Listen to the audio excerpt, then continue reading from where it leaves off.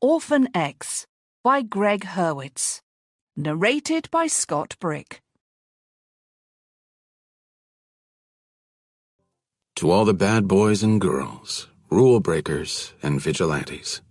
Philip Marlowe and Sam Spade, Bruce Wayne and Jason Bourne, Bond and Bullet, Joe Pike and Jack Reacher, Hawk and Travis McGee, the Seven Samurai and the Magnificent Seven, Mac Bolan and Frank Castle, the Three Johns, W. Creasy, Rambo and McLean, Captain Ahab and Guy Montag, Mike Hammer and Paul Kersey, the Lone Ranger and the Shadow, Robin Hood and Van Helsing, Beowulf and Gilgamesh, Ellen Ripley and Sarah Connor, Perseus and Coriolanus, Hannah and Hannibal, the Man with No Name and the Professional, Parker and Lucy, Arya Stark and George Stark, Pike Bishop and Harmonica, Lancelot and Achilles, Shane and Snake Plissken, Ethan Edwards and Bill Money, Jack Bauer and Repairman Jack, the Killer and the Killer, Zorro and the Green Hornet, Dexter and Mad Max, the Dirty Dozen and Dirty Harry, the Terminator and Lady Vengeance, Cool Hand Luke and Lucas Davenport, Logan 5 and James Logan Howlett, V and Vic Mackey, Hardigan and Marv, Sherlock and Luther, Veronica Mars and Selena.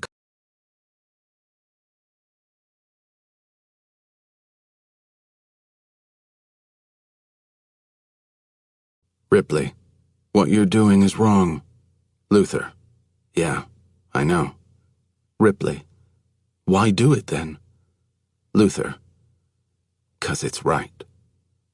From Luther, created by Neil Cross.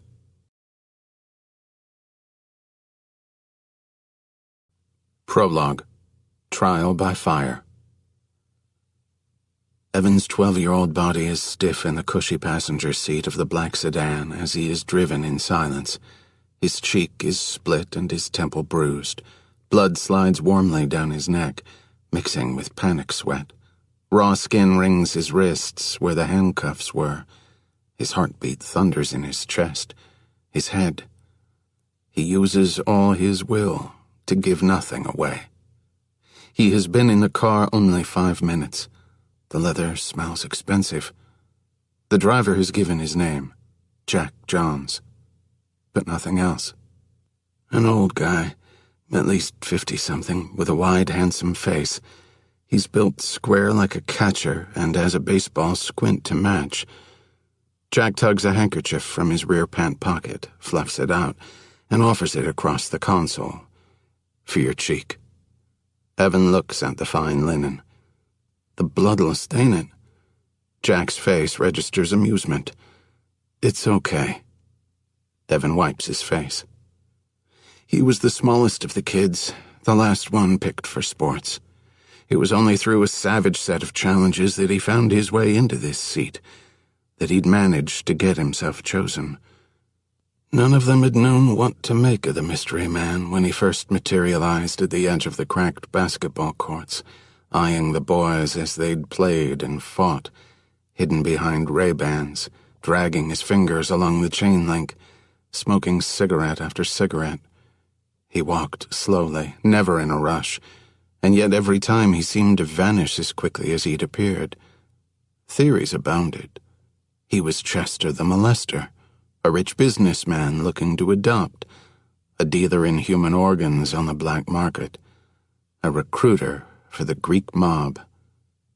Evan had been willing to take the leap. He has been taken out of circulation as surely as if he'd been zapped off the streets by a flying saucer. Trial by fire, yes. A recruitment of some sort, but for what?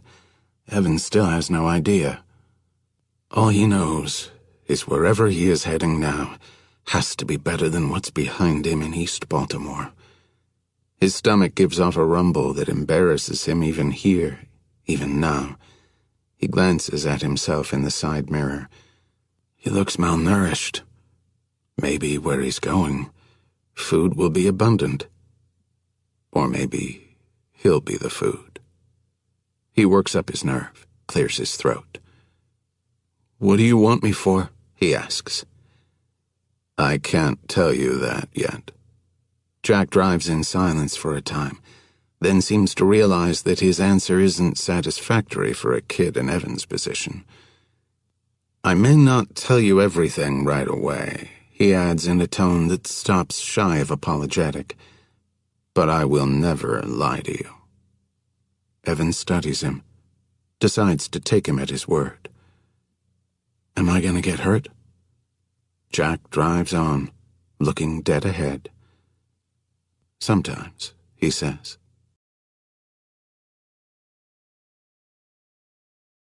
One. The morning beverage measure. After picking up a set of pistol suppressors from a 9-fingered armorer in Las Vegas, Evan Smoke headed for home in his Ford pickup, doing his best not to let the knife wound distract him. The slice on his forearm had occurred during an altercation at a truck stop. He usually didn't like to get involved with anything or anyone outside his missions. But there had been a 15-year-old girl in dire need of help. So here he was, trying not to bleed onto the console until he could get home and deal with it properly. For now, he'd tied off the cut with one of his socks, using his teeth to cinch the knot. Home would be good. He hadn't slept in a day and a half. He thought about the bottle of triple-distilled vodka in the freezer of his Sub-Zero. He thought about a hot shower and the soft sheets of his bed. He thought about the Roam Zone phone in his glove box, and how it was due to ring any day now. Forging west through gridlocked Beverly Hills, he entered the embrace of the Wilshire Corridor, a stretch of residential towers that in Los Angeles qualified as high-rises. His building, the flamboyantly named Castle Heights, was the easternmost in the run, which gave the higher floors a clean line of sight to downtown. Unrenovated since the 90s, it had an upscale, dated vibe, with gleaming brass fixtures and salmon-tinged marble. Neither posh nor trendy in a city that revolved around both, Castle Heights suited Evan's needs precisely. It drew the old-fashioned well-to-do, surgeons, senior partners, silver-haired retirees with long-standing memberships at country clubs. A few years back, a middling point guard for the Lakers had moved in, bringing with him 15 minutes of troublesome press, but he'd soon been traded away, allowing the residents to settle back into their cushion of quiet, low-key comfort. Evan pulled through the porte-cochere, gesturing to the valet that he'd park himself, then turned down the ramp leading beneath the building. His pickup slotted neatly into his space between two concrete pillars, shielded from much of the floor and the glow of the overhead fluorescence. In the privacy of his truck, he untied the sock tourniquet from his forearm and eyed the cut. The edges were nice and clean, but it was a sight.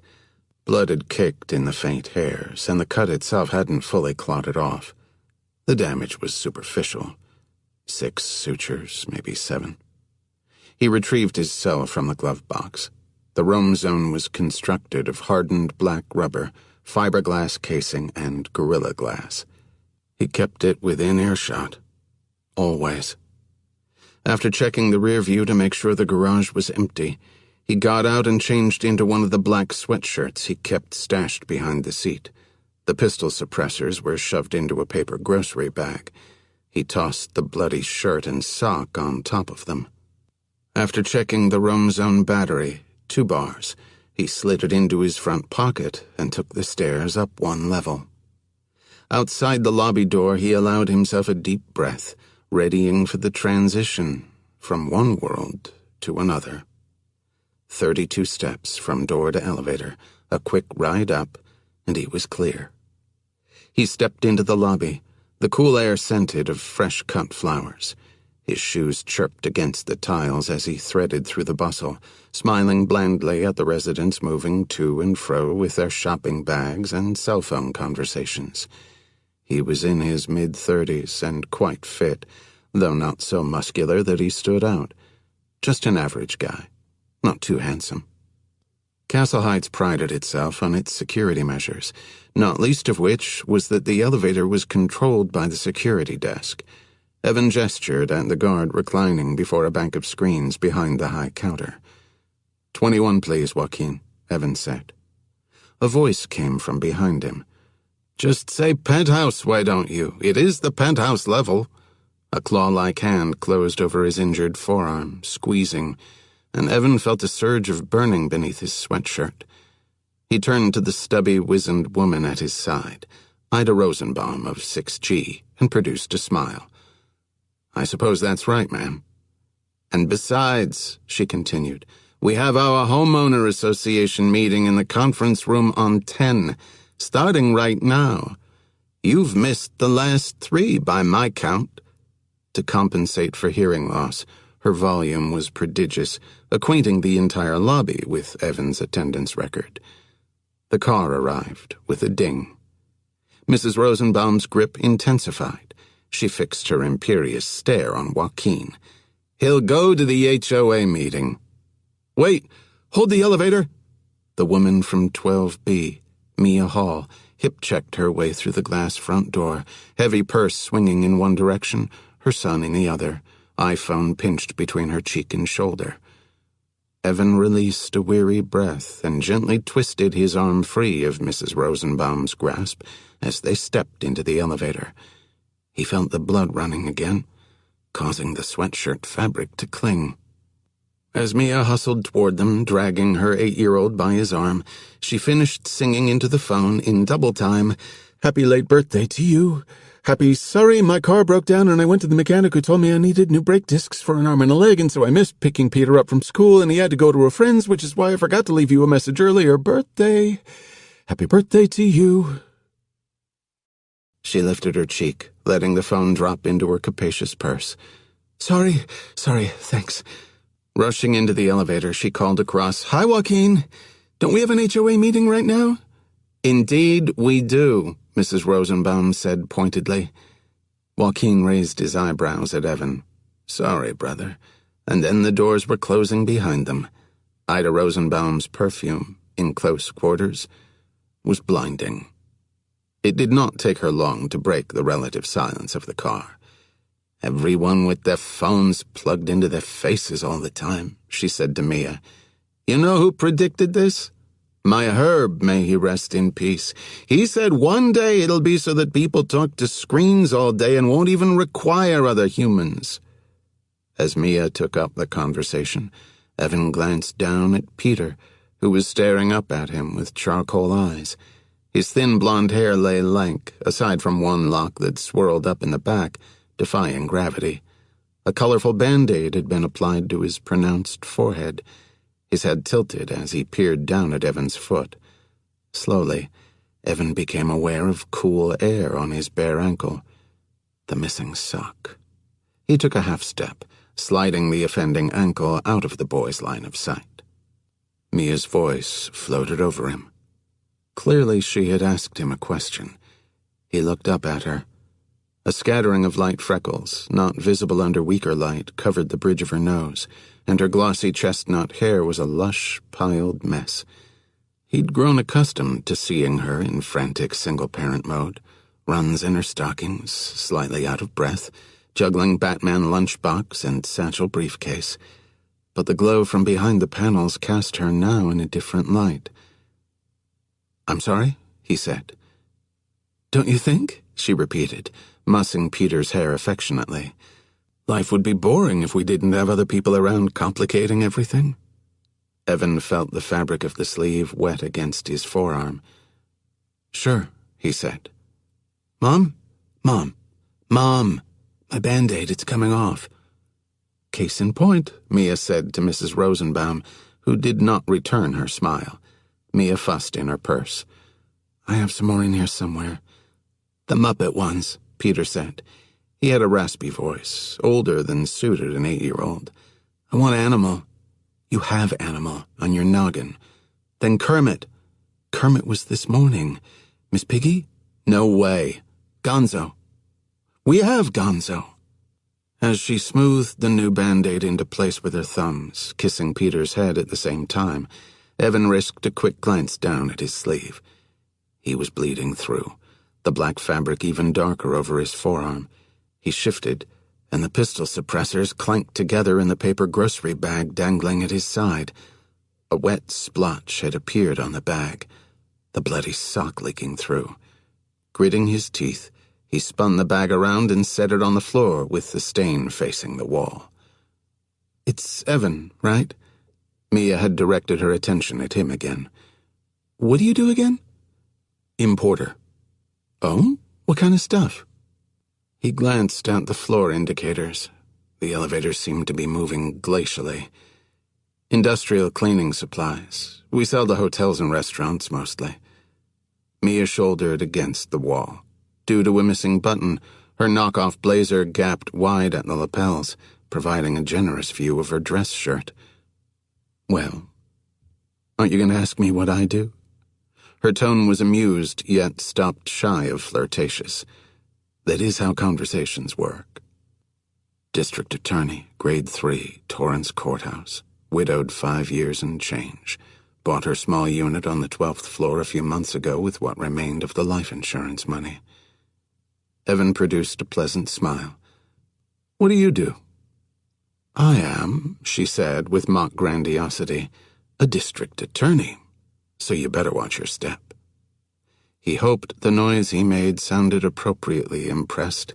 She gave a satisfied nod and produced a poppy seed muffin from her purse. From the corner of his eye, Evan noticed Peter again staring at his bare ankle with curiosity.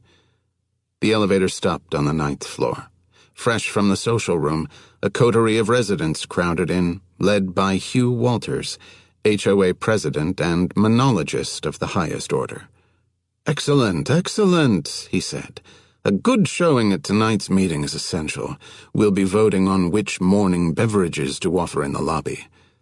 Evan said, "Actually, decaf or regular?" "Who drinks decaf anyways?" asked Laura Lee Smithson, 3F, a third wife with a face turned vaguely feline by decades of plastic surgery. "People with AFib," Mrs. Rosenbaum weighed in. "Knock it off, Ida," Laura Lee said. "You just talked down to me because I'm beautiful." "No, I talked down to you because you're stupid." "I say we offer kombucha," Johnny Middleton, 8E, chimed in. A hair-plugged 40-something, he'd moved in with his widowed father, a retired CFO, some years back. As always, Johnny wore a warm-up suit with the decal of the mixed martial arts program he'd been attending, or at least talking about incessantly for the past 2 years. "It's got probiotics and antibodies, way healthier than decaf." A few more residents piled in, crowding Evan against the rear wall. His skin prickled. His blood hummed with impatience. Theaters of war and high-threat zones focused his composure, but Castle Heights small talk left him utterly devoid of bearings. Mia glanced up from the muffin she was picking at and gave him an eye roll. "We haven't heard much from you lately, Mr. Smoke," Hugh said with a practiced air of superciliousness. Probing eyes stared out from behind black-framed glasses, so old-fashioned they were trendy again. "Would you like to weigh in on the morning beverage measure?" Evan cleared his throat. "I don't have a strong need for kombucha." "Maybe if you worked out once in a while instead of playing with spreadsheets all day," Johnny Stage whispered, the dig bringing a titter from Lorelei and glares of condemnation from others. Fighting for patience, Evan glanced down, watching the stain on his sleeve slowly spread. Casually, he crossed his arms, covering the blood. "Your sweatshirt," Mia whispered. She leaned toward him, bringing with her the pleasing scent of lemongrass lotion. "It's wet." "I spilled something on it in the car," Evan said. Her eyes remained on the sleeve, so he added, "Grape juice." "Grape juice?" The elevator lurched abruptly to a stop. "Whoa," Laura Lee said. "What happened?" Mrs. Rosenbaum said, "Maybe your augmented lips hit the emergency stop button." The residents stirred and milled about, livestock crammed in a pen. A blur at Evan's side drew his attention. Peter crouching, his little fingers closing on Evan's pant cuff, lifting it to reveal the curiously bare ankle. Evan pulled his foot away, Accidentally knocking over the grocery bag, one of the pistol suppressors rolled free, the metal tube rattling on the floor.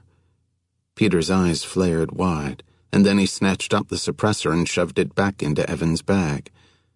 "Peter," Mia said, "get up! We don't crawl on the floor. What are you thinking?" He rose shyly, twisting one hand in the other. "I dropped something," Evan said. "He was just getting it for me." "The hell was that thing?" Johnny asked. Evan elected to let the question pass as rhetorical. Johnny finally unstuck the red lever and the elevator continued up. When they reached the 10th floor, Hugh held the doors open. He looked from Peter to Mia. "I take it you didn't arrange childcare?" The 8 or so women in proximity bristled. "I'm a single mom," Mia said. "HOA guidelines expressly specify that no children are allowed during committee meetings." "Fair enough, Hugh." Mia flashed a radiant smile. "You're the one who's going to lose the swing vote on the hanging begonias in the pool area." Hugh frowned and moved on with the others into the hall. Evan tried to stay behind with Mia and Peter, but Mrs. Rosenbaum reached back and fastened her hand over his forearm again, cracking the developing scabs beneath the sweatshirt. "Come on now," she said. "If you live in this building, you'll do your part like everyone else." "I'm sorry," Evan said. "I have to get back to those spreadsheets." He loosened Mrs. Rosenbaum's hand. Her pruned finger pads were smeared with his blood.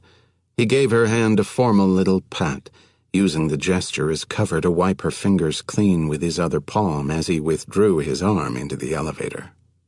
The doors closed. Mia folded the remains of her poppy seed muffin in the paper wrapper, jammed it into her purse, and shot a sigh at the ceiling.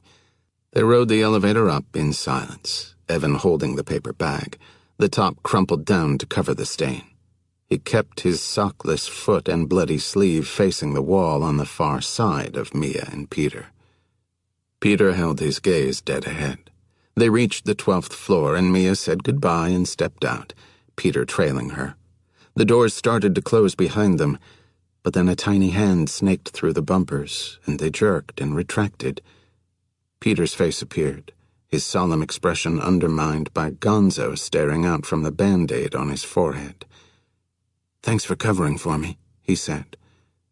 Before Evan could respond, the doors had slid shut once again. 2. Fortress of Solitude.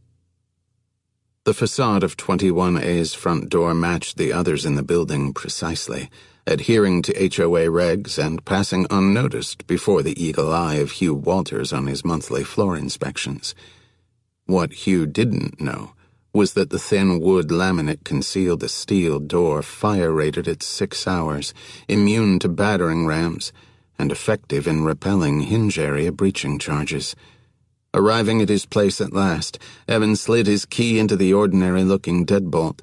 When he turned the key, a concealed network of security bars inside the door released with a sturdier-than-normal clank. He stepped inside, locked the door behind him, deactivated the alarm, dropped the bloody grocery bag on a glass accent table, and exhaled. Home. Or at least his version of it. Copious windows and balconies maximized the corner penthouse panorama. 12 miles to the east, the downtown skyline glittered jaggedly, and Century City rose to the south. The condo's layout was largely open. Gunmetal gray concrete floors split by a freestanding central fireplace, numerous pillars, and a steel staircase that spiraled up to a rarely used loft Evan had converted to a reading room. The kitchen featured poured concrete counters, stainless steel appliances, brushed nickel fixtures, and a backsplash of mirrored subway tiles. The broad island overlooked a spacious, sparse plain broken by training mats, various workout stations, and the occasional sitting area. The windows and sliding glass doors were made of Lexan, a bullet-resistant polycarbonate thermoplastic resin, and the retractable sunscreens added a second layer of discreet armoring. Built of tiny interlocking rings like chainmail, the woven metal was composed of a rare titanium variation. The screens could stop most sniper rounds that might penetrate the bullet-resistant panes. They added an additional protective shield from explosive devices while obscuring the sightline of would-be trackers or assassins. And they provided excellent shade from the sun.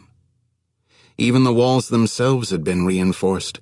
Evan had undertaken these upgrades slowly over the years, using different suppliers each time, shipping the equipment piecemeal to various addresses, assembling much of the gear off-site. When he needed to hire installers, he ensured that they never knew precisely what they were installing. With meticulous planning and patience, he had built a fortress of solitude without anyone's taking notice. He had great affection for the world he'd created behind the door to 21A, and yet he was prepared to abandon it at a moment's notice. He crossed now to the kitchen, his shoes tapping on the polished concrete.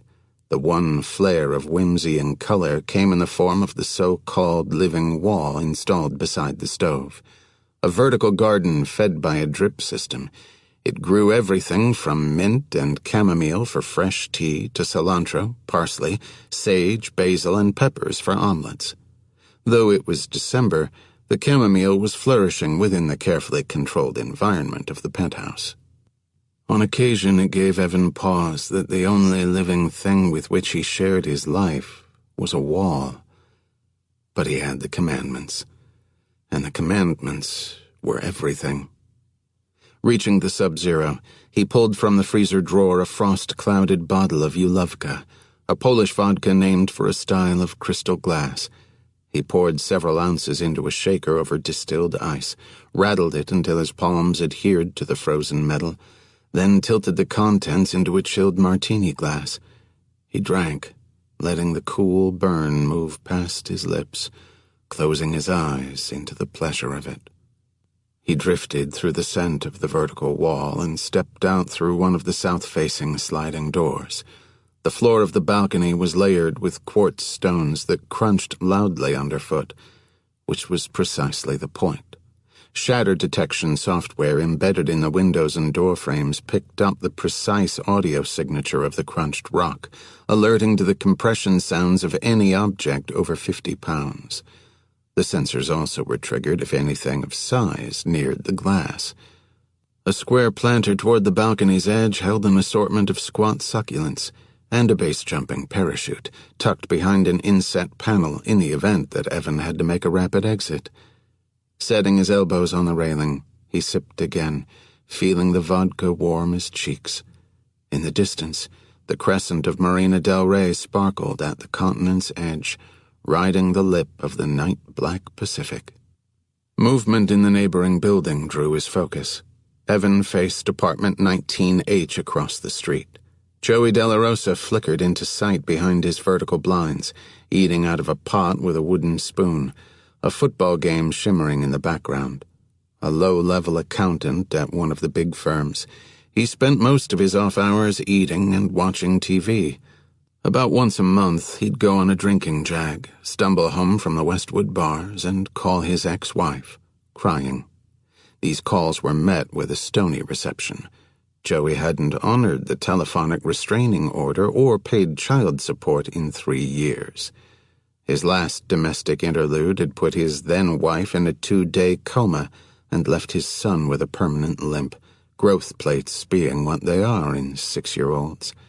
The service door in Joey's kitchen, which led out near the trash chute, sported a Schlage wafer lock that Evan could get through in 5 to 7 seconds with a forked tension wrench.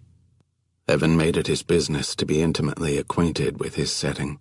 His head held a catalog of directories and blueprints for anything within eyeshot. Every resident, every stairwell, every electrical closet and yapping dog. The third commandment, beaten into his head from the age of 12. Master your surroundings. For a time he sipped the crisp vodka and breathed the crisp air. Habit beckoned him to check the black roam zone phone again. Despite the high power density lithium-ion battery, it was down to 1 bar. He went inside at once, plugged it into its charger on the kitchen counter, and synced the ringer to the built-in speaker system so he could hear it anywhere in the 7,000 square feet of the condo. The number was easy enough to remember. 1-855-2-nowhere. It featured one digit more than was necessary, but given the condition that callers were in when they dialed, they required something simple and memorable. The black phone hadn't rung in 10 weeks, which meant it might ring soon or it might ring months from now. He never knew. No matter how long it took, he would wait. Feeling impatient, he repeated the 7th commandment in his head like a mantra. One mission at a time. One mission at a time. He stripped down to his boxer briefs, then started a fire with birch logs and burned his clothes, the stained grocery bag and the bloody sock. Carrying the twin pistol suppressors, he padded back to the master bathroom and set them on the counter. The centerpiece of the room was a maglev bed that literally floated 2 feet in the air, a slab repelled from the floor by preposterously strong neodymium rare earth magnets. Cables tethered the slab in place, preventing the slightest wobble. The Finnish design company claimed that the magnetism had a healing effect, but medical evidence was scant. Evan just liked how it looked. No legs, no headboard, no footboard. Minimalism in extreme. Heading for the bathroom, he nudged the frosted glass shower door, which rolled aside silently on its tracks. He turned on the shower, as hot as he could stand. The water scoured away the grime and sweat and gave him a clearer look at the wound on his forearm. Not bad at all. It was a fairly neat cut and should heal well. Stepping out of the shower, he toweled off, then attended to the wound. Deciding against sutures or butterfly stitches, he pinched the skin together and superglued it closed. As the skin healed, it would push the dried glue out. He moved back into the bedroom.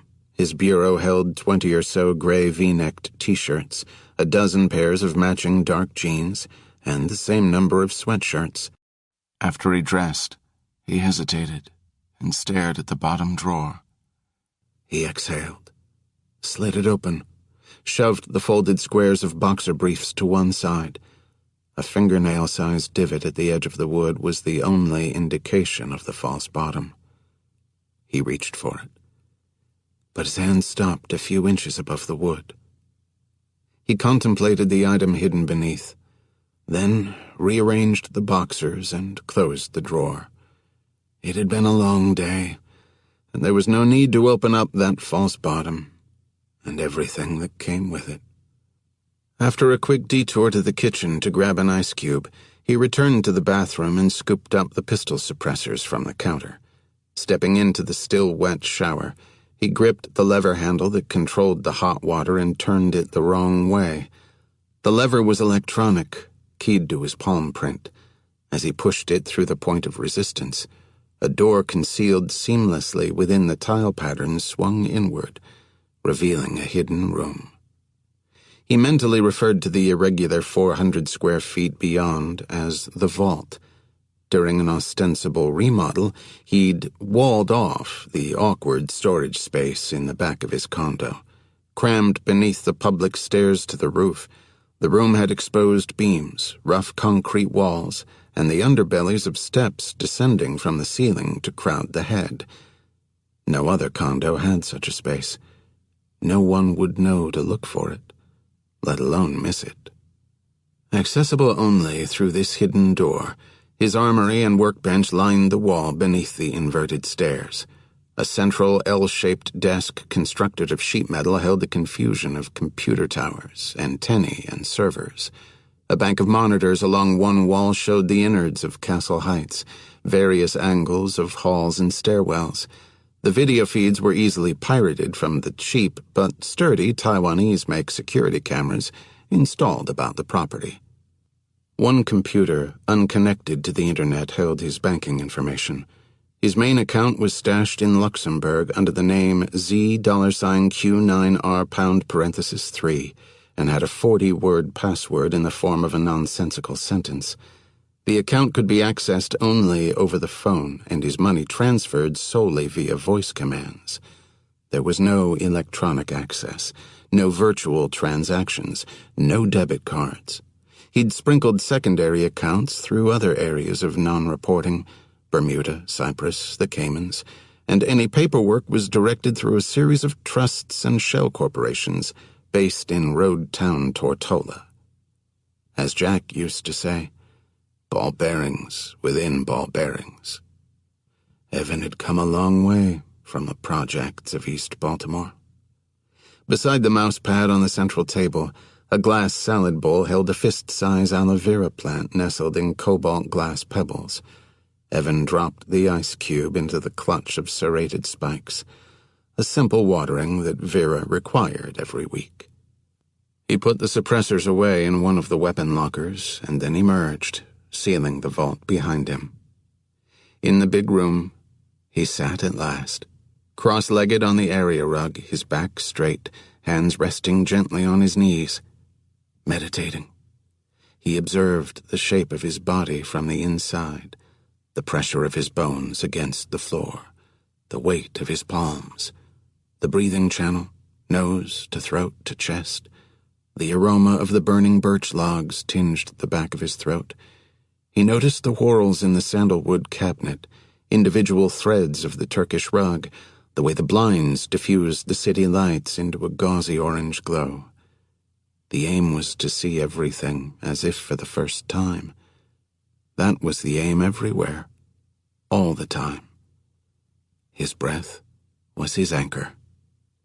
He veiled his eyes, neither open nor closed, turning the space around him dreamlike and vague, and there was no past and no future. He released the day, the 4-hour drive from Las Vegas, the slashing knife, the drone of Hugh Walters's voice in the elevator. Air conditioning tickled the back of his neck. His forearm wound radiated a throbbing heat that was not entirely unpleasant. His left shoulder, he realized, felt out of whack, and he relaxed it from its slight hunch, lowering it a few millimeters and feeling the muscle stretch. He aligned himself, flesh and thought, until he became the breath, and only the breath, until the world was the breath and there was nothing else. For some time he sat like this, lost to blissful stillness. And then Evan was yanked out of his trance-like state on the Turkish rug. He blinked a few times, acclimating his eyes and reorienting himself. He realized what had jarred him from his meditation. The black phone was ringing. 3. Broken like me. The ringing of the roam zone phone seemed straightforward enough. However, the direct inward dial number itself, 1-855-2-nowhere, originally acquired through a Bulgarian voice-over IP service, was set up so that calls were digitized and sent over the internet through an encrypted virtual private network tunnel. The tunnel was routed through 15 software virtual telephone switch destinations around the world to the Wi-Fi access point and VoIP adapter belonging to Joey Della Rosa in apartment 19H across the street. From there it was popped back into the internet via Verizon's LTE network.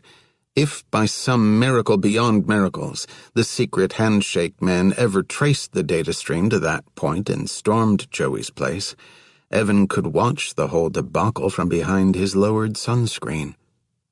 After every significant contact, Evan rotated the phone service where he parked the number.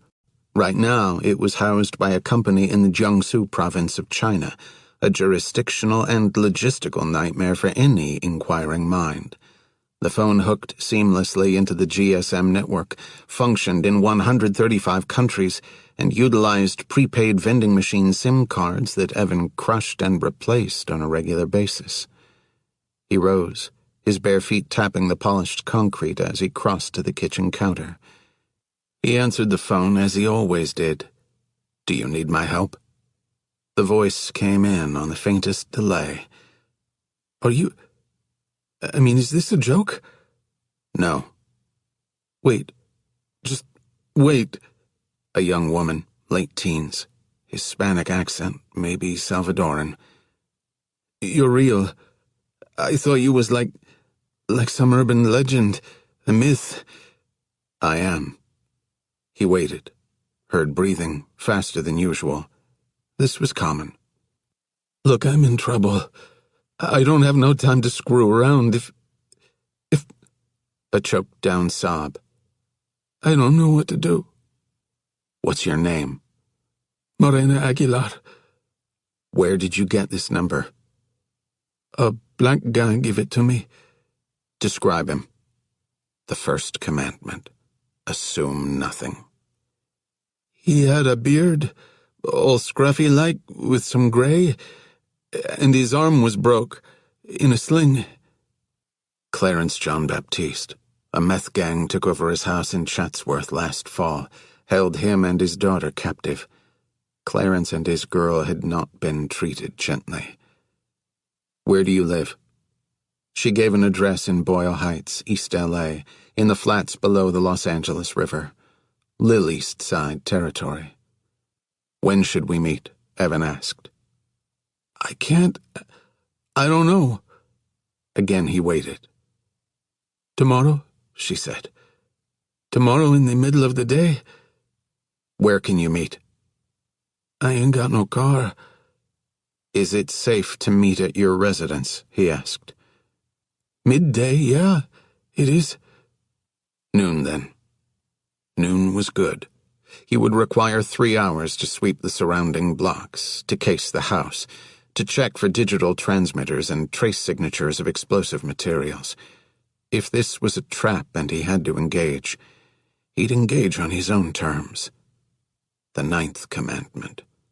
Always play offense. Later, in the vault, Evan drank fresh chamomile tea as he ran Morena Aguilar through the databases. Aside from hardcore terrorist intel, law enforcement databases are, by and large, connected to the Internet.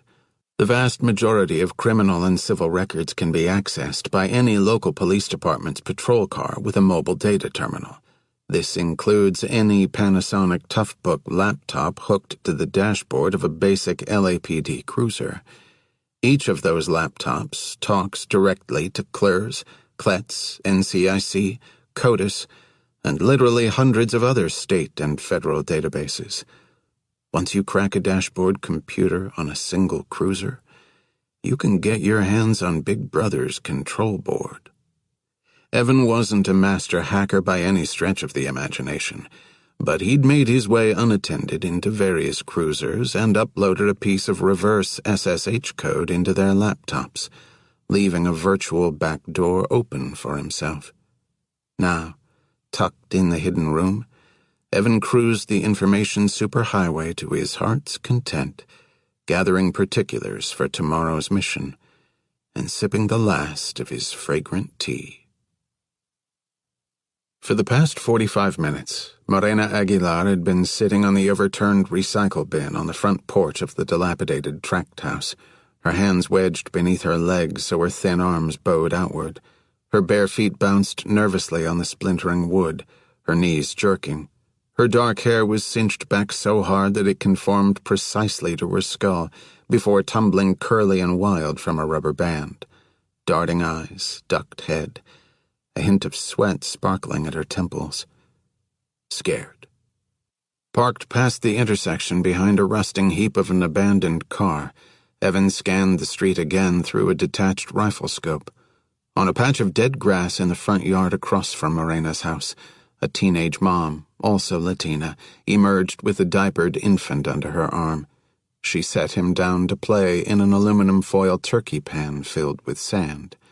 The child looked to be mixed race, bright green eyes offset against caramel skin. As he started digging in his makeshift sandbox, she lit up a Marlboro Red and blew a stream of smoke at the sky, scratching at a strawberry birthmark on the underside of her arm. She couldn't have been older than 18, but her face was grim. A cell phone bulged her back pocket. Another teenage mom shoved a baby stroller up onto the dead lawn next to her. The first one flicked a cigarette up from the pack in offering. They didn't speak. They just stood side by side, smoked, and watched the street. Two young women with nothing else to do. Once Evan was convinced they were harmless, he lowered the scope, picked up a black metal briefcase, and got out of the truck. As he approached, Morena saw him coming and rose, clutching one arm at the biceps. He stepped up onto the porch. The years were heavy on her face, stress lines and a hardness behind her pretty brown eyes. The smell of hairspray was strong. "I'm hawking reverse mortgages door to door," he said. "You're not interested. Shake your head." She did. "I'm going to go around the block, loop through the backyard. Your rear door is unlocked. Please keep it that way. Now look annoyed and head inside." She banged through the screen door, and he stepped off the porch and kept on up the street. 10 minutes later, they were seated across from each other in torn lawn chairs in the tiny living room of the house.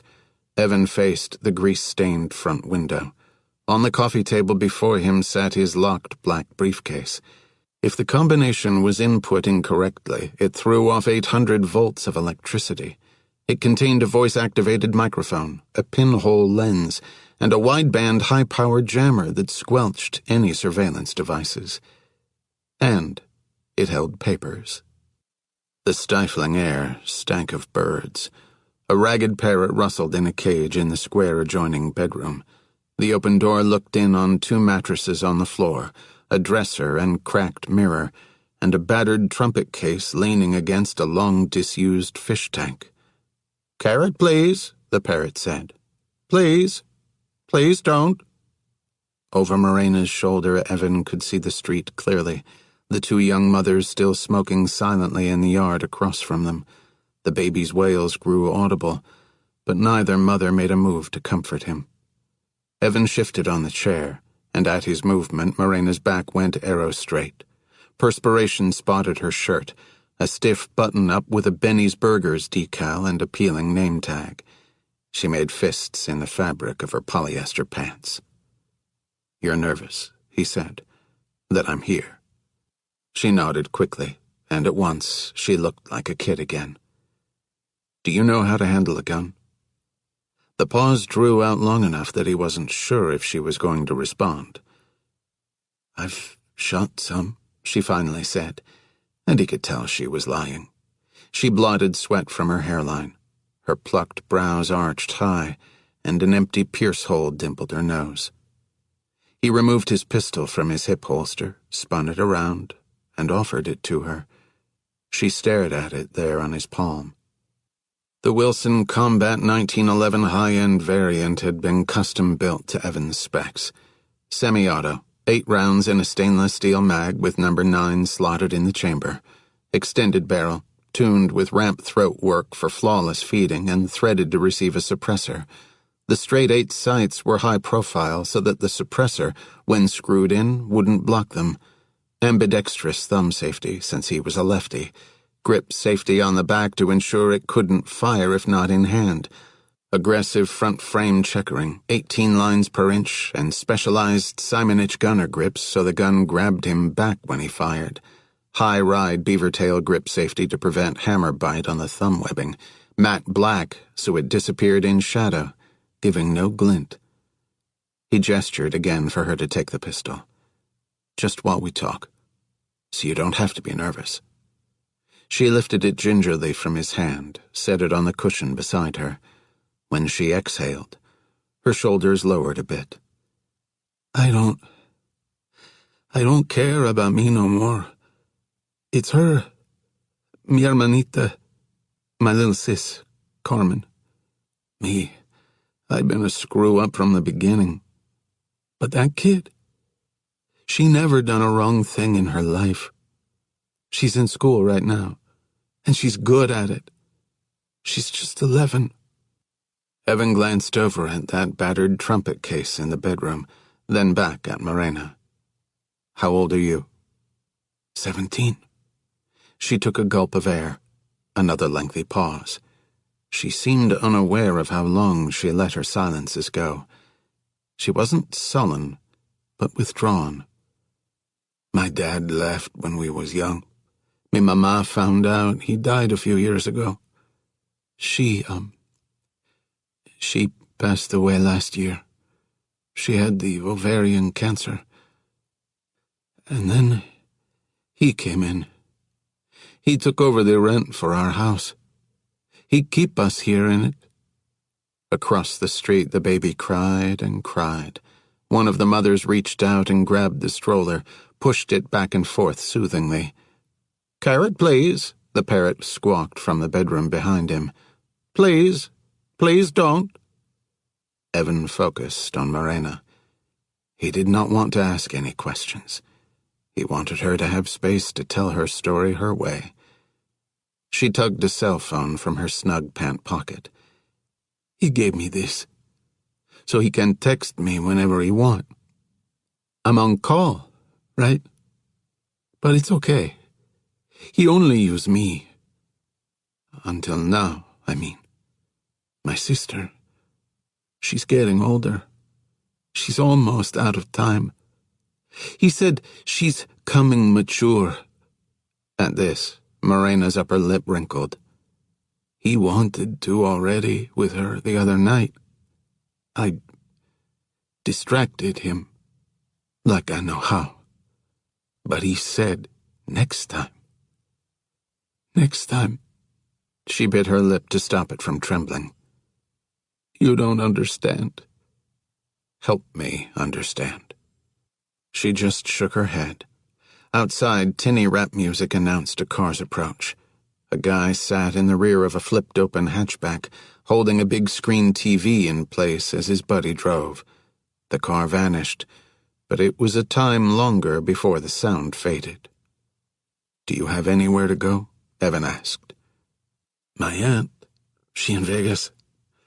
But it don't matter." "Why doesn't it matter?" Morena leaned forward, suddenly fierce. "You don't get it. He say if I take her anywhere, he'll hunt us down. They have them databases now. He can find anyone, anywhere."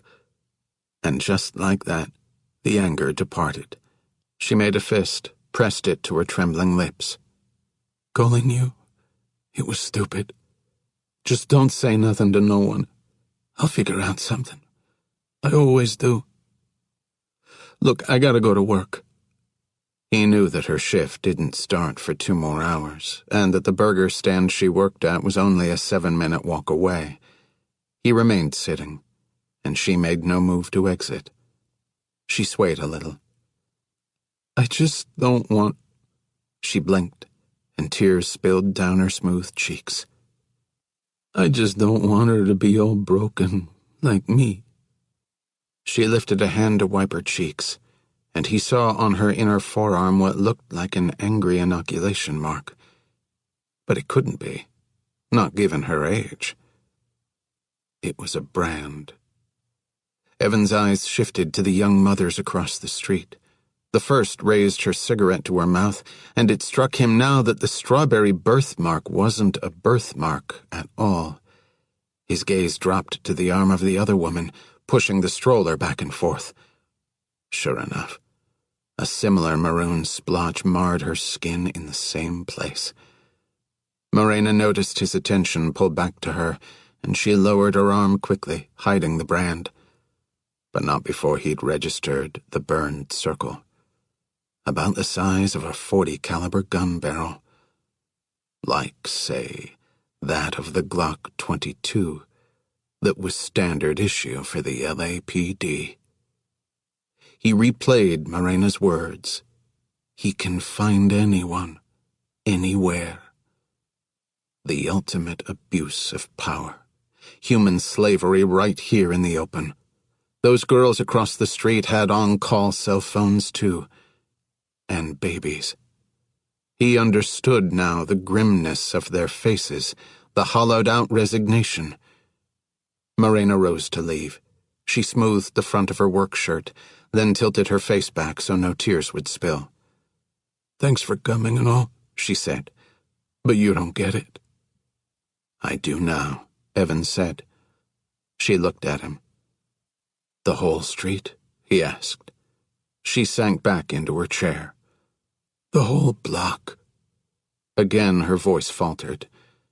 I just don't want him to get my little sister. Evan said, You don't have to worry about that anymore. 4. I'll be waiting. On his way home, Evan ran the circuit of his safe houses, checking up on them.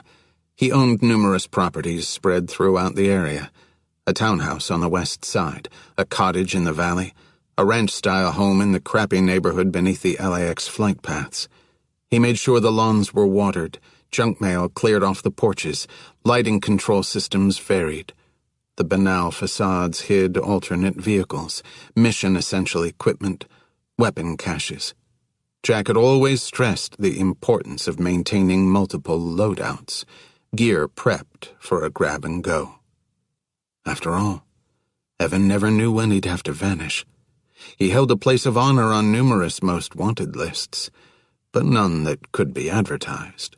He had to be careful at airports, borders, and embassies, though he'd been to an embassy only once in the past 5 years, and that was to neutralize a clerk who'd been a key player in a human trafficking ring.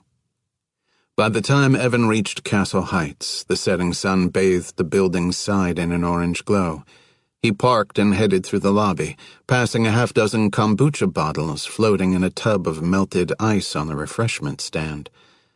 Apparently, the beverage initiative had not been the rousing success the HOA had hoped for. In the seating area across from the door, the LA Times sports section rustled and dipped, Johnny Middleton's face appearing above the top of the page. He was staking out the kombucha. Evan sped up. The swish of nylon sweatpants accented Johnny's slide off the cushioned chair. Evan! Evan! Evan had no choice but to halt. Johnny caught up. Clearly peeved, he glanced over at the forlorn beverage tub. When he looked back, a smug expression filled his round face. You should really come by for a workout. He tapped the martial arts logo on his sweat jacket, which showed 2 fists colliding. Innovative. I can get you a free pass. Before Evan could respond, Johnny feinted at him with a jab. The fist came in lazy and offline. Evan saw the angles with perfect clarity. A double hand deflection, gooseneck the wrist, shatter the bone and rake the elbow tendons, then a chicken wing arm control for the takedown, his knee crushing Johnny's floating rib upon impact with the floor. Instead, he flinched slightly. Not really my thing, he said. Okay, Chief, Johnny said, backing away, arms spread in a show of magnanimity. Consider it an open offer. Evan walked over to the elevator and stepped inside when a tumult by the door to the garage drew his focus. Mia and Peter stumbled into view, their arms laden with grocery bags. Evan held the elevator for them while they shuffled inside, crowding him. As they ascended, he could barely make out Peter beneath the oversized shopping bags. Need a hand? Evan asked. We're good, thanks, Mia said. An iPhone rang somewhere on her person, the theme from Jaws. Kneeing apart the various items she was carrying, she fumbled for her purse. A plastic drugstore bag slid off her hand, and Evan caught it before it hit the floor.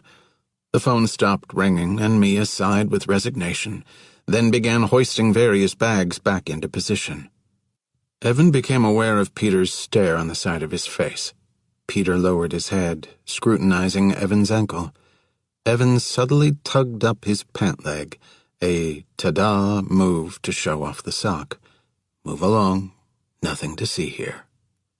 The intense stare returned to Evan's face. Evan what? The boy asked. Excuse me? What's your last name? Smoke. Like from fire? But spelled different. What's your middle name? Danger. Really? No. Nothing. And then the boy gave the faintest grin. Mia looked away to hide her own smile. The elevator dinged its arrival at the 12th floor. If you're done giving Mr. Danger the 3rd degree, Mia said, mussing Peter's hair and tugging him out after her. Too late, Evan looked down, noticing Mia's drugstore bag still twisting in his fingers.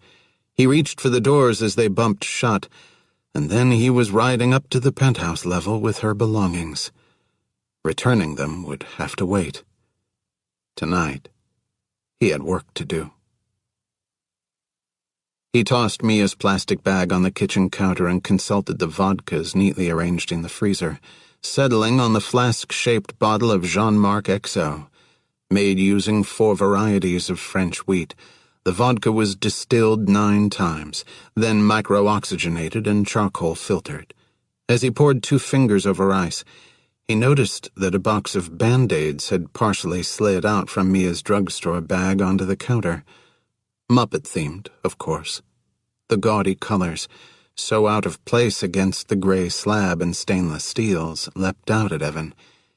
He found something unsettling about the day-glow oranges and vibrant greens, though he could not put a name to the feeling. He slid the box into the bag again and sipped his drink on his way back to the vault. The vodka felt silky going down his throat. The texture of purity. Morena Aguilar had armed him with 2 things. Her on-call cell phone, now resting on the sheet-metal desk next to his trusty aloe vera plant, and a name. Bill Chambers. There was no scarcity of information on William S. Chambers of the LAPD. As a result of several big, well-timed busts, he'd worked his way up from patrolman to detective 2, finally landing a spot in the coveted gang and narcotics division 4 years ago. That explained how he'd managed to carve out his own little despot ship in the middle of Lil East Side-controlled Boyle Heights. He was in an ideal position to do favors for the gangbangers if they helped him in turn. And so they left him to his concubinary of coerced girls, maybe even through influence to protect him and guard the block he'd turned into his personal labor camp. Evan uncovered multiple internal affairs investigations, all of them hindered by misplaced evidence or about faces by key witnesses. Next, he searched the money. Chambers's bank accounts showed multiple cash withdrawals and deposits just below the $10,000 threshold for mandated bank reporting. Questionable activity, but not ironclad proof. And the First Commandment demanded ironclad proof. Evan picked up Morena's on-call cell, a crappy plastic unit with a smudged screen, as light as a toy phone. It was a disposable model out of Mexico. When he thumbed up the text message history, he felt a sudden drop in the temperature of the vault, a coolness at the back of his neck.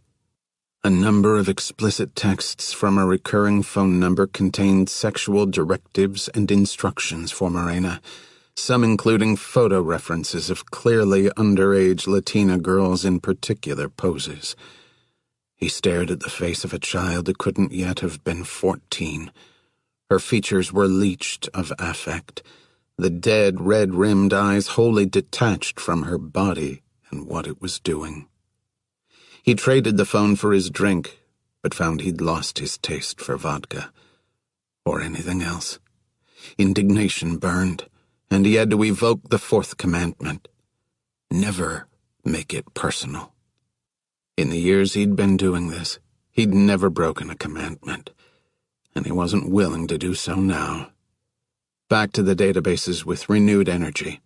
The phone number of the sender Evan sourced to a batch of prepaid phones bulk sold to Costco last year. A simple bit of reverse proxy code let him slip behind Costco's firewall, and he checked the data files at the store locations nearest Chambers's home address. Nothing. Next, he looked at several Costcos between Chambers's house and various locations, including Boyle Heights, finally ringing the cherries on a store en route to LAPD headquarters. An account in the name of Sandy Chambers. The membership photo showed Bill's wrecked shell of a wife, wan-faced and slight beneath the industrial lights, her shoulders hunched as if she were trying to fold in on herself and disappear. She'd managed to smile, but it looked separate from her face. something pasted on. Starting several quarters back, to coincide with the date that the batch of prepaid phones had shipped, Evan scanned Chambers's purchase records.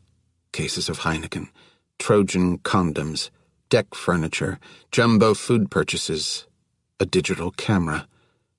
And there, 7 disposable phones, bought February 13th, along with a set of oven mitts and a pack of soft-bristled toothbrushes. There was no denying that, taken as a whole, the facts had a certain heft to them. But the evidence could be configured a variety of ways, telling a variety of stories. When Evan got involved, there was a single outcome, and that outcome demanded certainty before the fact. He lifted his melted drink and wiped the condensation ring with his sleeve, leaving the desk surface spotless. Morena's cell phone rattled on the desk, indicating an incoming text. Tomorrow night, 10. Have her ready. Evan stared at the words, waiting for his disgust to abate, for his anger to settle into something calm and unbroken. Then he texted back, "I'll be waiting." 5. Other things. Evan returned his highball glass to the kitchen, washed and dried it, and put it away.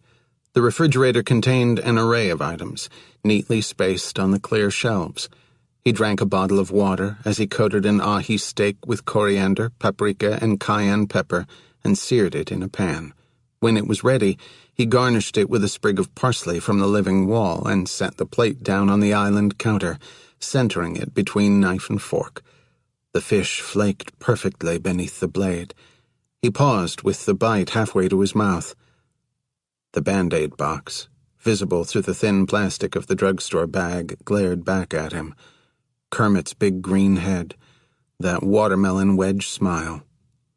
Evan exhaled, put down his laden fork. Picking up the bag, he headed out.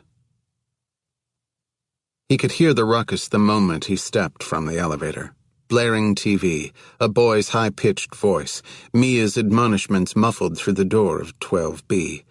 The Honorable Pat Johnson stuck his turtle head out of condo 12F, swinging a lazy gaze to Evan as he passed. "I suppose she has her hands full," the judge said charitably, and withdrew. Evan's first 2 knocks went unheard. He knocked louder, and then the door was flung open. Mia, hair a-swirl, kitchen towel stuffed quarterback-style down her sweatpants, stood holding a steaming pot. Behind her, Peter ran laps around the coffee table, up over the couch and around the kitchen, stirring up a wake of Legos, action figures, and comic books. A manic Daffy Duck cartoon provided an inadvertent score. Stray crayon marks marred the walls from waist level down. Pursuing an imaginary adversary, Peter waved a lightsaber, which emitted a futuristic wail piercing enough to vibrate one's teeth. He had a coaster over one eye, pirate fashion, secured with what appeared to be duct tape. A bowl of mac and cheese was inexplicably overturned on the counter. Evan held up the bag for Mia to see. Hands full, she gestured with her elbows. "Can you just, come in. For 1 sec, please. I'm just—" Her head snapped around as her son zoomed past. "Tell me that's not duct tape." Peter halted in his tracks. "If I set a place, can Evan Smoke stay for dinner?" Evan sat before a bowl of spaghetti with red sauce and a fruit punch juice box with a bendy straw. "I'm so sorry," Mia said. "I forgot to pick up anything else at the grocery store." "This is fine," Evan said. "Really?" Across from him, Peter beamed. His hair was missing a few patches at the sides where Mia had cut the duct tape free. "Want to see my room?" "Maybe after dinner," Mia said. "It's that one there." From the Batman stickers, Kobe Bryant poster, and pirate-themed Keep Out sign, Evan had gleaned as much. "My bedroom is on the same corner," Evan said. "I'm straight up 9 floors." "I thought you were in 21A, not 21B." Evan hesitated. Mia produced a quick smile. He's got a bigger place, honey. Oh, Peter said. You're richer than us. Mia took in a gulp of air. Before she or Evan could respond, Peter tilted his arm up, examined a fresh scrape on his elbow. I need one of the new Band-Aids for this. Another cut? Mia said. How'd that happen? Dodgeball. I thought dodgeballs were soft. Yeah, but the ground isn't. Peter shot a look over at Evan. I'm adopted, he said. Which sucks, 'cause I'll never really know where I came from. My mom couldn't have babies because she has poor quality eggs. My dad died. His head swiveled back to Mia, who was wearing a frozen simulation of a smile. Can we get a Christmas tree? Evan was still acclimating to the collection of non-sequiturs that constituted the conversational patter of an 8-year-old. Mia tilted her forehead into her hand, clenched her bangs in a fist. We talked about this, Peter. It's too early. It's December 4th. It'll be dead by the time Christmas gets here. Then we can get another. We're not rotating trees, Peter. And so it continued, Evan taking it in silently. He reached back into his memory to find a reference point for this domestic scene, but found nothing. They finished the meal, and Mia asked Peter to put his laundry away. As Peter disappeared into his room, Evan rose to help Mia clear. She neither asked for the help nor thanked him for it. They washed and dried, side by side. You're probably wondering how I afford living here on a DA's salary, she said. My husband's life insurance money. Oh, Evan said. It's nice and safe here. Mia handed Evan a plate with a few suds still on the back, so he handed it back and she passed it again through the water. As a DA, I sometimes get threats. Direct threats? Usually it's shit we pick up online. The idiots these days, they brag about everything on Facebook. What they've done, what they're gonna do, their accomplishments. That doesn't seem so clever. If they were smart, they wouldn't be thugs. She shrugged. We live in a celebrity culture now. Or a wannabe celebrity culture. The name of the game is visibility. If you aren't tweeted, liked, YouTubed, or Instagrammed, you don't exist. She scrubbed hard at a stubborn bit of dried sauce, her hands pinking up beneath the steaming tap. Fine with me, though. Makes it easier to keep tabs on guys I've put away. That ever get scary? Sometimes. Let me know if you ever need me to keep an eye out. She smiled, gave him a little bump with her elbow. You're sweet. But these guys are killers, not importers. Good point. How about you? She asked. I'm not a killer. Very funny. You know what I mean. She circled her hand in the air. Where are you from? You have family in the area? All that. I don't have family anymore. Oh, I'm sorry. She handed Evan the last plate, and he dried it and set it in the cabinet. A photo magnet of Peter with a soccer ball pinned a sheet of paper to the refrigerator. It was a handwritten note. Act so that you can tell the truth about how you act. Jordan Peterson. What's that from? Evan asked. A book I read, Mia said. I try to post rules from it around the house, change them out every couple of days. That's a lot to keep track of.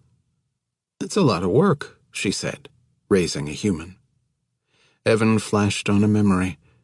Jack standing beside him at the firing range, hand on his boy-thin shoulder, assessing his shot grouping.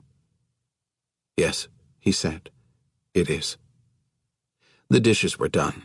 As Evan thanked Mia for dinner, Peter emerged and gave him a little fist bump on his way out. It left his knuckles sticky with fruit punch. Back upstairs, Evan stared at his dinner plate where he'd left it on the gunmetal gray counter. The ahi steak, uneaten, centered on the white plate. The subway tiles of the backsplash gleamed darkly, throwing off a multitude of reflections, his tiny form bathed in the soothing blue light of the cityscape. Scraping the fish into the garbage disposal, he noticed the knuckles of his right hand, tinged a faint red from the fruit punch. He circled the island and washed his hands. 6. Please don't. Killing a cop was no small business. Evan sat in the dark of the cramped bedroom that Morena Aguilar shared with her 11-year-old sister. The chair, dragged in from the kitchen, barely fit between the twin mattresses. In his loose fist, he held one end of a common household string that arced across the room to where it was tied to the lever handle of the closed door. Perfectly still, he waited. The drawn curtains glowed faintly from the streetlights beyond, and he heard distant voices from various yards. Even here in the locked room over the stench of the birdcage, he caught the faintest whiff of barbecue. The Victorinox watch fob clipped to his belt loop showed 9:37. He'd been in position for over an hour, and still 23 minutes remained until Detective William S. Chambers's scheduled rape of Carmen Aguilar. "Please don't," the parrot squawked. "Carrot, please." On Evan's right knee rested Morena's on-call cell phone. On his left, his Wilson Combat 1911 with the suppressor twisted on. He'd painted a tiny arrow onto the steel of the suppressor so he could index it to the identical position every time. In addition to the magazine in the pistol, he carried 3 more in his cargo pockets. They were go-to-war ready, validated in the desert on a makeshift range. As Jack used to say, the loudest sound you'll ever hear in action is a click. Generally, Evan preferred Spear Gold Dot hollow points, but tonight he was loaded with 230-grain hardball. The heavier round traveled at 850 feet a second, just below the speed at which it would break the sound barrier. The suppressor would take care of the sound signal on the gun's firing, but given the bustling neighborhood, Evan needed to ensure the bullet didn't make noise on its own. The parrot shifted from claw to claw in the darkness, the cage clanking. The faded yellow sheets mussed on one of the mattresses were patterned with watermelon slices. The dinged-up trumpet case leaned in the corner by the door. A single red Converse shoe lay on its side in the closet, the toe worn through. Elmo looked out from a peeling sticker on the stained, empty fish tank, reminding Evan of Peter and his lively Band-Aids. Then Evan thought of the grown man en route to this room. "Please don't," the parrot squawked cheerily. "Please don't." Evan breathed. "Never make it personal. Assume nothing. Never make it personal. Assume nothing." He felt the weight of the pistol resting on his thigh. The weapon. It was always there for him, tried and true, a constant. Steel and lead, they responded predictably. They were finite, unchanging, able to be mastered. He could count on them. People failed. He couldn't rely on flesh and blood, sinew and bone. Too often, it ended badly. There is still dark at the windows of the dormer room when the alarm screeches, but Evan is already awake. Most of this first night in Jack's house he has spent staring at the ceiling. He rises and regards the room. The rolling chair is perfectly centered at a desk, and the shelf above holds a row of books ordered by height, and a cup filled with unsharpened pencils. Shutters are folded back from a bay window, letting in the first glow of dawn. There is no trace of dust, of disorder. Every item squared up, aligned, stacked with precision. Evan's new home is a 2-story farmhouse set behind an apron of cleared land in Arlington, Virginia. His window looks out on a green blanket of oak trees. It is like nothing he has seen outside of television. He finds Jack downstairs in a study lined with dark wooden bookshelves. He is reading a volume on something called the Peloponnesian Wars. Classical music issues from an old-fashioned record player. On a side table rests a picture of a woman in a tarnished silver frame. She has long dark brown hair down to her waist and a slight chin, and her eyes are smiling behind large glasses. At Jack's feet, Strider lifts his Scooby-Doo head and notes Evan's presence. The dog is at least 100 pounds, with a reddish-tan coat and a wicked-looking strip of reverse fur running down his spine. Evan waits for Jack to look up, but he does not. He sits as motionless as a carving, focused on his book. Everything about him seems different from the mystery man with his slender face and sallow skin, always lurking in shadows, peering through the chain link, flicking up a flame to catch the tip of a new cigarette. Finally, Evan asks, "Why'd you pick me?" Still Jack holds his gaze on the page. "You know what it's like to be powerless." The intonation is that of a statement, but Evan realizes it is in fact a question. More precisely, something he is being asked to answer. Evan's face burns, his lips firm, but he forces the answer. "Yes?" "For what we are about to embark on," Jack says, the book at last lowered to his knee, "I need someone who knows that, in his bones. Don't ever forget that feeling." Evan would do anything to forget it, but knows better than to say so. "No one can ever know your real name," Jack says. "Okay." "What is your last name?" Evan tells him. "You like it?" Jack asks. "No." "Want to pick a new one?"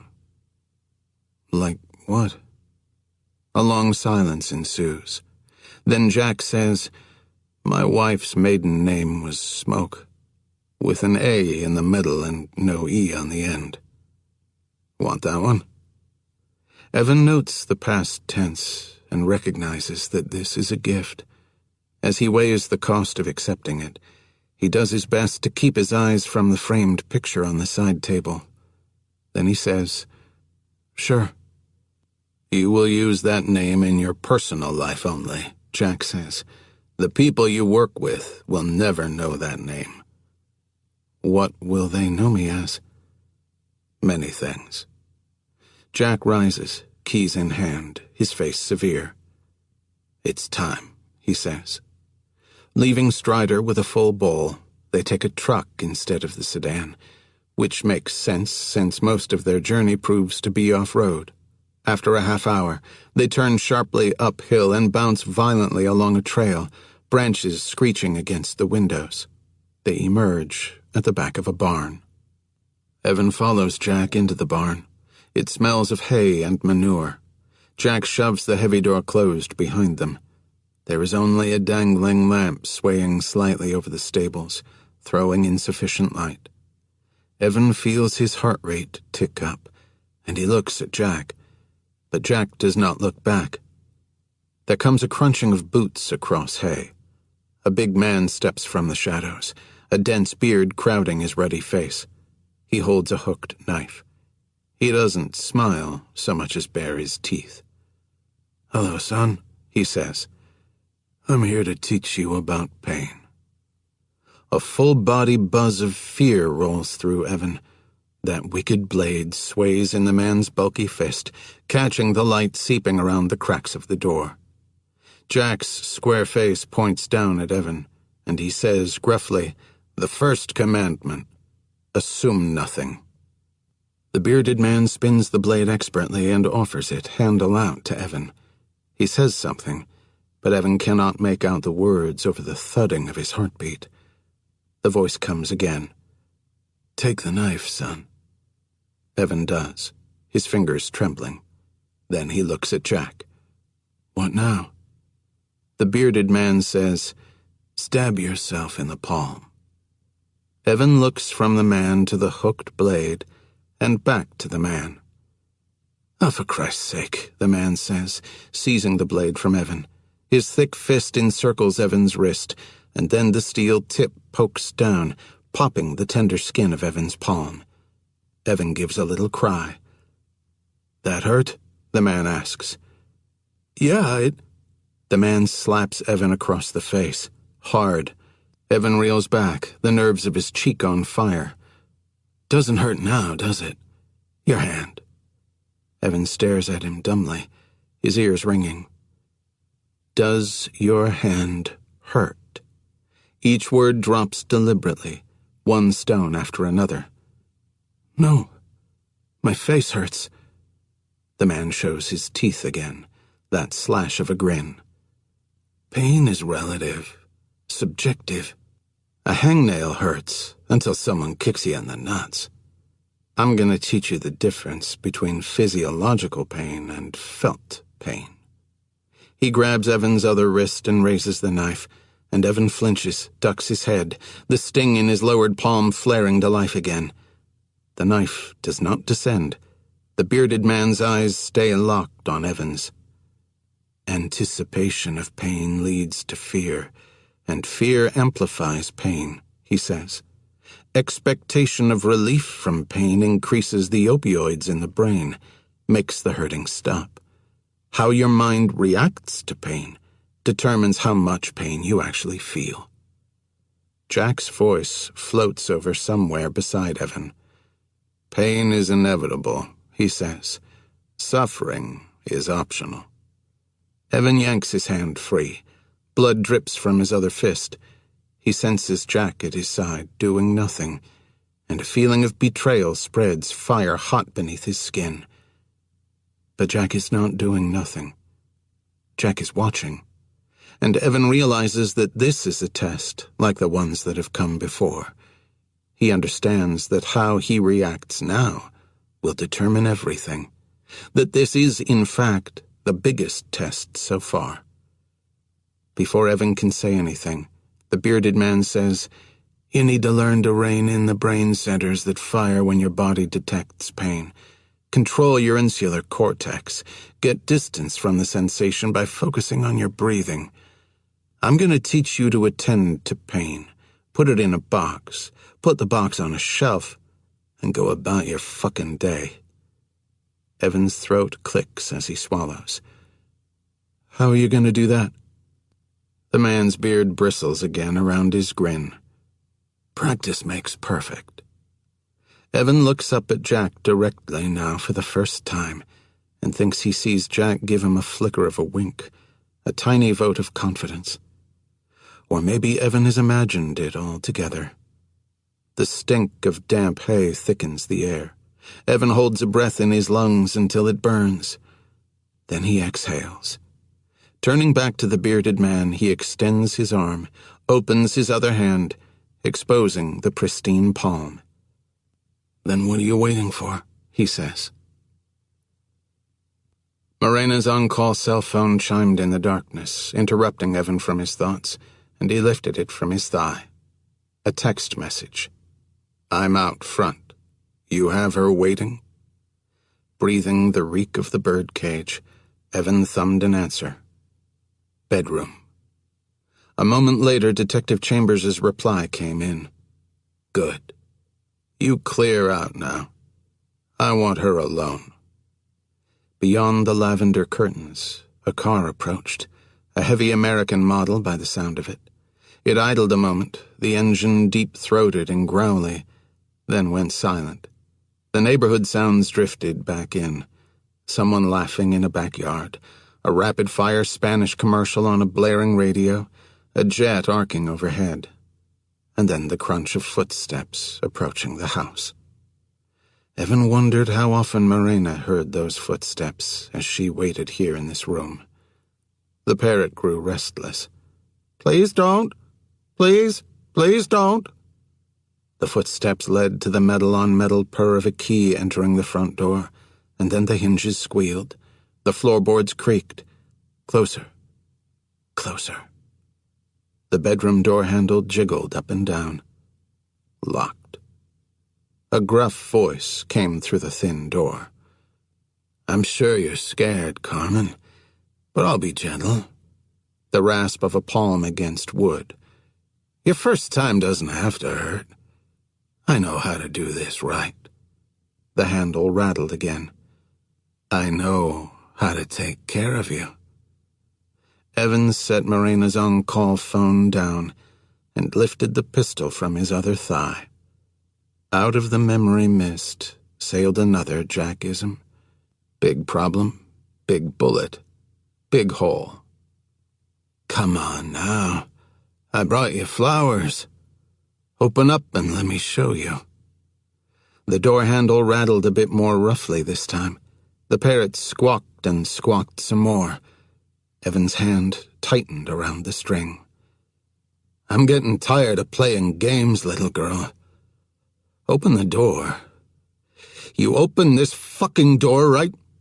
Gently, Evan tugged the string. It tightened, causing the door handle to dip, the lock releasing with a pop. Chambers's voice, once again calm. There you go. Good girl. The door creaked inward, propelled by a strong slab of a hand. A muscular forearm came into view, bulging beneath a cuffed-back sleeve. Chambers's face resolved in the darkness as he squinted into the dark room. Blotchy, clean-shaven skin, cropped hair, hard eyes. Chambers stepped forward, his shoes rustling over plastic sheeting. His face changed. Who the hell are you? He looked down, only now noticing the drop tarp unfurled beneath his feet. When he looked back up, his eyes were different. Oh, he said. Oh no. 7. Who's Who in the Zoo. Want to hear the testicle smasher of the year? Tommy Stojak asked, ambling around his workbench and sucking the last bit of burn from a Camel Wide. Pretty soon I'll be able to just print your ass a gun. Type some shit into a program and it spits out a mold. Love to see the baby kissers in D.C. regulate that. He plucked the cigarette from beneath his biker mustache and ran the butt under a sink tap before depositing it among a dozen others, floating in a red keg cup filled with water. One stray ember could turn the workshop into a meteor crater. But hey, let's not panic the sheeple, right? Evan followed him across the dim space, which, given the slumbering machines, sharp-edged blades, and weapon crates, felt more like a medieval lair. The Las Vegas sun had baked straight through the walls, and the air smelled of spent powder and gun grease. The heat made the knife cut on Evan's forearm itch, the skin tingling as it healed, shedding dried bits of superglue. Tommy customized weapons. He specialized in procurement and R&D for various government-sanctioned black ops groups, though he'd never stated as much directly. From his slang and demeanor, Evan guessed he'd learned the trade in naval special warfare. About 7 years ago, they'd met through a labyrinthine tangle of connections, and he and the nine-fingered armorer had slowly built rapport. It was difficult to develop trust without any personal information being exchanged, and yet, after circling each other like wary sharks over the course of several covert meets, they had landed on a version of it. Somehow, through coded talk and pointed references, they'd gotten the bearings of each other's moral compasses and found them aligned. There are drawbacks, of course, Tommy continued, to printed guns, quality control issues. But hey, what do you care? You're a trigger puller. As long as it goes boom, you're happy, right? He winked, gestured at the sticky coffee pot on the counter behind Evan. Let's say you pour me a hot cup of shut the fuck up and we get to what we're getting to. Tommy built many of Evans's weapons. Because he had access to virgin stock pistol frames without serial numbers, he could provide him with sterilized guns that did not technically exist. But today, the morning after he'd killed a dirty cop, Evan required a different service. He reached for his Kydex high-guard hip holster, molded in the shape of the gun. The Wilson 1911 came free with a click, and he rotated the pistol sideways and offered it to Tommy. I need you to puddle the barrel and firing pin, Evan said. You've been throwing lead. I have. You catch any bad guys? 1. And the Lord said, keep justice and do righteousness. Tommy's 9 fingers moved at blackjack dealer speed, disassembling the Wilson across his bench. He put on a set of welder's goggles, fired up the cutting torch, and reduced the barrel, slide, firing pin, and extractor to slag. Then he popped a new slide assembly onto Evan's pistol frame and handed the weapon back. "Voila," he said. "It's a ghost again. Just like you." Evan clicked in a fresh mag, let the slide run forward, and started to holster the pistol, but Tommy said, "Whoa, cowboy." He pointed to a test-firing tube in the shadows. The 4-foot-long steel pipe, filled with sand, was slanted downward at a 45-degree angle. Donning protective eyes and ears gear, Evan aimed at the mouth of the tube. He ran through a full mag, test-firing the gun, the deadened smacks of metal into sand reverberating around the lair. He gave a nod and turned back to Tommy, who downed the last of his coffee and popped open a tin of Skol, tucking a meaty wedge into his bottom lip. Evan had come across a lot of men with a lot of habits, but had yet to see someone hop from stimulant to stimulant with Tommy's ease and enthusiasm. "I know you prefer burning powder, but in case you get stuck fighting at bad breath distance." Tommy grabbed a stout folding knife off his bench and flipped it at Evan. "Just got these in. Figure you could use an update." Evan thumbed up the black oxide blade. Heat-treated S30V steel, titanium and G10 handle, tanto tipped to punch through body armor. A naval special warfare model, Strider make. Evan was a passable Eskrima knife fighter, though not superb. An adversary who had truly mastered the Filipino form would carve him to pieces. Because of this, he always made a point of bringing a gun to a knife fight. "Thanks," he said. "I know you like a Strider," Tommy said. "I had a dog once with that name," Evan said. "I don't picture you having had a childhood." "White picket fence, apple pie, wiffle ball." Smirking, Tommy fell back into a chair, letting it roll across the slick concrete and come to rest near what looked like an old infantry mortar. He hoisted up a round from a wooden crate, the drab green thin projectile thicker than his forearm. "What say we take a drive to the desert, play big boy lawn darts?" "Tempting," Evan said, "but I gotta get back." "All right. Let's get some bucks in my jeans and you can be on your way." Evan handed off a folded wad of $100 bills, and Tommy tossed it on the bench without counting it. Evan started for the sturdy metal door. As he neared, compulsion overtook him, and he crouched to make sure the mounted security camera by the frame was in fact unplugged, as per their arrangement. It was. He shot an apologetic look back at Tommy. Tommy glanced up, caught in the act of counting the bills. Both men grinned sheepishly. "It doesn't hurt to be safe now, does it, brother?" Tommy spit a stream of tobacco through the gap in his front teeth, tapping the wad of cash into his shirt pocket. "Never know who's who in the zoo." 8. Unmarred. The scent of the grill intermingled with car exhaust, thickening the air around the splintering picnic tables artlessly arrayed outside Benny's Burgers. Inside, customers sat scattered among the booths and two-tops, but the dead L.A. heat had dissuaded anyone from eating out here on the square of crumbling concrete that passed for a patio. Evan dropped onto one of the picnic table benches facing the restaurant. Through the windows, he observed a young girl sitting alone in a corner booth, coloring with crayons, her tongue poking out one cheek in a show of concentration. He considered just how young an 11-year-old was. A few moments later, Morena backed out through the kitchen's swinging doors, plates expertly stacked up along her forearms. She delivered the meals, checked on her younger sister, then set about bussing tables. After a while, she breezed outside, squinting into the sun, and dropped a ketchup-sticky laminated menu in front of him. "Take your order?" She finally looked over her at-the-ready pad, registered his face, and jerked in a breath. He said, "Exhale. Smile. Nod your head at me as if I'd just asked you something." She did all three, unconvincingly. "Is it safe now?" she asked. Yes. He hadn't noticed how clenched up she was until her shoulders unlocked, settling a solid inch. She lowered pad and pen, and he saw the shiny wine-red scar on her inner forearm where she'd been branded by the heated muzzle of Detective Chambers's gun. "Can we go back there?" she asked. "Pick up our stuff?"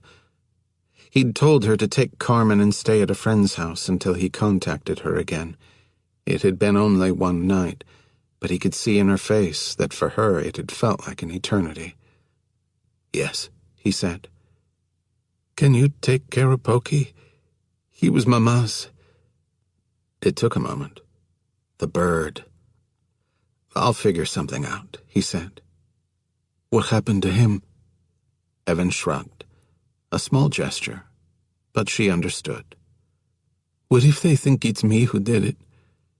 "He had a lot of enemies," Evan said. Still, she looked unconvinced. "When he turns up," he added, "it'll be clear that no 17-year-old girl could have done that." His peripheral vision caught Carmen's face moving from profile to full circle in the window across from them. He clicked his eyes over, and sure enough, she'd paused from her coloring to watch him. She must have sensed his stare as he'd sensed hers, because she quickly took up her crayons again. Evan raised the menu, pretended to peruse it. "I have to go now," he told Morena. "I have one thing to ask of you. Only one thing. So please listen carefully." "Okay. Anything." Morena was holding her breath again. "Find someone who needs me. Give them my number. 1-855-2-nowhere. "I remember it. Of course I remember it." "It doesn't matter how long it takes you. It matters that you find someone in as bad a situation as you and your sister were. Someone trapped and desperate. You tell them about me. Tell them I'll be there on the other end of the phone." Morena took a beat. "That's it?" "That's it." "That's the only charge?" "Yes." She looked incredulous. They always did. And he knew she would buckle down and honor the commitment, as had every client before her. Evan had never come into contact with a single one of them after a mission was over, and yet the next call had always come. "Okay. I mean, I'm happy to, believe me, but—" She looked down at the fat, untied shoelaces of her knockoff sneakers. "What?" "Why don't you just find them people yourself?" "If I looked, I would find the same sorts of people in the same sorts of situations. Do you understand?" Morena's face remained blank. Her plucked eyebrows arched and still. He tried again. "When others look, they find people needing my help who I might not find myself." "'Cause we go different places? With different folks?" "Yes. And you've experienced things I haven't, which means you can see things I can't." He set down the menu. "So, I need your help, like you needed mine." What he didn't add was that the act of helping was itself empowering, even healing. He wanted Morena to have something to do, the focus of an important task. She'd have to search and assess, and then finally step in to give a second chance to another person who had been battered into helplessness. And when she completed her job, when she handed off that untraceable number, she'd be on the other side of the equation. A leader, not a victim. Closure was a myth, but the undertaking might help her get her foot on the next rung of the ladder. "I'll find someone then," she said. "I'll do it quick. I want to get all this behind us as fast as I can. No offense." "None taken. Do it quick, but do it right." "I will." "Give my number to only one person. Understand? Only one. Then forget that number forever. This is a one-time service, not a helpline." She bit her lower lip. "So we're done?" Not yet. Your biological father. You were right. He died a few years ago. He had some assets, still unclaimed. A checking account with $37,950 in it. You're a co-signer on the account. No, I'm not. Now you are. She slid the pen behind her ear, dropped the pad into her apron, coughed out a note of disbelief. How? He smiled. The bank will be mailing an ATM card in your name to your aunt's address. Your dad had a union job, came with a small life insurance policy. A lump sum of $50,000, never claimed. You're now the beneficiary. That'll get you started. You're 18 in 2 months. You can get emancipated or remain under your aunt's care until then. You have your life back. He stood and stepped away from the picnic table. Now, we're done. He noticed movement in the window across the patio again, and glanced over to find Carmen looking out at them.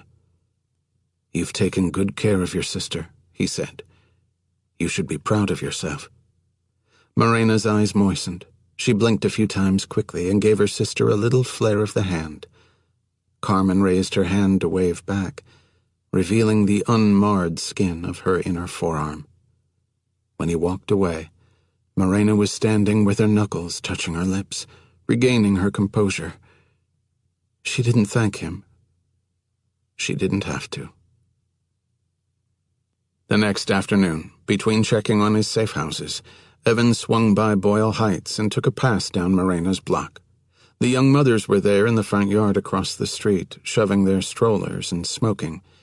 He parked one street over and cut through the backyard into Morena's place. The lawn chairs had been left behind, as well as the mattresses in the bedroom, but the bedding was gone and the closet was empty. The stained fish tank remained with its Elmo sticker. Evan checked behind the door and saw that the girls had taken the trumpet, and this gave him an unexpected flicker of happiness. "Carrot?" the parrot squawked.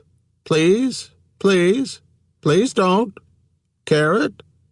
Standing in the empty room, he placed an anonymous call to the Humane Society and asked them to send someone to this address. He walked out into the main room toward the tiny kitchen nook. The surfaces had been wiped down, everything left tidy. On the counter, a half-filled bag of birdseed pinned down a handwritten note which read, "I don't have this month's rent. I don't know when I will. I'm sorry. I hope you don't come after me." Evan looked at the note for a time, then crumpled it up and laid down $600 bills. He fed the bird on his way out. 9. A Damn Saint. The ice cube singed Evan's fingertips as he twisted the palm-coated hot water lever in the shower and stepped through the hidden door into the vault. He crossed to the sheet metal desk and nestled the cube gently into the spikes of the tiny aloe vera plant. Vera seemed not unappreciative. He slid the black roam zone into his pocket, though it wouldn't be ringing any time soon. It had been only 5 days since he'd put 3 bullets into Detective William Chambers. It would take a while for Morena Aguilar to find the next client. The shortest time between the end of a mission and the next caller had been 2 months. Now was Evan's brief window to settle back and relax. He thought about taking a drive to Wally's Wine and Spirits on Westwood Boulevard and picking up a bottle of Kaufman Luxury Vintage Vodka. Distilled 14 times and filtered twice, once through birch coal, once through quartz sand. It was produced from the wheat of a single year's harvest, making it one of the only vodkas released with a specific vintage, like wine or champagne. Excessive, perhaps, as was the price tag, but it was as pure and clean as any liquid he'd tasted. He threw on a sweatshirt, grabbed his keys, and headed down in the elevator. Inevitably, it stopped on the 6th floor, and he smelled the flowery perfume even before the doors parted to admit Mrs. Rosenbaum. Evan braced himself for more tales of her beloved Herb, may he rest in peace. But instead, Ida cast a caustic glance over the top of her rose-colored spectacles and announced, I hear that you've been sneaking out of Mia Hall's place at all hours." The Honorable Pat Johnson of 12F, acting less than honorable, must have spread the word. Evan pictured the sleek teardrop bottle of Kaufmann vodka, his reward if he could make it through this elevator ride and afternoon rush hour. "No, ma'am." She sniffed. "We have enough problems around here, what with the dry rot. Can you believe it? Here in Castle Heights.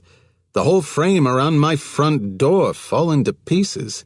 10 complaints over 2 months, and do you think the good-for-nothing manager's done a thing about it?" "No, ma'am." "Well, my son, he's coming in for the holidays, bringing his wife and my 2 beautiful grandchildren. And he said if my door's not fixed by then, he'll do it himself. Can you imagine? A name partner in a major New Brunswick accountancy, and he'd do carpenter work for me."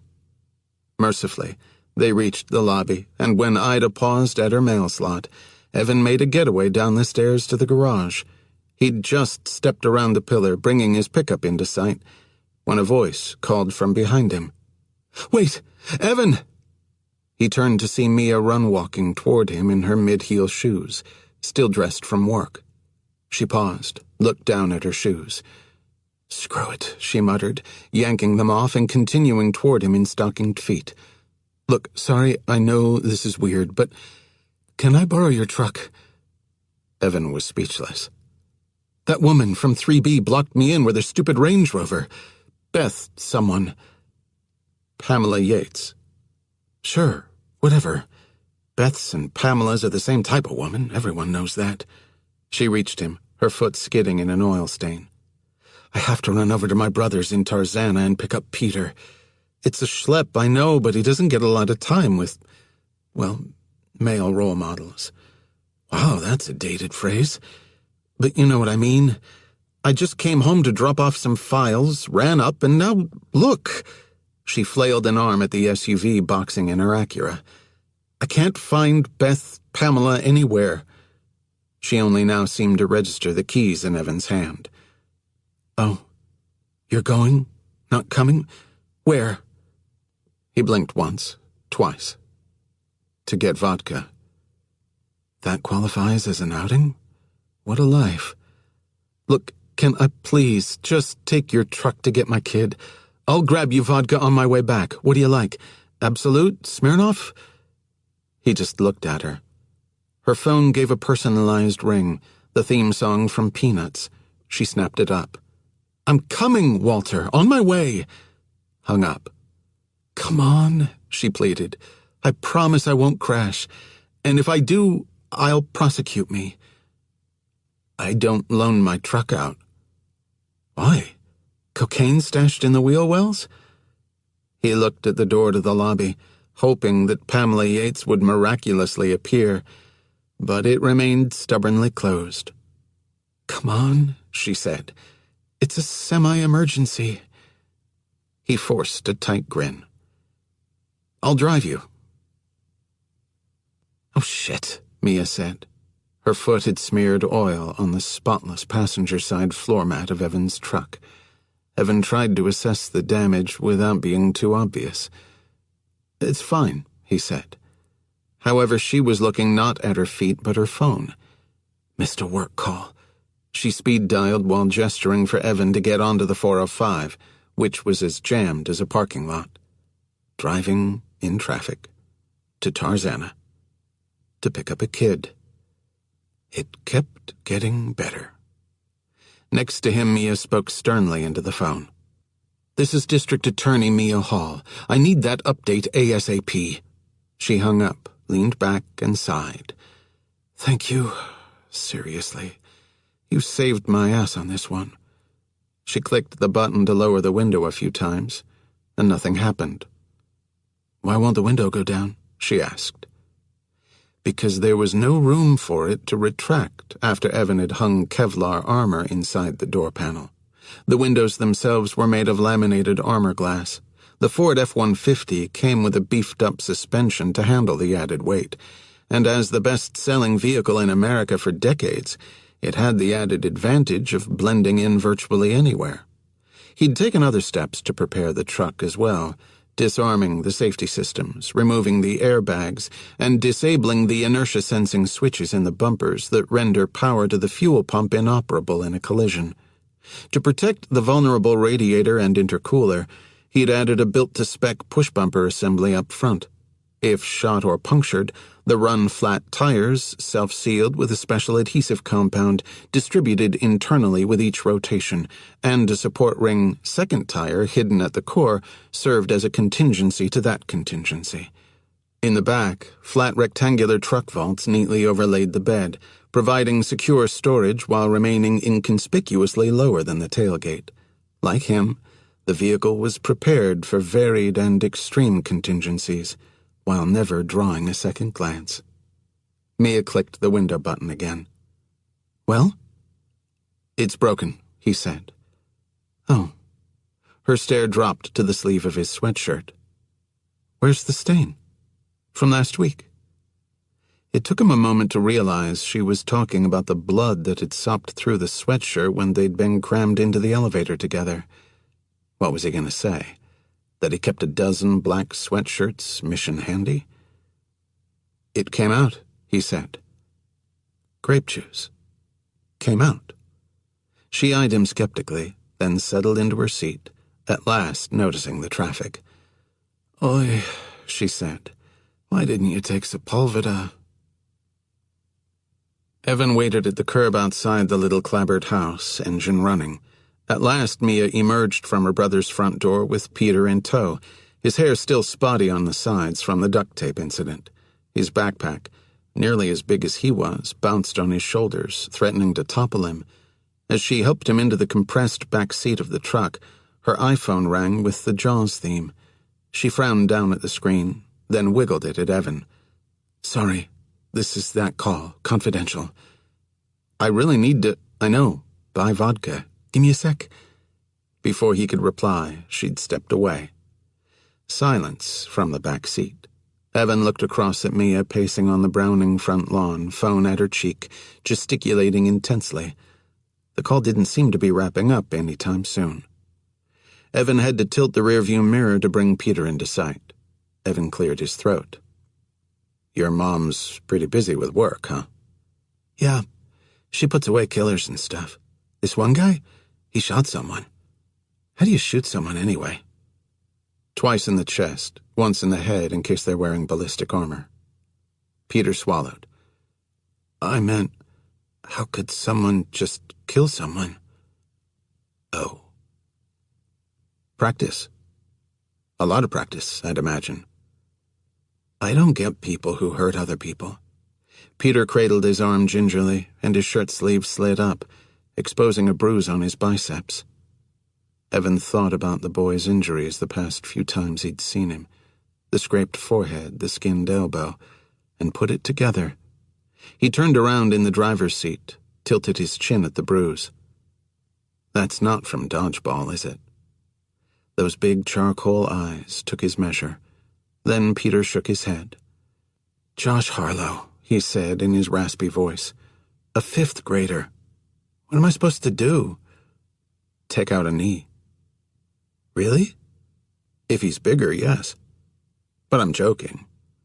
About you doing it, I mean." "Oh. Then what should I do?"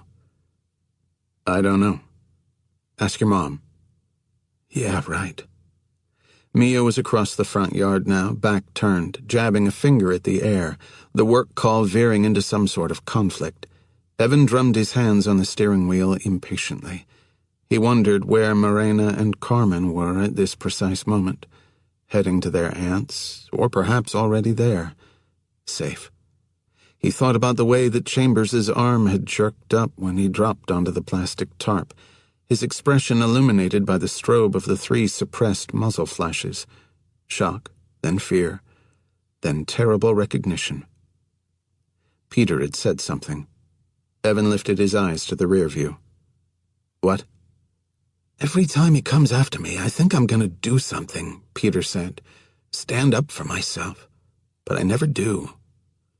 Evan felt an itch beneath his skin, the urge to leave this conversation, this house, Tarzana, to get home to his pristine kitchen and shake a martini so thoroughly that the pour left a sheet of ice crystals across the surface. Peter jounced his heels lethargically into his seat, a disheartened thumping. Evan looked at the kid and felt something tug at his chest. He inhaled deeply. "You know the two best words in the English language?" Peter turned his eyes up at him. "Next time," Evan said. "Everything can change. And not just for good, right? You could win the lottery or get run over by an APC." "What's an APC?" "Armored Personnel Carrier." "Oh, but that's the thing. Next time means the world is wide open to you. Next time is possibility. Next time is freedom."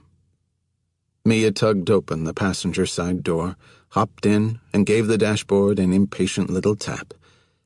"You ready to go yet?" Peter lolled in Mia's arms, asleep.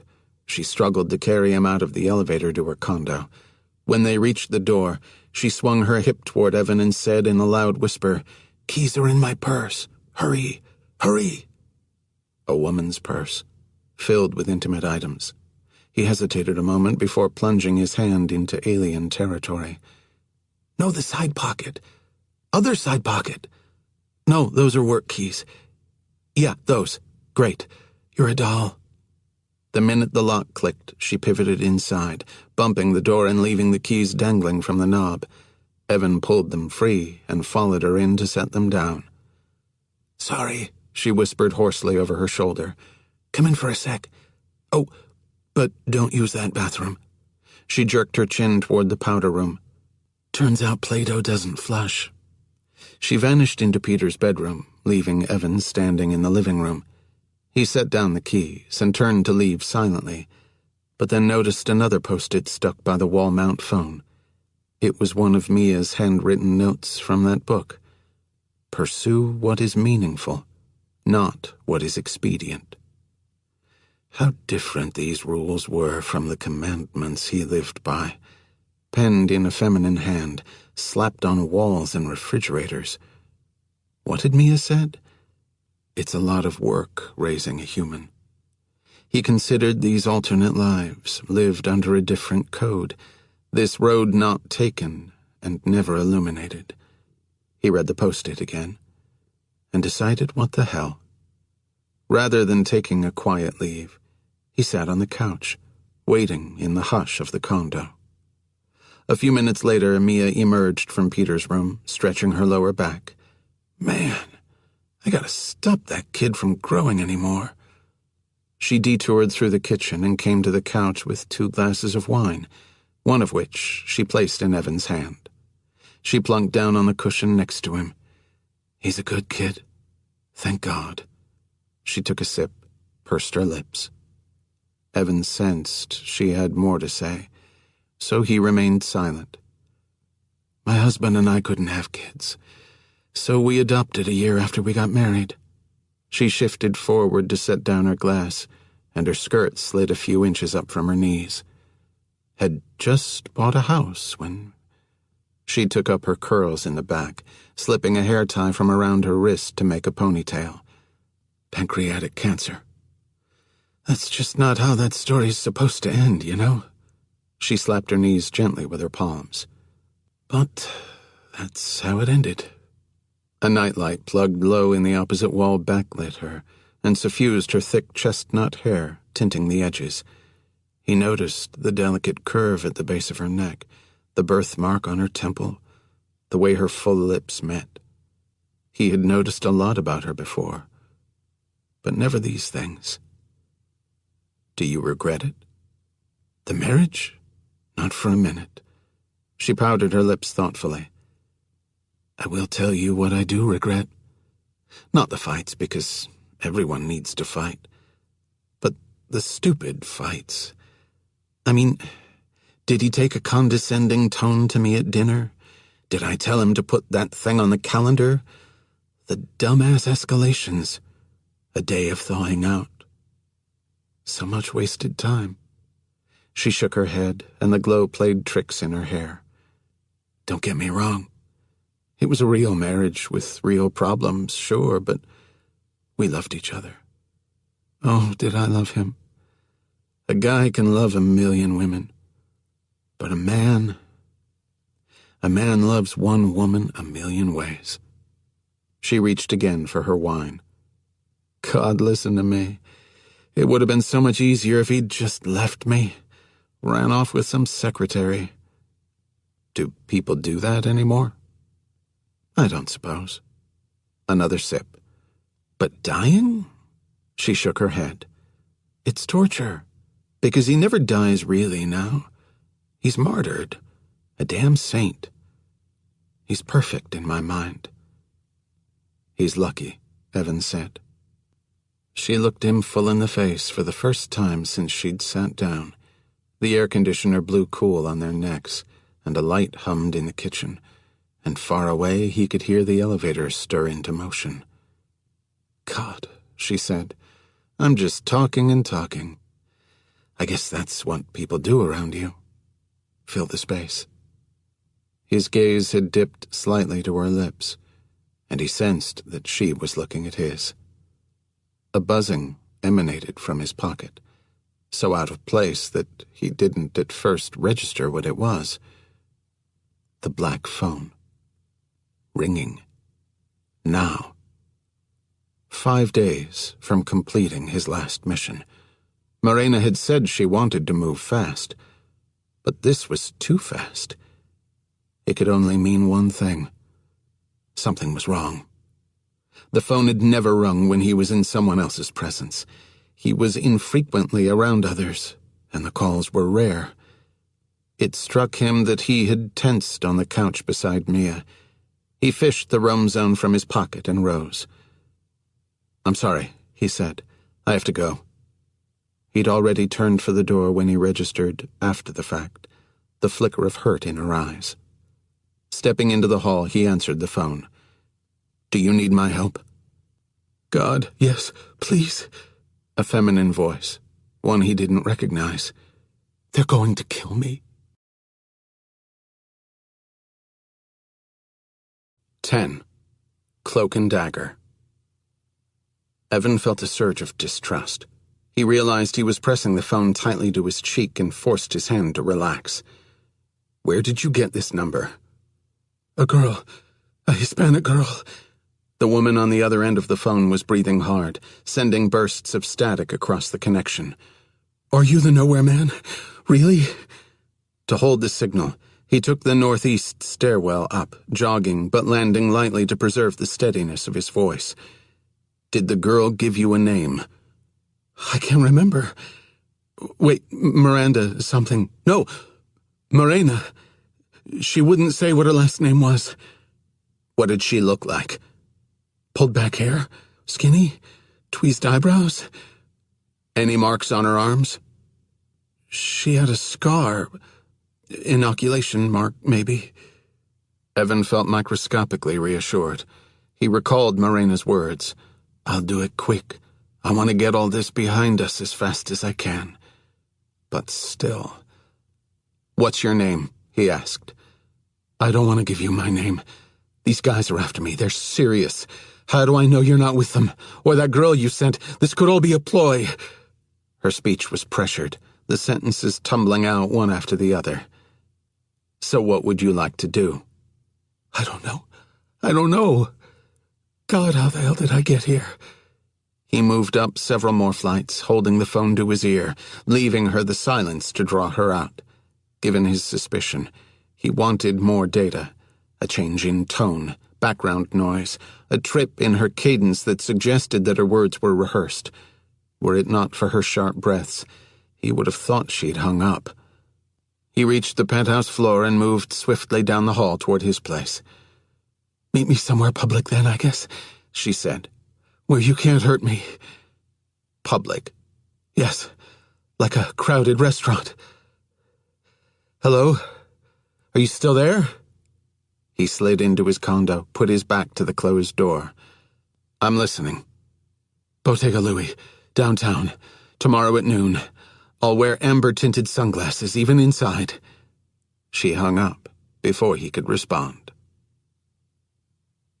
Evan liked nothing about it. He didn't like not knowing the client's name. He didn't like her setting the meeting place. He didn't like the cloak and dagger setup, contrived enough to make it feel like a trap. But would any party dangerous enough to try to take him down actually attempt such a hackneyed approach? The maneuver, torn from countless Hollywood movies, pointed to inexperience.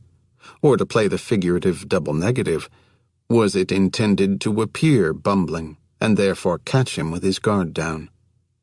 He had elevated even his usual level of caution, switching out his pickup for a white Chrysler he kept stashed at the safe house near LAX. He sat behind the wheel of the forgettable sedan now, facing off the fourth floor of the open-air parking structure. Through tactical binoculars, he looked across West 7th at the designated meeting spot of Bottega Louie below. The caller had wanted a crowded public place, and the upscale patisserie definitely qualified. Work-casual patrons crammed the 10,000 square feet of marble that stretched from Baroque bar to brick oven. More diners waited at the takeout counters near the front, clamoring over sumptuous tiers of macaroons. A woman wearing the promised amber-tinted sunglasses sipped water at a table flush with one of the showcase windows.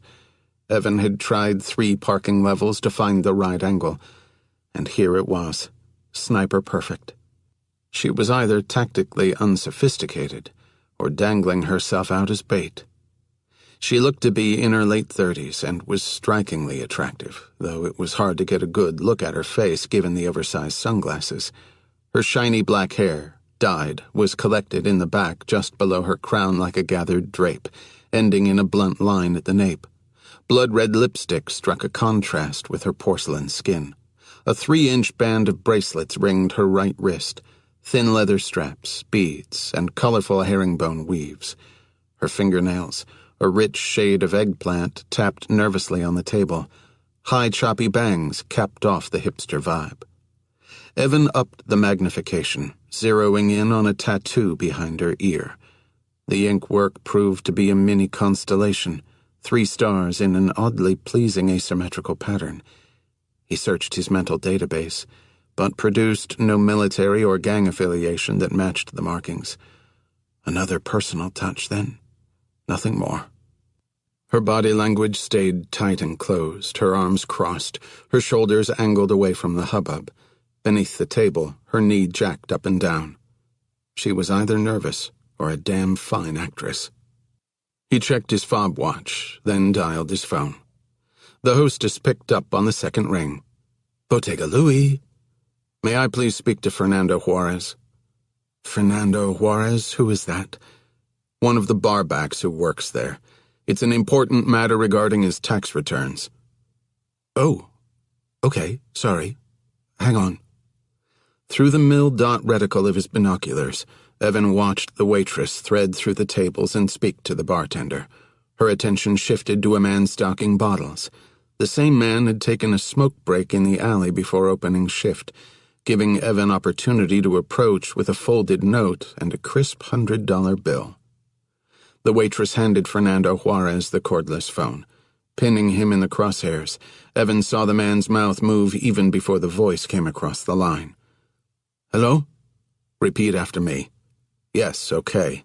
I will handle this when I get home." "Yes, okay. I will handle this when I get home." "You remember our arrangement?" "I do." "She is sitting at table 21. Now is the time." "Thank you, sir." Fernando hung up. He finished with the bottles, wiped the bar, then walked over to the woman in the sunglasses and handed her the note. Evan watched her unfold it. It told her to exit the restaurant and go to the newsstand across the street. As she read the directive, her back curled in a paranoid hunch. Her sleek hair whipped her cheeks as she turned her head this way and that, looking around the restaurant, eyeing various diners. He watched her face. She was scared. She took a sip of water to settle herself, then gathered her things and hurried out. Grand Avenue, one of downtown's main thoroughfares, hummed with traffic, and she had to wait for a break before darting across. Evan followed her with the binocs. As she neared the newsstand, he dialed another number. The worker there, sitting on a bar stool reading a thrice-folded edition of La Opinion, picked up a cracked phone receiver held together with electrical tape. Hola, LA News and Views. There is a woman approaching wearing dark glasses, over your left shoulder. There. May I please speak to her briefly? The man glanced over, gave a disinterested shrug, and offered her the receiver. It's for you, he said, returning to his magazine. The woman stepped away, stretching the telephone cord. What is this? I'm not sure I can trust you either. I will meet you at a crowded restaurant, but it won't be one you choose. Do you see that bus up the hill? In a minute and a half, it will stop at the bus shelter a block south of you. It will take you to Chinatown. Get off at Broadway and College. Lotus Dim Sum is in the Central Plaza. I will meet you there. Go now. Her head snapped up to watch the bus's wheezing advance. And if I don't? Then I can't help you. This time, he hung up first. Evan had taken numerous precautions, but now was the vulnerable moment where nothing was left except the approach.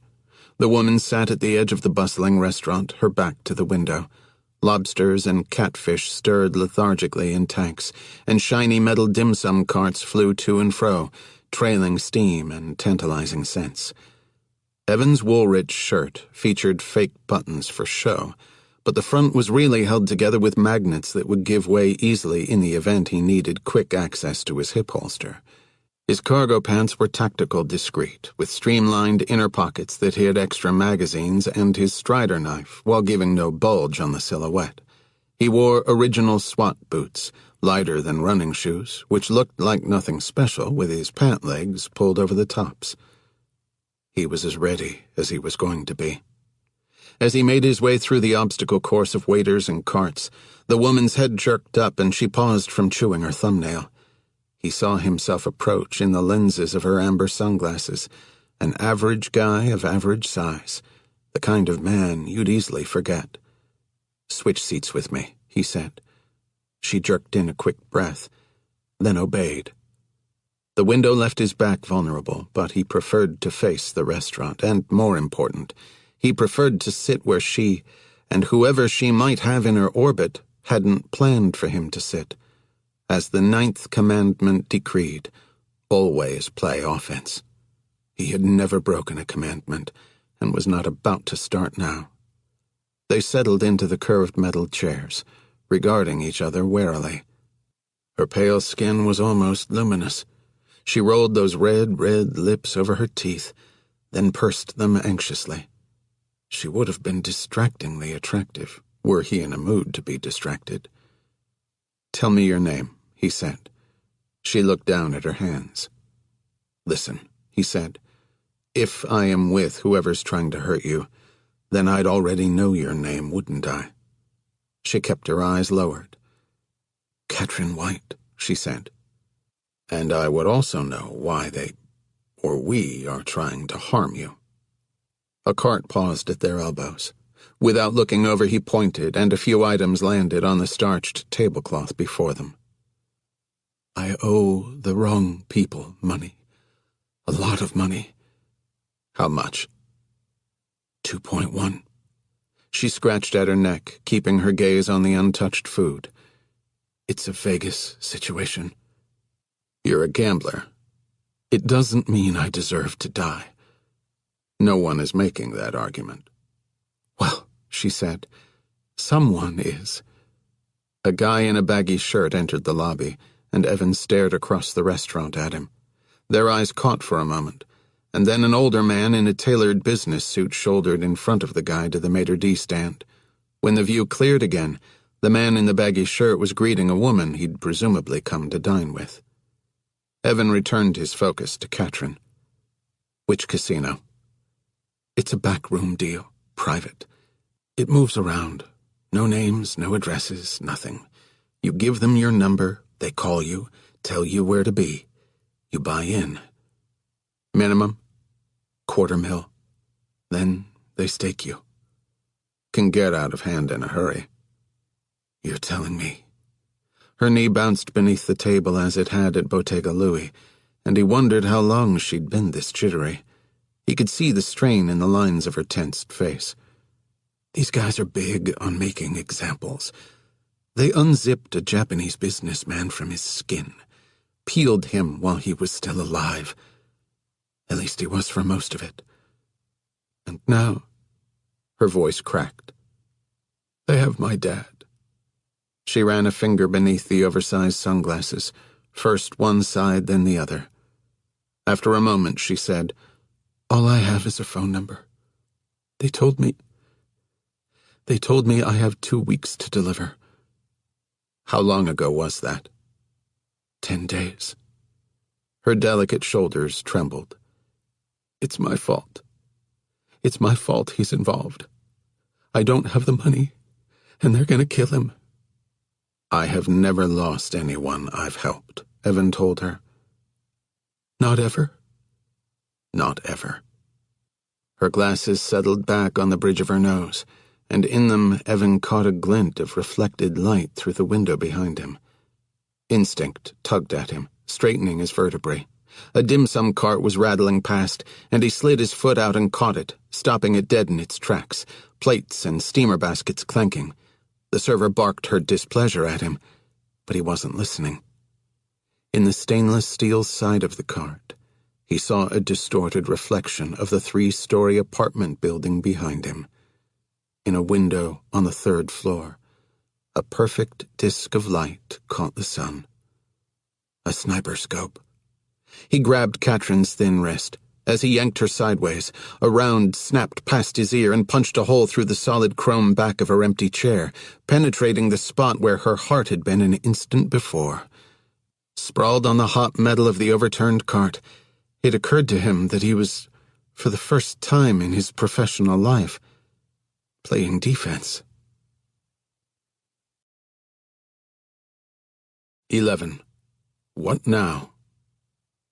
The first rule when drawing fire: get off the X.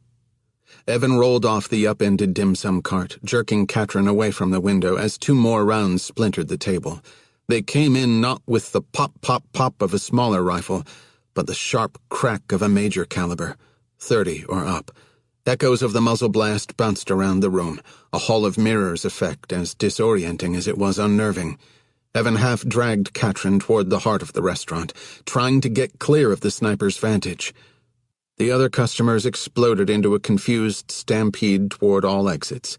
Evan kept Katrin's arm as he led her through the tumult, hip-checking another cart and sending forth a volley of pork bow. His hand drove straight through his shirt, popping the magnets, and ripped his pistol free from the holster. A chunk of floor gave way at their heels, bits of tile biting at their calves, and then they were clear of the kill zone. An older woman fell to one knee, nearly getting trampled, but a surge of bodies flung her back onto her feet, and the human tide whisked her out a side door. A baby's high-pitched mewling rose above the screams. "They followed you," Katrin was shouting. "Did you do this?" Evan ignored her. Only the exit route mattered. Over the wall of receding shoulders, a single face pointed back toward the restaurant interior. A man standing eerily still in the middle of the rush. Not the guy with the baggy shirt. The older man in the tailored business suit. His head and upper torso were visible, the rest of his body a murky shadow behind the fish tanks that split the lobby from the restaurant proper. His fist rose, clenched around a pistol. The barrel flashed, and a woman in front of them screamed and spun in a 180, a crimson spray erupting from the shoulder of her blouse. Though Evan and Katrin had hit the brakes, the surging crowd drove them toward the man in the suit. No backing up. Too many civilians to return fire. A shooter unconcerned with collateral damage. Evan straight-armed Katrin to the floor and dove forward over one shoulder. He finished his somersault rotation and hammered both feet into the lobster tank's base. It was sturdier than he'd hoped, sending shockwaves through his legs. But the glass above gave off a sonorous warble that sounded promising. A splash of salty water slapped Evan's face. He blinked hard, saw the shooter looming above, aiming down. Then the tank toppled. The man's arms swung up, the gun discharging once into the ceiling, and then gallons of green water wiped him from view. Lobsters twitched and flopped on the slippery tile, claws secured with blue bands. Washed halfway across the lobby, the shooter scrambled after his pistol on all fours. As the last of the customers dashed out, he reached between their fleeing legs and scooped up his gun. He'd just turned to rise when Evan hit him from above with a modified roundhouse, the points of his first 2 knuckles crushing the skull at the temple. The squama of the temporal bone was usefully thin there, and it caved pleasingly beneath the well-placed blow. The man fell, his cheek and chest slapping the floor. His hands and feet curled inward, twitching, the last impulses shuddering from his brain. Evan turned to find Katrin standing behind him, breathless, her pale skin ashen with shock. "He's dead?" "Follow me. Close." He kept the pistol pointed at the ground as he shoved them through the double front doors into the bright light of the plaza. Red and yellow plastic pennants rode the wind, fluttering overhead on strings, and the smell of incense tinged the air.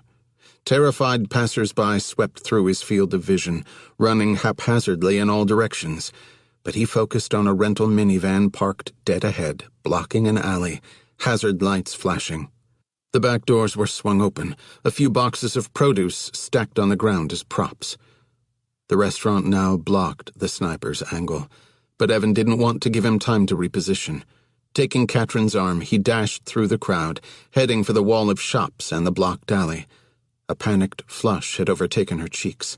A strand of glossy dark hair caught in the corner of her mouth. "Wait," Katrin said. "Where are we going? There's nowhere to—" Evan hid a remote-controlled key fob in his pocket, and the minivan's facing door slid open. He shoved Katrin in, diving after her.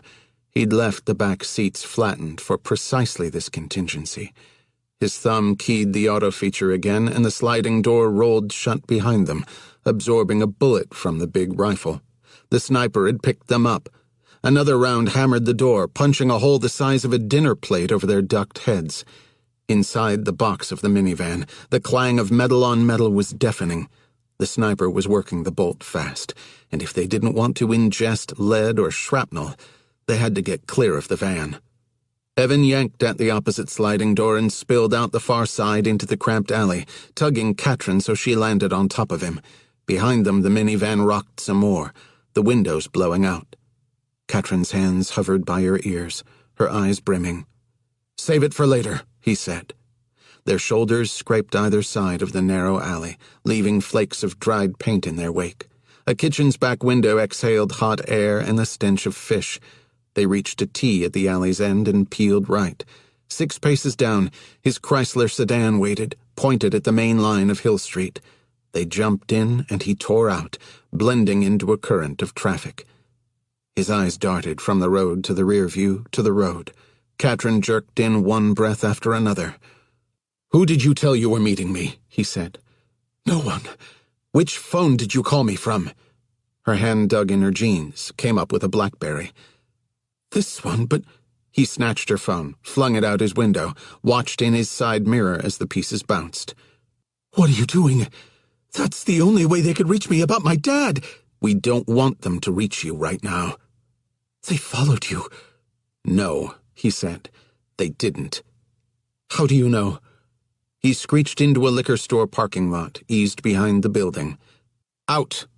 He met her around back and pulled from the trunk a black wand with a circular head. Starting at her face, he waved it over her, scanning her torso, arms, legs, and shoes for electronic devices. The nonlinear junction detector showed nothing.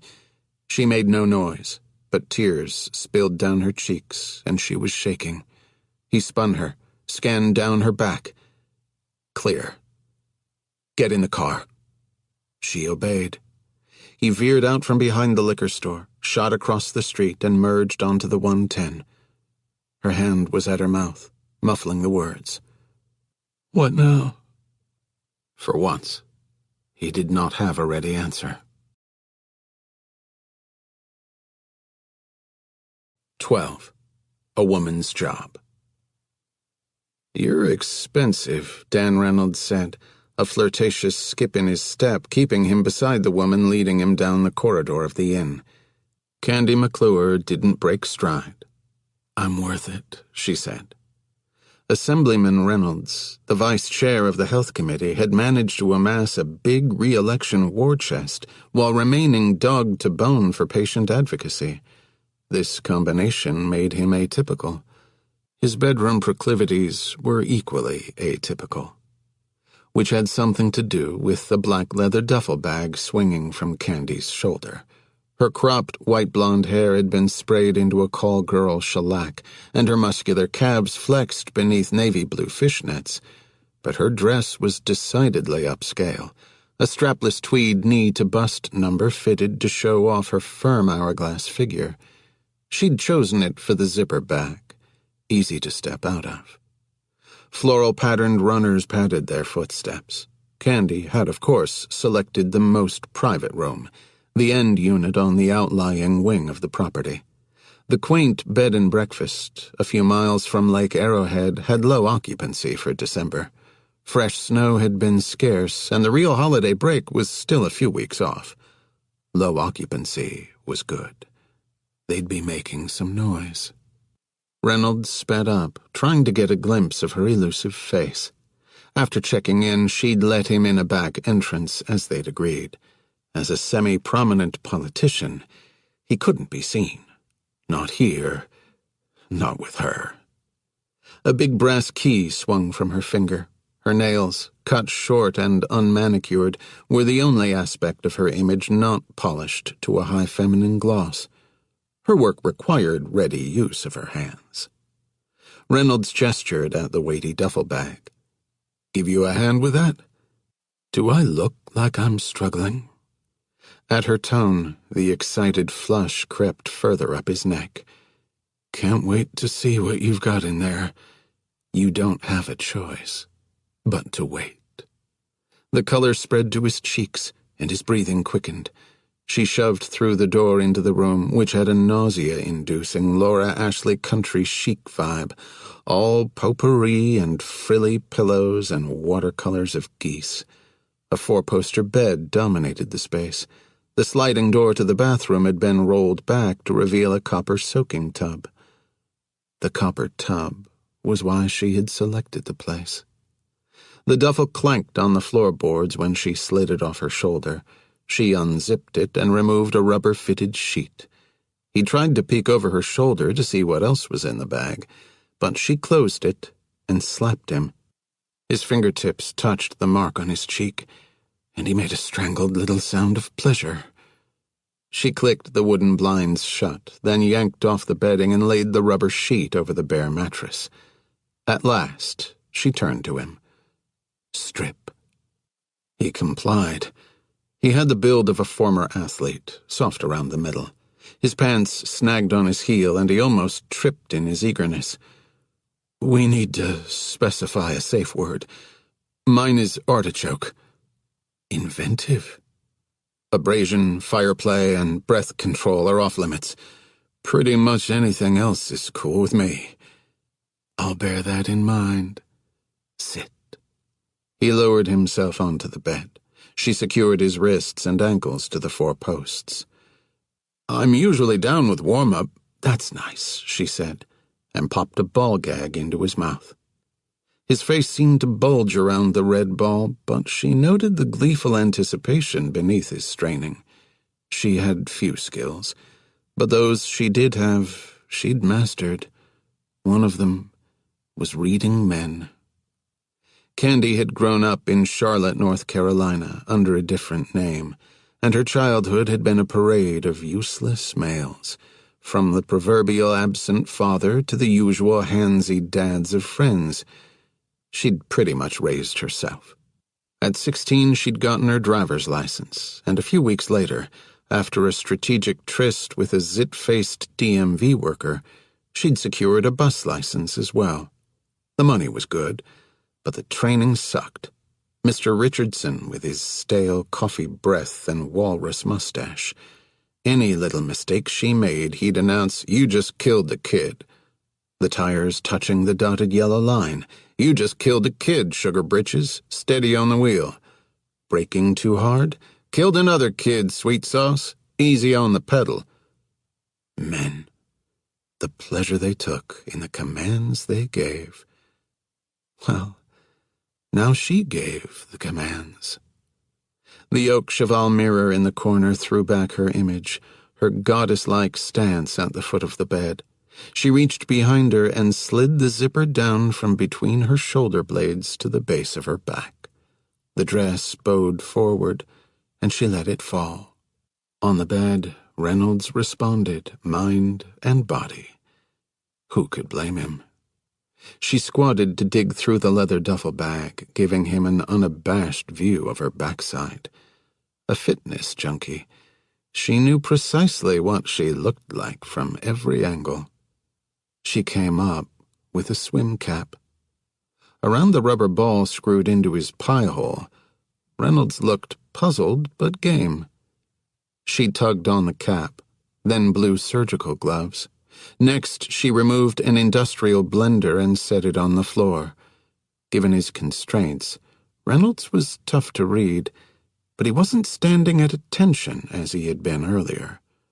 From inside the bag, her cell phone erupted with the chorus of Venus, the distinctive ringtone she reserved for one thing: the sound of the next job zeroing in on her.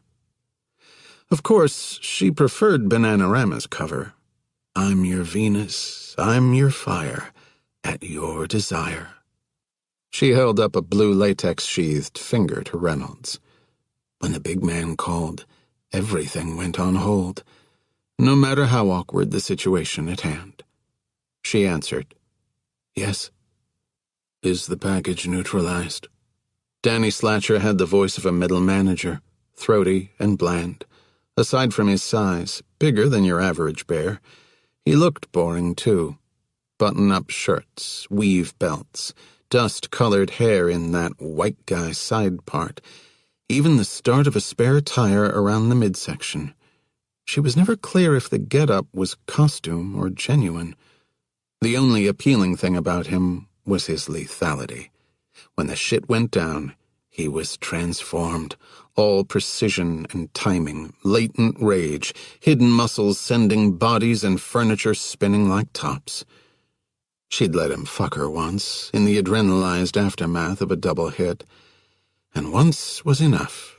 They'd been on the rooftop of a resort in Tamarindo, thunder vibrating the adobe tiles, the smell of gunpowder and fresh blood drifting up from the balcony below.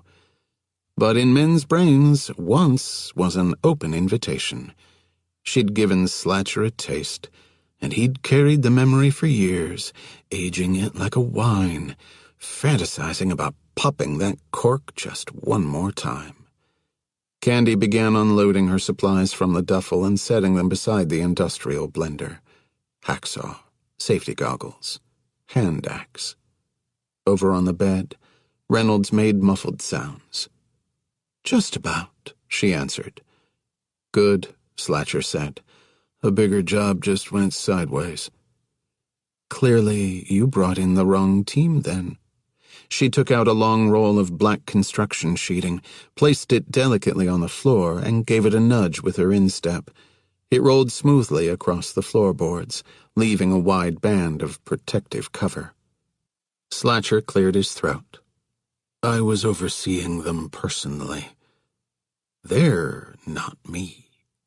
Carefully, she extracted from the duffel 2 jugs of concentrated hydrofluoric acid, effective at dissolving bones. It had to be stored in plastic, since it ate through everything from concrete to porcelain, what the majority of American bathtubs are made of. The copper soaking tub would react with the acid, sure, but it would just come out shinier, all the oxide stains eaten away. At the end of the day, Candy McClure would be just another considerate guest, leaving a room cleaner than she'd found it. The sounds of panicked thrashing carried over from the bed. I have a man down, Slatcher said. That's what you get for sending a man to do a woman's job. A thick vein stood out on Reynolds's forehead. He was trying to say something through the ball gag, but she'd secured the straps good and tight. Candy set down the jugs, then carefully tucked her stray hair beneath the swim cap. She would leave no DNA on the scene, his or hers. Get here, Slatcher said. At his tone, her playfulness evaporated. She calculated the naked man's girth, the size of the tub, traffic conditions down the mountain. 4 hours and change. She picked up the hand axe and started for the bed. On my way, she said. 13. Professionals. Evan chose a mid-level motel in a less nice part of Santa Monica several miles from the beach. With Katrin clinging to his arm in the role of browbeaten spouse, he checked in using a fake driver's license and paid with a credit card tied to a cul-de-sac of a bank account. He booked 3 rooms on the ground floor with connecting doors for their extended family, due any minute now. Then he led Katrin into the middle room and waited patiently in a rickety wooden chair while she cleaned up in the bathroom. The sink water ran for a long time. When she came out, the red rims of her eyes looked pronounced against her alabaster skin. She sat on the bed, pressed her hands between her knees. "God," she said. She glanced over to the little desk on which Evan had set out a stack of cash and a burner phone, and made a noise deep in her throat. "Don't leave this room. Order in only. Have them set the food outside. Slide the money under the door.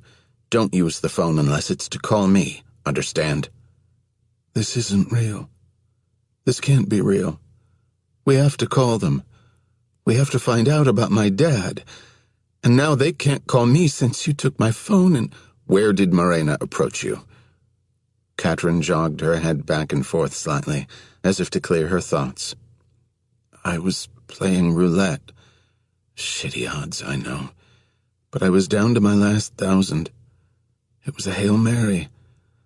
I thought if God or karma or whatever you want to call it was on my side, I could hit 10 on the wheel. And then again. And again. Until I hit 2.1 million. Until I could save my dad." She missed it up and had to pause. "I didn't know what to do. I don't have anything. I don't have money like that. Look, I really think we need to contact these guys." "How did she pick you out?" "How do you think? I must have seemed like a fucking mess, because I was a fucking mess. And then this kid comes up, looked barely old enough to be there, and she said, 'Are you in trouble?' Like she was searching for me." Morena's aunt lived in Vegas, and she'd made it clear that she and Carmen were heading there.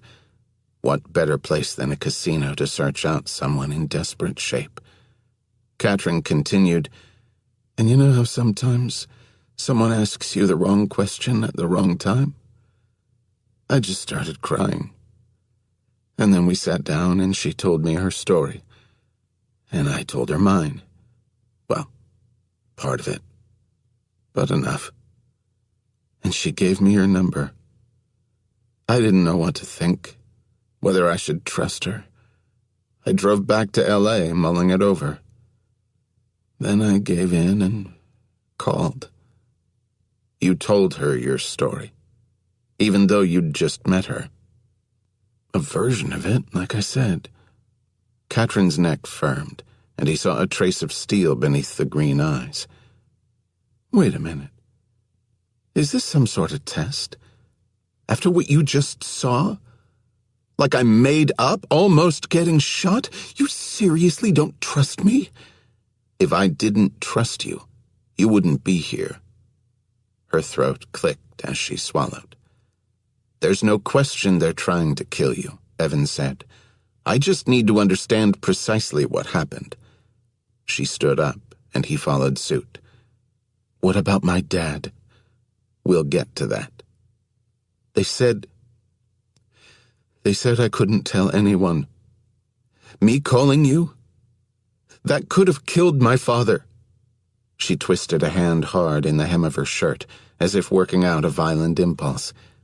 "We have to call. We have to—" He took her arms gently and moved her back a step. "The first thing we do is nothing. If we do nothing, nothing can happen. Adrenaline is up right now. Everyone will be amped, excitable. prone to making mistakes. Let them calm down. We want nerves to settle. We'll call tomorrow, negotiate your father's release." "There's no negotiating with them. There's no moving them." She scanned the room, as if noticing for the first time the print bedspread, the shitty pastel art. "This was all a mistake," she said. "I have to go. I have to get my car and you're not getting your car. It's not safe to leave. The sniper is still out there. He was working with at least one other person. There might be others." "The guy, the one you killed, did you see him?" One eye was still open. Her blood-red lips pressed together to keep from trembling. "And you think there might be others?" "Maybe. Because a sniper isn't enough? I won't let them lay a finger on you." "I'm not worried about a finger." Then she did something completely unexpected. She laughed. A real laugh, too, that beautiful mouth even wider, half hidden behind a raised hand. A few strands of jet-black hair had fallen across her eyes, and she left them there, as quickly as her dark amusement had bubbled to the surface. It departed. She sat again on the bed, and he settled back into the wooden chair. "It broke my dad's heart when I married that asshole," she said. "He warned me that nothing good would come of it. Though I can't say he expected this." "Your husband's involved in this somehow?" "My ex. And no." She took a breath, held it a moment. "We were married 5 months. If it wasn't so typical, I'd have the sense to be embarrassed. Adam Hamuel, a real estate tycoon. Planned communities in Boca Raton, that kind of stuff. It kept him busy. The land deals, the building permits, the other women." She ran her hand along the chintz bedspread. "So, when he'd travel, I'd gamble. My dad taught me to play poker." She wet her lips. "My mom died young, so Dad taught me pretty much everything.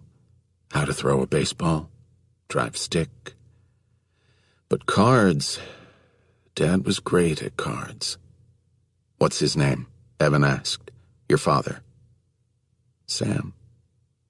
Sam White." She blinked back emotion.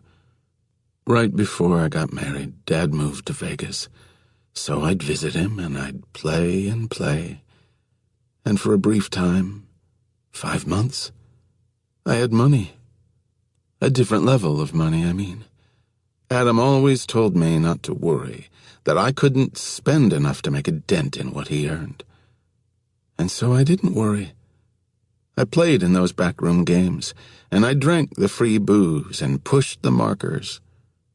Stupid, right? Not given what you knew at the time." She breathed for a bit. "One day at home, I found a leopard print thong between the couch cushions, and then I couldn't pretend I didn't know anymore. I called him on it, and he left and filed the next day. I'd signed a big prenup, and he just turned off the tap. Everything's tied up in family trusts, offshore accounts, all that kind of stuff.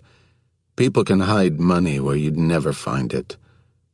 Evan gave a little nod.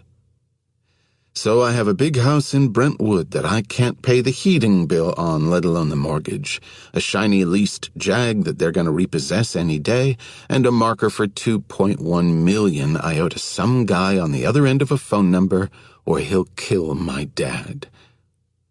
"What's the phone number?" Evan asked. She recited a direct inward dial number, like his, which he committed to memory. "I don't have anything," she said. "I told them, but they don't believe me. Look at my zip code." "I wouldn't believe me either." She sank to the bed, blew the hair from her eyes. "It's my fault. I made a stupid fucking mistake, and my dad's paying for it. Maybe right now. Do you have any idea how that feels?" The red glow of an elevator sign, Jack's calloused hand against Evan's cheek, the sweet smell of sawdust cut with something else. "Yes," he said. "I wish you hadn't yanked me out of the way at the restaurant. I wish they'd just shot me and let my dad go. Who's to say they wouldn't have shot you and then your dad? Oh, just let me be a martyr for a second. Tell me when you're done." The faintest hint of amusement firmed those lips. "I'm done." "What can you tell me about this gambling circuit?" "Like I said, not much. Texas Hold'em in basements of restaurants, rented suites like that. There was security and dealers, but I never saw the face of anyone behind it all. Even the players. We used fake names. It was impossible to tell who was the house. They were smart enough not to leave a trail." "How'd they find you?" "People find you in Vegas. I was at a table. They approached. Just like that." "I make an impression when I play." He asked her to walk him through whatever specifics about locations she could remember. Then he asked, "How did you find out about the Japanese businessman they killed?" "They sent a picture to my phone. It auto-deleted a few seconds after I saw it." She smoothed an invisible wrinkle from the bedspread next to her. "A few seconds was enough." "You said they skinned him, but we're dealing with a sniper, maybe a team. Why the change in approach?" "I have no idea," she said. "It's not exactly my field." Rising to go, he realized that he knew the answer to his question already. Given the size of Katrin's loan and her failure to deliver the money promptly, they'd gone to the next level. They'd brought in professionals. 14. Dream Come True. In a form-fitting dress, Candy McClure waited at the bus stop on Ventura Boulevard, duffel bag resting near the pointed toes of her thigh-high vinyl boots. Passing cars brought wolf calls, which she basked in along with the morning sun. A bus hissed to the curb, and a group of would-be gangsters unpacked from it. They shuffled past, all lowered trousers and top-buttoned flannel shirts. The leader, not unreasonably taking her for a hooker, pivoted to shake his hips her direction. "Hey, Catwoman, wanna play with this?" "Love to." She reached out, grabbing his crotch through a baggy expanse of denim and squeezing. He made a noise like a whinny as she steered him around, depositing him on the bench next to her. She played him like an instrument, crushing at will, bringing forth various sounds as his friends circled in a sort of animal panic. When she released him, he rolled onto the sidewalk. She'd managed to squeeze out a few real tears to go with the inked ones tattooed at the corner of his eye. "Boys." He struggled to his knees and then to a hunched approximation of standing. "Thanks," Candy said, checking that her press-on nails remained intact. "Good session." His friends conveyed him up the street. A few minutes later, a rented Scion sedan pulled up, the window lowering. Crammed into the driver's seat, Danny Slatcher hid behind mirrored aviators and a mustache imported from 1980. A larger vehicle would have suited him. "About time," she said. With a long arm, he reached across and flung open the passenger door. "Get in and change. You look like a whore." And he looked like an insurance salesman, which she supposed was the point. "Wow," she said, climbing in. "A crappy purple Scion, like in the song." "What song?" "Train," she said. 50 Ways to Say Goodbye." A brown grocery bag in the footwell contained her cover outfit. As he drove, she pulled on the new clothes. "It's about a guy making up outlandish ways his girlfriend died so he doesn't have to—" "You handled the esteemed assemblyman?" he asked. "Excessively," Candy said. 10 blocks later, when Slatcher parked at one of the seedy tourist motels off the 101 near Universal Studios, she emerged from the car a new woman. She wore clunky espadrilles, a shapeless skirt pulled too high at the waist, and a loose blouse with fussy ruffles to hide her va-va-voom figure. Slatcher unfolded himself from the car. He was quite tall at 6'3", but that didn't account for his size. It was more his breadth. He wasn't athlete-stacked, but rather pear-shaped, bulky like the outermost Russian nesting doll.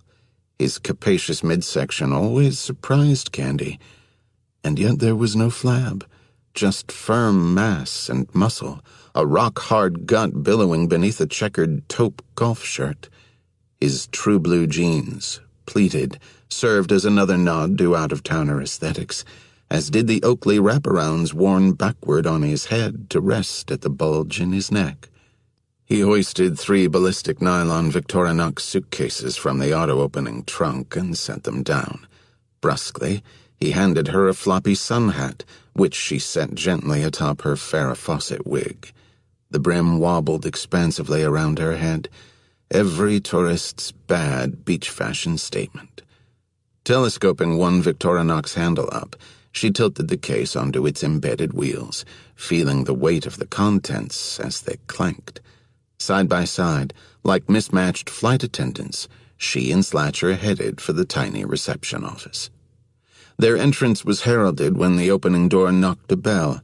Actually, cheery jingle bells affixed above the frame. A wattle-necked woman looked up from a paperback. "Welcome to Starry Dreams Motel," she said. "Heavens to Betsy," Candy said, arming sweat off the band of brow exposed somewhere between her big shades, the feathery Farrah hair and the straw brim that shielded much of her face. "Such a dry heat. Where you folks in from?" "Charleston," she said, checking in under Miller. "Ah, yes," the woman said. "I have you in room 8. "Will you please put hypoallergenic pillows in our room?" Slatcher asked. "I'm afraid we don't have hypoallergenic pillows here." Candy rested an elbow on the counter. "You know what they say. They just don't make men like they used to." Slatcher gave an annoyed marital grunt. The woman processed 2 key cards and handed them across. "What time does breakfast open?" Slatcher asked. "We're heading early to Universal Studios." "There'll be coffee and Danish out from 6 a.m. "Bless my stars," Candy said. "We'd better not be waking up that early." "It's 3 hours later for us," Slatcher said. "That's 9. "Look at that," Candy said, grabbing her suitcase and heading for the door. "He can add, too." The minute they entered their room, Candy yanked the sun hat off, frisbeed it onto one of the queen beds, and tugged her head free of the wig. She scratched at her hair. "Fuck me," she said. "That shit is hot." They unzipped the suitcases, laying out pistols, magazines, and boxes of ammo on the floral bedspread. Candy inspected the barrel chamber and bore of a Walther P-22. "So this broad, Katrin White, what's our leverage?" They'd spoken briefly on the phone on her way down the mountain. "Our leverage is Sam." "Who we have a beat on." "Sam," Slatcher said, "is under control." "Then why'd Ms. White drop off the radar?" "Because he took control of the situation." "The man with no name?" "That is correct. He killed one of my freelancers." "Kane?" "Ostrowski." "Huh," she said. She'd never liked Ostrowski. "I've brought in a field team for us," Slatcher said. "Former Blackwater." "Hoorah." "This guy's very dangerous." "I assumed as much." "He does not want to be found." Candy unzipped her duffel bag. "Well," she said, hoisting out a jug of hydrofluoric acid, "then let's make his dream come true."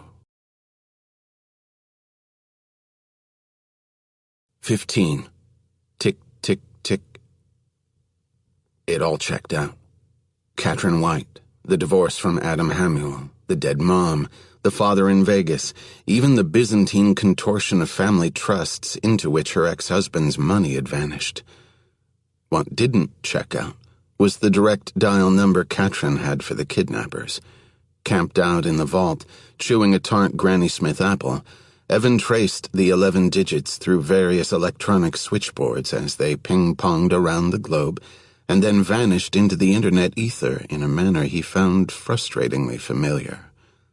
They wouldn't be back-traced any more than he would. Time was key. There was no point in chasing his tail around Las Vegas searching for an itinerant backroom poker game. Evan had to be in touch with the sniper and his people soon. He didn't want their vexation to simmer, turn to rage, then desperation. He ran his hands over his face, gave Vera a look. She looked back from her nest of cobalt-blue pebbles, offering nothing. At the base of his brain, he felt the tick-tick-tick of paranoia. His gaze moved from the little plant to the room-zoned phone beside it. He removed the SIM card, crushed it under his heel, and replaced it with a new one. Then he jumped online and moved the phone service from the outfit in Jiangsu to one in Bangalore. Earlier, he'd lifted Katrin's fingerprints from the passenger-side door handle of the Chrysler sedan, which he'd wiped clean before approaching her in Chinatown. From the databases, he knew that she was who she said she was, her story literally battle-tested.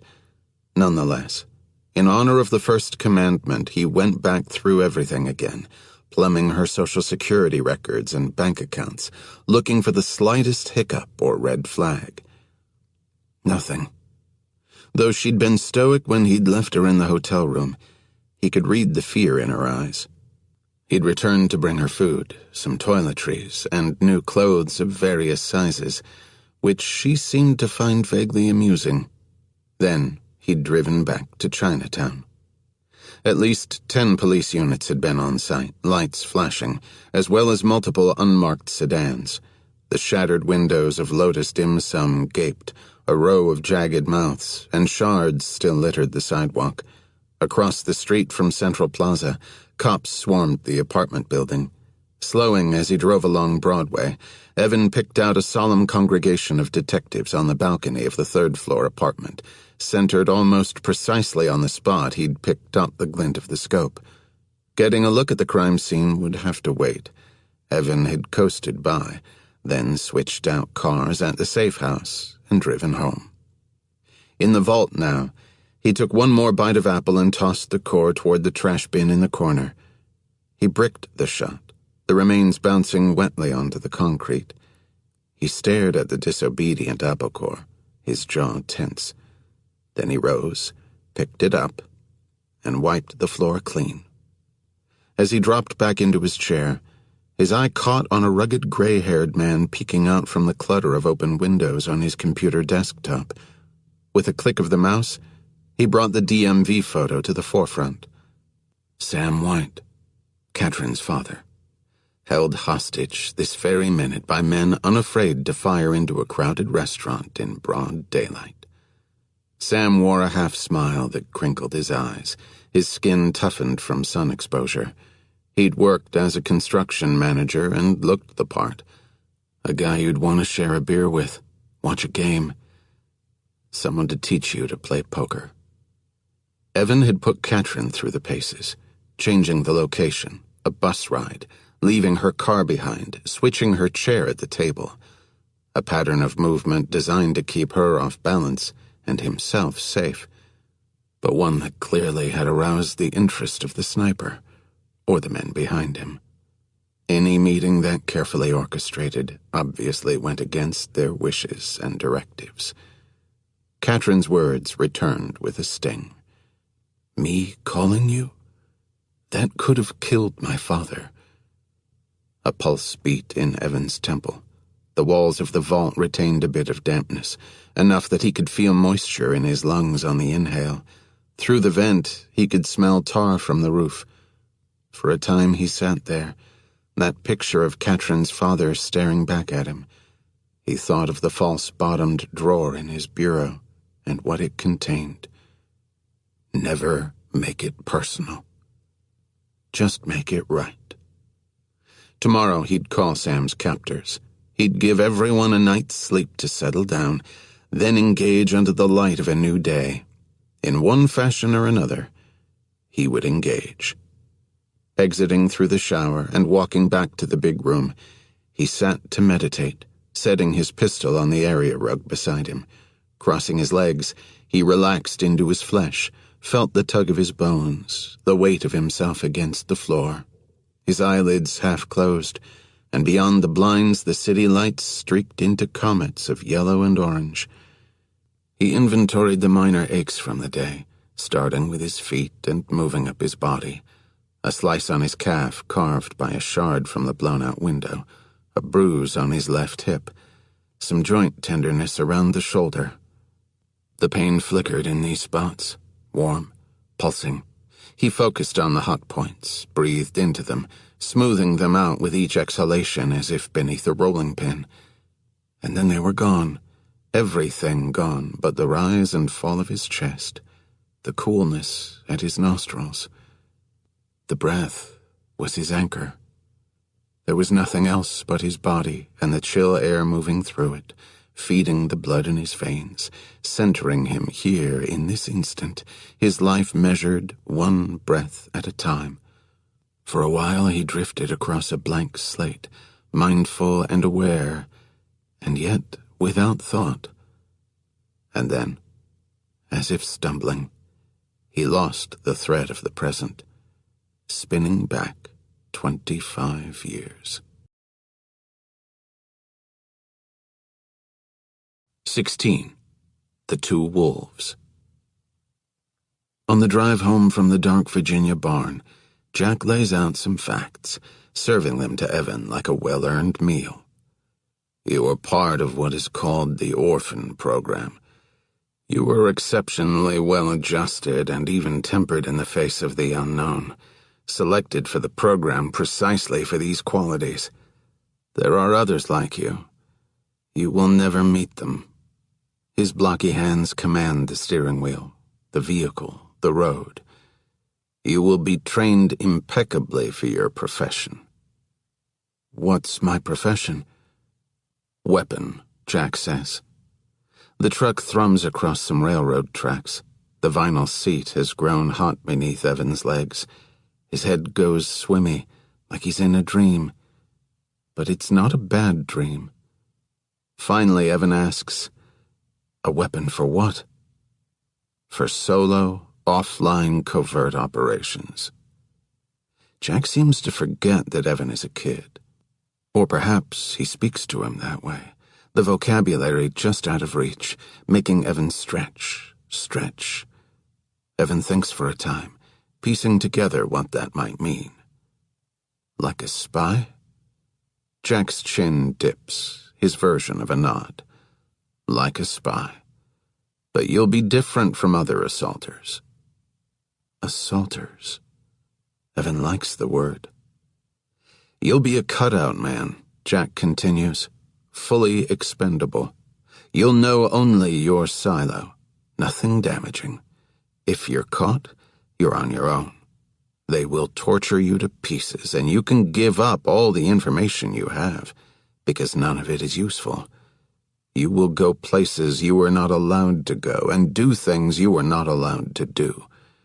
Everyone at every level will deny any knowledge of you, and this will not be entirely false. Your very existence is illegal. An orphan, Evan says. That's right. This is your last chance to pull the ripcord, so consider carefully. If you die, you will die alone, and no one will know of your sacrifice. No one but me.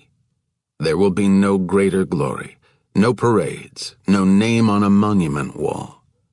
That is the choice before you. Evan thinks about where he came from. Second-hand shoes, food out of cans, low ceilings and cramped walls. Jack Johns seems like a portal to a vast, wide-open world. A world Evan had always imagined existed somewhere beyond reach. Now, maybe there could be a place out there, even for someone like him. Evan pokes at the cut in his palm bestowed by the hooked blade. Sounds good, he says. Jack looks over at him. back at the road. There is only me. I'm your handler. I am the only person who will ever know who you are. I will protect you, no matter what. The trees scroll by behind that rough-hewn profile. You and I are all we have. Do you understand? Evan watches the foliage whip by. I think so. Equivocal answers aren't answers, Evan. Yes, I understand. Evan looks down at his arms, dotted with puncture marks. So I'm going to do more training? With that guy? Him and others. Under no circumstance are you to reveal to them your name. They will know you only as Orphan X. X as in the letter or the number 10? Jack appears pleased with this question. Alphabet. So there were 23 orphans before me? Yes. What happens when you run out of letters? Jack laughs. It is the first time Evan has heard him do so. It's a rich laugh, aged in his chest. Then I suppose they'll go to numbers. He veers around a wood-paneled station wagon, a family out for a Sunday drive. I will only interject one instructor at a time into your life. At the beginning of your training, you will never be alone with an instructor. I will always be there. Like today. Yeah, but I'll never be as good at handling pain as that guy. Jack pulls a thoughtful frown. Then he says, You don't have to. You just have to do better than you did last time. Jack looks across at him. You know the 2 best words in the English language? He asks. Evan is at a loss. Next time, Jack says. Evan feels unconvinced. Jack says, You've read the Odyssey, right? No. We'll change that soon enough. Jack takes a moment to look displeased. Then, Odysseus is not as skilled a fighter as Achilles, not as great an archer as Apollo, not as fast as Hermes. In fact, he's not the best at anything. And yet, overall, he is unrivaled. Man of many wiles. Jack's eyes move from the rear view to one side mirror, then the other. Your job is to learn a little bit about everything from people who know everything about something. Evan's next years are spent doing precisely that. He is taught hand-to-hand from a Japanese master who is maddeningly calm, even as he delivers devastating attacks. There are no belts, no dojos, no special white pajamas. It is junk martial arts, the most effective destructions, a little of the best from each form. In Jack's sweaty garage, Evan spans the globe in a single fight, finding himself on the receiving end of an around-the-world offensive. A Muay Thai teep kick interception of his right cross leads to a Wing Chun bilji finger jab to the eye that sends him reeling. Before he can restore his equilibrium, an Indonesian pencak silat open-hand slap to the ear leaves his nervous system ringing. Half blinded by static, he swings, but the master delivers an upward elbow Filipino kali gunting combined with a hand trap, smashing Evan's fist against the tip of the ulna. Evan sits on the floor, hard, the collective wisdom of 4 cultures distilled into a single ass-kicking. He doesn't know which part of himself to check first. The master bows to him, respectfully. Evan swipes blood from his lips. This guy ever lose his temper? In a beach chair to the side, from behind a tattered copy of Vidal's Lincoln, Jack says, He doesn't have to. Evan dips his head, drools blood into the cup of his palm. Next time, Jack says, and gets up to go into the house. Evenings they spend in the study with its towering bookshelves and mallard-green walls, where Jack conducts what he calls area and cultural studies. Evan learns rules, etiquette, history, sensitivities. how to respond if he accidentally steps on someone's foot in the Moscow subway, what Armenians think of Turks, the proper way to proffer your business card in China, how to sink the French R in his throat. There are elocution lessons as well, eradicating every last trace of East Baltimore until Evan's accent is as non-specific as that of a Midwestern newscaster. Soon enough, when he speaks, he offers no information beyond what he chooses to divulge with his words. As the seasons pass, he grows accustomed to the 45-minute drive to Fort Meade. Jack always enters through a back gate, the guard station left conspicuously empty for their approach. Most of the activities take place in and around a clandestine set of hangars at the foresty rear of the base. A half-crazy battalion captain with an angry snarl of scar tissue for a chin runs Evan ragged, teaching him how to move under live fire. He uses concealment to head toward cover, zigzagging through tree trunks as rounds bite chunks of bark overhead. The captain's gleeful bellowing stalks him ghost-like through the boughs. "School's in session, X. Lock in that muscle memory. How you train is how you play." One day, frustrated with Evan's evasive movements, the battalion captain smacks him across the back of the head. Jack morphs out of thin air, standing nose to nose with the man. "Hurt him all you want if you're training him. But if you lay a hand on him again in anger, I will make the rest of your face match your chin. Do you understand me?" The battalion captain's eyes achieve a sudden clarity. "Yes, sir," he says. Driving home, Evan says, "Thanks." Jack nods. The truck rattles across potholes. The dashboard vent blows hot and steady. Jack seems to be working up to something. Finally, he says, "I know that details of your background are hazy. If it's important to you, we can run a genetic test, find out your ancestry, who you are." The choice awes Evan into silence. Jack seems to sense that this is one time not to push. He waits patiently. At last, Evan clears his throat. "I know who I am," he says. "I'm your son." Jack makes a muffled noise of agreement and angles his head away, perhaps so Evan can't see his face. The pace of training is relentless.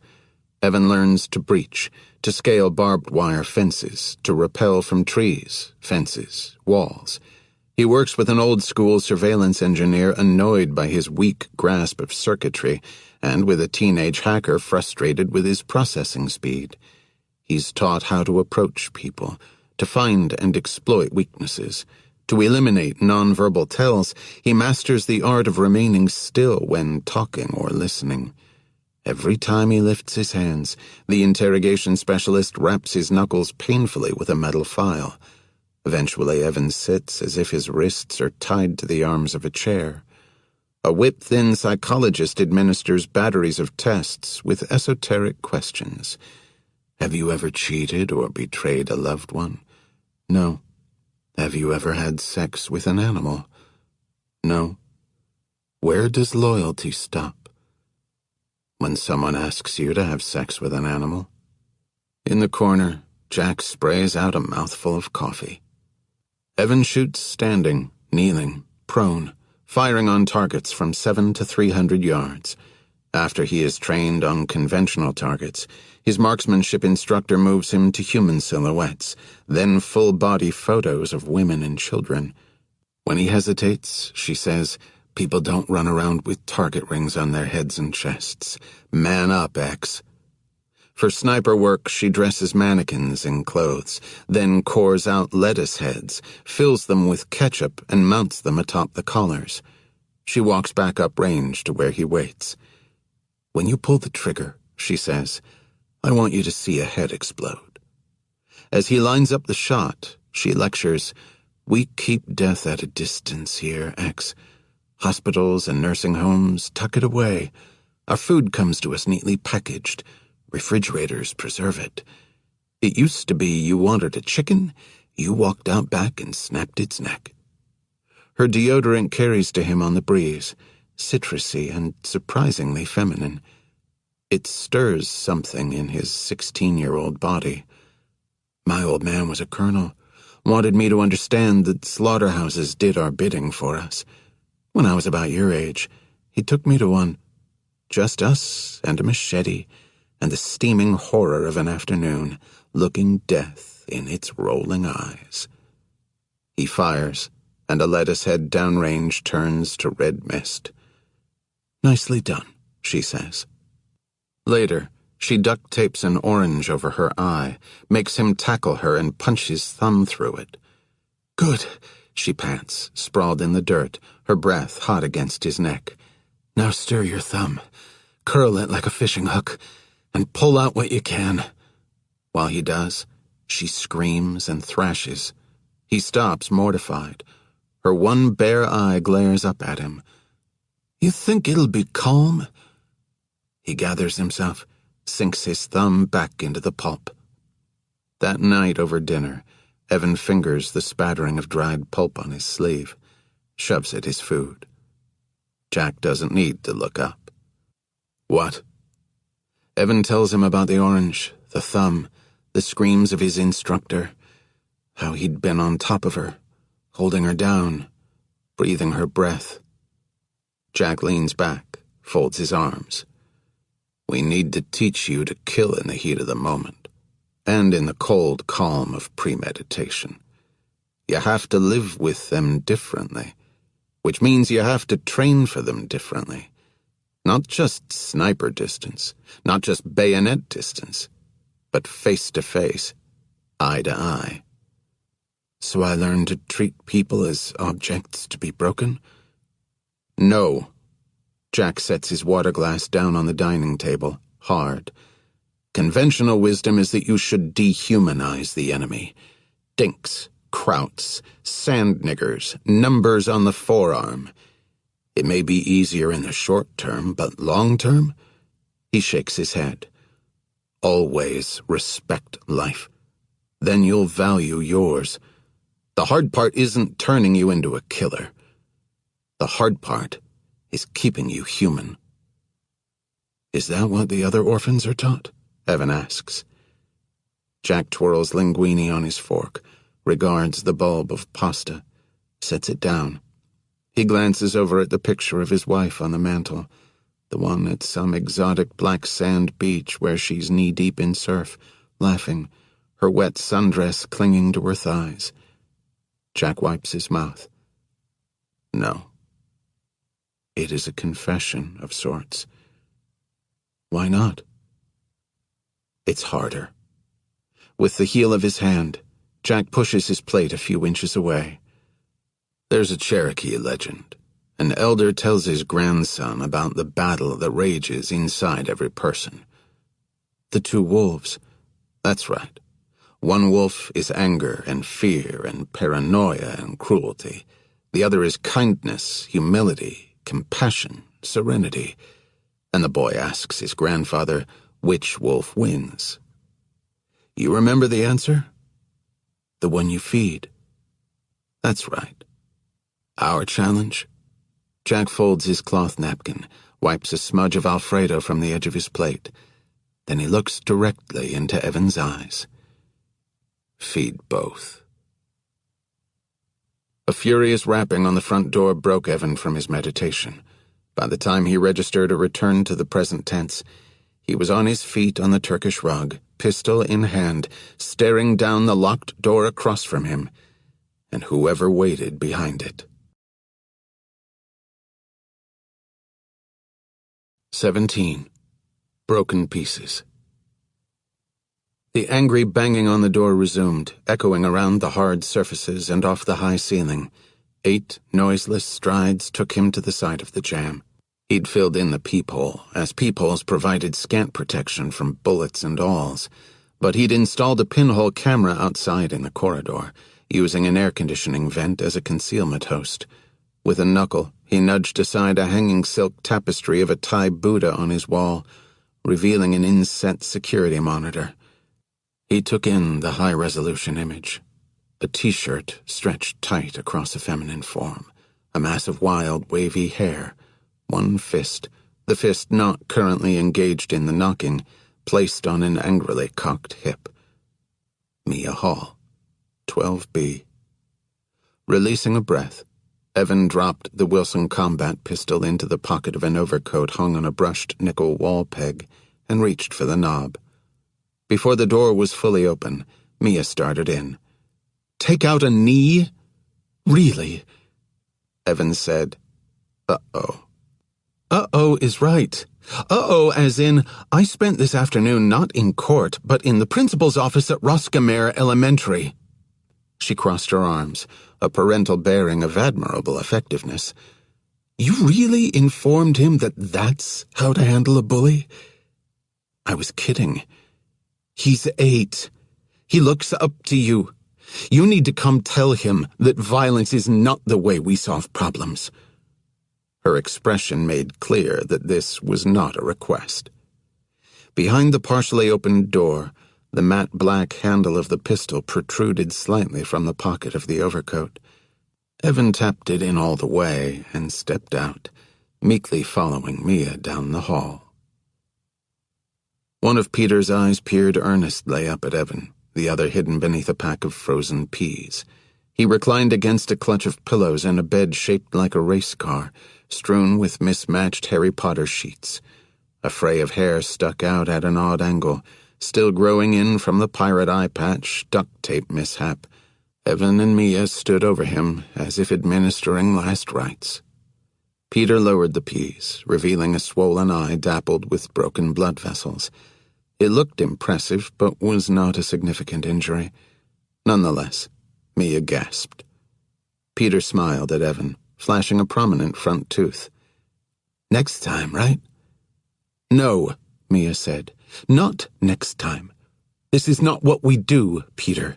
Next time, you're going to make a better choice that doesn't land you and me in Mrs. DeMarco's office. Tell him, please, Evan. The room smelled of Play-Doh, toothpaste, and bubblegum. A gold foil seal of a grinning roadrunner shimmered on a homework folder on the floor. Roscommare Road Elementary. A trio of balloons, each bearing the logo of a children's shoe store, bumped along the ceiling. On the desk, a Lego figure was undergoing some kind of primeval surgery, lying on a cot of tissues beside several Q-tips and a tube of superglue. A crayon drawing of the see no evil, hear no evil, speak no evil monkeys fluttered from a tack beneath the vent. Evan might as well have landed on a different planet. He cleared his throat. Fighting is bad, he said. Mia regarded him through a fall of hair, seemingly disappointed and encouraging at the same time. She gave him a prompting nod. A better means of conflict resolution, Evan continued, is to tell. Mia issued a noise of consternation that seemed to encompass her, Evan, the entire bedroom tableau. The Jaws theme sounded. Mia lifted her iPhone from her pocket and stiffened. Sorry. I'm sorry. This is a big work problem. Can you just... Evan nodded, and she stepped into the other room, answering. He noted that she left the door open. Peter stared at him expectantly. What the hell was Evan doing here? His thoughts drifted to Katrin, holed up in the motel room waiting for sunrise and Evan's return. Her father held hostage at this very moment. Was he bound? Gagged? Had they beaten him? Evan looked around the room for inspiration. Found none. A family portrait sat framed on the desk. Peter, a fat newborn. Mia with a dated haircut. Her bespectacled husband wearing an easygoing grin. A post-it adhered to the windowsill issued another directive from that Peterson guy. Make at least one thing better every single place you go. Evan closed his eyes and thought back to being a kid. He pictured the way Jack's lips flickered when he sussed out the situation beneath the situation, as if they were searching for words. Evan reached for the wobbly desk chair, swung it around, sat on it backward. He took a breath.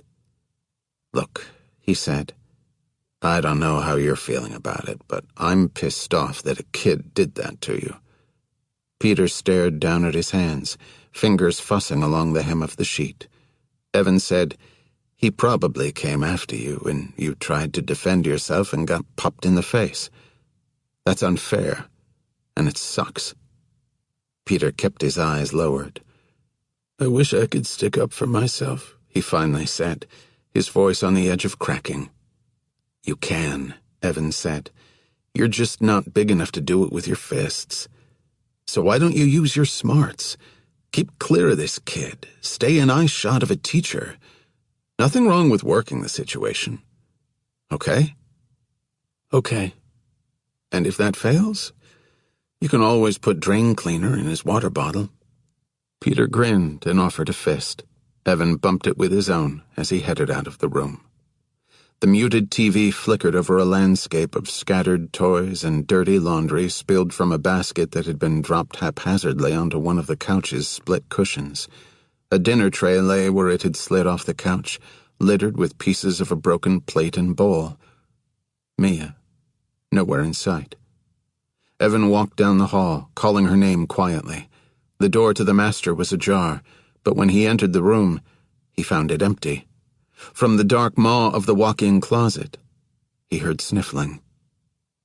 "Mia?" He pushed the closet door further open and saw her sitting with her back to a rise of drawers, wiping her face, one hand clutching the ever-present iPhone. "Sorry. Sorry. Sometimes... May I come in?" "Please." He put his shoulders to the wall opposite her, beside the hanging blouses, and slid down to sit facing her. Her feet, shoved into actual bunny slippers. They were fluffy pink and featured a heart and stitched bubble letters that proclaimed, "World's Best Mom." The sight of them brought something deeper than just amusement. It surprised him to realize that he liked this home, where knives were for spreading butter and superglue for repairing toys. "Sorry I was harsh earlier," she said, upstairs. "You were just being protective. I'll tell you this. Parenting ain't for sissies." "No," he said. "Doesn't seem to be." "And with work right now..." She blew out a breath. Her hair floated back down over her forehead. "Facing it all by myself feels so fucking scary sometimes. And I know that's pathetic with everything I have, but..." He watched her expression shift. "I did everything right," she said. "Studied hard, worked hard, was a good wife. I know. Grow up, right? I sound naive and entitled, but Christ, you'd think it'd work out better than this." She fluttered a hand around the closet, the heavy sleeves of disembodied coats, the wire hangers, the crowd of sweaters bending a shelf overhead. "I have this fantasy notion of myself, holding it together. But I can't seem to get there. Why not?" He was unaccustomed to these kinds of problems, significant but not extreme, prosaic but not trivial. Everyday difficulties. A boy without a father, a toilet that wouldn't flush, frozen peas to bring down the swelling. She was looking at him expectantly, and he realized that an answer was due. "I suppose everything's a matter of discipline and focus." She made a thoughtful noise. "It might seem that way to you," she said, not unkindly. "There's no one else in your life. I mean, in your life all the time. People are messy. Relationships aren't linear. They knock you on your ass, make you detour, reverse, change focus. You can't be perfect unless you're alone, and then guess what? You're alone, so you're still not perfect." An image came to Evan. Jack moving through the farmhouse late at night, thumbing up flecks of dust, aligning objects on counters, stacking the placemats and cloth napkins with assembly line precision. Evan had always viewed those nighttime rituals as displays of metal, an almost religious observance of setting the room, the house, the universe in order. Maybe none of what we think matters really matters at all, Mia said. Maybe it's the little stuff that adds up, inch by inch, until you've built something you didn't even know you were building. Driving carpool, making school lunches, sitting bedside at a hospital night after night. Her eyes glinted in the dark. But that's what takes it out of you, too. She tilted her head back to keep more tears from spilling. I worry that I can't handle everything that's coming by myself. All the mess of life, that I'm too sensitive, too fragile, that it'll keep coming, and I won't have what it takes. You're not fragile, Evan said. You're not afraid to show the cracks. Great. A hint of a smile. I'm cracky. She stuck her arm out at an upward diagonal. Help me up. You sure you're ready to exit the closet? She cocked her head. There's a mess to be picked up and laundry to be done, and I am again equal to the task. He rose, grasped her hand, pulled her up. She rose as if weightless. For a moment they were close, stomach to stomach in the tight space. Her eyes on his chin, her breath faint against his neck. And then she brushed past him, patting his side. They emerged from the bedroom together. In the living room, she turned off the TV, started folding the laundry on the couch. Starting for the door, he thought again of that life lesson Mia had written out for her son and stuck to the wall. Pursue what is meaningful, not what is expedient. The little phrase stopped him there on the floorboards. He looked across at the post-it and read it again, wondering if the commandments were immutable and determinate, or whether new rules could be added as one pleased. Again he thought of Jack poking around in the dark house, tidying up, making invisible adjustments that he'd make again the next night and the night after that. The farmhouse, so safe and clean and soothingly spare, had always felt somehow outside of time. This home gave the opposite impression. With its smudged handprints and framed family portraits, it seemed to contain within its walls the entire brutal cycle of life. And yet it also contained a comfort of a different kind. Though the specific thought wriggled away before Evan could pin it down, he sensed somewhere that this brand of comfort couldn't exist without the brutal realities. In his peripheral vision, Evan sensed Mia crouch over the fallen tray. He reversed direction and joined her, helping pick up the broken pieces. 18. Look closer. Around Evan's 17th birthday, a threat arises, acquainting him with the real-life stakes of the profession. News reaches Jack that a file in a classified database somewhere may have been compromised. Drawing on a tenacity forged in his early infantry sergeant days, he locks up the house and stays awake for 72 hours in the dark foyer, facing the front door from a wooden stool, combat shotgun across his knees, moving only to drink from a thermos and relieve himself. A phone call from a blocked number indicates that the threat, if it was a threat at all, has passed. As Jack returns the wooden stool to its place at the kitchen counter, he calls Evan to his side. He throws some leftover turkey on a plate, then pours himself vodka over ice. Leaning against the sink, drink in hand, he wears a thoughtful expression. His vigil has left ample time for contemplation. I need to teach you how all this works, because knowledge is power, and I will not have you take the risks you will take unempowered. Our program is a full deniability antiseptic operation run off a black budget. The money comes straight out of Treasury. It's printed and shipped, utterly untraceable, which means, essentially, that we have an unlimited budget. DoD manages this, threads the needle through an outlet in the Department of the Interior. Department of the Interior? Exactly. Land management, national parks. Who's gonna look there? Jack proceeds to lay out the arcane arrangements. Bank accounts on various continents. The cash moves through a contracting agent in Aberdeen, Maryland, who doesn't even know what he's contracting, then filters out. P.O. boxes, traceless wires, currency swaps. Lawyers in closet-size offices rented by the week, concealed in beehive complexes housing jewelers, boiler room operations, fly-by-night travel agencies. Desks and phones and nothing more. Evan listens intently, his hand dipping below the counter from time to time so Strider can lap turkey from his palm. Jack pretends not to notice. The only permitted variation in discipline comes where the dog is concerned. Are you supposed to be telling me this? Evan asks. No. The sixth commandment. Question orders. The following morning, Evan returns from a run to find in the driveway a red Acura Integra with a bobblehead Jesus adhered to the dash.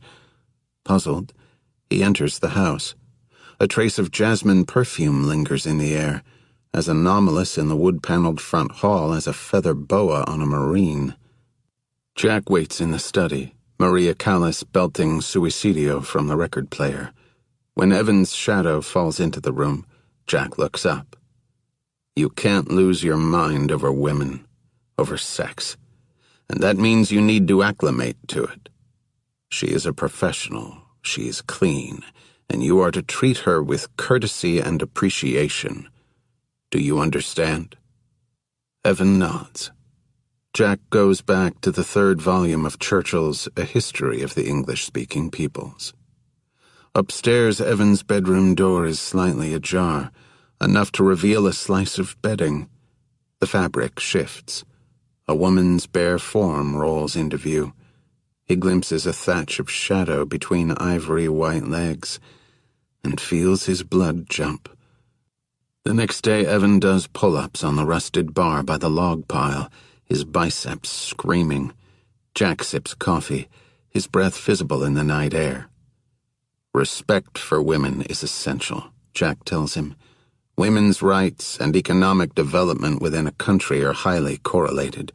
Treating women properly is not just a moral position, which it is, or an American value, which it is. It's a strategic imperative, and you will always lead by example in this regard. Evan makes a grunt of consent and drops from the bar. When he goes upstairs, there are two women waiting in his bed. His education in and out of the sheets intensifies. By the time he turns 18, he is 5'11", 175 pounds of lean, rigid muscle. He is neither too tall, nor too big, nor too evidently strong. He can vanish in a crowd. Half the men in a given bar might think they could best him in a brawl. This is ideal. Jack decides to call wind for Evan on the sniper range one crisp fall morning. It's been a long while since it was just the two of them, with no instructor. Evan dials the elevation into his scope, correcting for the ballistic arc. At his side, Jack presses binoculars to his face. She says you shoot almost as well as Orphan Zero now. I thought we were only letters. Zero's a nickname for Orphan O. Evan exhales through pursed lips, applies steady pressure to the trigger. The stock kicks into his shoulder, and a hole appears centered in the red bullseye 600 meters downslope. Who's Orphan O? Evan asks, fitting his eye again to the cup of the scope. An active orphan. Some say the best. Until you. Evan fires again. Jack lets his binoculars drop into the brittle leaves, annoyed. Focus, Evan. You missed the whole damn target. Look closer, Evan says. Jack lifts the binocs again. There it is. The eclipse-like bulge where the second bullet nudged the perforation outward on the left side. 2 bullets, 1 hole. Jack bobs that bulldog head, makes a noise deep in his throat. As Evan looks over, Some heretofore undetectable filter falls away, and Evan sees that Jack has aged since that first meeting when he pulled up to the rest stop where Evan was left 7 years ago. His flesh seems heavier, tugging at that broad jawline, and his gaze is more human somehow. The glimpse of this Jack, a man nearing 60 with more traveled road behind him than open road ahead, strikes a vulnerability inside Evan that he didn't know he had. When Clara died, Jack says, keeping his eyes downrange, I couldn't see anything. Only the spaces she used to occupy. He rolls his lips, swallows. Until you. His mouth firms, and once more he is a baseball catcher, square and armored, impervious to collision. He rises, his boots crunching mulch as he turns back to the truck, his face holding the faintest note of dread. You're ready, he says. Evan's eyes opened in the soft morning light of his bedroom. He lay on his floating bed, stared at the ceiling, Jack's words still echoing in his head. He'd been ready for a long time. Briefly, he wondered what all that readiness had cost him. And then he rose. It was time for him and Katrin to make contact. 19. Advertising cost. I'm scared. Sitting at the edge of the motel room bed, Katrin shoved her clenched hands into the already stretched hem of the woefully oversized t-shirt Evan had brought her. Her hair, still wet from the shower, fell at blunt angles into a bob. Her irises, a crystalline sea green, looked even clearer given the absence of eyeliner. She took in his face in darting glances, her knees nutcrackering the union of her fists again and again. Evan pulled a chair around to face her. It'll be okay. How can you know that? It always has been before. The air, still humid in the aftermath of her shower, felt oppressively heavy and carried the hospital hygienic scent of bad motel soap. He'd arrived minutes ago to find her pacing around the cramped space, chewing a dark-painted thumbnail to the quick. Now she rammed her hands again into the belly of the ill-fitting shirt, the V-neck tugging down, showing the top swell of her breasts. Nerves firing, limbs jumping, her anxiety fighting the confines of her body. His black briefcase rested on the bureau beside the TV, knocking out any surveillance devices that might be in the area. He punched a code into the lock, turning off the wideband high-power jammer. It was time to make a phone call. Sensing this, Katrin picked up the burner phone from the mattress beside her. She pressed it to her lips, closed her eyes, as if praying. Evan removed his roam zone. We'll use mine, he said. Untraceable. She gave a quick nod. Hang on. Just hang on.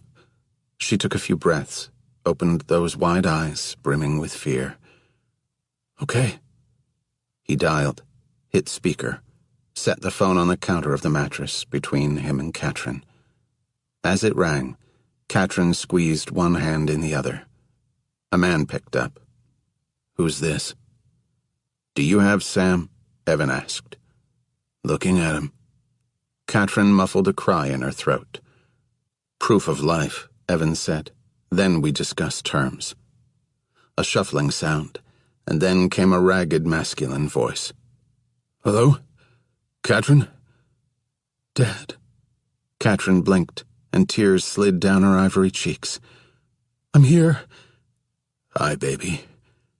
Have they hurt you? I'm all right. She wiped her eyes. I'm sorry I didn't listen to them better. I'm sorry I went to someone for help. Honey, I want you to know. I want you to know I don't fault you for any of this. For anything that happened. Whoever you're with, I hope he protects you. I hope he... A clamor of grappling as the phone was ripped away. Then the first man's voice again.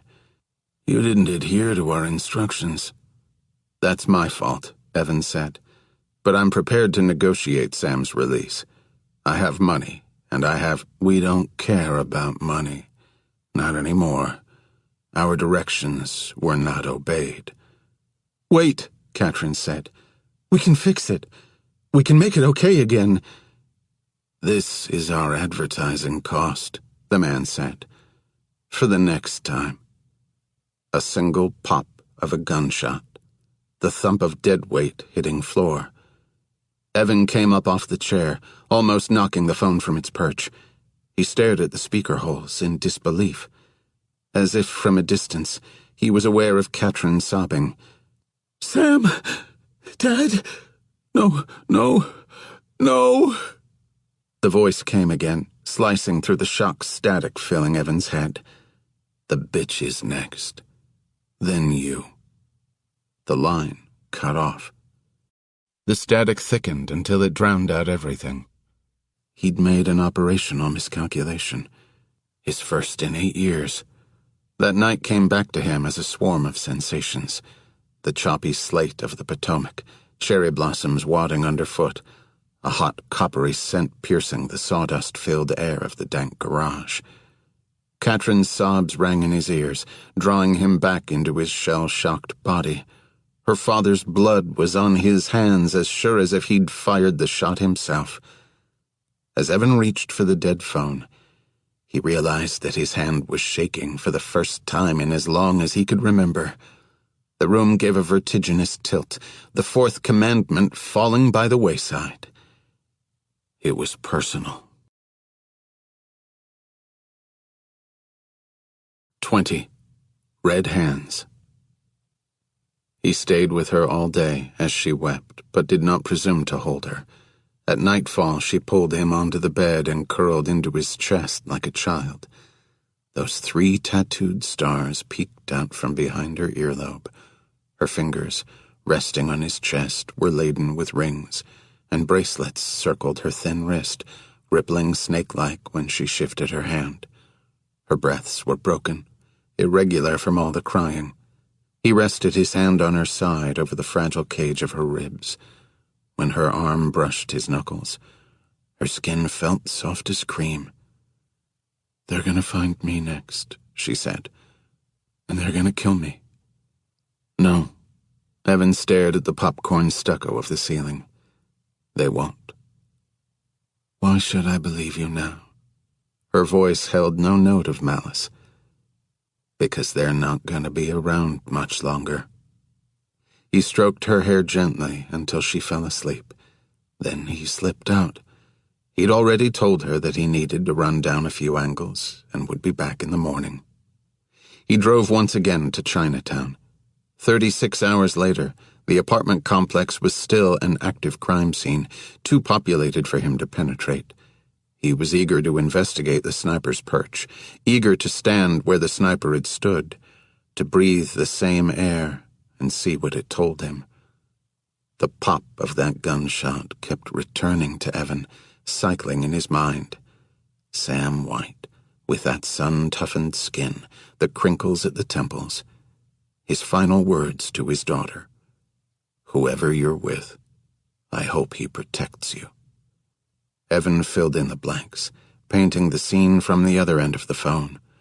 The recoil of the pistol, the snap of the head, the concise black dot of an entry hole. And then that distinctive crumpling of a body once life has left it, the herky-jerky cascade of limbs, the limp neck, the chalk outlined sprawl on the floor.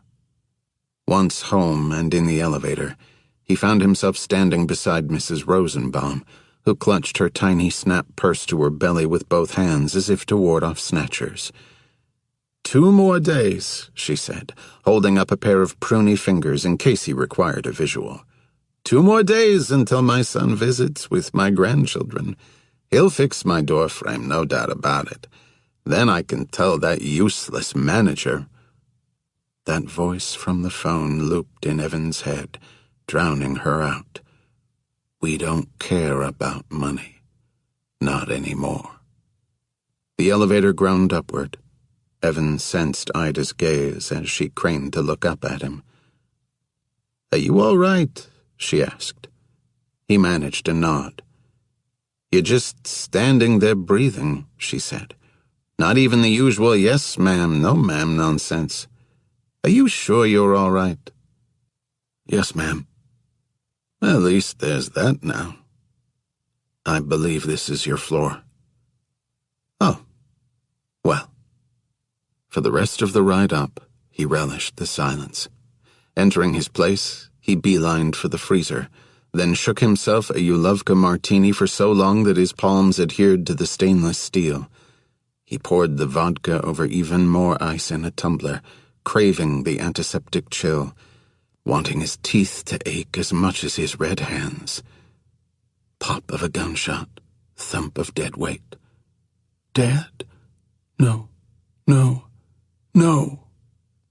The tumbler was at his lips. He could breathe the sharp fumes, taste them even at the back of his tongue. Sending a high-level kill team in on a $2.1 million marker seemed overzealous, but Vegas was clearly willing to go to extremes to teach a lesson to the next big-ticket loser. This is our advertising cost for the next time. Before he knew what he'd done, he'd hurled the glass across the counter at the back of the sink. It exploded pyrotechnically, shards and ice catching light, throwing rainbow prisms on the muted blue-tinged paint of the ceiling. The crash sounded unreasonably loud off the tile and metal and concrete. "It'll be okay," he'd told her. "It always has been before." An image slotted back into place in his mind. Sam's DMV picture, taken on an ordinary day in an ordinary life. A denim shirt collar poking up into view, tousled gray-white hair. "Dad taught me pretty much everything." Evan's legs moved him down the hall, past the row of Japanese woodblock prints and the 19th century katana mounted on the wall. He cleared the doorway, and the master suite sprawled before him. Pop of a gunshot. He found himself on his knees before the bureau, tugging open the bottom drawer, sweeping aside his boxer briefs to reveal that carved crescent catch. Thump of dead weight. His fingernail caught, and the false bottom of the drawer lifted. He removed the thin veneered particle board and dropped it onto the floor beside him. On his knees, he stared down into the newly revealed depths of the drawer, his breath tight in his throat. Inside rested a torn blue flannel shirt, stiff with blood that had gone black with age. A relic. 21. Dead Drop. Armed with only the training he has amassed over the past 7 years, Evan finds himself navigating a treacherous new reality in treacherous new lands. There are no faces he recognizes, no safe havens, no conversations in his native tongue. He learns when to drift, when to anchor, when to project a potency beyond his 19 years. Together in the comforting flicker of a birch fire in the farmhouse, he and Jack had built an operational alias that Evan wears now like a well-loved overcoat. It is composed of more truths than lies, the easier for Evan to align himself with it. Jack taught him the difference between acting his cover and living his cover. Evan does not act. He believes, laying down genuine emotion over the false foundation. Missions follow, too many to count. Evan and Jack communicate by typing inside the same message saved in the drafts folder of Evan's email account. That way not a word is actually transmitted over the internet, where it could be detected or captured. From various countries on various continents, Evan gets photographs, addresses, instructions. He reads, replies, saves, or deletes. For a dormant account, the.nowhere.man@gmail.com has an extremely active drafts folder. Evan dispatches an Egyptian operative in a treetop lodge in Kenya, a drug lord in a Sao Paulo bathhouse, a Syrian rebel in the storage room of a lampshade shop in Gaza. In a dreary Lebanese slum, Evan modifies orders by removing a car bomb after his target proves to drive only with his children in the back seat. He winds up infiltrating an armed compound and shooting the man in bed, a dangerous improvisation that draws a rare censure from Jack. Then, 9/11 brings a tidal wave surge in activity, Evan conducting more denied area operations than ever, and also moving unseen through Spain, France, Italy, lending a little uninvited help to friends. At some point, though it is not a distinct moment, his alias becomes known by 3 initial agencies in certain territories. The ever-powerful databases have identified patterns of activity that are ascribed to him. The Nowhere Man, executioner and terrorist, wanted for a variety of offenses by a variety of nations, including the United States of America. But this doesn't concern him, as he doesn't technically exist. No clear photograph of him can be found in any file the world over. As his legend grows within particular shadowy circles, quite a few missions are misattributed to him. Raids are conducted to capture him, often in the wrong hemisphere. At least twice a suitable candidate is killed, and the Nowhere Man taken off the rolls, until another covert action demonstrates his apparent immortality. Only Jack knows. He remains Evan's sole link to legitimacy. To the rest of the world and his own government, Evan is a wanted man. Jack takes his orders from people at the highest level, and there they perch, breathing the rarefied air, enjoying the ultimate protection. Evan is plausible deniability personified. He is an enemy of the very state he protects and serves. Ball bearings within ball bearings. He nearly forgets that there are others like him, until one winter morning in his 29th year, at a dead drop in Copenhagen, he receives the message. I am one of you. Would like to meet. The Ice Bar, Oslo. A date and time are given. It is signed, Orphan Y. He stands for a time, note in hand. Snowflakes land on the paper but do not melt. He already knows 2 things: that he will go, and that he will not tell Jack. He arrives well before the appointed hour, surveilling the block, the bar, exits and entrances, stairwells and tables. The bar features a long glass-walled encasement running the length of the north wall, kept as cold as a freezer. Near the door of the encasement, fur coats hang, donned by men and women alike before they enter. Inside, slate ledges display innumerable bottles of vodka and aquavit. A bartender serves each chosen spirit in a shot glass made of ice. The rest of the bar is stark and modern. Waitresses distribute pickled herring and reindeer satay on wooden paddles. Evan chooses a corner booth within leaping distance of the kitchen's swinging doors, and sets a revolver on the cushioned bench beside him, the length of the barrel pressing into his thigh, aiming out. He spots the man the moment he enters, the bearing instantly recognizable, even 17 years later. Same ginger hair, same ruddy complexion. He winds through the crowd, peels off his winter coat, stands opposite Evan. They stare at each other. Fine hairs bristle on Charles Van Sciver's arms. Across from them, in the freezer, a group of drunken young people, bear-like in their furs, throw back drinks, hurl their ice shot glasses against the glass wall and high-five. Evan. Holy shit, huh? Van Sciver says. He slides into a chair, takes in the upscale decor. We're a long way from the Pride House group home, aren't we? How did you find that dead drop to contact me? We're well-trained. A half smile. I do appreciate your coming. Why Oslo? I'm here for a mission. He hails the waitress, orders 2 glasses of aquavit, then returns his attention to Evan. I wanted to see someone else who doesn't exist. Nice to have a reminder now and then that we're really here. The drinks arrive, and Van Sciver lifts his in a toast. They clink. I heard about you now and then during training, Van Sciver says. Passing references. They used your code name, of course, but I knew. Orphan Zero and you. Best of the best. The notion of Evan's reputation spreading through the orphan program seems to him bizarre. Almost as bizarre as sitting across from someone with shared experiences, and a shared history as well. For most of his life, Evan has operated without a present, let alone a past. You had a handler, Evan asks.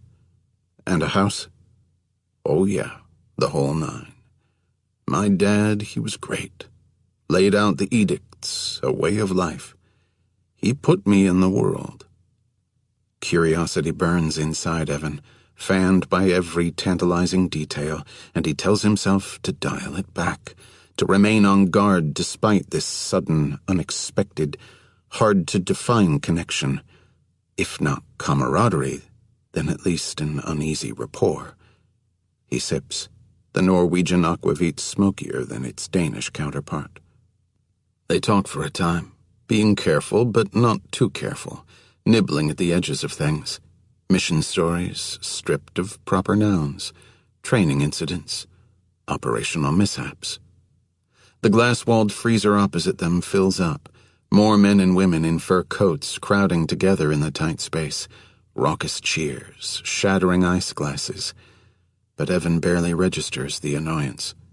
His and Van Sciver's dimly lit table seems a haven from the noise and revelry, a quiet place in the world. Van Sciver gulps his sixth shot, though he seems unaffected by the alcohol. What I like best, he says, the glorious simplicity. There are orders and nothing else. A discomfort bubbles up from the base of Evan's skull, though he can't put a name to it. Nothing else? Van Sciver shakes his head. Just getting it done. I was in and out of the sandbox for a time, playing some offense. This one day I was tucked into the hillside behind a mansion, got a high-value target in the scope through a kitchen window. Tough shot, 200 and change, wind factor, narrow vantage. But I had it. Problem was his kid, right? Maybe 6 years old, sitting in his lap. And there are security patrols working the mountain, so I have to roll in and out of the brush at intervals. I couldn't get the target clean in the scope without that kid. And my window's closing. Dusk coming on. He wets his lips. So I zero in on the kid's eye socket, right? One less skull wall for refraction. I lined it up. Then I thought about it. His big hand closes around the delicate cordial glass. He sips. Evan has been there himself, on his very first mission, hiding in a fetid Eastern Bloc sewer, sniper rifle aimed through a curb drainage grate, his scope zeroed in on the eye of an innocent. He leans forward. What did you do? I took the shot. Van Sciver's thumb and forefinger twist the stem of the glass back and forth. Edict 12. Any means necessary. Evan's head feels slightly numb from the booze and Van Sciver's revelation, but through it he also feels a swell of affection for Jack. He wonders just how different Jack's rules are from those of the other handlers. He hears himself ask, did it work? The round didn't kill him, but the bone frags did.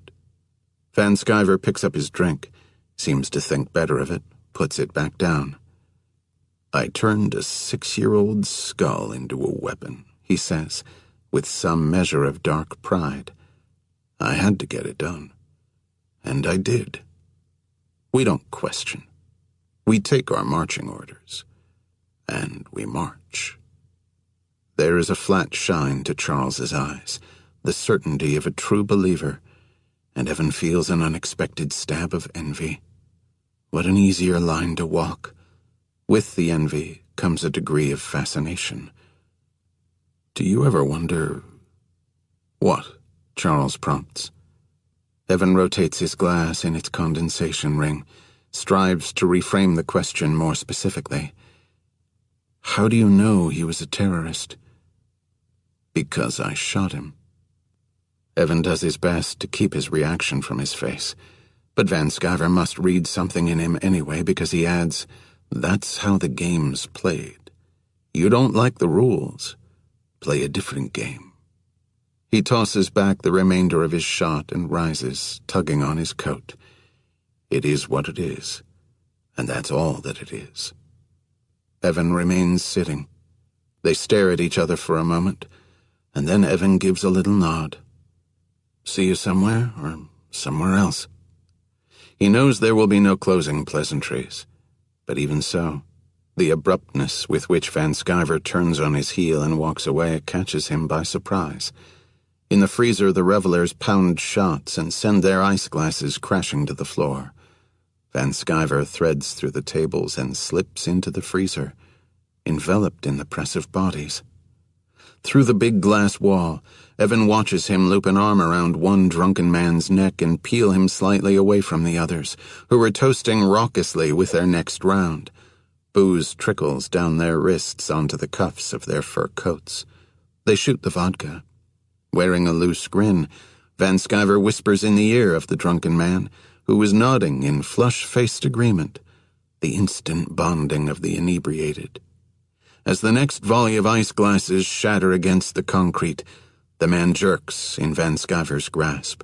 High fives are thrown all around them. Someone climbs up on the bar, nearly slipping. Van Sciver leans the drunken man against the glass wall and guides him down so he's sitting on the floor. His back leaves a dark smudge on the pane. His head tips forward, chin to chest, and he is still. Van Sciver lifts a hat from one of the other partiers and sets it on the man's drooping head, tilted over his face. Just another passed-out fool. His friends point at him, laugh, and keep drinking. As Van Sciver glides out of the freezer room, his ruddy face finds Evan for a split second. He shoots a wink, and he's gone in the crowd. He'd said it himself. He was here for a mission. Evan has to admire the cold-blooded efficiency. 2 birds, 1 stone. He throws down a wad of kroner and takes his leave. Over the following months, the meeting with Van Sciver weighs on him. Snatches of their conversation return at inconvenient moments. Any means necessary. We don't question. Because I shot him. A moral blurriness has been introduced to the equation that Evan cannot, no matter how hard he tries, pull into focus. And the missions keep pinging into the drafts folder of the.nowhere.man@gmail.com. The summer finds him in Yemen, on the trail of a financier to radical imams. On an afternoon baked into lethargy by a gravy-heavy heat, he finally catches up to the man on an outing at a park. Hours pass as Evan waits for the man to separate from his young wife. Finally, he heads into the filthy public bathroom, where Evan garrots him beside the stall. A messy, up-close business. The man fights, kicking hard enough to break one of the porcelain urinals. After, Evan's shirt is little more than a torn rag of sweat and blood. When he gets cleaned up and back to his hotel, the local stations are lit up with news of a dead human rights activist whose face happens to match that of the man Evan has just dispatched. He feels a dull thudding in his stomach, the beat of paranoia. Or is it doubt? Doubt is one thing he cannot afford. He requests phone contact with Jack, and 2 hours later, it is granted.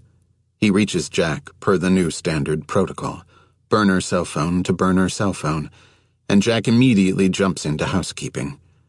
I moved another 8-figure sum through the Isle of Man. It'll octopus out to your second-tier accounts, and then— Stop, Evan says. Jack does.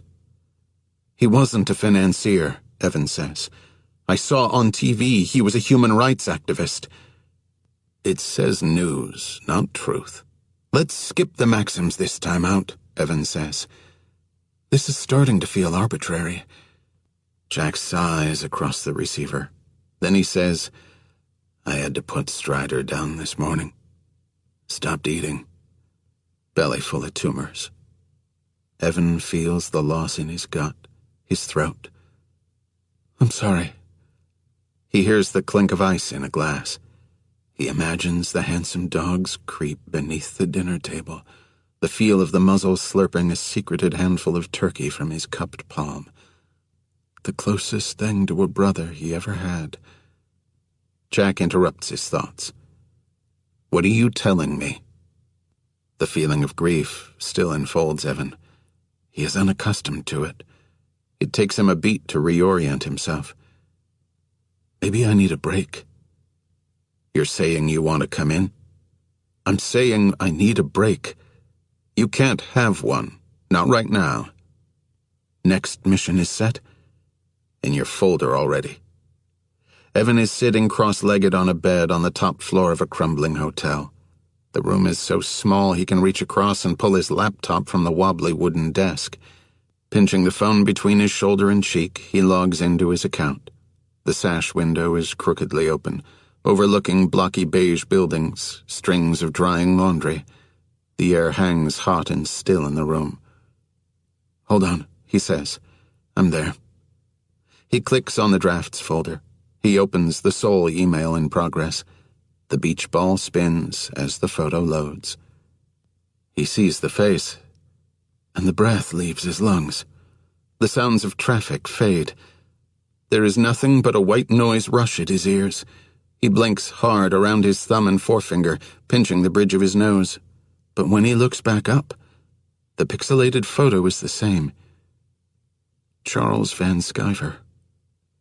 Jack reads something in the silence as only he can. You recognize him? Yes. From the home? Yes. And what? Evan stands up, goes to the window, trying to find fresh air. But the air is all the same here, in this room, outside, in the whole bone-dry country. We met once. I know who he is now. You met? That's an unfortunate irregularity. Call it what you like. If he's an orphan like me, why is he landing in my email account? He's been compromised. A couple of our guys. He could hear the pain in Jack's voice. What? He pressed.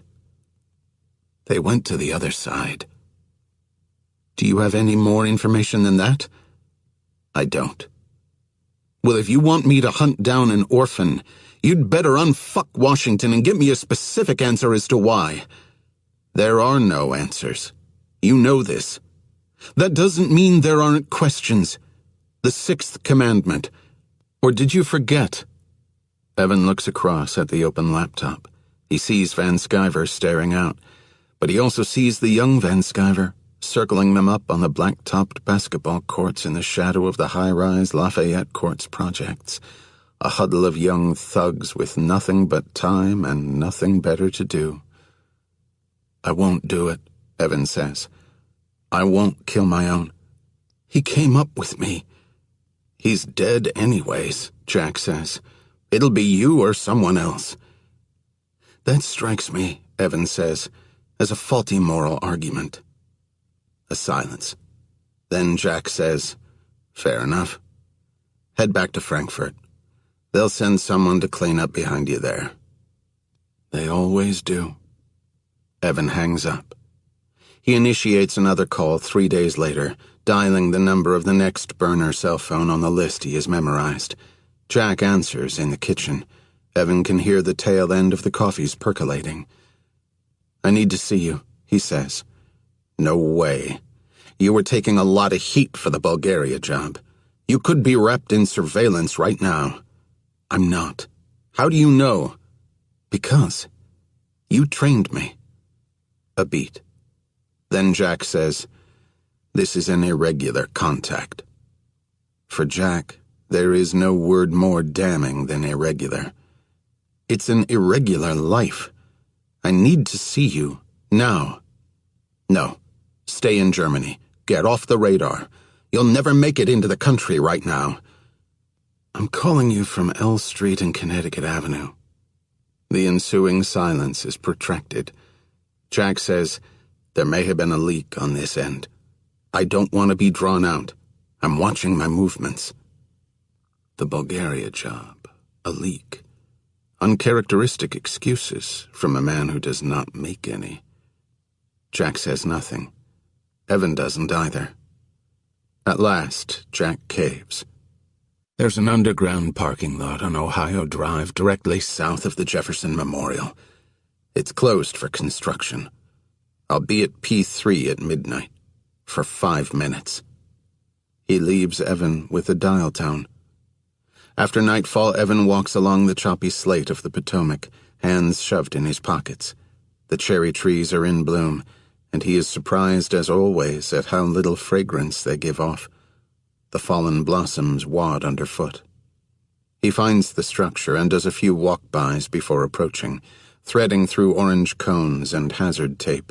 A makeshift plywood sheet has been nailed too often over the door to the north stairwell, and it unseats readily with a gentle prying. He walks each level, moving between the slumbering cement mixers and construction trucks loaded with equipment. He descends to P3, surveils the perimeter of the dark floor, and tucks in behind a concrete pillar to wait.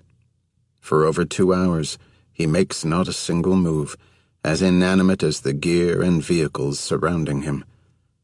At midnight on the dot, Jack materializes from the far end of P3, where, to Evan's knowledge, there is no stairwell. Then again, it's a magic trick befitting a one-time station chief. Ball bearings within ball bearings. His footsteps tick-tock across the open.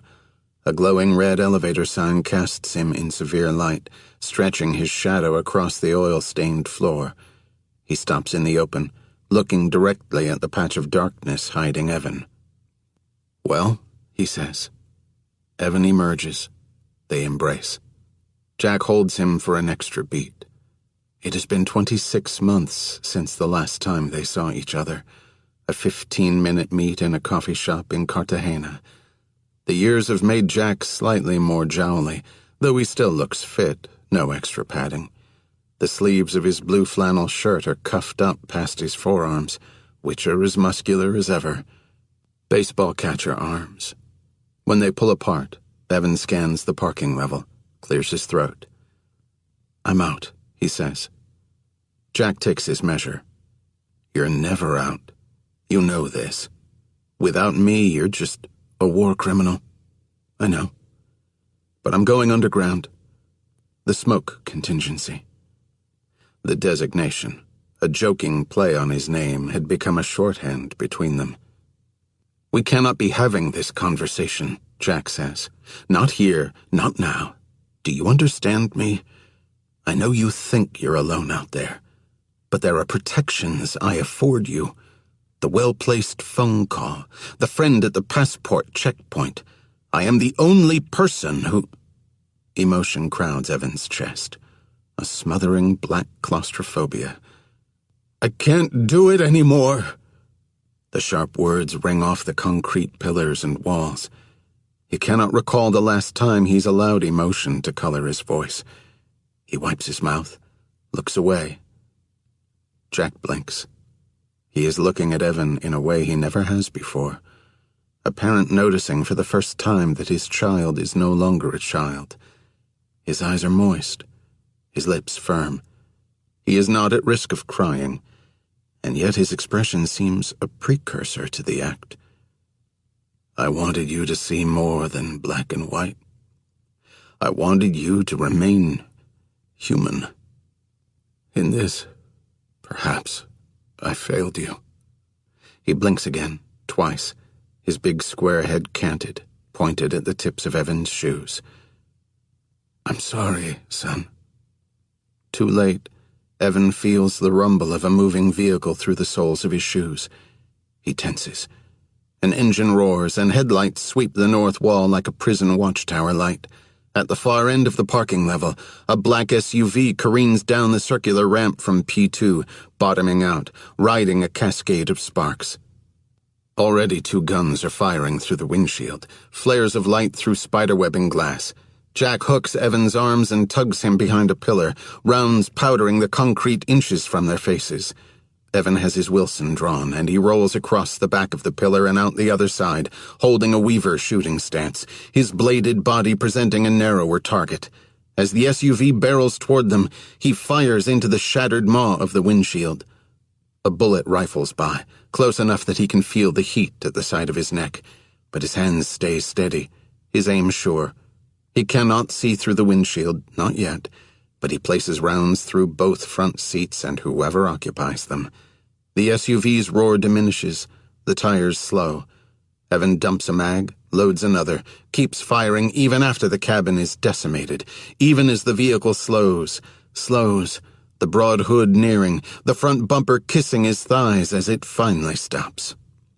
The red elevator light illuminates the interior, two riddled bodies splayed forward against the dashboard.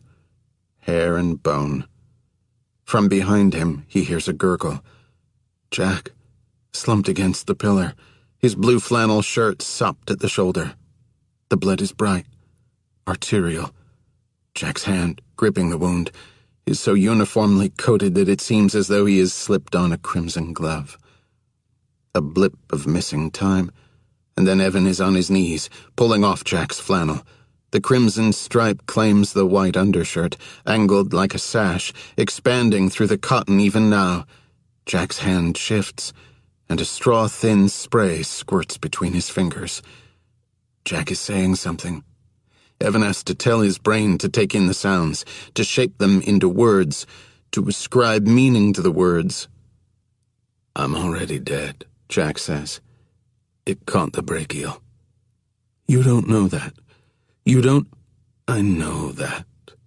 He lifts a calloused hand, lays it against Evan's cheek, perhaps for the first time ever.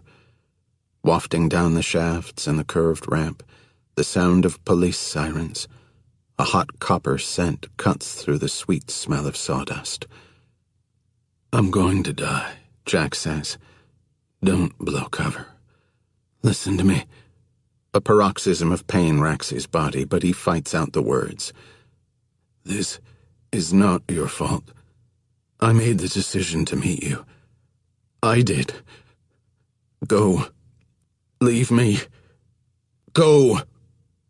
Evan thinks he is choking, but then he feels the wet on his cheeks and realizes what is happening to his face. The sirens are closer now, a chorus of warbling screams. "No," he says. "I won't go. I won't." Jack's good hand drops to his belt, and there is a clank, and then his service pistol is up between them. He aims it at Evan. "Go." "You wouldn't." Jack's gaze is steady, focused. "Have I ever lied to you?" Evan stands up, stumbles back a step. He thinks about the warnings Jack gave him. Heat from the Bulgaria job, a potential leak. I don't want to be drawn out. And yet Evan had done precisely that. He throws a panicked look over at the smoking SUV, the mystery bodies slumped forward, faceless. Back to Jack, each breath wheezing out of him. Evan wants there to be more time, but there is no more time. It dawns on him that Jack's flannel shirt is still mopped around his hand. His fist tightens around it, moisture spreading between his fingers. Somewhere above them, tires screech. Boots on concrete. "Son," Jack says gently, "it's time to go." He rotates the barrel beneath his own chin. Backing up, Evan arms the tears from his face. He takes another step back, and another, and then finally he turns. Running away, he hears the gunshot.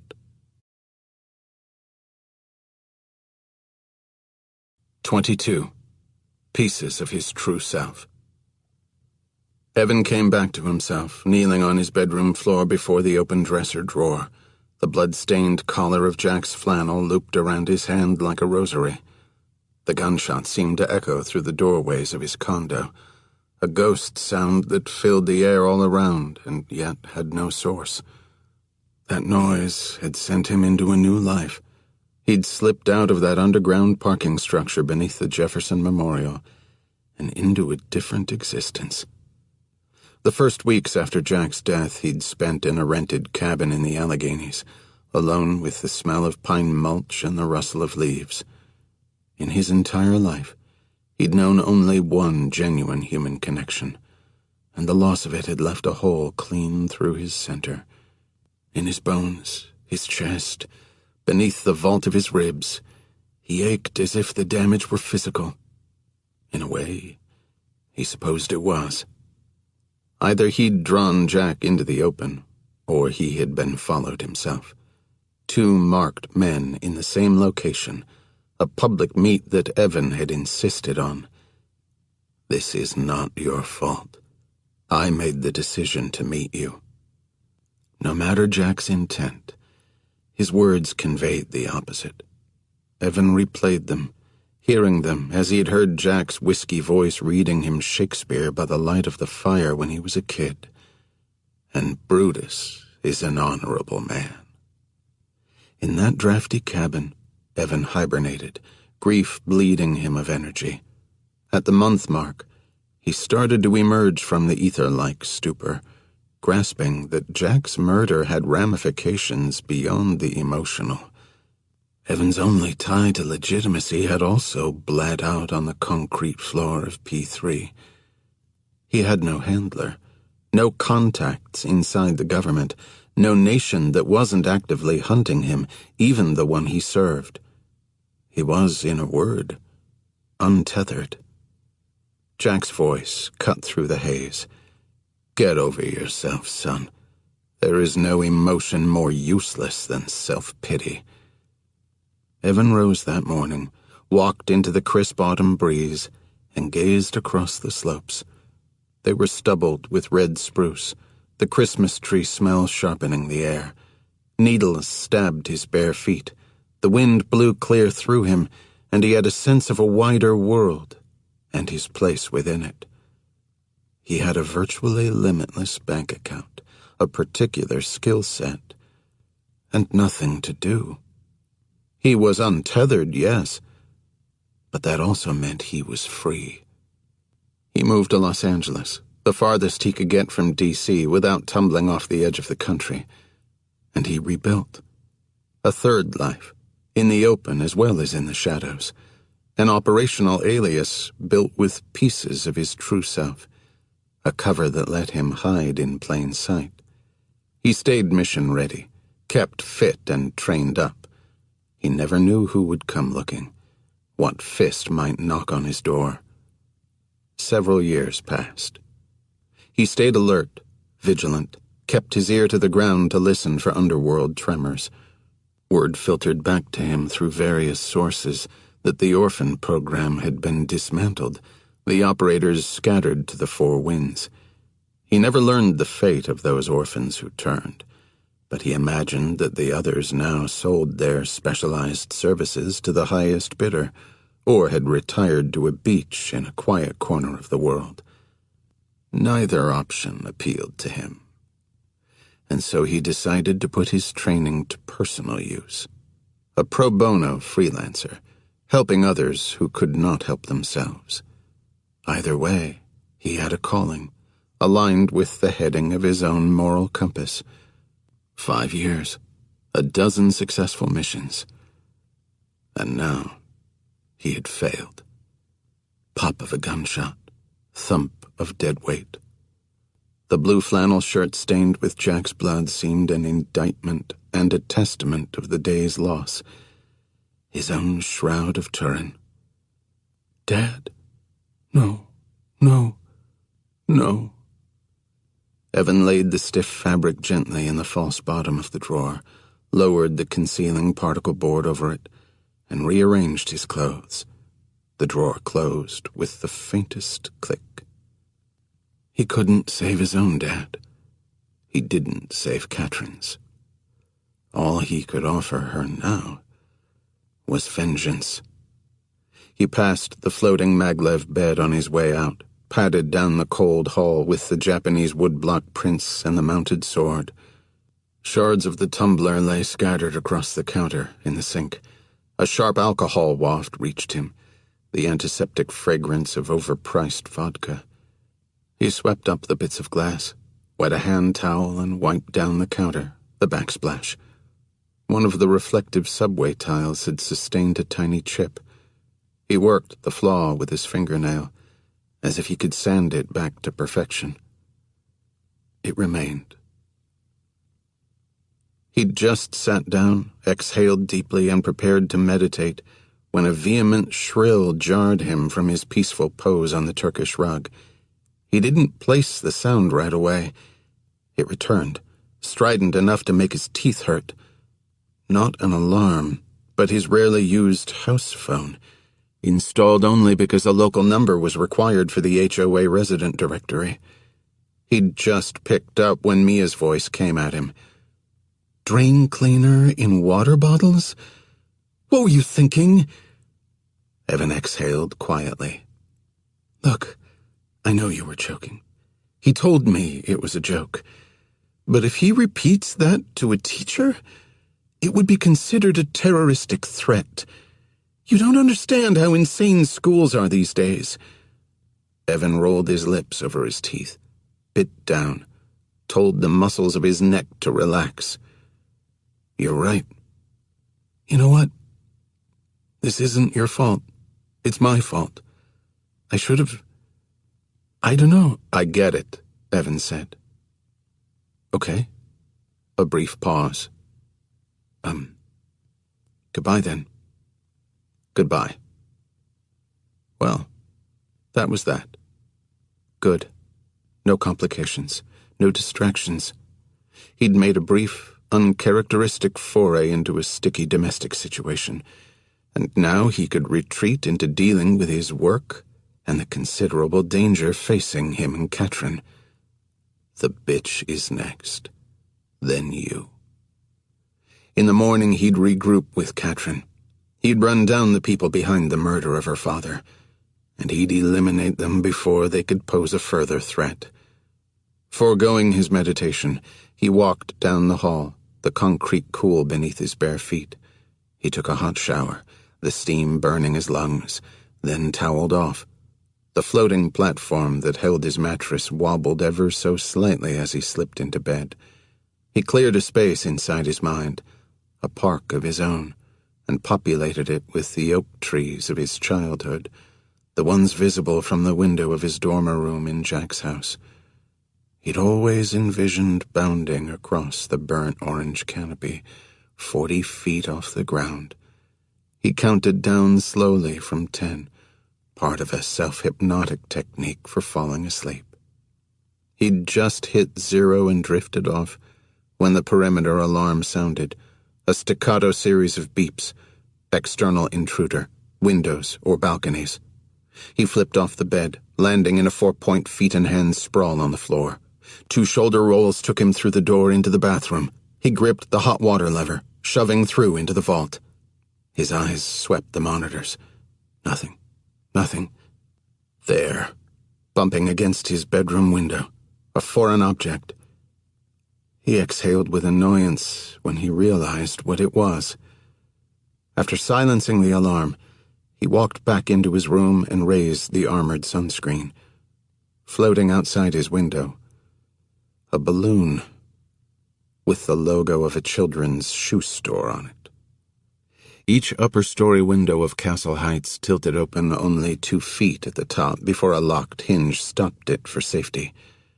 Evan had disabled the hinge on his bedroom in case he needed to exit the building quickly in the event of a frontal assault on the penthouse. Letting the pane yawn wide now, he tugged the balloon inside. Knotted around the mouth was a kite string that tailed down the side of the building to, he assumed, the 12th floor. A folded note was scotch-taped on the balloon's side.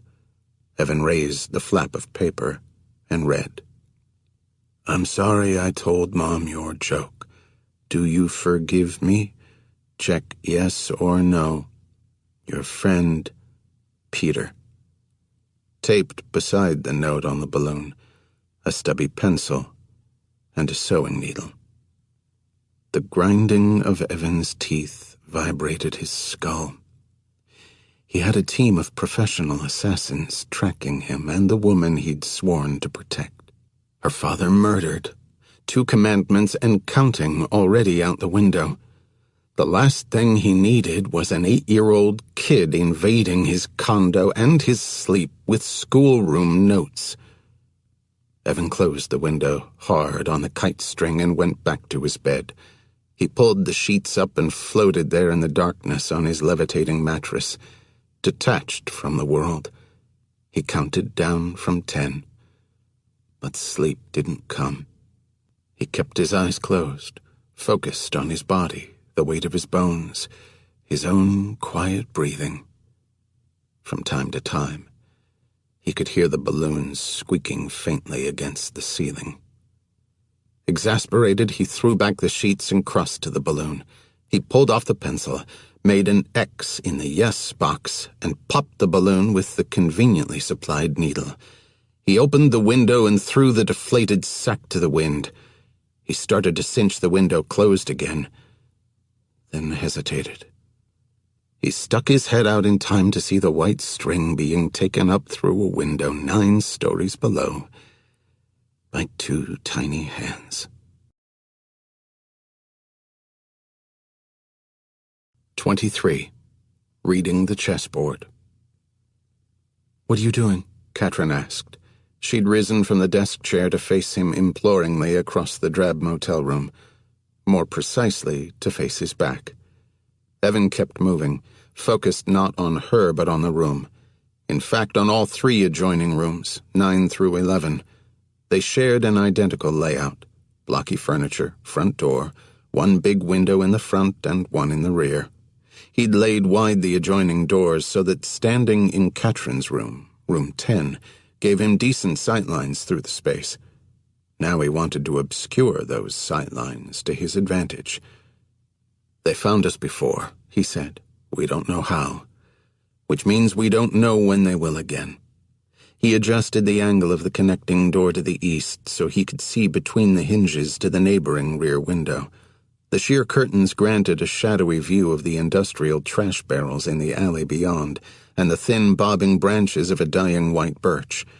He'd left his businessman gray Ford Taurus slotted neatly between other sedans in an apartment carport off the alley.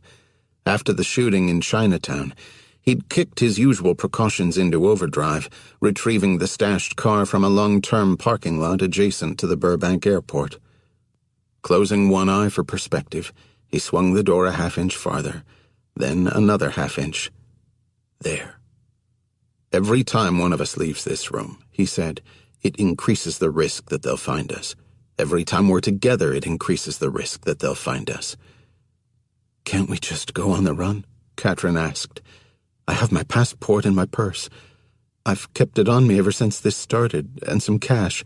It's not a lot, but—" "You can't run from a problem like this," Evan said, brushing past her. He played with the adjoining door to room 11 on the other side until it gave him a similar angle through that space as well.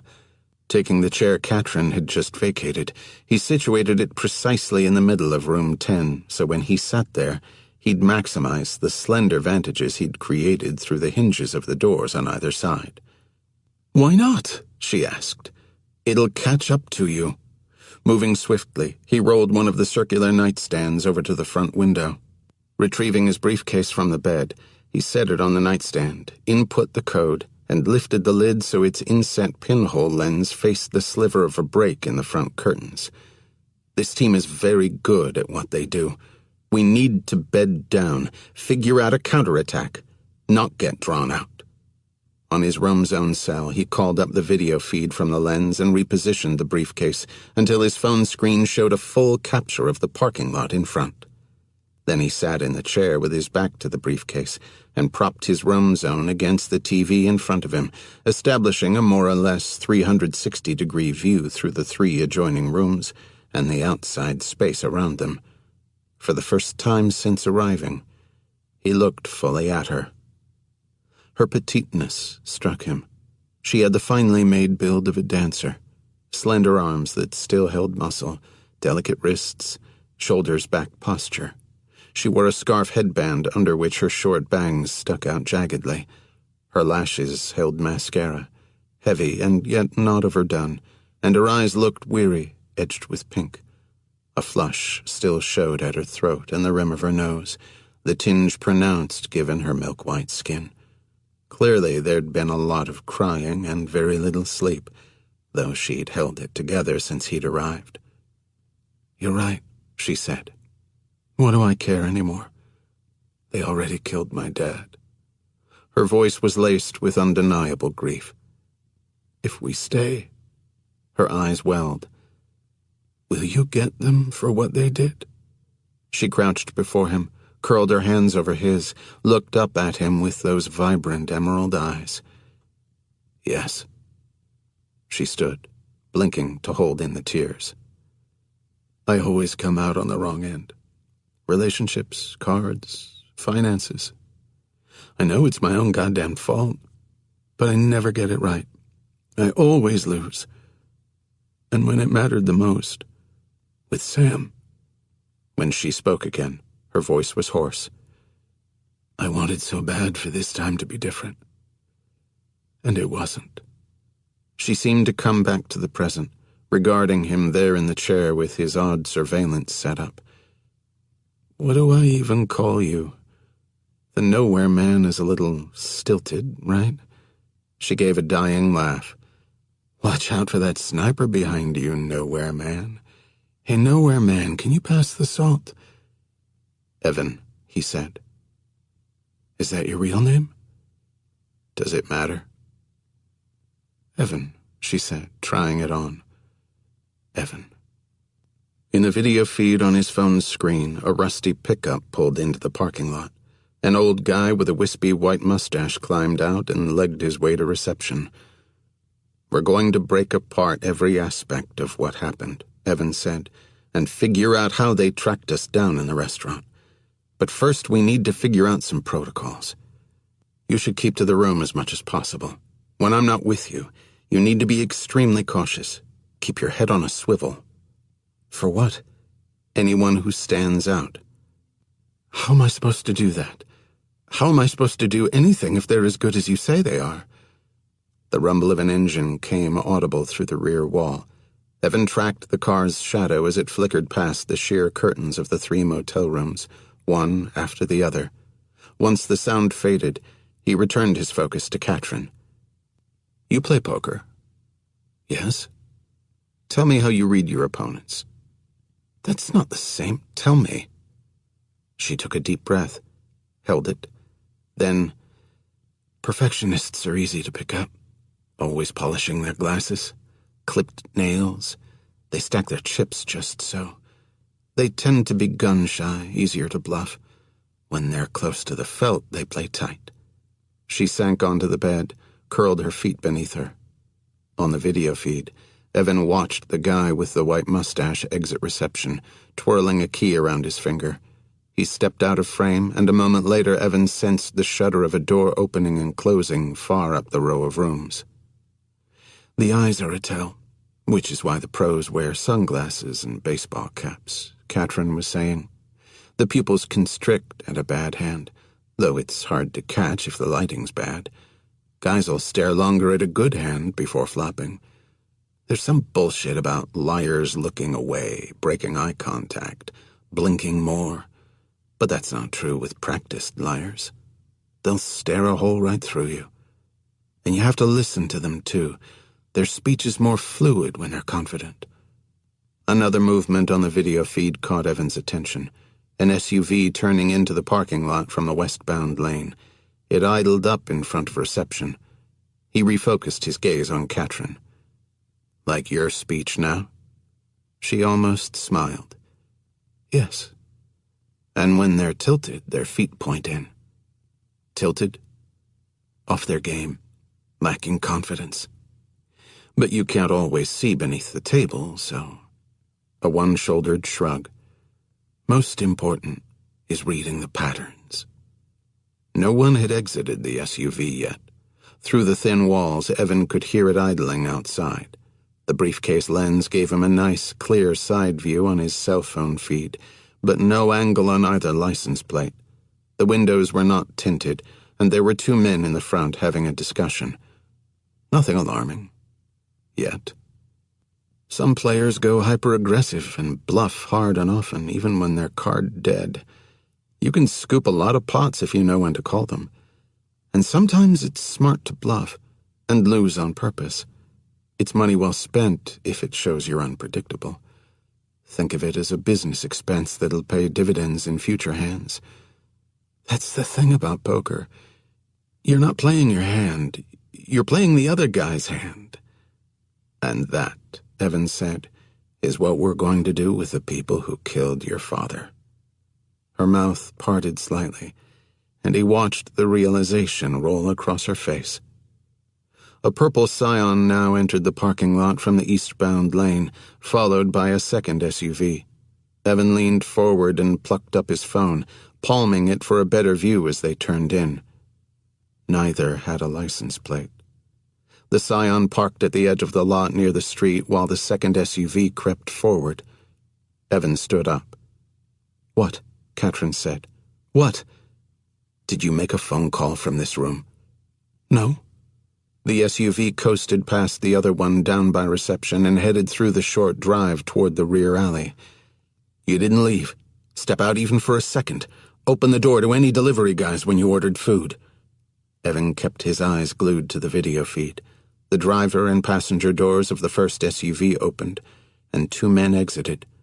Muscular builds, black t-shirts, light on their feet. Given their bearing and cropped hair, Evan pegged them for ex-military. "No. No! What's going on, Evan?" The men rested their hands on hip holsters but did not draw. They spread out in the front parking lot just as headlights swept the sheer curtains in the rear of room 9 next door. The second SUV arriving in the alley.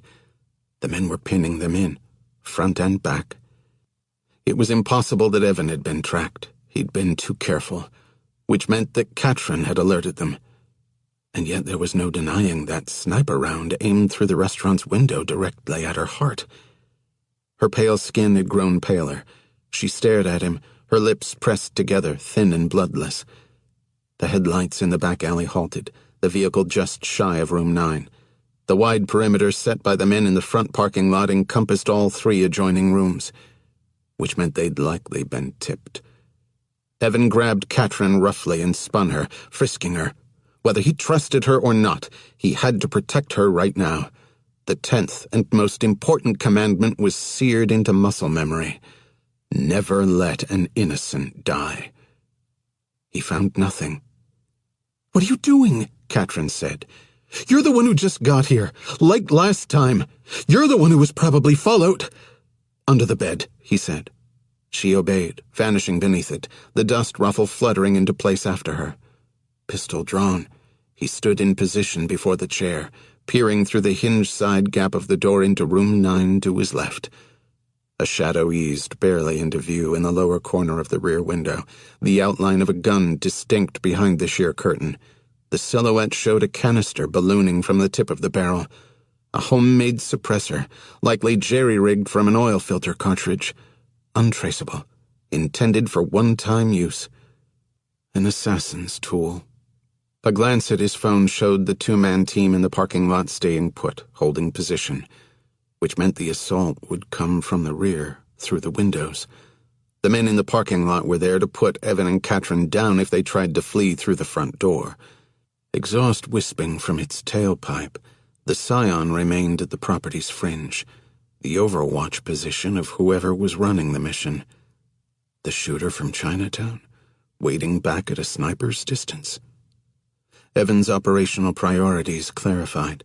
Which angles to cover, who to take out first, best means of egress. From beneath the bed, Katrin's jagged breathing came audible, and he shushed her as quietly as he could manage. The form at room 9's rear window lowered out of sight. Evan strained to listen for footsteps moving through the alley. He lifted the Wilson, rotating it slowly across the back window directly behind him, gauging the shooter's crawling progress as he passed beneath the sill of room 10. At the appropriate interval, movement sparked in Evan's narrow view into room 11 to his right, the shadowed figure, easing onto his feet again. A quiet scraping back in room 9 reached Evan's ears, and then came a muffled pop of the window lock. The partner. A black-gloved hand, ghostly beneath the wind-fluffed curtain, gripped the pane and slid it soundlessly upward. They were entering the rooms on either side simultaneously. "What's the point of calling me in if you're going to keep me in the car?" Candy said. "Let the field team take the first charge," Slatcher replied. "I'm the backstop. You're on cleanup. That is your specialty." Candy made pouty lips. "And here I was hoping we'd be getting our hands sticky like old times." Wedged behind the wheel of the Scion, Slatcher refocused on the text messages scrolling across his right eyeball. More precisely, at the messages projected from the high-def contact lens display. Top Dog was talking, and when TD talked, you listened. Top Dog loved his toys, especially ones that enhanced secure communications. His latest and greatest was wearable technology. The fully pixelated contact lens projected images so they could be perceived with ease. Supposedly molding the liquid crystal cells into a spherical curve had been a bitch, but that wasn't really Slatcher's concern. His concern was keeping the goddamn thing from drying out in the middle of a mission. TD's last text message scrolled. "Is the area contained?" Slatcher lifted his hands and typed in the air on an imaginary keyboard. His reply appeared in a 2-foot float off his face. "Yes. Perimeter established." He wore radio frequency identification tagged press-on nails to type and send messages literally out of thin air. There was no end to the beauty tech products in Top Dog's bag of tricks. Beside him, Candy twirled her hair, whistled the chorus from Girls Just Wanna Have Fun. "Are both targets confirmed?" "Not yet." "When?" One of his men in the front parking lot looked back at the Scion, gave a little nod. Slatcher's fingers danced a few inches above the steering wheel. "Now." Keeping his eyes on the black-gloved hand reaching through the window of room 9, Evan reached behind him and lifted the briefcase from the nightstand. He stepped through the adjoining door into 9 and crouched, setting the briefcase quietly on the threadbare carpet just past the threshold. Katrin's sideways face, tight with panic, filled the gap beneath the dust ruffle. She was trembling. Over the bed and through the opposing doorway, the rear curtain of room 11 billowed up into view, then drifted out of sight again. The window. Penetrated. Evan made a calming gesture to Katrin, a slight sink of one palm toward the floor. Then he pulled back into room 9. The intruder readied for entry. One glove gripped the edge of the window frame, braced. A boot rose into sight, slipping through the curtains. Evan gauged the man's position, moving to the blind side. He flattened against the wall next to the window, his back pressed to the drywall. It had to be silent. If there were shots, if the intruder shouted or fell back through the window, the team in the parking lot would crash the front doors. Evan laid his pistol within reach on the carpet and eased open his Strider knife. It gave the faintest click when the black oxide blade locked. The menacing bulb of the suppressor sliced through the curtains. A broad shoulder swung into view next, straining beneath the t-shirt. Evan held position. The lead boot pointed now, toes feeling for the carpet. Sweat sparkled on the band of the man's neck, in the back of his buzz-cut hair. Veins stood out on his hand and wrist, his grip firm on the pistol. Evan could have reached out and tapped his shoulder. The faintest tremble came from the floorboards 2 rooms across. A boot setting down in room 11. Evan sensed it more than heard it. He felt a pull to Katrin, hiding 1 room over, soon to be within reach of the second intruder. First things first. He held his focus on the man before him, eliminated all else. Painstakingly, the man drew his upper torso through the curtains and shifted his weight onto his lead leg. He shot a quick glance at the open adjoining door as he drew his other foot through, but Evan remained sunk back in his blind spot. The man's trailing knee came to his chest, the foot clearing the sill. He eased it to the floor, straightened, started to turn. Evan slid behind him, gripped the back of his head, and whisked the blade across his throat. The man corkscrewed stiffly onto his heels, their bodies aligned chest to spine, a full-body seal to muffle any sounds of struggle. Evan tipped the man's head down hard, chin to chest, so the lungs wouldn't suck and give away their position. The gun tumbled from the limp fingers, and Evan caught it midway to the floor as he sank the man's bulk to the carpet. Evan deposited him soundlessly on the floor. His heels scraped quietly against the carpet. His eyes rolled up at Evan, the sclera pronounced. His lips guppied, but there would be no sound. Not with what had been done to his trachea. The puddle from the severed carotid expanded out and out, wreathing his head like a halo. Evan moved soundlessly to the brink of room 10, halting shy of the adjoining door's frame and extracting his roam zone from his pocket.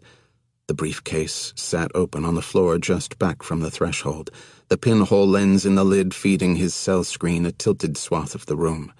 Seam of wall and ceiling, headboard of the bed, top half of the doorway to room 11. A head whipped through the frame as the man entered room 10. The edge of his shoulder remained.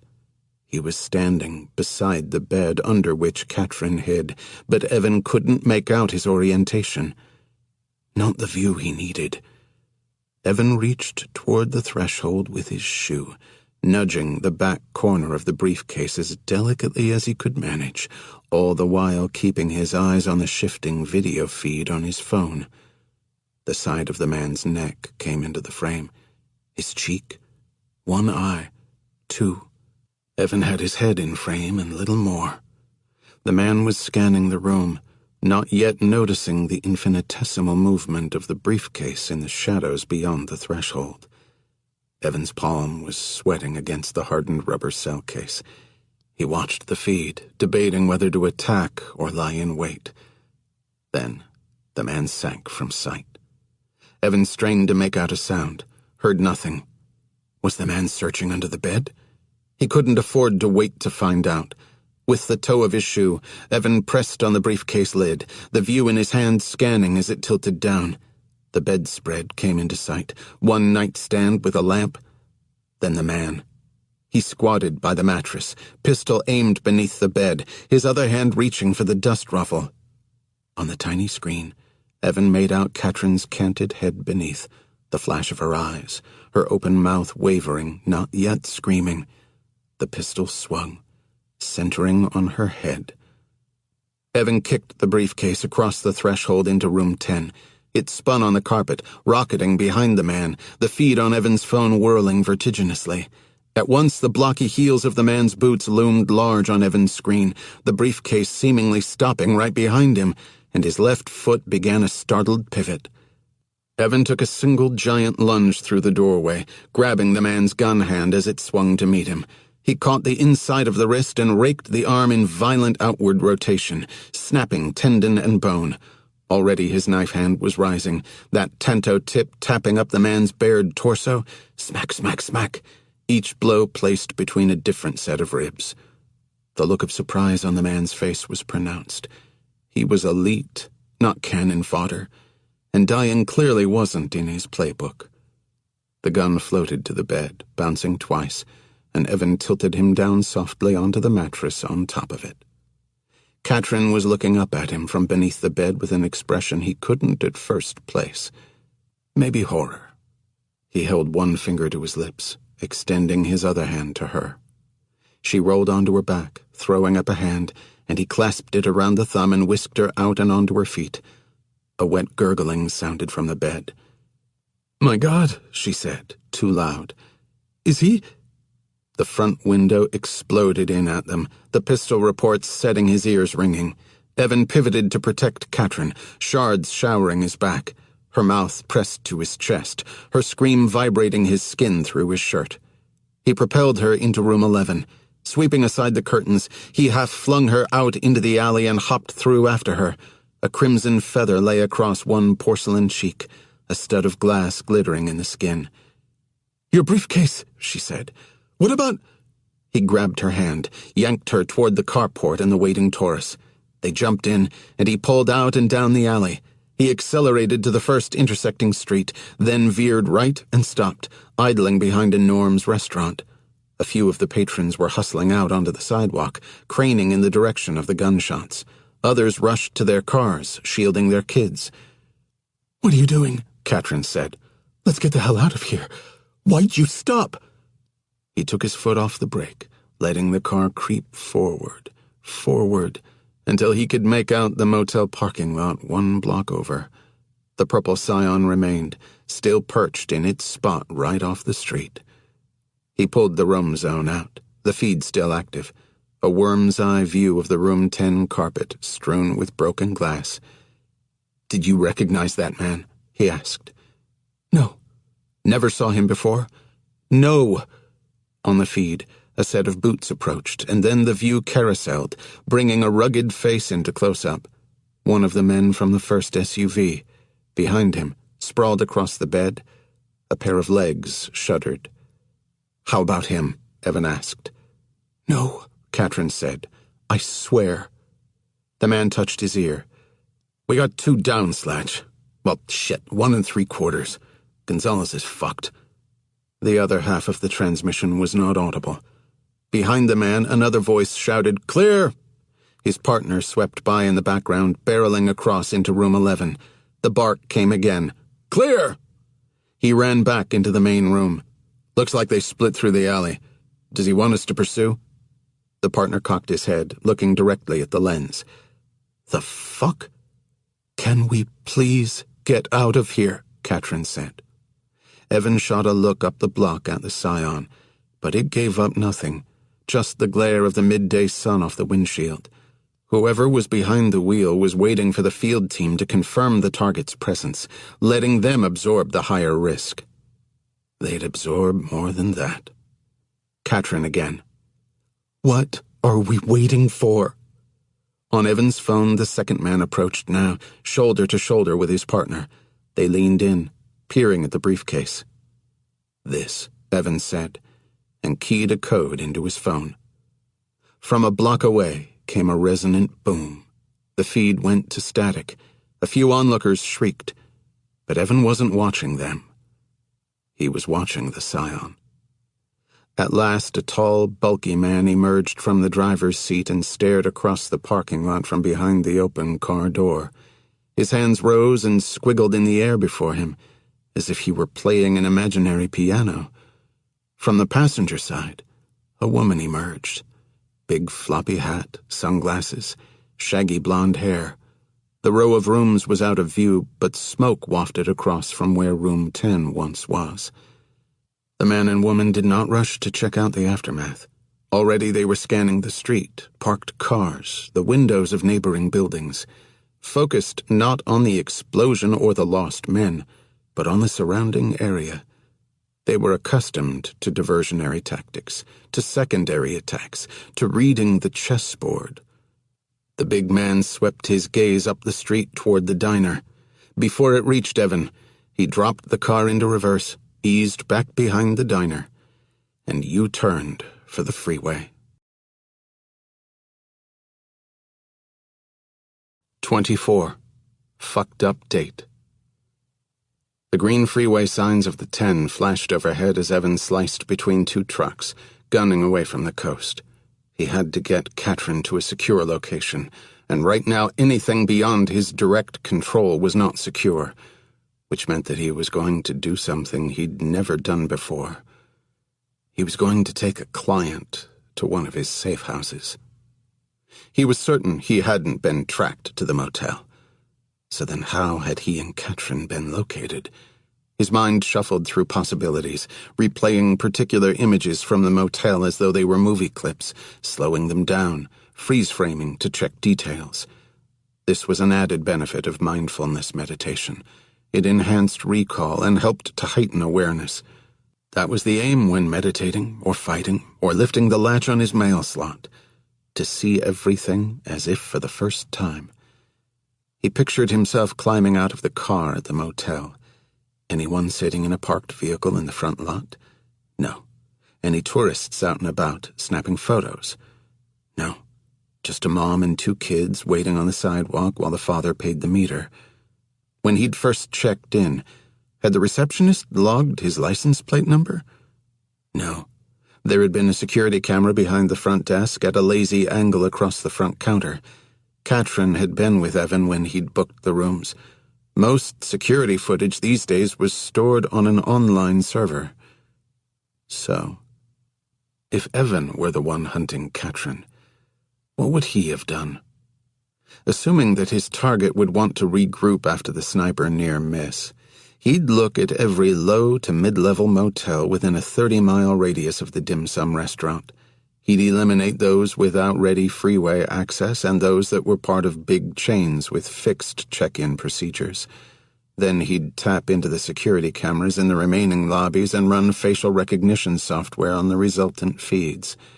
This would require enormous resources and know-how, not to mention a huge amount of luck.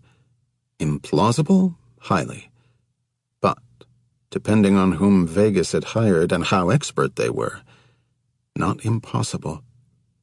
If he was going that far, why not consider whether satellite footage had been retrieved from the blocks surrounding the restaurant in the wake of the shooting? His Chrysler would have been lost from imagery in the alley, but it could have been picked up pulling out onto Hill Street. A few blocks later, he'd screeched over into the liquor store parking lot to wand down Katrin. Had he stayed close enough to the umbra thrown by the building to hide their outlines? He caught himself, reining his thoughts back to reality. If a mission that grand had been in place, there would have been a full tactical team raiding Lotus Dim Sum, not a sniper in an apartment window across the street. These scenarios were beyond the pale even of his well-cultivated paranoia. Wasn't it a lot more likely that Katrin had tipped them off? And yet, why would she tip off the people who were trying to kill her? She faced away in the passenger seat, her feet tucked beneath her, chewing a thumbnail, her forehead pressed to the window. He thought, "What aren't you telling me?" The blood had dried on her cheek, the glass fragments still glistening in the wound. He'd clean her up when they got to wherever they were going. He finally decided on his downtown location, a loft perched 5 stories above Flower Street with a partial view of the Staples Center. Like all his safe houses, this one was end-stopped, easy to burn in the event something went wrong. The mortgage and all affiliated payments were drawn from a bank fed by a wire from an account owned by a shell corp. His pursuers could monkey up that pole, but they'd find nothing at the top. Because it was a single room, the loft was the best wired of Evan's places, security cameras capturing the space in its entirety. He needed to watch Katrin when he wasn't with her. He couldn't trust her. She didn't speak for the entire drive, not even when he exited downtown. Pulling into the subterranean parking level, he felt the cramp of his hands squeezing the steering wheel. He shot a glance across at Katrin, still turned away. No one in the world could connect him to this building. Until now. Every twist of this mission cut closer to his core, knifing deeper into his comfort zone. The parking rows were crammed, narrow lanes, tight turns, SUVs muscling around the painted lines, dangling overheads through dim flares of light, bicycles plugged into a wall-length metal rack, kryptonite locks floating in the few empty spots, cinched around front wheels where the frames had been stolen. It was a nice building, but not too nice. Evan found a spot in the back. When he got out of the car, Katrin still didn't move, so he circled behind and opened the door for her. She emerged languidly, her movements slowed by shock. Or she was faking it well. Though the parking level was empty, he adjusted her scarf headband so it crowded her face, hiding the blood-crusted cheek. She stared through him. After grabbing a blocky Hardig storm case from the trunk, he took her up a rear stairwell, and they made it to the 5th floor and into his loft without crossing paths with anyone. The loft featured only the bare essentials: futon on wooden frame, a few dishes and pans, a set of folded towels on the bathroom sink. She scanned the room. What is this place? Evan set down the storm case on the floorboards, clicked the latches, and lifted the weatherproof lid. Various tools and weapons were nestled in the foam lining. He assembled the non-linear junction detector. She crossed her arms, flicked her head at the black wand. Really? You're going to scan me again? You still don't trust me? He stood, the detector at his side. I don't know. She scraped some of the dried blood off the side of her chin with her fingernail. You think I'm... what? Wired? Wearing a bug? Implanted with a chip? Maybe. Okay. Too exhausted to be angry, she heel-stepped on one shoe, kicked it aside, then the other. She let her scarf headband flutter to the floor, then tugged her shirt off over her head, careful to pull the collar wide so it wouldn't rub against the cut in her cheek. She reached behind her back, unclasped her bra, let it fall. Let's get this over with, she said. For once and for all. I have nothing to hide. No card up my sleeve. Her hands were at her belt, and then she was stepping out of her jeans, flicking them aside. With her pixie hipster trappings shed, she was unexpectedly full-figured. She spread her arms. I have nothing to hide. Scan me. Evan looked at her, doing his best to keep his gaze from her lush form. The cut in her face was little more than a nick, though it had bled nicely, as faces did. She was breathing hard, her ribs rising and falling, her face flushed, but her eye contact remained unflinching. Well? He stepped forward and scanned her. The swells of her calves, the curve from hip to waist, the slope of her breasts, the twin strokes of her clavicles, the blunt edge of her hair at her nape. Then he flattened her clothes on the floor and scanned every seam, every wrinkle. There were new technologies every week. He used plenty of them himself, and he didn't want to miss the faintest wire thread or speck of metal. The wand emitted nothing more than its customary buzz. He straightened up from his crouch, and she gestured at her clothes. May I? He nodded, turning slightly away while she dressed. The day had blended into evening, the lights of the city blinking on beyond the tall tinted window that constituted the south-facing wall. When she was done, she came around in front of him, held out her hand. My turn. Though her gaze was intense, her full lips stayed slightly pursed, the first sign of amusement she'd shown since her father was killed. He debated protesting, thought better of it, and handed her the wand. She scanned him bottom to top, standing on her tiptoes to reach his face. As she passed the circular head of the wand across his temple, he could feel her breath, feather-soft against his neck. She finished and offered up the wand, standing close still, her eyes up-tilted. Now what? She said. Sit up here on the counter. He gestured to a spot under one of the recessed ceiling lights, and she hopped up. He retrieved a washcloth and a first aid kit from the bathroom and returned. After wetting the cloth with warm water from the kitchen tap, he stood in front of her. With her up on the counter and him standing, their faces were about level. She looked from him to the washcloth, then back at him. She parted her knees so he could lean in and work on the cut. It was superficial, as he'd thought, the glass fragment tiny. With the washcloth he dabbed at the side of her chin, the blood coming off in flakes. As he worked his way up to the cut itself, her wincing grew more pronounced. Her eyes darted nervously to the tweezers, visible in the clear pouch of the first aid kit. Close your eyes, he said. Focus on the pain. What does it feel like? The dried blood around the glass was stubborn, but gave way under his ministrations. Her closed eyelids flickered. She swallowed hard. Like there's a piece of glass embedded in my fucking face. That's a start. Is it hot? Yeah, hot. Does it have a color? Orange, she said. Orange and yellow. Is it changing? Yeah. It throbs, and then dies down. Pick a part of your body that doesn't hurt. My hand, she said. Her hand was resting on his shoulder. Okay, he said, reaching slowly for the tweezers. Your hand. Focus on that. What's it feel like? It's cool, she said. Steady as a rock. What color is your hand? Cobalt blue. You feel every finger distinctly? He felt her hand ripple ever so slightly on his shoulder. Yeah, she said. Yeah. And then, you're going to use the tweezers now, aren't you? I already did. She opened her eyes. He gave the piece of glass a jeweler's tilt in the tweezers, and it winked back a star of light. That, she said, is magic. The cabinet next to the refrigerator held a few basics, and he boiled pasta and heated some sauce.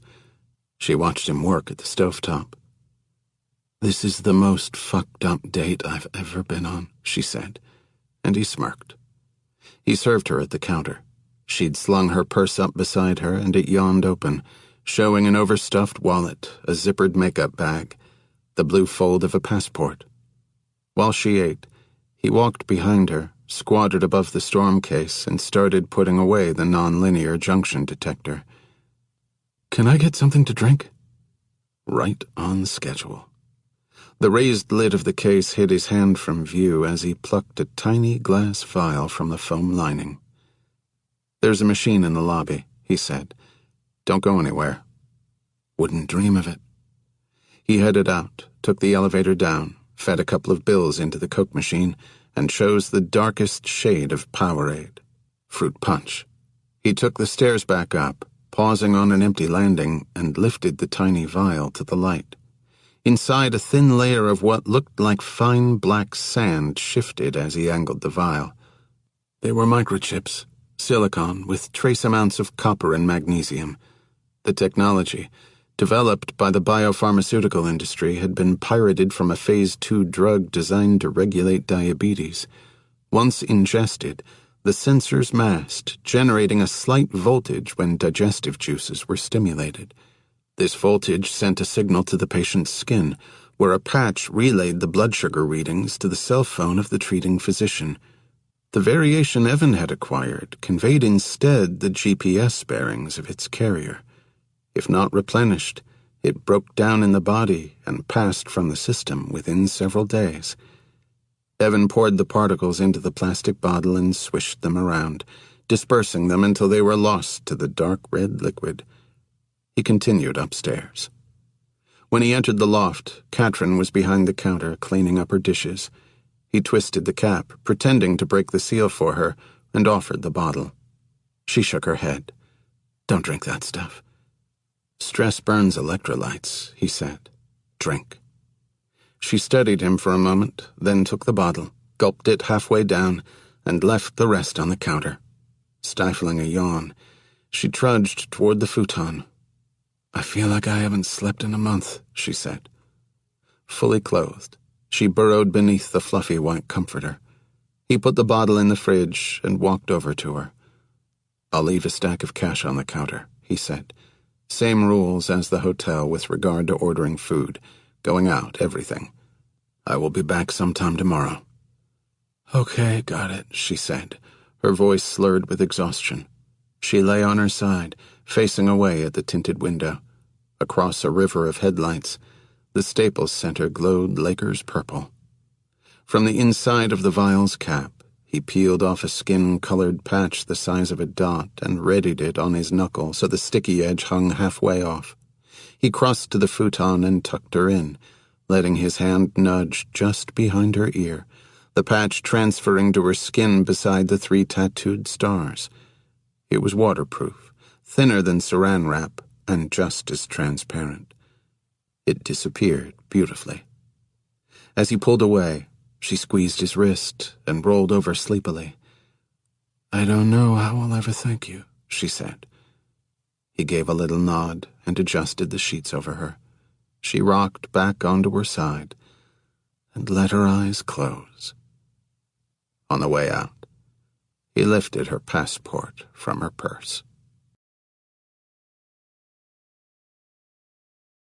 25. Business of a Certain Type. It was full dark by the time Evan reached Northridge, the moon a bullet hole through the black dome of the sky. Maneuvering a grid of streets on the flat floor of the valley, he arrived at the industrial park just off Parthenia. The layout had a movie studio vibe, blocky buildings scattered like sound stages. The Taurus's tires crackled across the asphalt between businesses. All of them shuddered for the night, except one. A single point of light glowed above the entrance to the last building in the complex.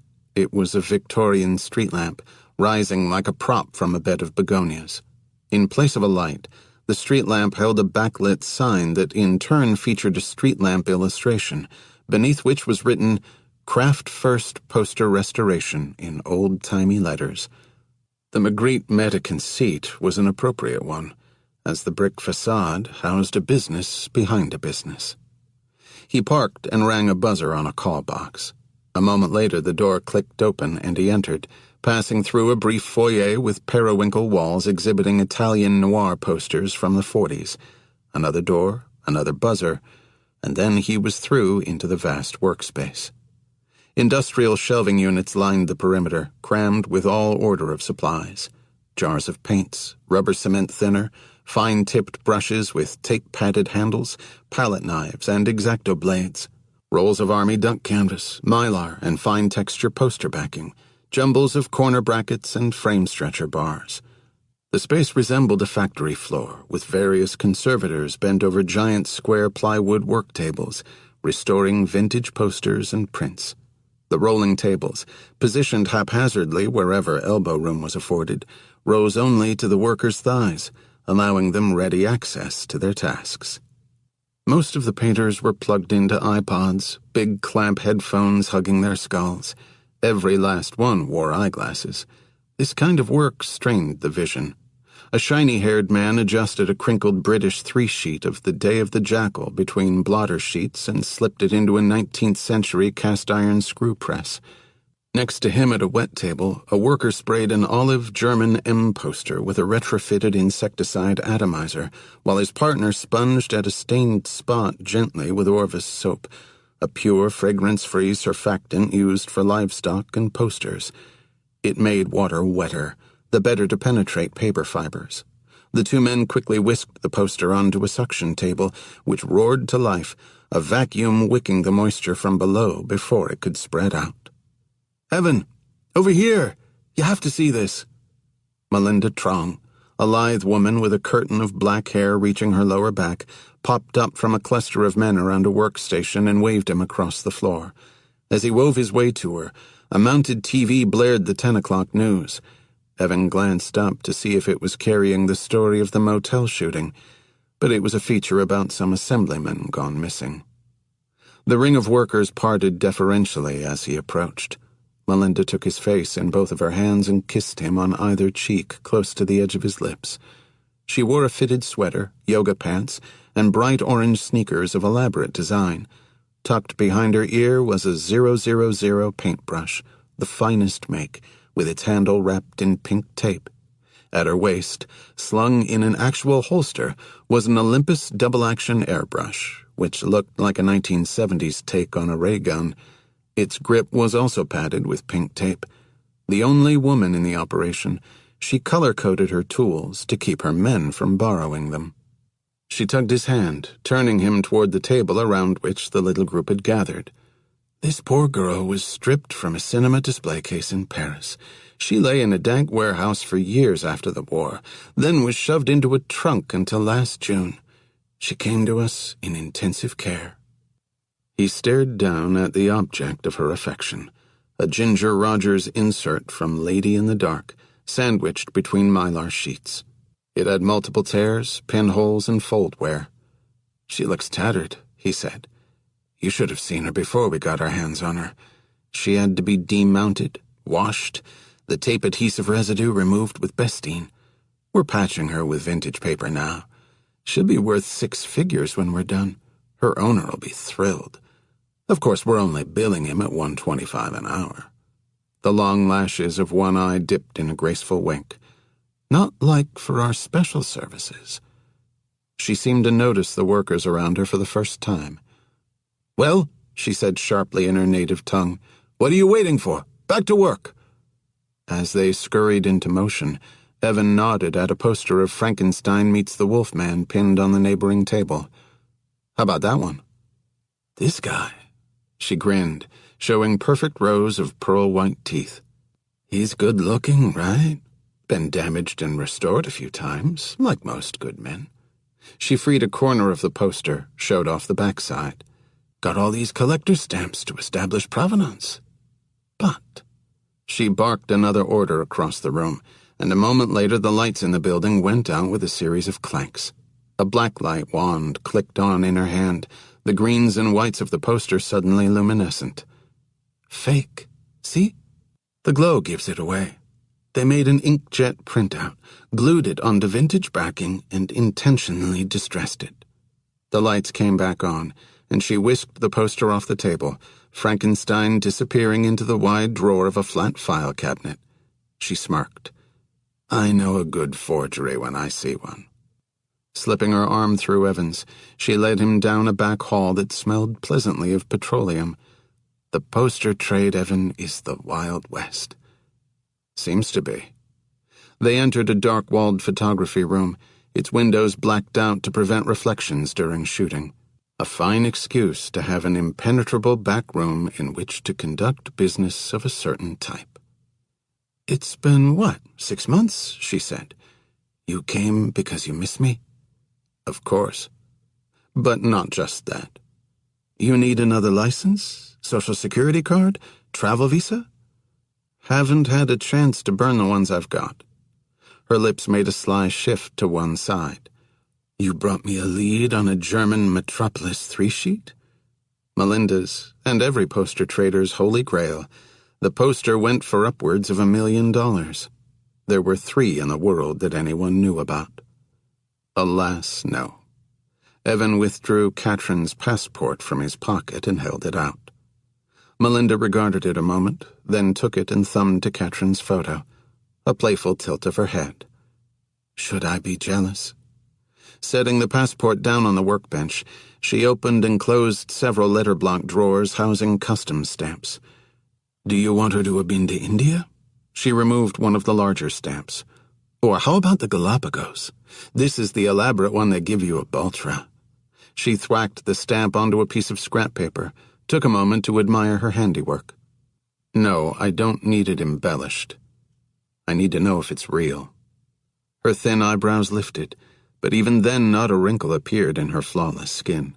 She crossed to an Amscope binocular microscope hooked into a computer for image capture. All business now. She flipped her long hair over one shoulder and bent to the wide eyepiece mounted on a boom arm. She studied the passport cover, its seams, and multiple pages under different specialized lights. Then she took her time on the computer, sorting through the captured images. Back to the passport itself, now with a loupe, examining the photo page square inch by square inch. "It's real," she said. "Are you sure?" She straightened up, deleting the images from the computer, then clearing the cache. "It is very hard to fake a passport, Evan. The paper is impossible to replicate, even from etched and engraved metal plates."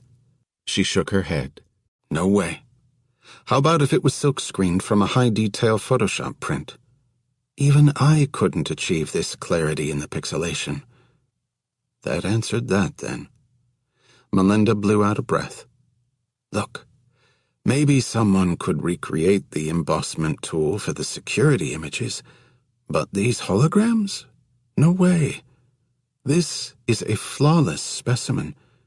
She held his gaze a moment longer, perhaps sensing that he needed more convincing.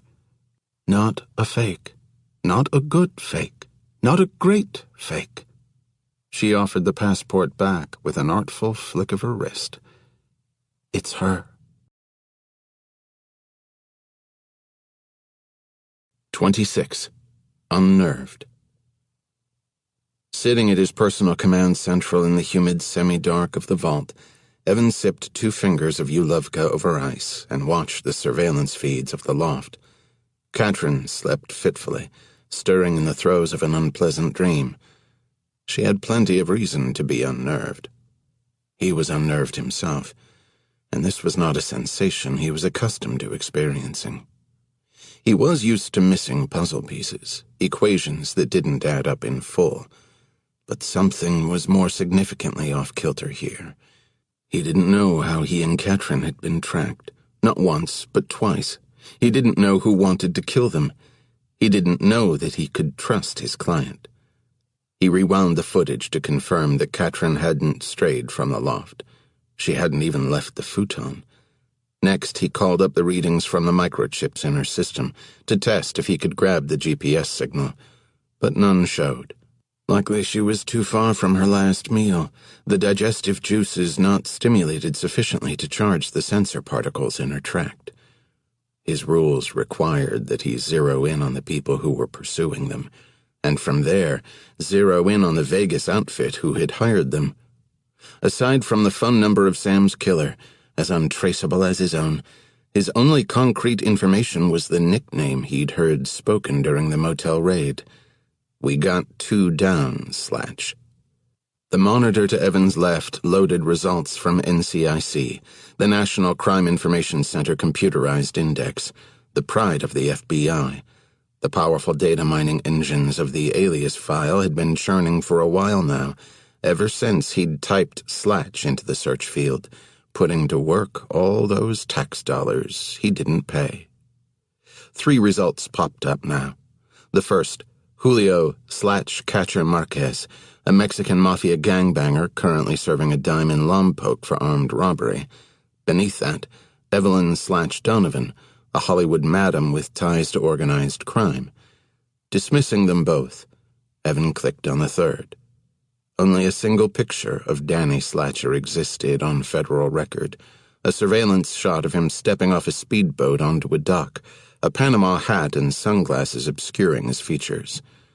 But his form, that vast, bottom-heavy build, was undeniably that of the man Evan had spotted in the motel parking lot. A pulse started up in Evan's neck, his heartbeat quickening with the thrill of a lead putting out. In Slatcher's right hand was an elongated pelican case, the very size Evan himself used to transport sniper rifles. It seemed extremely likely that Slatcher was the man behind the scope in Chinatown who had fired the shots at Katrin. For now, Evan would operate on that assumption.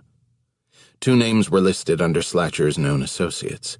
The first, marked deceased, had been a dirty banker out of Turks and Caicos, the man's file showing about what one would expect for a deceased money launderer. Ball bearings within ball bearings. The next brought up a few fuzzy photos of a woman with a thick mane of hair, probably a wig, riding helmetless on a green and white Kawasaki. Candy McClure. Maybe she was the woman from the Scion, but it was hard to tell. There was no other information listed for her, just the few blurry photos and a name. Evan moused over to Danny Slatcher's criminal record history and pushed the button.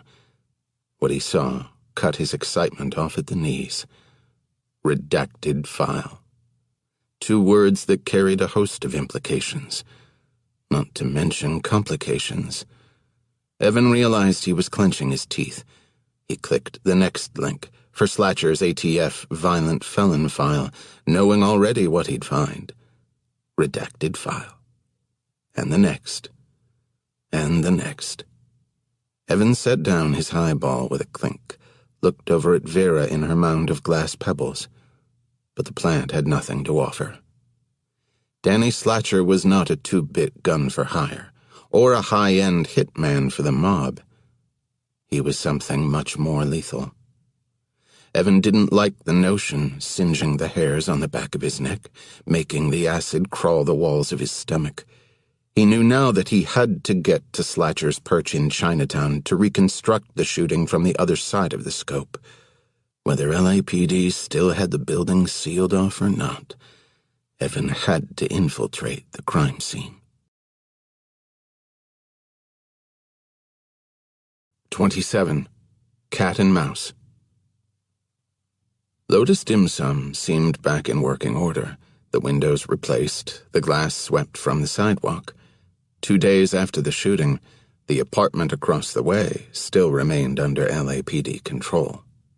From beneath the glowing pagoda gate of Chinatown Plaza, peering up from the shadows, Evan took in the apartment on the top story of the building. He munched fresh-baked almond cookies, pulling them from their neat stack inside the baggie. Though he'd covered his fingertips with a thin sheen of superglue, he could still distinctly feel the crumbly texture of the baked flour. He preferred superglue to gloves, as it was less conspicuous and left him more tactile precision. The apartment building Slatcher had used looked to be the nicest in the tight row along Broadway, the neighboring complexes shabby and peeling, the balconies serving as overflow storage for bicycles and surfboards, dead plants and drying laundry.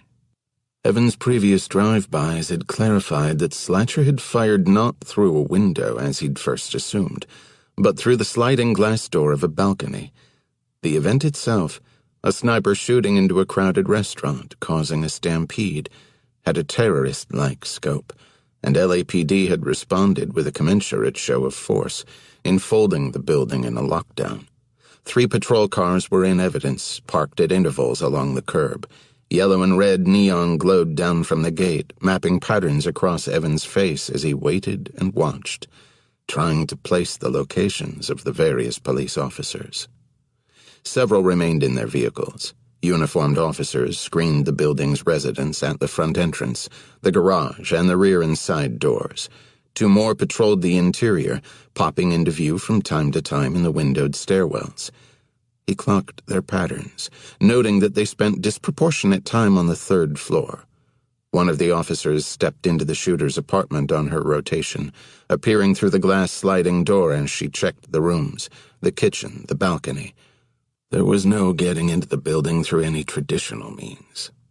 A shift of the wind brought the click of mahjong tiles from a back room across the plaza. Evan ate the last cookie in the stack, dropped the wrapper into a trash can, and hustled across the street, nodding at the cop sipping coffee behind his steering wheel. Evan entered the building next door to the one used by Slatcher and rode the elevator up to the 4th floor. From the street, he'd scouted the apartment at the end of the hall, noting that all the lights had been out. A plastic holly wreath, muted with dust, festooned the door. The lock was an insult to its name. He got through it with a simple zip of a credit card. A wheezy snore emanated through the open bedroom door off the tiny foyer. Ancient carpeting padded Evan's steps as he moved through the apartment and onto the balcony. The chirp of the venerable sliding door in its tracks barely rose above the whoosh of the wind. Without slowing, Evan stepped over the balcony railing, pivoting and sliding his hands down the posts so he was dangling 4 stories above the street. A slight swing of his legs pendulumed him away from the building and back, and he let go, dropping onto the balcony below, landing in a spot of cleared space between a row of surfboards and a mini-fridge. Through the pollution-clouded glass of the sliding door, he could make out the dinner party in progress 1 room over. Wine glasses clinking over a well-set table, feminine laughter, the waft of roast chicken and leaded hot cider. Evan put his back to the diners and peered across the alley to the building opposite, the sniper's building. It was too far to jump, but he wasn't planning on jumping. From the stack of surfboards, he slid out a longboard and lifted it, extending it horizontally out over the alley. The tip caught the lip of the balcony across. He set the back of the board down on the railing before him, then climbed gently up onto it, preparing for his tightrope walk. The surfboard wobbled slightly as he inched out over the alley. 1 cautious step. Another. From below carried the sound of a car door slamming shut. He looked down at the police cruiser below him, the heavy-set cop, The one he had nodded to as he'd crossed the street had emerged from his car. Styrofoam cup in hand, he shuffled directly beneath Evan into the alley. Evan froze, his arms slightly extended, a bird debating flight. The board shimmied, threatened to topple, his calves and thighs screaming to hold it in check. The cop hurled his coffee cup into a dumpster, the wet thunk echoing up the tight alley walls. Hitching his pants, he retreated to the cruiser. The door slammed. Evan exhaled. Then he kept on. A few more painful steps brought him to the opposing balcony. He hopped down, drew the surfboard across, and tilted it behind a tall fern, stashing it there for his retreat. Lights glowed deep in the attached apartment, but no one was in view. Evan picked the cheap lock on the sliding door, cut diagonally through the room, and eased out onto the west-facing balcony, the one overlooking Broadway. Using it as a launching point, he hopped across two parallel balconies, passing unnoticed before a makeout session in progress and then two grown men immersed in Grand Theft Auto. One last jump brought him to the sniper's roost. He shot a cursory glance across Broadway. The vantage gave a nice, clear shooting angle into the restaurant, but the rest of the plaza was mostly blocked from view. Slatcher's follow-up shots had to have been taken from higher ground. The roof. Evan turned to face the apartment itself. A perfect circle the size of a frisbee had been cut into the glass door right beside the handle. The hole had been made by a circular glass cutter with a suction cup, a favorite of thieves. And snipers. Evan knew from experience how much the missing glass helped. No bullet refraction, no suspiciously slid back door, no crack for the wind to fluff a curtain and draw the eye.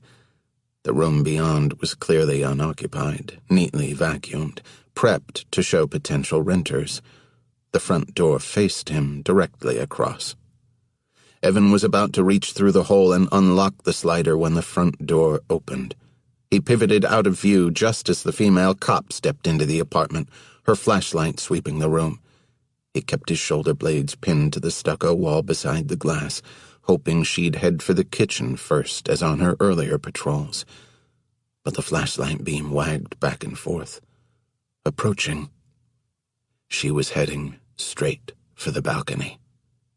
Evan jumped up lightly, grabbing the edge of the flat roof, his palms facing inward. The lever clicked beside him as the cop unlocked the door. It started to rattle open.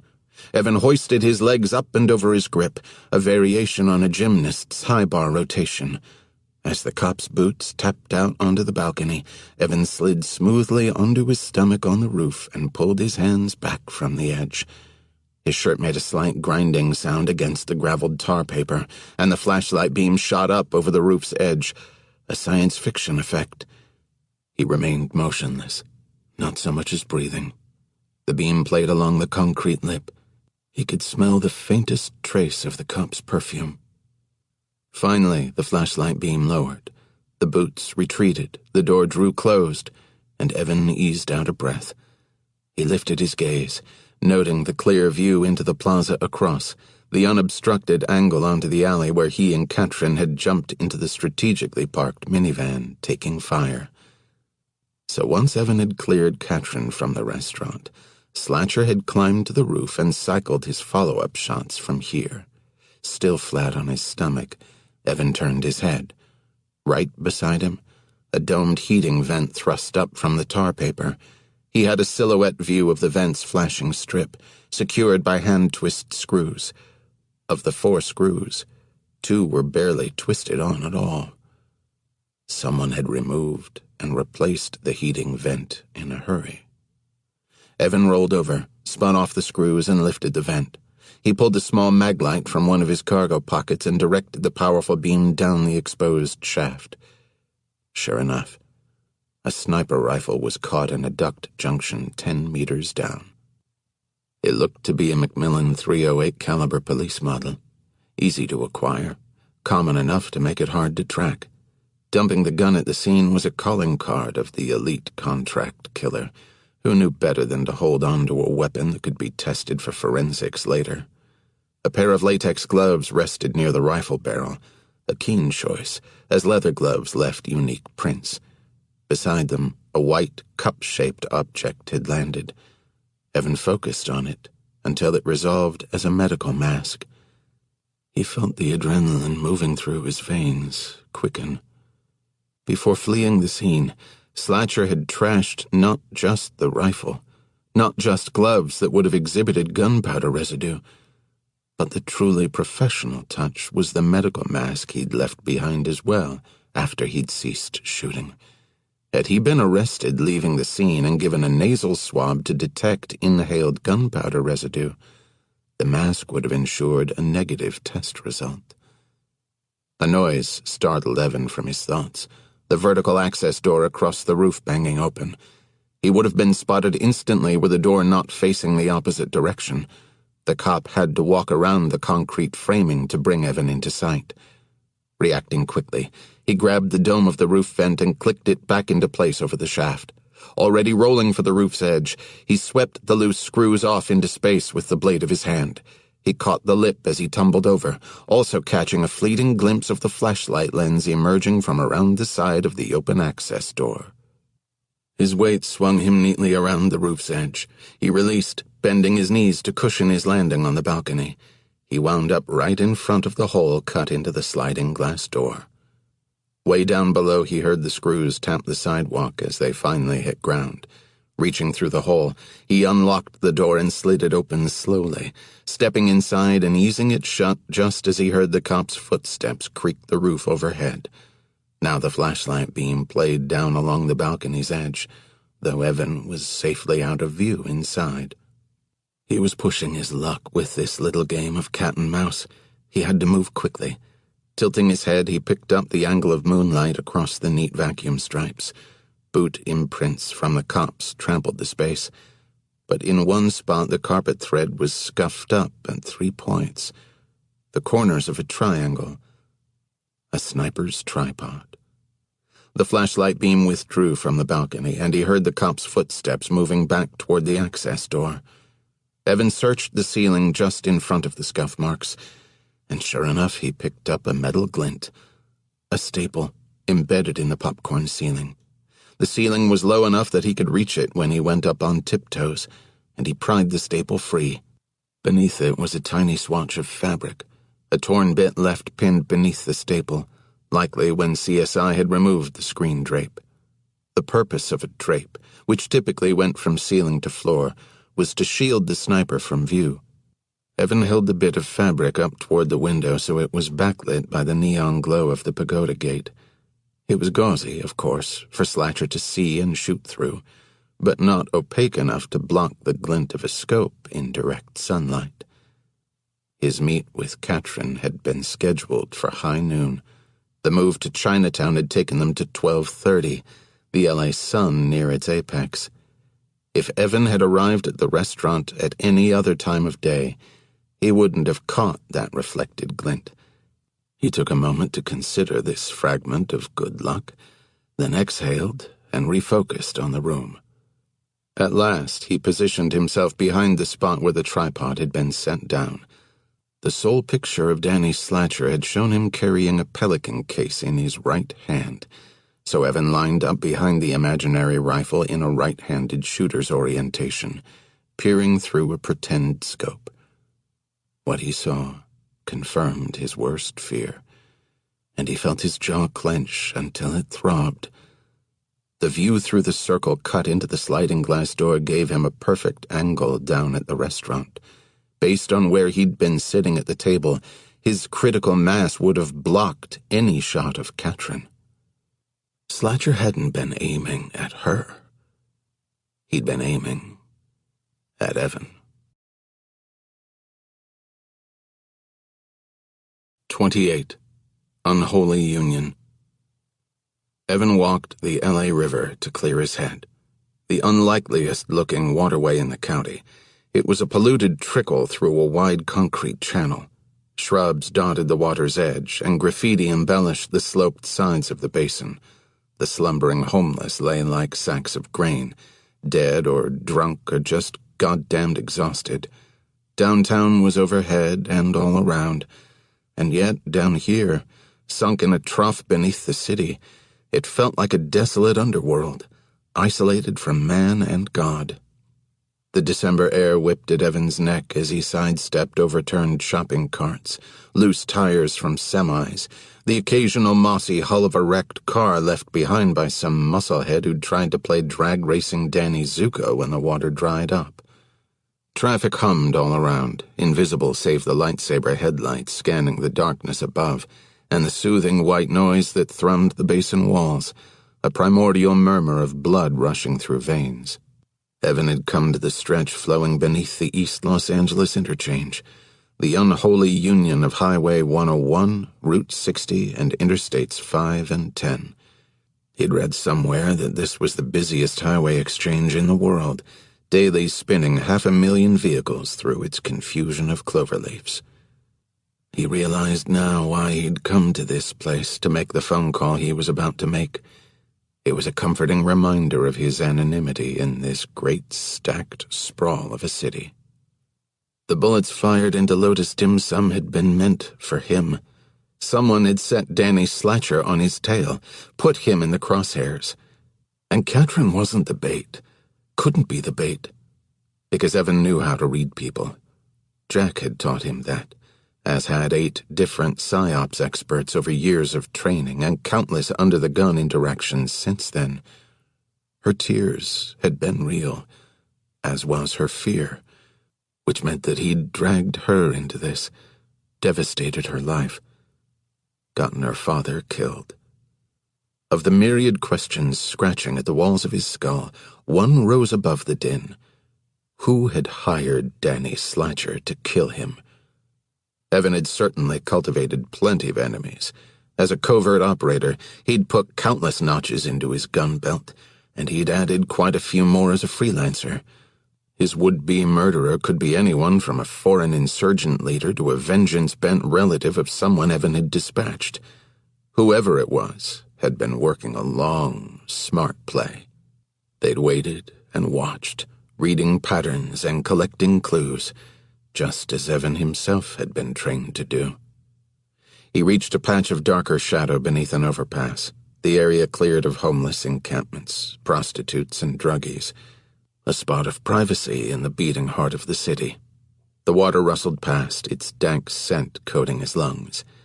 He raised his tough rubber phone and dialed the number of the man who'd murdered Sam White. It rang, and again. There was a click, but no one spoke.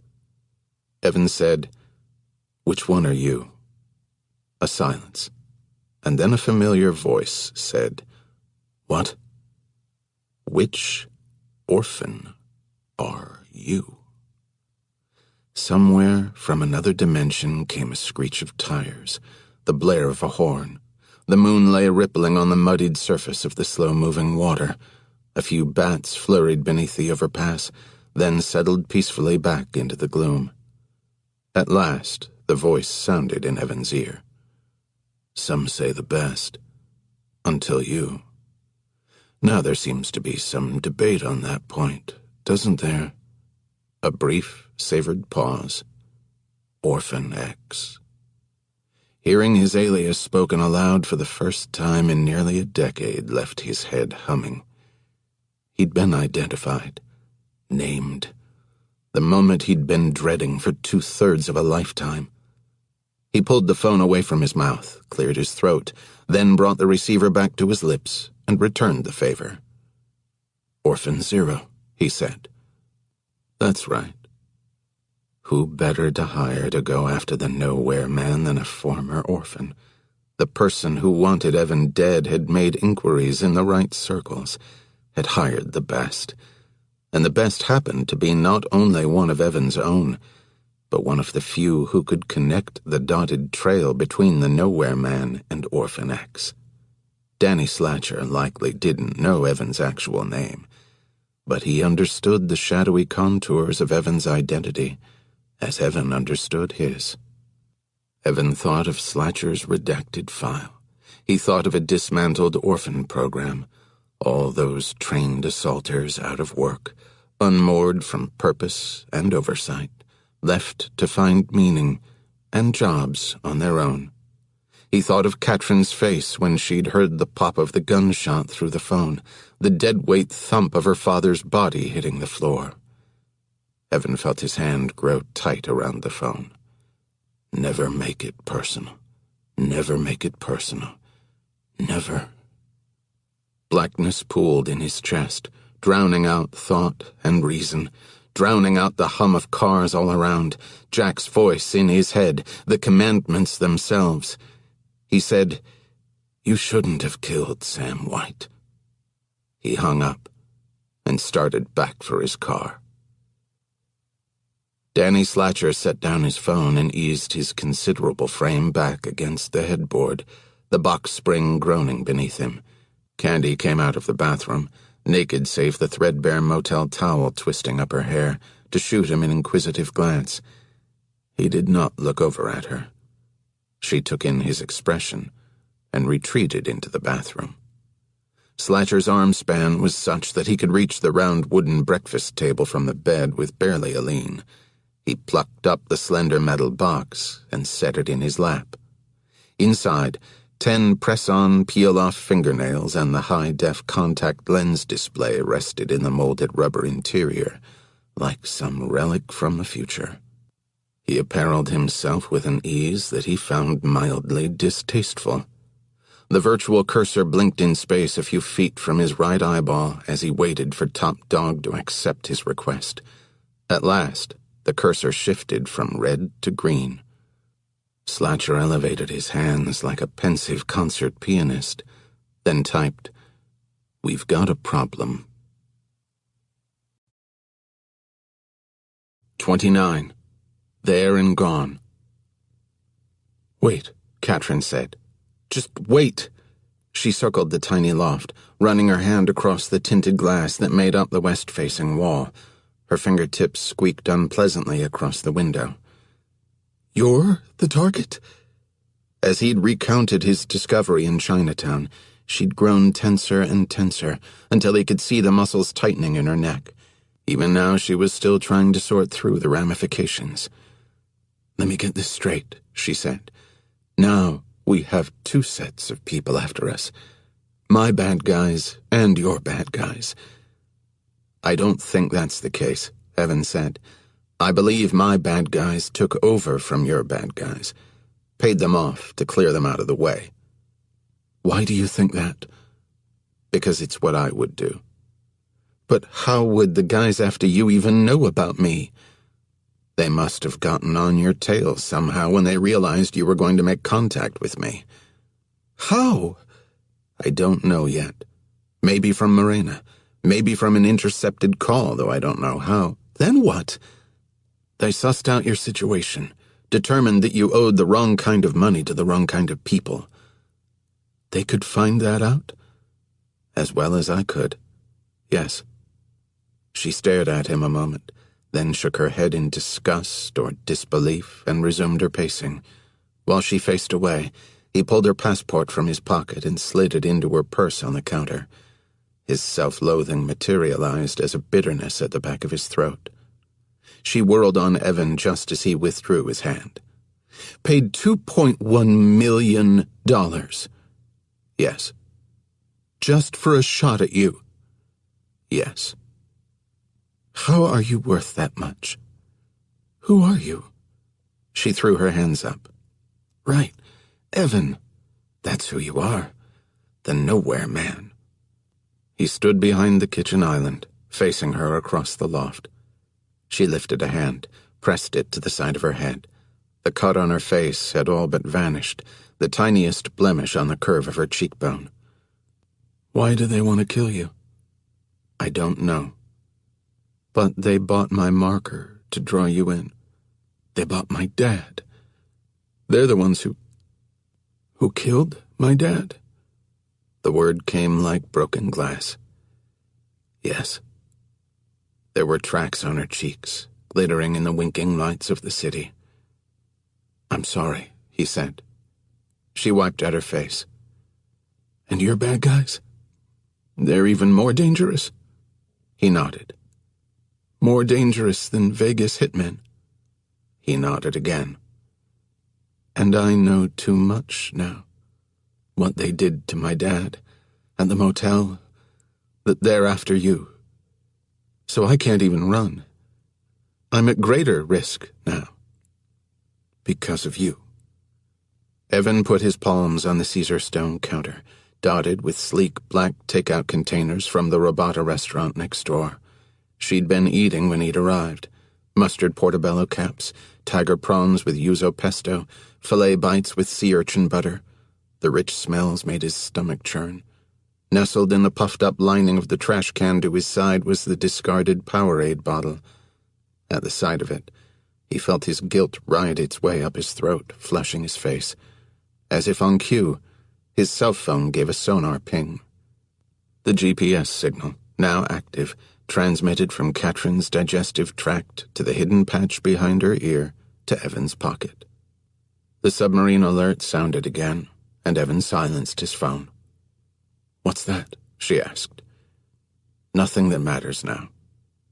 Mercifully, she'd moved on to another agitated rotation around the loft. "Jesus Christ. Aren't you supposed to help me? Wasn't that the deal? The magic phone number? Do you need my help? I have never lost anyone. You were supposed to protect me, and I will."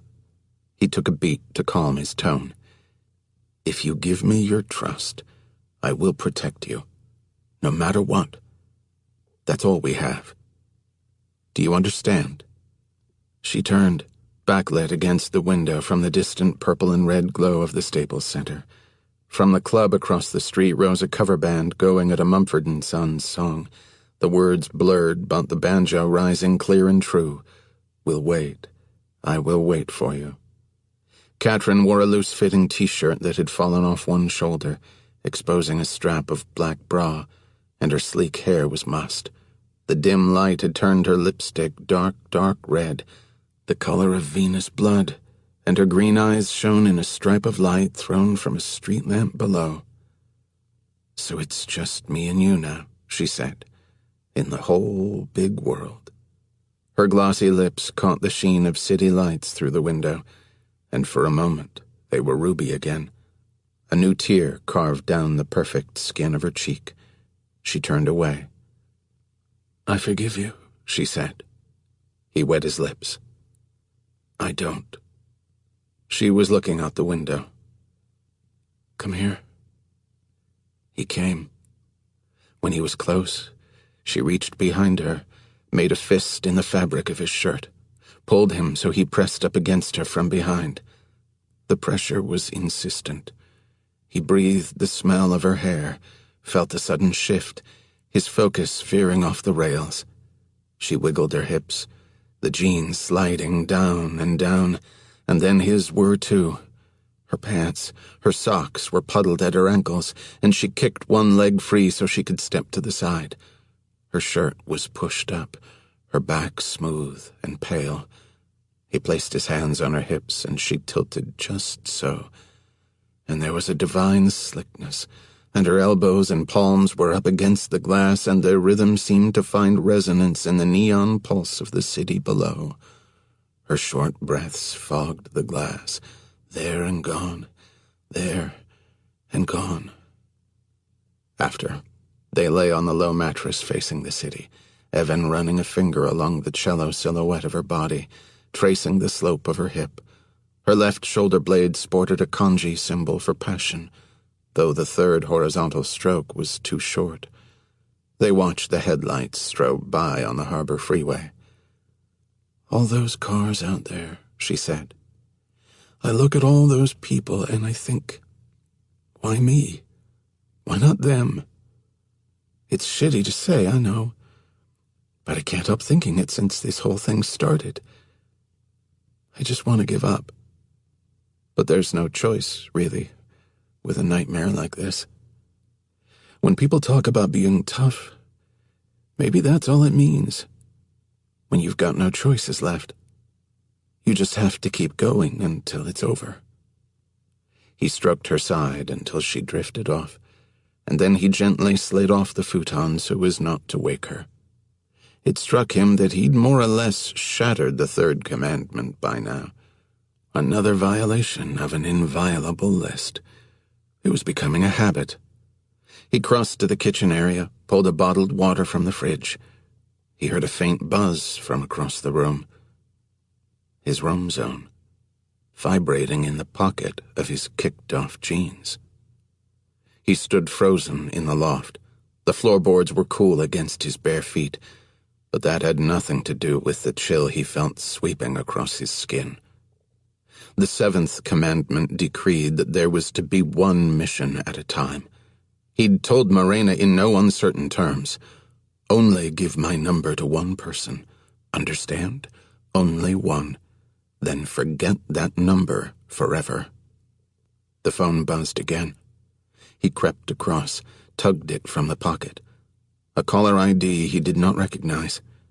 A few feet before him, Katrin breathed slow and steady, out cold. He retreated to the kitchen, turned on the sink for white noise, pressed to pick up. His voice was dry and cracked, and he had to start again. "Do you need my help?" "I do." The man's desperate voice. "Dios mío, I do more than anything. It is true. It is true that you can help me." Evan lifted his gaze to Katrin's sleeping form, the tattooed kanji strokes on the bare skin of her shoulder. "Where did you get this number?" "The girl. She gave it to me." Evan felt a pulse beating low in his stomach, suspicion morphing into something harder-edged. "What's her name?" "Morena Aguilar." "What did she look like?" "The skinny teenage girl. She have a burn on her arm. She say you help her. She say you save her little sister from the bad man. She say you help me too." The night air seeped through Evan's pores, an instant chill making his hair prickle. Every aspect of the past 4 days was thrown suddenly, violently into question. He thought about how quickly Katrin's call had come, just a few days after he'd asked Morena to locate the next client for him, how her seat in Lotus Dim Sum had in fact been safely back from the sniper's vantage, blocked by Evan himself. How easily she had been tracked, first to the restaurant, then to the motel. Then he considered the man on the other end of the phone. Which was the imposter? If it was Katrin, Evan had to clear out of the loft, and quickly, before Slatcher and his team closed in. He moved swiftly across the room. The door opened silently on well-greased hinges. He looked up and down the hall but saw no one. Yet. His thoughts jumped immediately to Morena Aguilar, living with her aunt and her little sister in Vegas. Both Katrin and this man had referred to her by name and description. Morena had been the point of entry. She was how Slatcher and the people behind him had gotten onto Evan's trail. They'd connected Evan to her somehow, located her, and woven her into their plant's cover story. Which meant she was at serious risk, if not already dead. Evan had to get to Vegas and find her. Keeping an eye on the hall through the cracked door, he fought his focus back to the phone call. "What's your name?" "Guillermo Vasquez. Memo Vasquez. I am in very bad trouble. I don't have my green card. I cannot go to Policia. My Isa, my daughter, she is at risk too." "When do you want to meet?" "Right away. Por favor, right away." "Where do you live?" Evan asked. Vasquez gave an address in Elysium Park, a gang-intensive working-class neighborhood in the shadow of Dodger Stadium. "Wednesday morning," Evan said, 10 a.m. "It might be too late for us by then," Vasquez said. "That is 2.5 days away." Evan would need 2.5 days, at least. "Please," Vasquez said. He was rushing the meet, which was either suspicious or, given the circumstances under which people usually called Evan, completely normal. The hall, still empty. The elevator, visible past the neighboring loft, whirred into action, but the car passed his floor without stopping. Evan shot a glance over his shoulder at Katrin's sleeping form. "It'll have to do," he said, and hung up. He walked back to the futon and stood over her, staring down. She moaned lightly and rolled over, one arm flung across her forehead, a Roy Lichtenstein maiden in distress. Her closed eyelids fluttered. Guillermo Vasquez, Catherine White. One of them was lying. Squatting a few feet away, he confronted her. Bringing up the camera feature on his phone, he clicked the night vision option, squared up her face, and snapped a picture. At the kitchen counter, he jotted a quick note. Running down some angles. Stay put. Contact me if emergency. E. He took the stairs down, pausing at each landing to listen for footsteps. The garage was clear.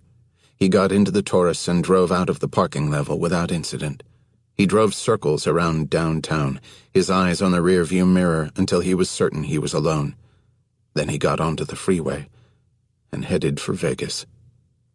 He pictured Morena Aguilar on the day he met her, wearing her stiff Benny's Burgers work shirt, coiled on her chair like a fierce animal, trapped but unbroken, ready to go to any lengths to protect her sister.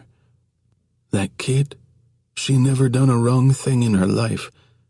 He thought about the flash of optimism in her eyes when she talked about her aunt's place, the fresh start, and then he pictured Danny Slatcher's big fist knocking on that front door. He'd never contacted a client after a mission was complete. With Morena, as with the others he'd helped over the years, he'd had an understanding that she wouldn't contact him and he wouldn't contact her. But the 10th commandment loomed above all else. Never let an innocent die. 30. The Calling Song. Morena's aunt, a block of a woman ensconced in multiple layers of nightwear, opened the door but addressed Evan through a locked security screen. Fair enough, given that it was just past 6 in the morning, the stars holding their radiance even through the lightening sky. She lived not in Vegas proper, but in a cluster of trailer homes in a low-end district of Henderson, the neighboring city. Fastening the sash on her bathrobe, she drew her head back even farther behind the ledge of her bosom. Morena, she's not here. I know that you want to protect her, ma'am, Evan said, but she's not safe right now. I understand who you are. Do you? Her impassive eyes gave off only an obsidian gleam. Perhaps. But that doesn't change the fact that I know nothing. Can you at least tell me if they arrived here safely? Evan asked. Her and Carmen. One lonely cricket was added in the cluster of dead shrubs at the property line, shrilling its calling song at the dead desert air. Evan's gaze lowered to a battered trumpet case lying beside a pile of footwear. Noting his stare, Morena's aunt cinched the door shut another few inches, restricting his line of sight, her bulk filling the gap. Thin blue veins streaked her pronounced upper eyelids. Her mouth, frozen in a downturned expression, seemed at once maternal and stern, the combat mask of a roused mama bear. Wherever she is, she's safe, she said. Ask her to call me. She knows my number, please. She is safer not being found. I don't believe that's so, Evan said. You are entitled to your opinion, she said, and closed the door gently in his face. He stood in the morning chill, him and the mateless cricket beneath the wide-open vault of the Nevada sky. He had a laptop in the trunk and could access the databases remotely, maybe pull phone records from the house and go from there. It would be a long investigative slog, running down leads and hitting dead ends. Time he did not have right now, given the threat to Morena. He started to walk away when he heard a child's whistle. Not a whistle at all, in fact, but a whooshing of air through pursed lips. A side window rattled open, and a small form tumbled out, landing gracefully in a manner that suggested that the move had been tested a time or two. The little girl straightened up and dusted off her knees. Carmen, Morena's 11-year-old sister. Over her jeans, she wore a dirty Disney nightgown with what looked like a blue popsicle stain down Minnie's face. I know you, she said in a hoarse whisper. "You're the one who helped us, Mr. No-Place guy." Evan came around the side of the house, the baked lawn hard underfoot. Though out of view from the front door, he lowered his voice. "Morena's gone?" "She left the third day we was here. We went out to get groceries, and I noticed a man noticing us. I'm good at that." Evan remembered Carmen with her crayons in the corner booth at Benny's Burgers, watching him through the window. "I know you are," he said. "Can you tell me where she went?" "She got scared. She said if someone was watching, it had to do with whatever let us leave L.A., that she had to go into hiding 'cause if she stayed with me, it wouldn't be safe for me. When we got back from the grocery store that night, she snuck out the window." Carmen rested her hand on the base of the open frame she'd just jumped through, her face lost to thought. "Do you have a number I can reach her at?" "She's freaked out. Too scared to use a phone, anything. She thinks that's how they followed her, by her phone, like how the bad man in L.A. used to keep track of her. She said she won't use one no more, no matter what." "So you've seen her since?" "2 times. Carmen held up 2 fingers. "She came to see me at the school playground." She gestured up the dark block. "You can see it from far away, so if I sit on the swings at recess, she can tell if it's safe to come up to me or not. There's lots of kids around and stuff." Her aunt's voice wafted out the open window, calling her to breakfast. Carmen glanced nervously at the sill behind her. "I gotta go. Did she tell you if she found someone else? She was looking for someone else. For me." "No, she didn't say anything about that." Carmen chewed her lower lip. "If you saved us, then how come I can't be with her?" Again the aunt's voice floated through the window. "Carmen, ven aquí. Tu desayuno está listo." Evan crouched, bringing himself to her eye level. "Listen to me. I have to see her. Her life depends on it. Go to your swings at morning recess and wait for her. Tell her to meet me in the Bellagio Casino at the restaurant overlooking the dancing fountains. I will be there at noon today. I'll stay there all day, tonight, however long it takes for her to get there." Carmen rocked back on her heels, literally taken aback by his intensity. Okay. But I don't know if she'll come today, or tomorrow, or when." "I'll wait. Tell her it's safe there. Lots of people, cameras everywhere. Can you remember this?" Already Carmen was scrambling for the window. "I'll wait for her at recess, lunch, after school. I'll remember, I swear." She landed inside and shoved down the pane just as her aunt opened the bedroom door and began chiding her for not listening. Evan hustled back to his car, parked up the street. He had a lot to do before noon. 31. More truth than lies. "What the holy hell is going on with you?" Tommy Stojak asked, conveying himself about his dungeon-lit armorer shop on his rolling chair, shoving himself off workbenches and desks, plucking up a sticky cup of coffee, a wayward screwdriver, a stray round. Beyond the missing finger, he had all sorts of warhorse injuries: titanium pins in various bones, hearing loss, bad knees from too many hard parachute landings. Though he still got around well enough on his own 2 feet, he could work his black Aeron like a wheelchair. Evan sometimes wondered if this was practice for later, when his joints gave out entirely. Tommy scratched at his arms, which were covered with flesh-colored square band-aids. "You look like someone pissed in your cockpit." Evan took a breath, lowered his shoulders, smoothed out his expression. He was unaccustomed to letting stress show in his face, and was glad he'd done so only in front of Tommy. After making arrangements at the Bellagio, Evan had embarked on a flurry of research on his laptop. The address that the second caller, Memo Vasquez, had given traced to a slumlord who owned properties all over California and Arizona, seemingly renting them to illegal immigrants. The number Vasquez had called from belonged to a crappy Radio Shack prepaid cell phone. Good if you were broke. Or an imposter. Being illegal was a superb pretext for having no personal information in the system. For now, Evan would have to work off Katrin White. He said to Tommy, "I need to confirm someone's identity." "In the system?" "She checks out in the system," Evan said.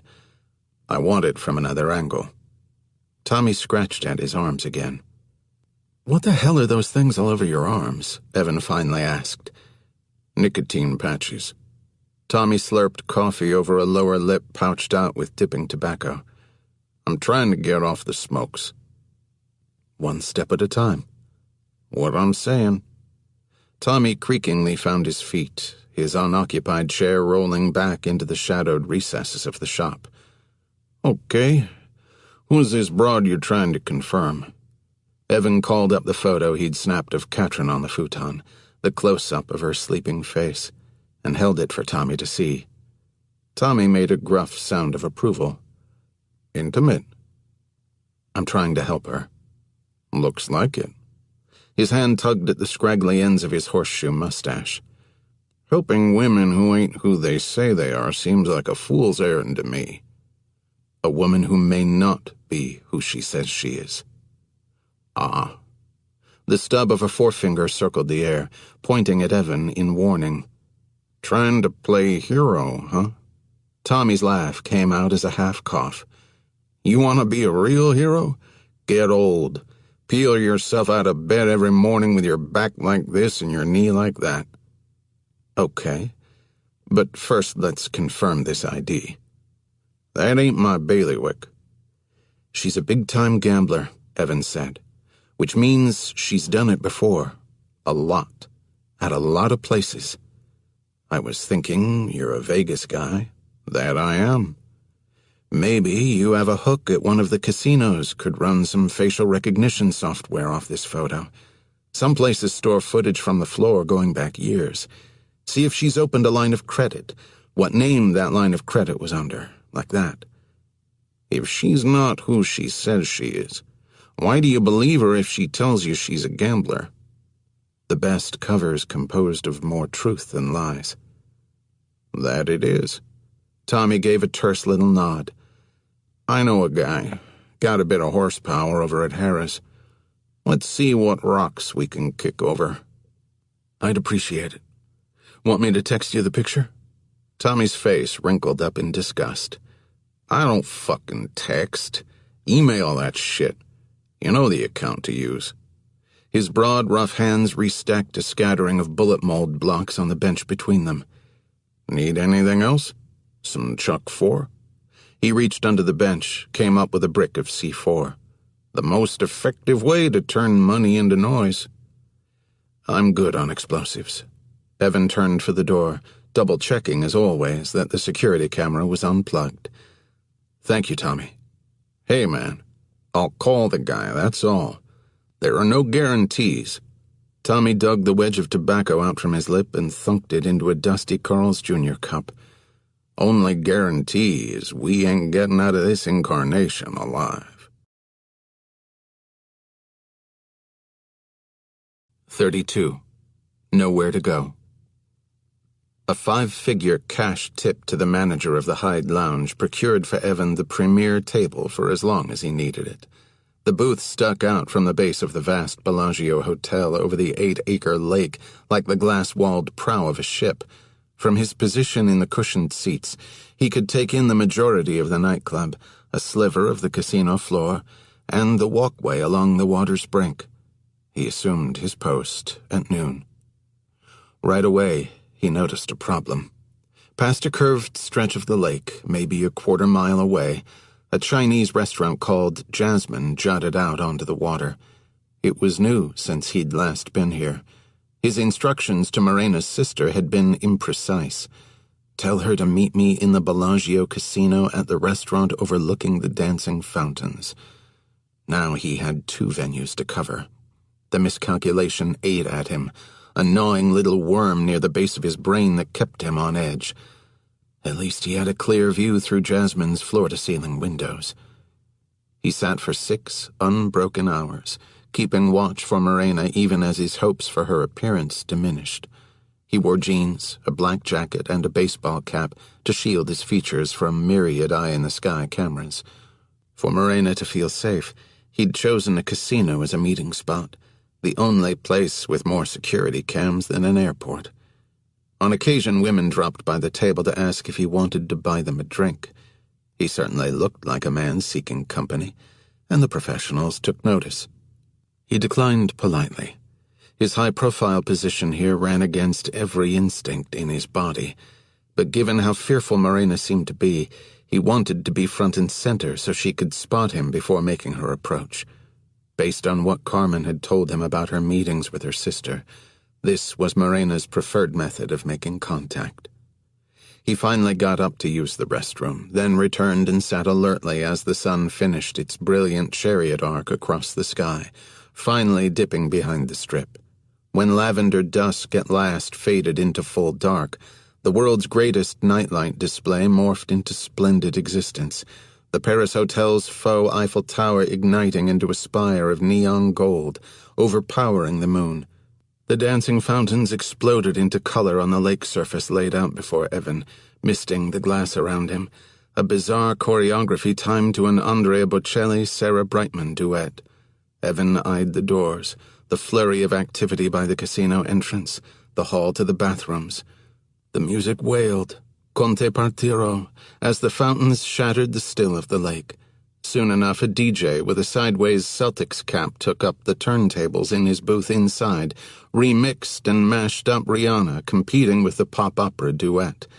The dance floor filled up, sauced bachelorettes and boisterous frat boys, cut-loose businessmen and drag queens in heeled thigh-highs, a jam of fluid limbs strobe-cutting the disco beams. I love the way you lie.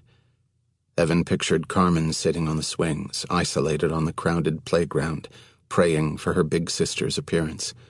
The school day was long gone. Perhaps Morena had decided to wait for cover of night to make her way to the strip. Or perhaps she hadn't come to the playground at all, and Evan would stay here, pinned to this spot tomorrow and the day after that. He searched the crowd again, everyone in full-blown what-happens-in-Vegas mode, talking too loud and too close or snapping duck-faced selfies. Slot machine payouts ring-ding-dinged over Eminem's rap interlude. Across the street, fake Europe glowed. Everyone here was chasing a different dream, an alternate version of their same self, freshened-up identities as fake and real as Evan's own, dropped into this fantasy wonderland only to be left behind at the airport departure counter like abandoned baggage. Amid the masquerade, a few simple realities burned through. He needed to find a scared 17-year-old girl. He needed to protect her. And he needed to learn whether she'd given his phone number to Katrin White or to Memo Vasquez. Evan sipped water, craved vodka, scanned the dance floor, the neighboring restaurant, and then scanned them again. He settled back against the upholstery, stretching his neck. When he next looked through the window up along the curve of the lake, a movement inside Jasmine caught his eye. Through the glittering wall of glass, he watched a feminine figure edge between white linen tables. Her back was turned, but he read the posture immediately. Shoulders lifted in a half-shrug, chin tucked, hands lost to long sleeves, the wrists goose-necked in. Fear. She turned part way, and he caught her profile. Morena. He checked out the restaurant interior around her. It looked clear. He'd just risen to start toward her when his gaze swept the length of 4 windows, freezing him where he stood. Danny Slatcher eased into view around a column, moving slowly toward Morena.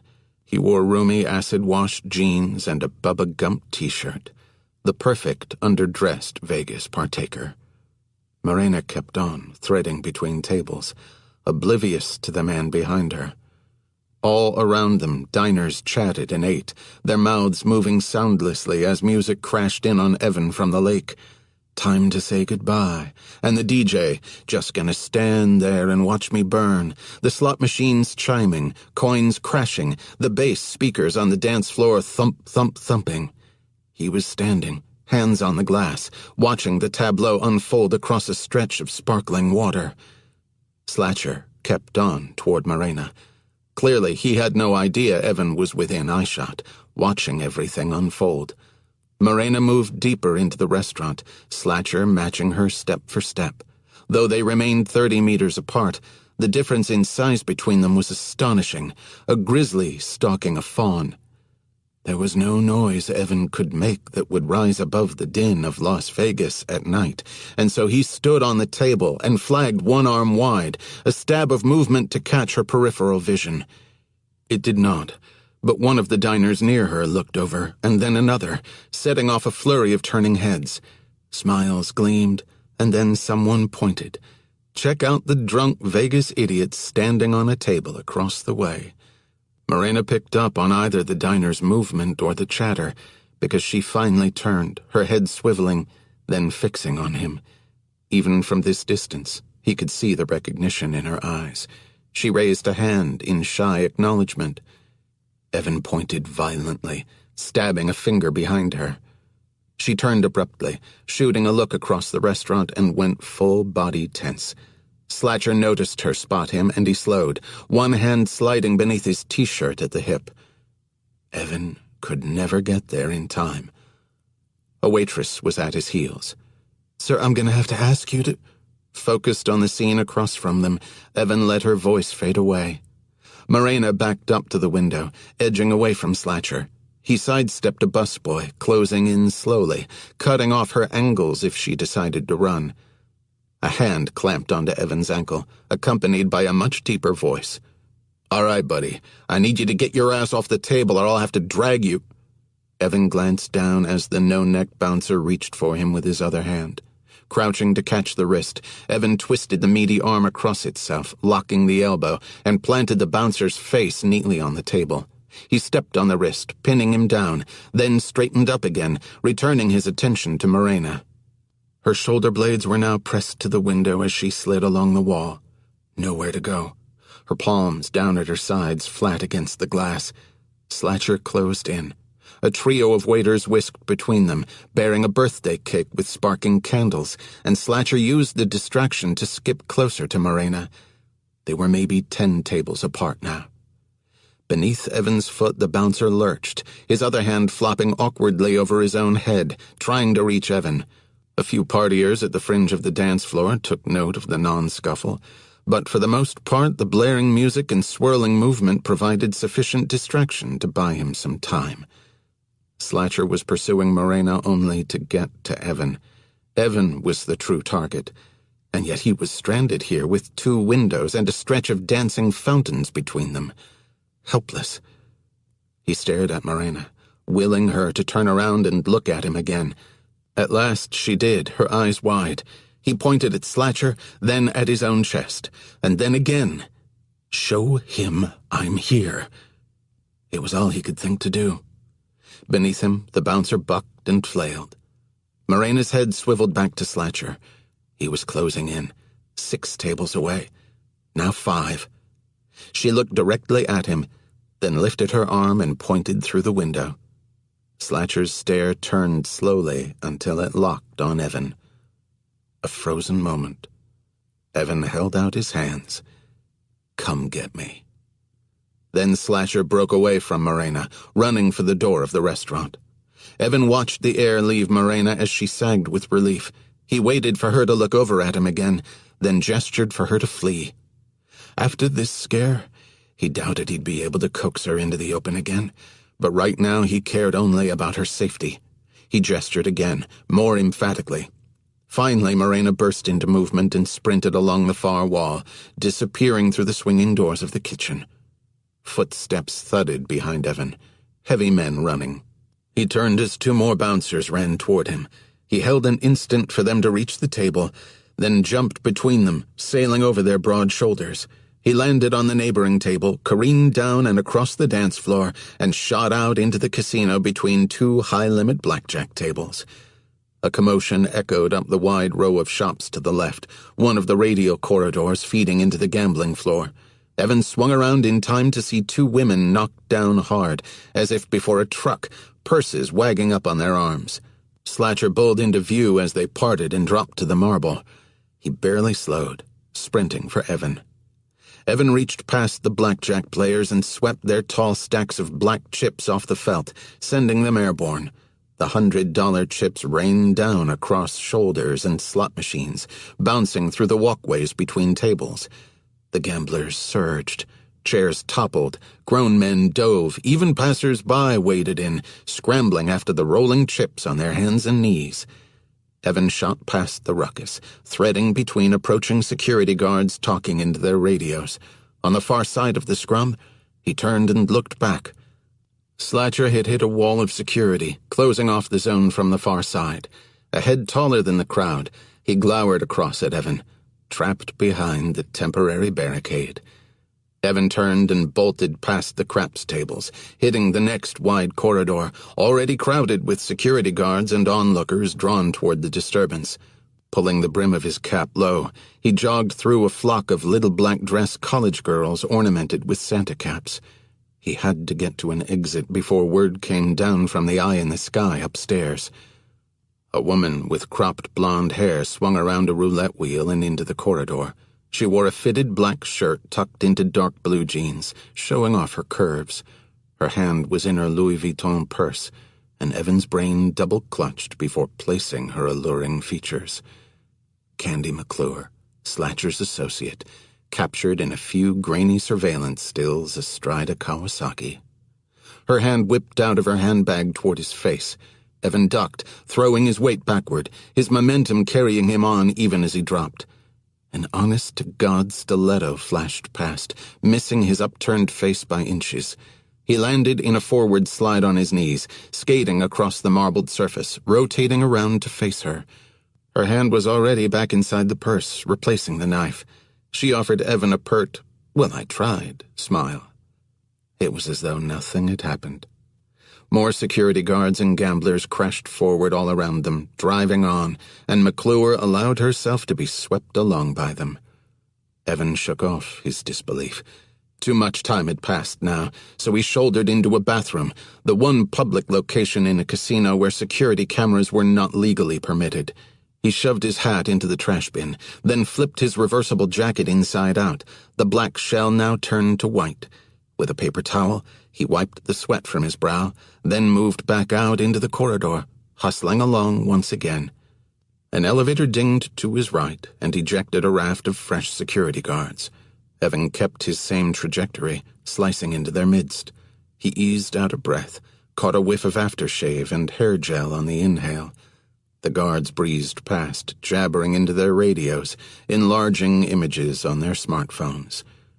Reaching the end of the corridor, he spun through a grand revolving door into the river of people clogging Las Vegas Boulevard. Bucking through two oblivious policemen, he scanned the sea of heads frantically, looking for a scared 17-year-old. As he rushed up one teeming block and down the next, he realized he wasn't going to find her any more than Slatcher was. Morena was long gone. 33. The Long Haul. On his way home, Evan exited the freeway by Dodger Stadium and cased the address that Memo Vasquez had given him. The ramshackle structure, more shed than house, seemed to be deteriorating into the hillside. Dead ivy clung to the cheap cladding. Plywood boarded one of the front windows. Gangbangers congregated on neighboring front porches, sipping 40s, their plaid shorts tugged low. A group of kids played ball using a shopping cart hung on a dumpster as a basketball hoop. Strings of Christmas lights blinked sporadically from various rooflines. Evan made a cautious approach and walked the surrounding blocks, but found no signs of surveillance. He'd repeated on Wednesday even more thoroughly before the arranged meeting. He thought about Morena in the wind, more scared than ever. He'd have to wait for her to contact him, if she decided to. But he imagined that after the near kidnapping in Jasmine, she would vanish again, far from her sister and Danny Slatcher and Evan himself. The thought of her out there somewhere, vulnerable to Slatcher's next move, grated on him, a metal file working his nerves. As he headed back to his car, his phone rang. The caller ID showed the burner phone he'd given Katrin. A sense of betrayal surged in his chest, lava hot. He answered, holding the phone to his face. "Where are you?" she asked. Paranoia has a taste, an acidity on the tongue as sharp as the side effect of a potent medication. Evan's breath fogged in the midnight chill. The air smelled of mowed grass and car exhaust. Up the street, a woman wearing hot pink heels with fabric straps that laced all the way up to her thighs strutted through a chorus of catcalls. Evan asked, "Why do you want to know where I am?" Her laugh was musical. "I don't, really. I suppose what I really want to know is why you're not here." He said nothing. "So," she said, "why aren't you here?" "I'm figuring out how to fix it." "What?" "Everything," he said. "Don't call unless it's an emergency. I'll be back to you Wednesday night." "Okay." Her tone had cooled. "Emergency only. That's fine. I hope I didn't—" "What?" "Nothing. Just thank you." He hung up. He switched vehicles in Burbank, parking the Taurus 2 lots over from where he'd left his truck. After driving home, he made it upstairs and went straight to the vault. He checked the surveillance feeds from the loft, picking up the minute he'd left and fast-forwarding to observe Katrin's every move. She'd slept, showered, stretched, ordered groceries in, napped. Everything as she'd been instructed. He caught up to the present, finding her standing at the big tinted windows, looking out at the freeway beyond. Her shoulders shook slightly. She was crying. Perhaps she knew she was being observed. He trudged from the vault, climbed onto his levitating bed, and fell into a deep sleep. In his dream, Jack came to him, his lips rouged black. Slowly, the black liquid rose in his mouth, glimmering, then spilled over onto his chin. Jack tried to catch it in his hands, cupping the blood as if he could scoop it back into his body. His wild eyes looked up into Evan's. "The past isn't dead," Jack quoted through slick black lips. "It's not even past." "What does that mean?" Evan said. "Hell if I know." Jack shrugged, the terrible fluid streaming through his fingers. "Dream interpretations," he added with disdain. "I hate that shit." Evan woke breathing hard, his flesh clammy, the sheets churned up around him. It was 5 a.m. His thoughts were disheveled, scenarios cascading one after another. The air conditioner blew cool and steady across his drying sweat. He sat up in bed and crossed his legs to meditate. As Jack had taught him, he freed up a space inside his mind and populated it with the oak trees of his childhood. He put a Virginia summer sun in the sky and a carpet of wild grass underfoot. Walking between tree trunks, he breathed the dusty scent of the bark and listened for bird calls. He came into a clearing, and there Jack waited, his smile still rouged, his chin dripping black, his teeth stained vampirically. Evan opened his eyes, more annoyed than distressed. From his nightstand drawer, he removed a Tibetan gong the size and shape of a soup bowl.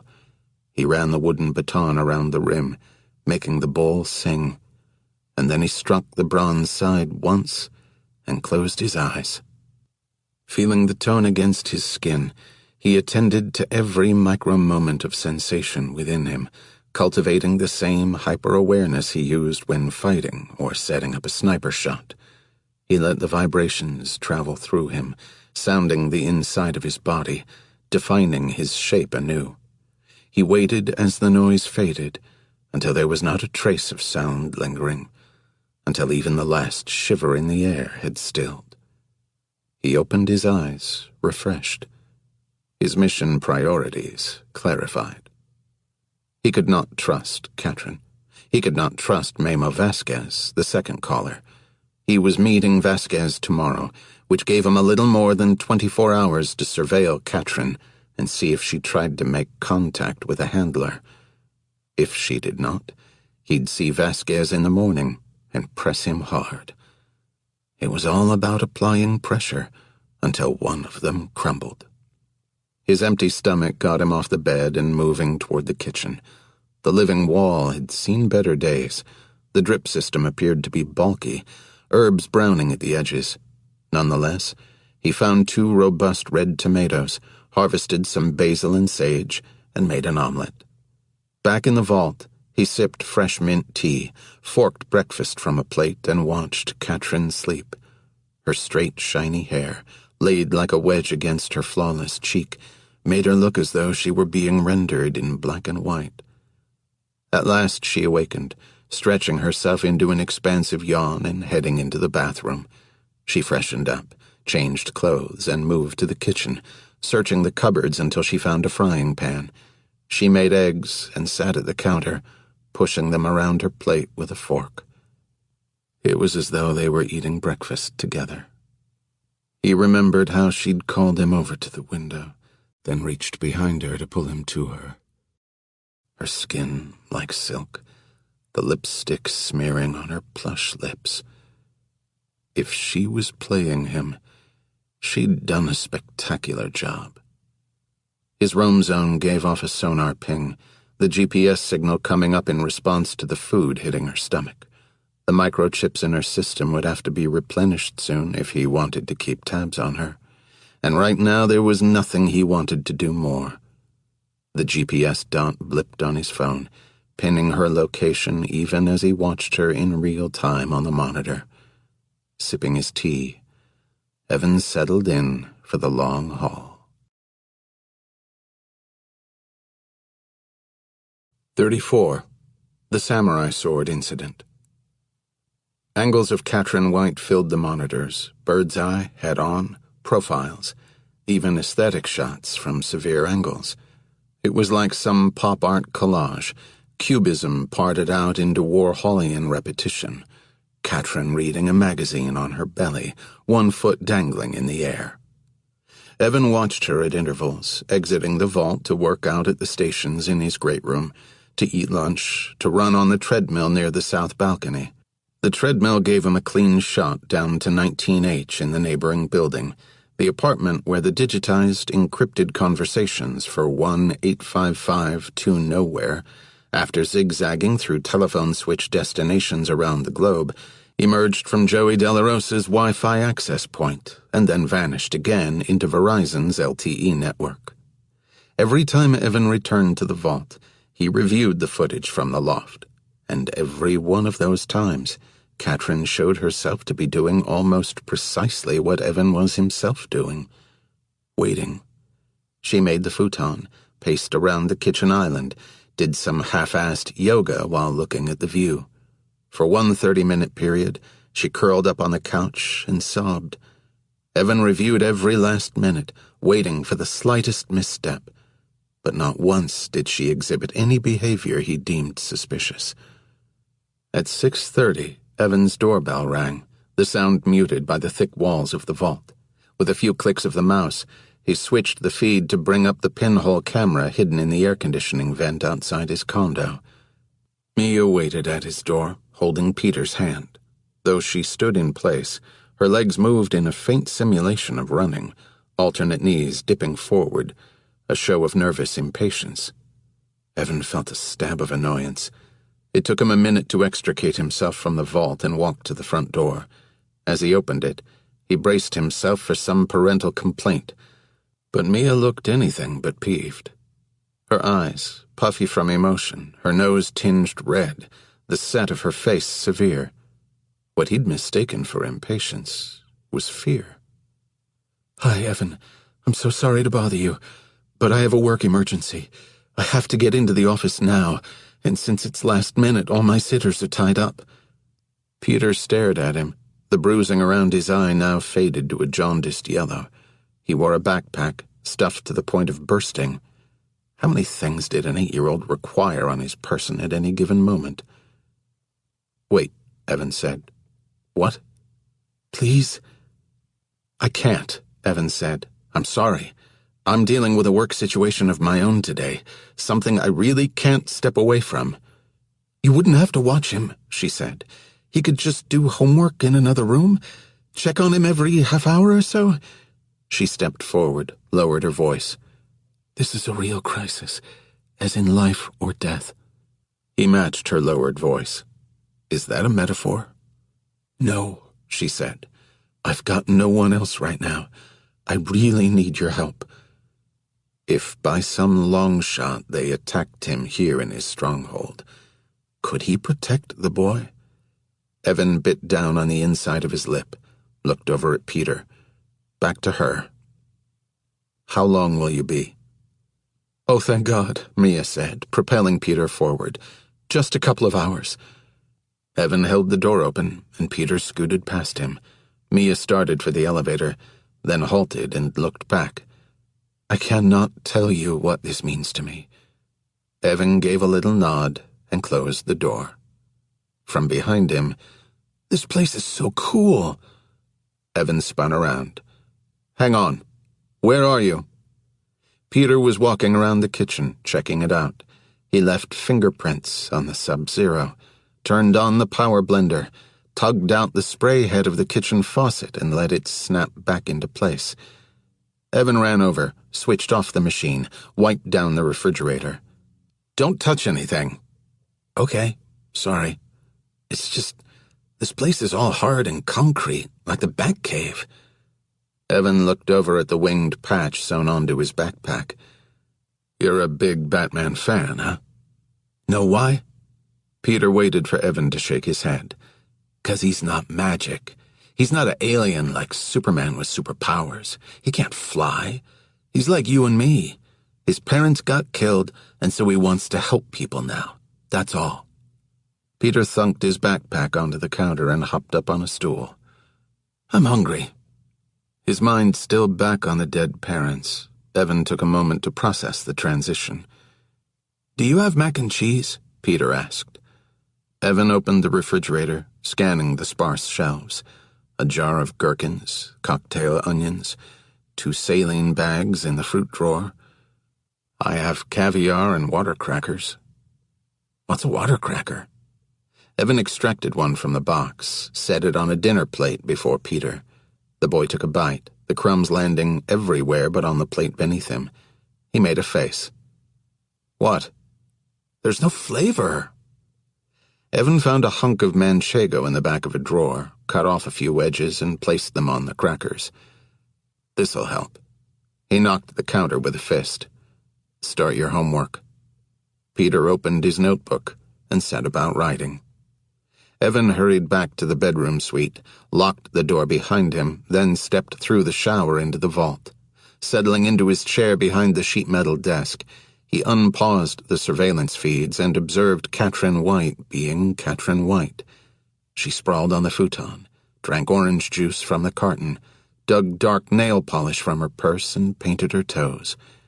He clicked to speed up the feed, watching closely to see if she made any gesture that could be interpreted as a signal, opening the bathroom window, reaching for the phone, sliding something beneath the front door. But she just whiled away the boring hours on Charlie Chaplin Fast Forward. It was looking increasingly likely that nothing was going to break before his meet with Memo Vasquez tomorrow morning. Evan had caught up and was observing Katrin in real time when he heard a cry from somewhere in his condo, then a clattering as something crashed to the floor.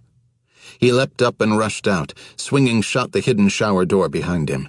When he barreled out of the bedroom and into the hall, Peter was standing there, blood snaking down his hand. Half slid out of its sheath, the katana lay on the floor at his feet, fallen from its acrylic wall pegs. I'm sorry. Peter squeezed his thumb, fighting tears. I just wanted to see it for a sec. Evan went down on a knee. Give me your hand. A nick through the pad of Peter's thumb. The blade must have barely touched him. Given the sharpness of the sword, the kid was lucky he hadn't lost a finger. Evan brought him into the bathroom, washed it under cold water, then applied pressure with a Kleenex. He set the bloody tissue by the sink, then took out a tube of superglue from the medicine cabinet. "You're going to glue my thumb shut?" "Yes." "What if I scratch my cheek and the superglue glues my thumb to my face?" "Then you'll look like this for the rest of your life." Peter regarded Evan's pose with alarm, and then his face softened. "Ha ha. You're sure this is okay?" "Trust me," Evan said. Peter did. Afterward, he regarded the wound. "Do you have any Muppet Band-Aids?" "No," Evan said. They walked back out into the hall, regarding the fallen blade. The sheath, a wooden shirasaya, featured an etched and inked sayagaki, the hallmark of a long-dead sensei. The hairline crack ran straight through the sensei's signature. There were 3 people in the country who could properly make the repair. Fortunately, one of them lived in Marin. Evan crouched over the scabbard, fingering the damage. As soon as he completed this mission, he'd take the drive up the coast and have the shirasaya fixed. "I'm sorry," Peter said. "Homework is boring." "I can imagine." Evan picked up the sword, slid it back into its sheath. Peter asked, "What is it, anyways?" "An 18th-century katana, splendidly forged, with bizen-styled chojimidare in the hamon, or blade pattern, hand-carved bohi and sohi for balance, sashikomi polish, flawless gold foil collar at the base of the gleaming blade." "A sword," Evan said. He steered Peter back to the counter, then took the damaged sword down to his Ford F-150 in the parking garage and locked it in one of the truck vaults overlaying the bed. Getting it repaired would be his reward once he completed the mission. When he came back up, Peter was sprawled on the couch, textbook on his chest, asleep. Worn out, no doubt, from the samurai sword incident. Evan stood for a moment, unsure what to do. Thankfully, the doorbell rang. When he answered, Mia looked exhausted. "God, Evan, I don't know how to thank you." "Everything okay?" he asked. "As okay as it's gonna get," she said. "How about here?" "Everything's fine. He got a little cut on his thumb." "Oh? From what?" Evan cringed a little. Fortunately, Mia drifted past him into the penthouse without awaiting an answer. Her gaze moved to her son on the couch. "They're so quiet when they're sleeping," she said. She packed up his things, slung the backpack over an arm, then stooped to pick him up. "He's impossible to wake when he's like this. Just gotta get him downstairs." She struggled, his limbs flopping around, the backpack slipping off her shoulder. Evan stepped in. "I got him," he said. 35. Hymn to Freedom. They stepped inside Condo 12B, Evan bearing Peter's slack body like some distorted pietà, Mia bobbling her briefcase and Peter's backpack. She kicked off one heeled shoe, then the other. "Will you please just set him in bed? I have to get out of these clothes." She colored. "Not like that. I just mean, no problem." Evan carried Peter to his bedroom and nestled him into the race car bed. He stood a moment in the still of the room, trying to recall if he'd ever slept that soundly. He walked back out into the living room, hearing Miles Davis playing somewhere deep in the condo. A bright new post-it called out from the post by the kitchen pass-through. "Treat yourself as if you were someone you are responsible for helping." He wondered what exactly that meant. He wandered back to Mia's bedroom, nearly colliding with her on her way out. With a nervous laugh, she skipped back a half step. She wore a long sleep shirt that drooped to mid-thigh. They stood close enough that even in the soft light of her bedroom he could make out the faint scattering of freckles across the bridge of her nose. Her unbound hair fell across her face, so she took it up in a fist atop her head, her sleep shirt stretching tight across her body. He caught a hint of lemongrass, the smell of her skin, of her. The tune ended, and another started up, a delicate piano riff. "Oh," Mia said. "Oh no. Not the Oscar Peterson trio. She swayed a little to the music lazily, one hand still holding up her hair. I had this psych class once in college, a lecture on meditation. You ever meditated? Some, he said. The professor, she had us pair off and ask our partner the same question over and over again. What makes you happy? Just that, time after time. And then we switched. When it came my turn, my first answer was Hymn to Freedom. This song. Listen to the trill right here. She dropped her weight a little, let her hair go. The birthmark at her temple peeked out from a fringe of curls. Her gaze was very direct. Want to play? He said, Sure. What makes you happy? He thought, long-range precision marksmanship. Rhodesian ridgebacks, he said. She made a soft noise, gave a half-smile. What makes you happy? He thought, jiu-jitsu double-hand parries. He said, French wheat vodka. What makes you happy? This time there was no space between his thought and the words. He said, Your freckles. Her mouth parted ever so slightly. She ambled a few steps backward into her room, started to say something, stopped herself. Do you want me to go? He asked. No. Do you want me to stay? Yes, she said.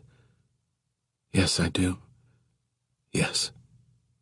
She stepped into him, and him to her, her hands rising to his cheeks even as their mouths met.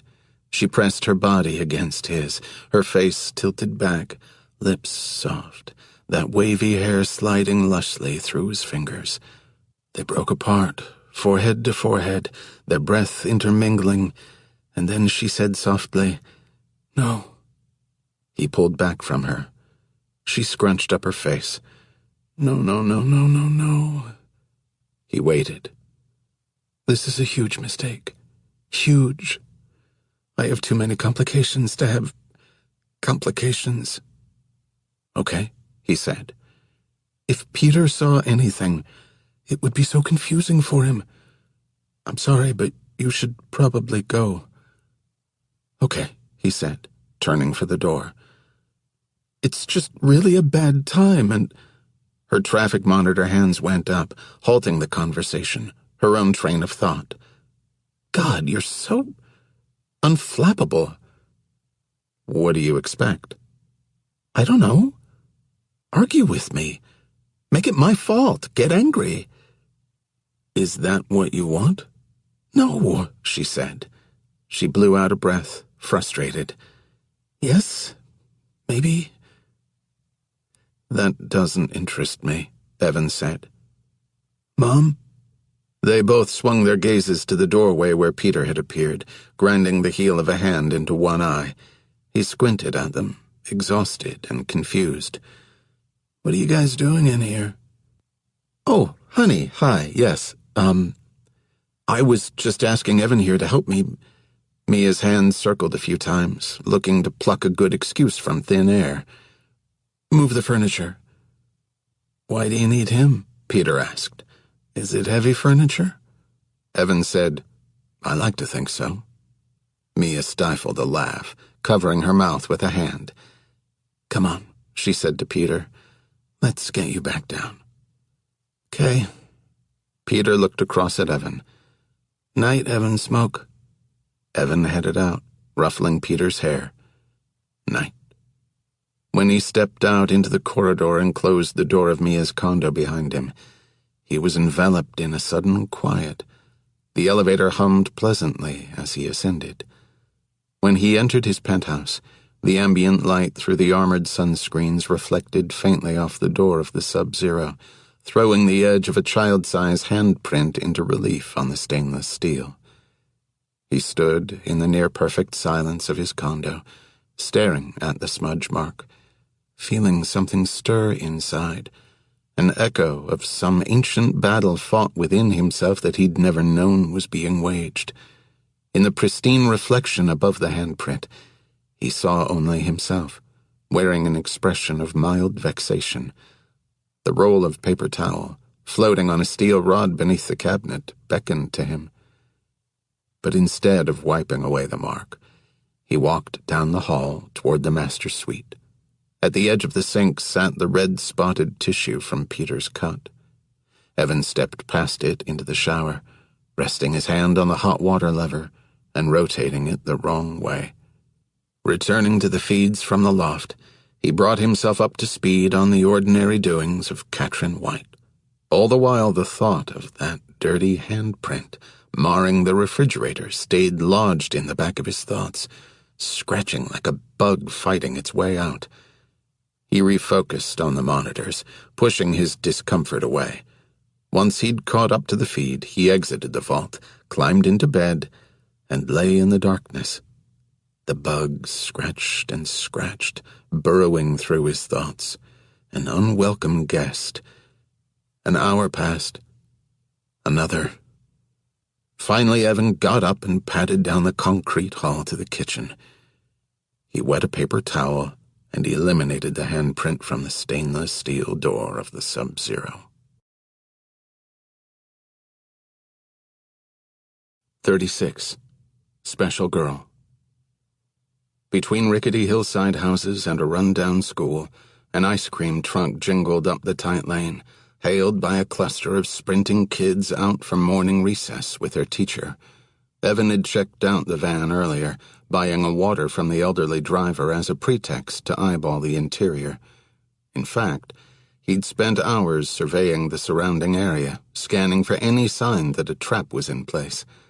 Everything looked normal, or at least Elysium Park's version of normal. Evan waited for the ice cream truck to pass, then got out of the Taurus and finally started for Mema Vasquez's house. Evan approached the meet with extreme suspicion, even by his own standards. He'd observed Katrin for more than 60 hours. She'd exhibited not a single sign of deceit. There was the possibility that she was aware that she was being watched, but Evan had installed the loft surveillance himself, ensuring that it was impeccably concealed. For 2.5 days, she'd shown no consciousness of the hidden lenses, not the slightest sideways glance or body language tell, which Evan knew from experience was hard to fake. So now, his distrust was sharpened for Memo. Evan stepped up onto the creaking porch, knocked twice, and pivoted to the hinge side of the door, putting his shoulder blades to the clapboard. He was a half-hour early by design, intending to catch Vasquez off guard. The door opened, and Evan swung into the gap, propelling Vasquez backward into the tiny front room. Vasquez, a rounded man with a broad graying mustache, held his hands up. "Please don't hurt me. Please don't." Evan heeled the door shut, swept Vasquez's legs, catching his weight to soften his landing on the floor. He flipped him, frisking him even as his eyes scoured the space. Evan produced soft flex ties from a front cargo pocket. They wadded up much easier than their stiff plastic counterparts, making them easier to carry. He looped a set around Vasquez's hands, cinching the braided nylon fabric tight. Vasquez grunted. "Stay," Evan said. He moved swiftly through the tiny house. The bare-bones interior contained scarcely the basics.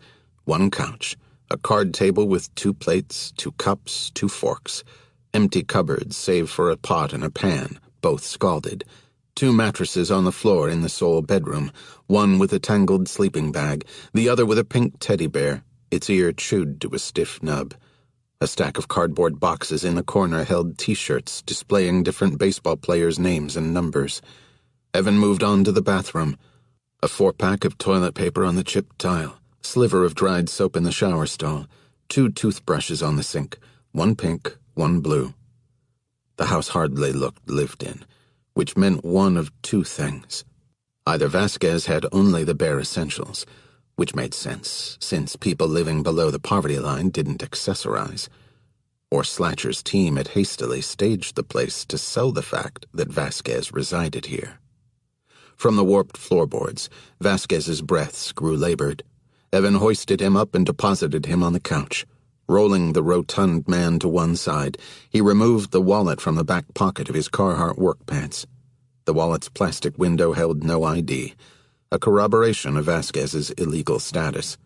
Instead, it displayed a ragged-edged photo of Vasquez with a squat, bow-legged teenage girl hugging him from the side. She had heavily lidded eyes, a flat nasal bridge, her thick lips shaped into a joyful smile, one hand clutching the pink teddy bear. Vasquez embraced her with one arm, his other hand holding a kite string, their faces upturned to the wind. Vasquez looked at Evan through sagging, wounded eyes. "I thought you were going to help me," Evan said, "and if I trust you, I will." "Trust me?" Evan took up a post by a gap in the plywood bording the front window, keeping his eyes on the street. The earth sloped precipitously here, the houses clinging to the hillside, giving Evan a clean view of the road leading up. Dodger Stadium rose in the distance, a great concrete chalice. The smell of weed laced the front breeze through the gap. "Tell me your story," Evan said. "Make me believe you." Vasquez strained on the couch, sweat dappling the front of his t-shirt. "Can you please cut my hands free?" Evan cut the flex ties and returned to his watch at the window. "Where did Morena find you?" "I was at a meeting. For the alcoholics." "AA?" "Yes. I drove to Las Vegas to bring mi hermana a washing machine. I cannot miss a meeting for one night. Morena, she was there." "Why was she there?" "She said she went to the meeting to find someone like me, someone who needed help, who was on the verge of the slipping." Evan had to admit, it was an ingenious place for Morena to seek out people on the edge. Even so, he couldn't keep skepticism from coloring his tone. "You announced your problems in front of the group?" "No, but I wanted to drink, and she perhaps sensed how badly I was." Perspiration sparkled on his forehead. "I am driven to drink when I feel how useless, how powerless I am." "Why do you feel powerless?" "You see, I am not a rich man." He jerked his chin to indicate the humble surroundings. "But I am an honest man. It is just me and Maisa. From the picture. Her mother passed away during the birth. I brought Isa here for a better life. It is hard for her in Mexico because of her condition. I make Los Dodgers t-shirts and sell them in the parking lot before the games. I rent a small space in El Distrito de Textiles to make the t-shirts. One night, the bad men come to my shop. They had wrapped the... what's the word? Yes, the packages of la cocaína. They say la policía are on them. They need to hide the packages in my shop. They have the guns and the blade like this." His thick fingers measured off a Bowie knife. "El Jefe put the blade in the face of Maisa. If I tell anyone, he say they will take her. He do not say for what, just they will take her." His eyes glimmered, and his breathing grew wet. "I did not know what to do. If I refuse, they will take Maisa. If I run, they promise they will hunt me. If I go to la policía, I will be deported. So I say, okay, I will do this." Evan focused as much on Vasquez's delivery as on his words. Cover stories tended to sound rehearsed, too smooth, with no hesitations. Vasquez seemed genuine, full of pauses and broken sentences. And he didn't appear to be stalling either, drawing out the story to give his handlers time to plot an approach.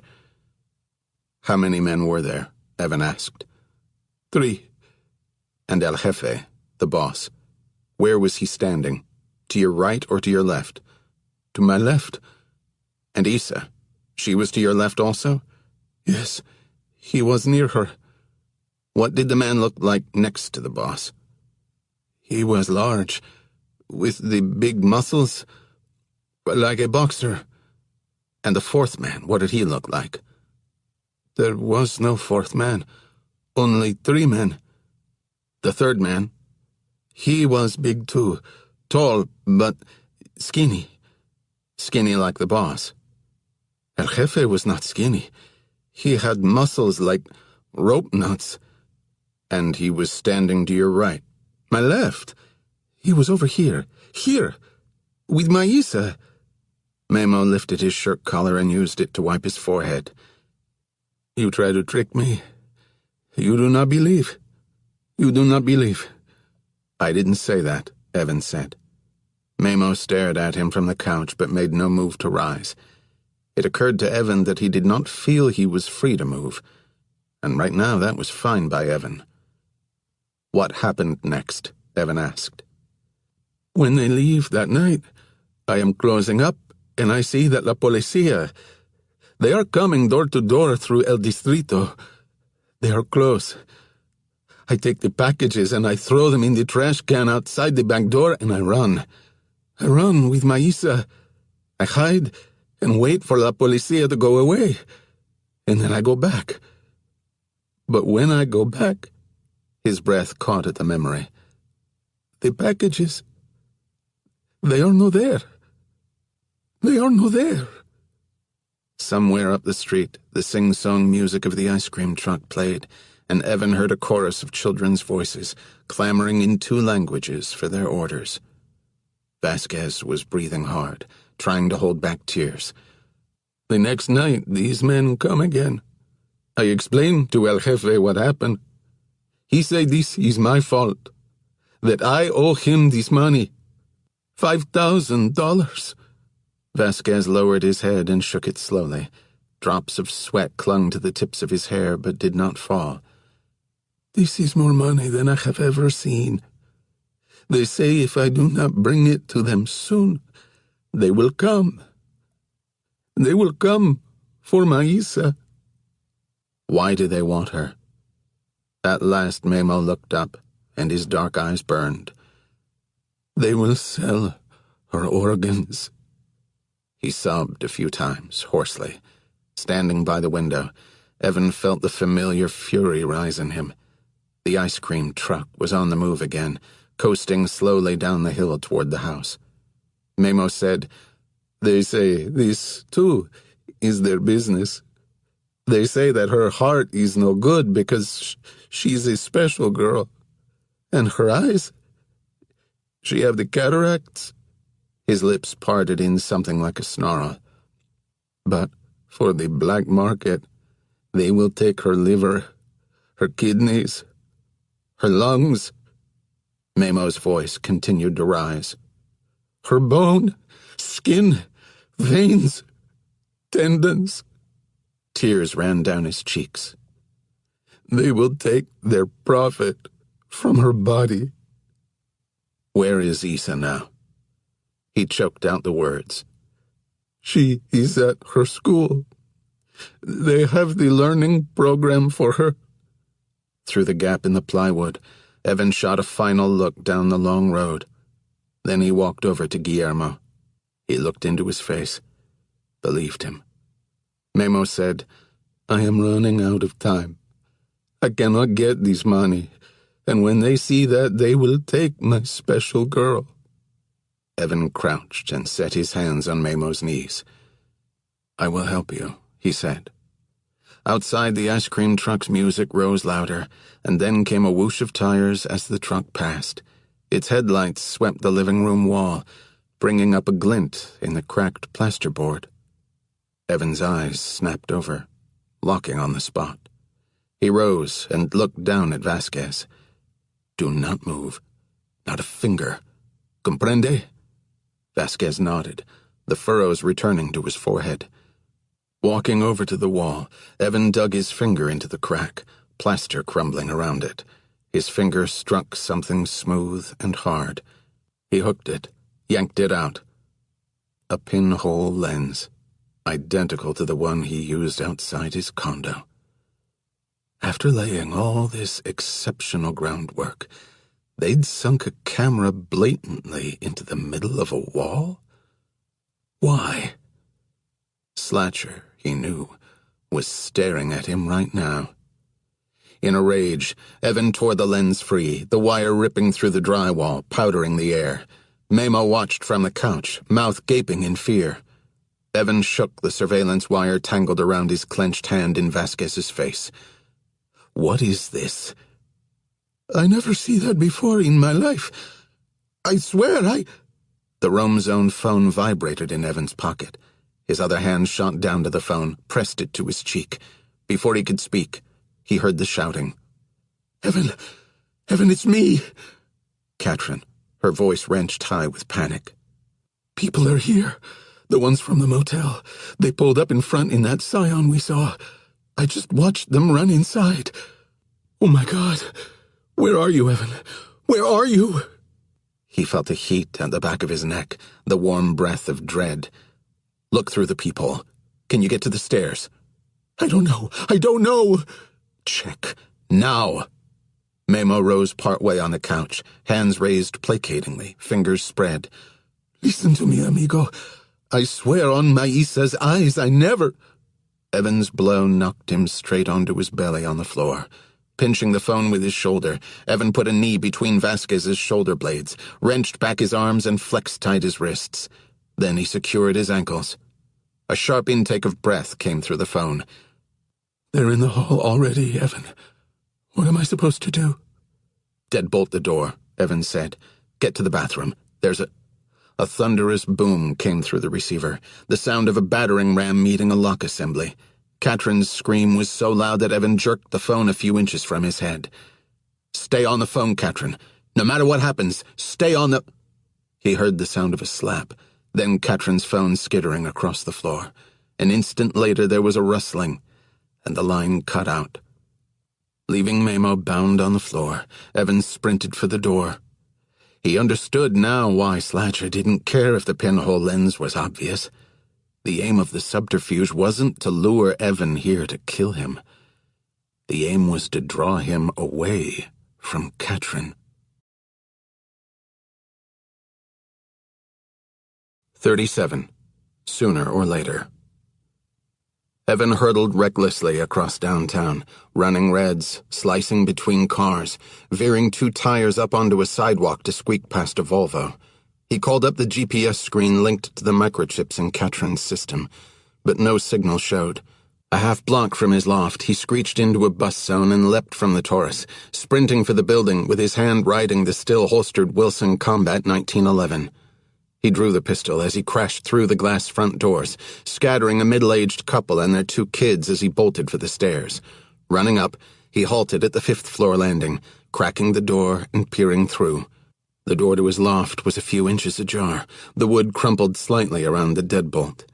Easing into the hall, pistol raised, he crept along the carpet. He spread his hand on the splintered wood and swung the door silently inward. Leading with the gun barrel, he inched inside, taking in the open space with a sweeping glance. One of the bar stools knocked on its side. The burner cell phone smashed to pieces. He crouched over the electronic entrails, touching the few dark spots on the floor next to them. When he lifted his hand, crimson filmed his fingertips. The drops were not excessive. Maybe a bloodied nose from the slap? He knew that Katrin was alive. They didn't want her. Since the loft was burned, he wasted no time leaving, reclaiming the Taurus up the street and racing back to the Elysium Park house he'd just left. He replayed Vasquez's cover story in his head. The elaborate tale, humble illegal alien with no one to turn to, evil drug lords, the Down syndrome daughter to be parted out for organs, now seemed implausible, hitting all the right marks to tug at Evan's insides. The photo of Issa had even been planted in Memo's wallet in place of a driver's license, the first place Evan would check. Slatcher had done his research, building a simulation of a nowhere man mission with just the right veneer of desperation and hopelessness. A few minutes later, Evan stood in the dusty interior of the ramshackle house, surveying the scene.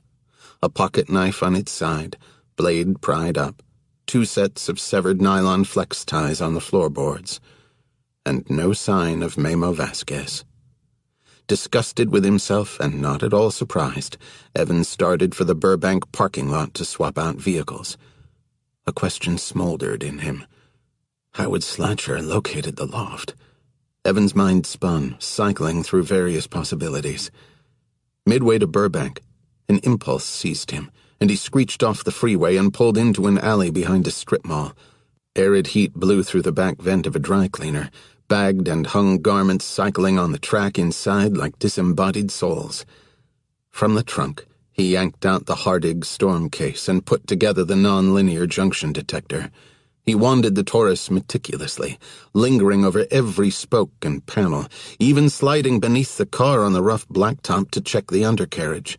He ran the circular head over the inside upholstery, decapitated the headrests, yanked every item from the glove box. Tearing out the floor mats, he scanned them as if wet-vacuuming the fabric. The detector gave out only its customary crackle of static. A few people exiting the dry cleaner offered him curious stares, but he ignored them, focused on his task, his sweat-heavy shirt clinging to him. He tugged out the spare tire and checked it, then disemboweled the first aid kit, scattering its pieces across the ground. The tire iron was clean, as was the carpeted trunk mat, which he ripped out and exposed inch by inch. He shredded the black foam inside the Hardig storm case, strewing it like wads of cotton across the alley. Sitting among the wreckage of the car, he breathed hard, catching his breath, at a loss. His stare pulled to the wand itself. A terrible suspicion pulsed to life in his chest. Rising, he picked up the detector. Then he hurled it against the asphalt, shattering it to pieces. Stomping with his heel, he fractured the plastic handle. Inside was a tiny digital transmitter. Crouching, he plucked up the pea-sized tracker, held it between his thumb and forefinger, and glared at it. Hiding a transmitter within the very wand designed to detect it was an unrivaled piece of tradecraft. He walked over to the dry cleaner's delivery van parked beside him, unscrewed the gas cap, and dropped the transmitter inside the tank. That should keep Slatcher and his team running circles around the city for a while. In the ravaged car, Evan drove to the airport-adjacent parking lot and picked up his truck. He drove home, trying to piece together when Slatcher's team could have bugged the wand. The first time Evan had used the Taurus was just before Slatcher's assault on Katrin's motel room. The car had been cleaned then. There was simply no way they could have known about it before. And once Evan and Katrin had fled the motel through the back window, he'd watched Slatcher with his own two eyes. Slatcher had no tracking intel. He was waiting on comms from his field team in the room, and then he'd turned to study the street. No. There had been no transmitter hidden within the car when Evan had first taken Katrin to the loft. Which meant that Slatcher had planted it when Evan returned to Chinatown to sneak into the sniper's nest. The scene of the attempted shooting was the most logical place to stake out. Slatcher would have known that Evan would return there eventually. That burned every location Evan had driven to after Chinatown. He ran through them in his head.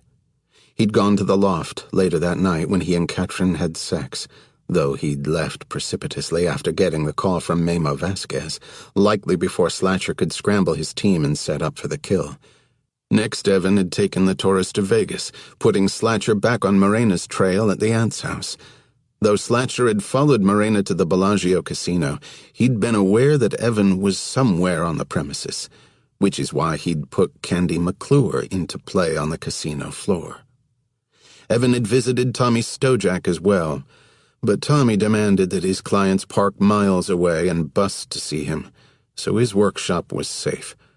On the way back from Vegas, Evan had stopped by Memo Vasquez's house, giving Slatcher notice that Evan had taken the bait on the fake caller. Because Evan had switched vehicles in Burbank before coming home, Castle Heights was still presumably clear. When he'd returned to the Elysium Park house this morning, Slatcher had probably tracked him by the transmitter the whole way there, then waited to get real-time visual confirmation from the not-so-hidden pinhole camera that it really was Evan. That location put Evan too far away to get to Katrin in time, so Slatcher knew he was clear to crash the loft and take her. It was pretty goddamn obvious why Orphan Zero was considered the best.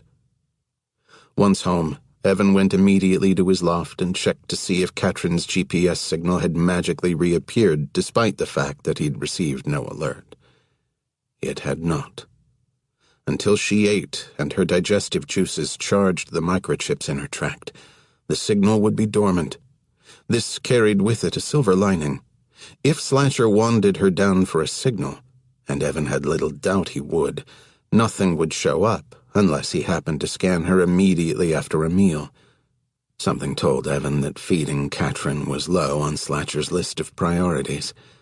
But there was a deadline on the signal as well. Katrin likely had one more day, maybe two, before the minuscule sensors passed through her system. Then, she'd be lost for good. Next, he called up the surveillance footage from the loft. He watched Katrin pacing around the kitchen island as she was prone to do. A creeping unease found its way beneath Evan's skin. The slow burn horror of observing a person unaware that something terrible was about to happen to her. Katrin moved to the tinted wall of glass, and then her body stiffened with terror. She scrambled for the cell phone, half slipping on the slick floor. Evan watched her dial with trembling fingers, watched her mouth move frantically, the conversation branded in his memory. The sound, fuzzy yet audible. People are here. The ones from the motel. She listened to him, ran to the door, glanced through the peephole. Her hands were fumbling at the deadbolt when the door flew in violently, knocking her back. She staggered, but managed to keep her feet. Slatcher flashed inside, backhanding her. Though his blow seemed almost an afterthought, Katrin's head snapped around as if her neck were a well-greased swivel. The phone skittered away. The woman, Candy McClure, was at Slatcher's heels, a battering ram swinging playfully at her thigh. With a casual, hip-swaying gait, she crossed to the phone and smashed it with one of her chunky-heeled boots. Slatcher gathered Katrin up. She lolled in his grip. Candy went to her other side, flipping Katrin's arm so it slung drunkenly over Candy's shoulders, and they sailed out the door. The entire intrusion took 11 seconds. Evan watched it through again. And again. Oh my God! Where are you, Evan? Where are you? He rewound, hit play. Where are you, Evan? Rewound. Where are you, Evan? He listened to Katrin's plea until it became a mantra of rage, firing his insides. His thumb punched in the remembered number. It rang and rang, but Slatcher did not pick up. He was likely trying to backtrace the number and would return the call only once he'd made some headway. As a former orphan, Slatcher would have considerable skills and resources to run down voice-over IP protocols and digitized switchboards. It would be interesting to see how far along the trail he could get. Keeping the lights off, Evan walked the perimeter of his dark penthouse, roam zone in hand. His shoulders scraped along the walls as if marking the boundaries of his fortress, delineating safe ground. The sunshine charcoaled by degrees, and then a postcard orange bled through the sky, and soon enough, only man-made lights prevailed, pinpricks in the black sea of the city. As expected, the phone rang. Evan clicked talk, put it to his ear. "Orphan O," he said. "Orphan X." "Let me talk to her." "Of course," Slatcher said. A moment later, Katrin came on the line, her voice husky from crying. "I'm sorry, Evan. I'm so sorry I dragged you into this." "What are you talking about?" "I couldn't get the deadbolt locked. I couldn't get to the bathroom." "There are two things I need you to remember. None of this is your fault, and I will find you. Repeat them to me." She jerked in a few breaths. Then she said, "None of this is my fault, and you will find me." She stifled a cry. "Promise me?" "I promise. Now hand the phone back to the man." Slatcher came on the line again. Evan said, "You're happy to let us talk, aren't you?" "I am." Evan paced along the hall, letting his fingers trickle across the space where the mounted katana once hung. "Because you're tracing this call. Right now." "Trying to." "Good luck," Evan said, not insincerely. "Nice diversion with the dry-cleaning van," Slatcher said. "Thank you," Evan said. "Beautiful move planting the digital transmitter in the wand. You put it there in Chinatown?" "I did," Slatcher said. "While you were in the apartment getting onto my trail, I was in the trunk of your car getting onto yours. But you didn't want to take me out there. Too many cops." "That's right. The place was inundated, as you saw. Impressive gymnastics on the balconies and the roof. I didn't think you were going to pull it off." Once again, Evan's mind scrolled through various potential enemies. A successor to a Hezbollah arms chief he'd zeroed out during the security zone conflict in Lebanon. The bitter widow of an oligarch who'd trafficked in fissile material. An uncle of a serial rapist he'd put down in Portland. He said, "I don't suppose you care to tell me why you're after me?" "I'm afraid that's not my call." "Right. Gun for hire." Evan walked to the edge of the kitchen, letting the living wall tickle his arm. "Does your employer wish to reveal himself?" "No." "How'd you get onto me? To begin with, I mean." "Oh," Slatcher said. "I'm good at what I do." Evan crossed the poured concrete stretch of the great room, leaned against the treadmill, looking out at the glowing yellow squares of the apartment windows opposite him. "You started with Morena?" "We could have started with someone before that," Slatcher said. "You never know who we know. Maybe we've got someone in place in your building right now." His tone was conversational, but Evan felt the barbed words twisting in his gut. A disinformation tactic? Evan decided it was. If Slatcher knew where Evan was, his door would have been kicked in by now. "What makes you think I'm in a building?" Evan asked. Slatcher laughed in reply. That part of the conversation was closed. "I watched surveillance from the loft," Evan said. "Two former orphans working together. Now I've seen everything." "Well," Slatcher said, "almost everything. Just wait." Evan had only been guessing at Candy's provenance, but he took Slatcher's words as confirmation. "I wasn't aware they made a female model," he said. "Oh, a few." Evan drifted past the treadmill and stopped before the periwinkle sunscreen, gazing over the south balcony at apartment 19H in the facing building. The fine interlocking chainmail of the screen fuzzed his view only slightly. He could see Joey De La Rosa reclining on his faux leather couch, remote control resting on his thigh, a scoured Weight Watchers tray sitting on the footrest.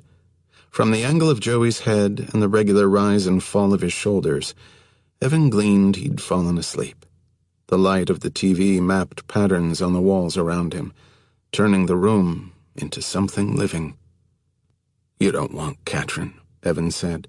"She's just bait." Slatcher's voice, loud in his ear. "This is true.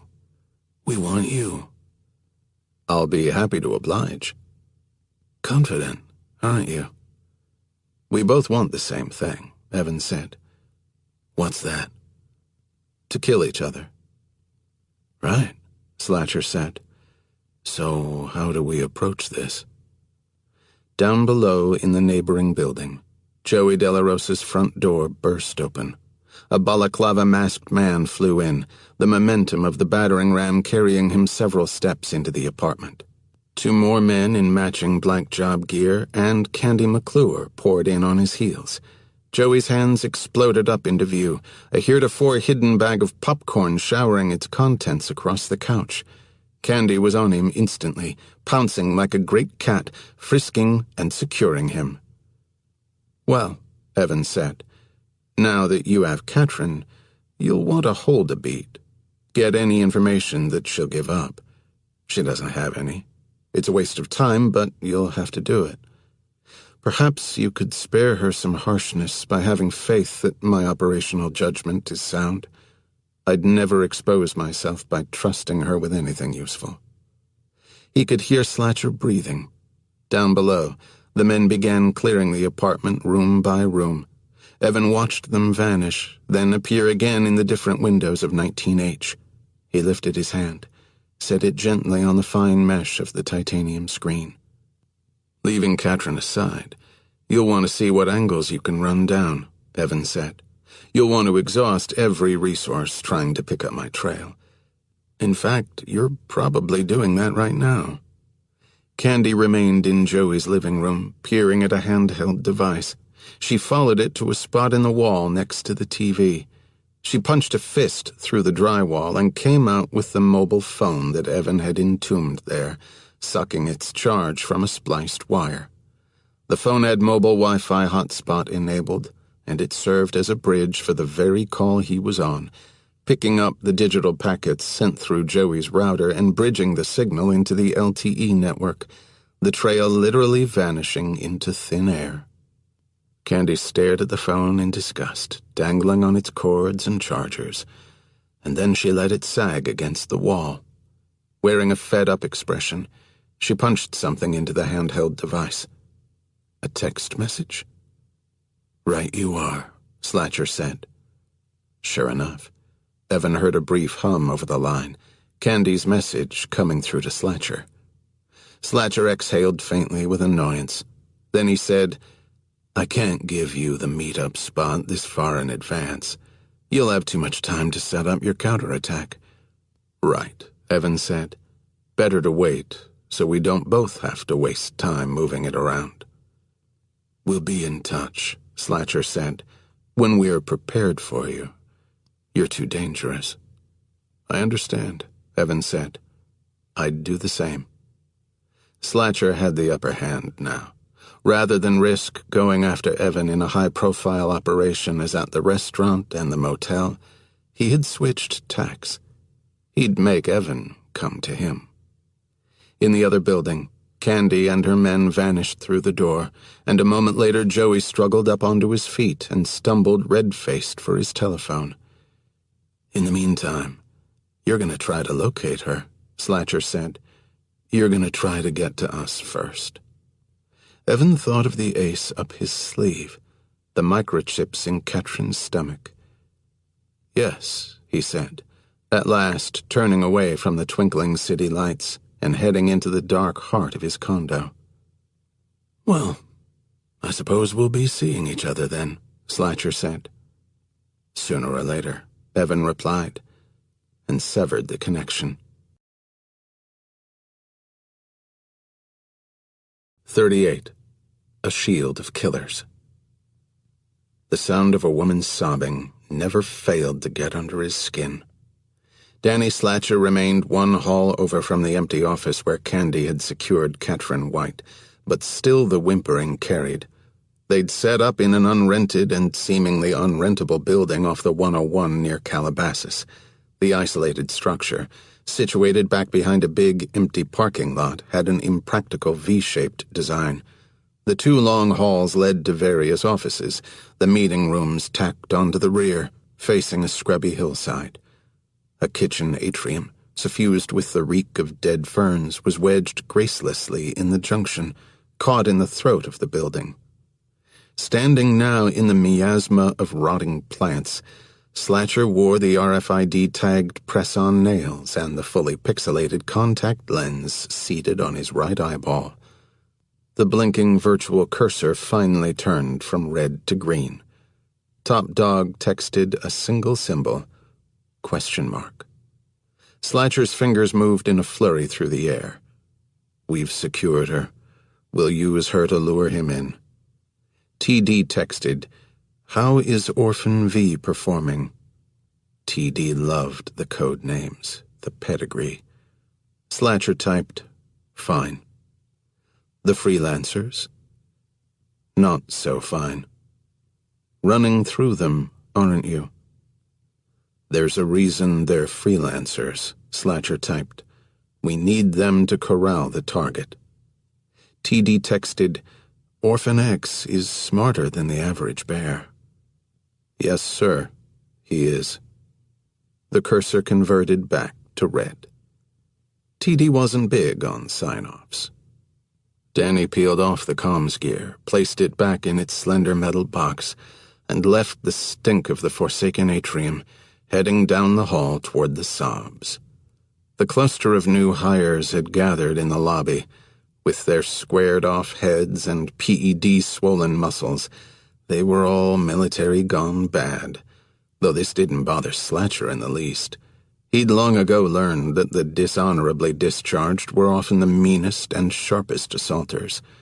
Slatcher wanted a shield of killers in place around Katrin White and Candy McClure, until Orphan X lay dead at his feet. The conversation ceased as Slatcher cut through the men and headed down the adjoining hall. The door to the utility office was ajar. Candy squatted inside the dank concrete rectangle of a room, lovingly checking her plastic jugs of hydrofluoric acid concentrate. She stepped out to join Slatcher as he kept on. "Should we tell her?" Slatcher asked. Candy nodded. "Let's tell her. It'll motivate her to behave." They entered the last office on the left. Katrin, blissfully quiet at last, remained where they'd left her, shackled to a desk. Beside her, an untouched bag of McDonald's. The window that looked out onto the hill was nailed shut. Sweat matted Katrin's sleek bangs to her forehead, and her face was swollen from crying. Slatcher's backhand had ballooned her left cheek, a red wine spill creeping into her eye. "You're not going to eat?" Candy asked. Katrin's eyes barely lifted. "I'm not hungry." Slatcher crouched over her. "Sam is alive and well," he said. "We needed to scare you. We needed you to cry real tears. In front of Evan." Katrin's lips parted, but she made no sound. "No," she said. "No, you're lying. You're lying to me." "We did what we had to do to get Evan where we needed him, emotionally. We needed him reckless, willing to take more risks." Katrin's eyes were running. Her thin arms shook uncontrollably. "You did that to me just to convince him? To convince him?" "Look at me. Look at me." Slatcher's huge hand clamped down over Katrin's chin. He jerked her face to his. "If you cooperate fully with us, Sam will live. Do you understand me?" Katrin nodded in his vice-like grip, her tears dampening his knuckles. "I just want it all to be over." "It'll be over when Evan is dead." Slatcher released her, and Katrin's muscles went slack. She melted to the floor, her cheek pressed to the thin carpeting. Grease spotted the fast food bag by her face, the smell turning her stomach. As Slatcher came off his haunches, he seemed to keep rising and rising. He exited. Candy remained behind, leaning back on the desk and examining her nails, her pert, pretty face wearing a look of mild boredom. Katrin sucked in one shallow breath after another, but couldn't seem to find any air. "Shitty Russian hitmen," Candy said, "focus on destroying dentals. Then they chop off the victim's fingertips and put them in a glass of beer to erase the prints. But me? I'm not a shitty Russian hitman. I don't go for that panty-anty crap." With a fluid motion, she pulled herself off the desk, her body seeming to roll forward onto her feet. Her boots planted themselves delicately in front of Katrin's face, and then she leaned down, bringing a waft of girly perfume. "I prefer to erase the entire person. We may not have done that to Sam yet." She nestled her lips against Katrin's ear. "But I'm dying to." She stood over Katrin, those shapely legs sturdy and spread, colossus of Rhodes with a bleach job. "So please," she said, "don't cooperate." Even after she walked out, Katrin couldn't catch her breath. 39. A noise that kept not coming. Lying on the floating slab in the inky darkness of his bedroom, staring at the void of his ceiling, Evan concentrated, replaying his and Slatcher's conversation word for word. "You never know who we know. Maybe we've got someone in place in your building right now." Slatcher was trying to psych Evan out, put him on the run where he'd be more visible. Here, he had sundry alarms and weapons, base-jumping parachutes and tactical rappelling rope, reinforced walls and windows. He was safe enough right now. But Katrin was not. He pictured how they'd lain together on the futon, his finger tracing the slope of her hip, those 3 asymmetrical stars tattooed behind her ear, the kanji strokes on her left shoulder blade, those spots of blood on the floor of the loft, the promise he'd made, "I will find you." 2 feet from his ear, the roam zone charged on the nightstand. He'd been waiting for the sonar ping to announce Katrin's location, bracing himself for a noise that kept not coming. The night suddenly felt colder than it was. "Promise me." Crimson filming his fingertips. "Where are you, Evan?" The shattered burner phone. The sob tangled in Katrin's throat. "Where are you, Evan? Where are you?" He threw back the sheets, dressed, and made his way to the Turkish rug. He sat cross-legged, veiled his eyes, and tried to meditate. For the first time in his life, he could not. 40. Blind spots. By first light of morning, Evan had already run a full check of his security systems, fine-tuning the motion detector's sensitivities, testing the alarms, assessing the surveillance camera angles, and searching out blind spots. Right now, he could not afford any blind spots. Still no GPS ping from Katrin's microchips. Had they already broken down and passed from her body? Was she not being fed? Had she sweated off the hidden patch behind her ear? Perhaps she was being held underground, the signal muffled by concrete walls. He kept moving. He extracted the SIM card from his roam zone and dropped it down the garbage disposal, letting the blades whir until he heard only bits tumbling. He pulled them out and trashed them, then jumped online, moving his phone service from the outfit in Bangalore to one in Marrakech. No longer could he rely on domestic violence-inclined Joey De La Rosa. After Joey had called 911 last night, the cops had arrived and removed the excavated mobile phone from between the studs, puzzling over it as if it were an artifact from outer space. After slotting a fresh SIM card into his phone, Evan grabbed a Pelican case from a cabinet beside his weapons locker and took it up onto the roof. He selected a hidden spot behind the metal shed protecting the generator. Despite the Southern California blaze overhead, a December wind numbed his fingers as he worked. From the top of the case, he telescoped out a Yagi directional antenna, then plugged in a coaxial cable with an Omni stubby antenna mounted on a tripod. He pointed the Yagi at the horizon and voila, his very own rogue GSM site. The little base station dodged all authentication between itself and the nearest cell tower, making it untraceable, literally off the grid. Next, Evan enabled the Wi-Fi hotspot on his roam zone, forming a gateway to the LTE network. Ordinarily, he would power up the base station only when making a call, turning it off immediately afterward, but he'd have to leave it running until he received Slatcher's call. "Evan, is that you?" He rose quickly in time to see Hugh Walters approach. "What are you doing up here?" "Oh," Evan said, "it's a hobby of mine. Trying to track comets. I always hoped to discover one. Have it named after me." Hugh brightened with an inner light that Evan hadn't thought him capable of. "I was in the shortwave radio club at my prep school," he said. "Were you now?" Evan said. "I was indeed. Look, I know it's outside of regs for me to—" Hugh waved him off. "Hey, let's call it a secret between amateur scientists." "I'd appreciate that," Evan said. "It's a bit embarrassing." Hugh offered a hand, and they shook on it. Evan asked, "What are you doing here?"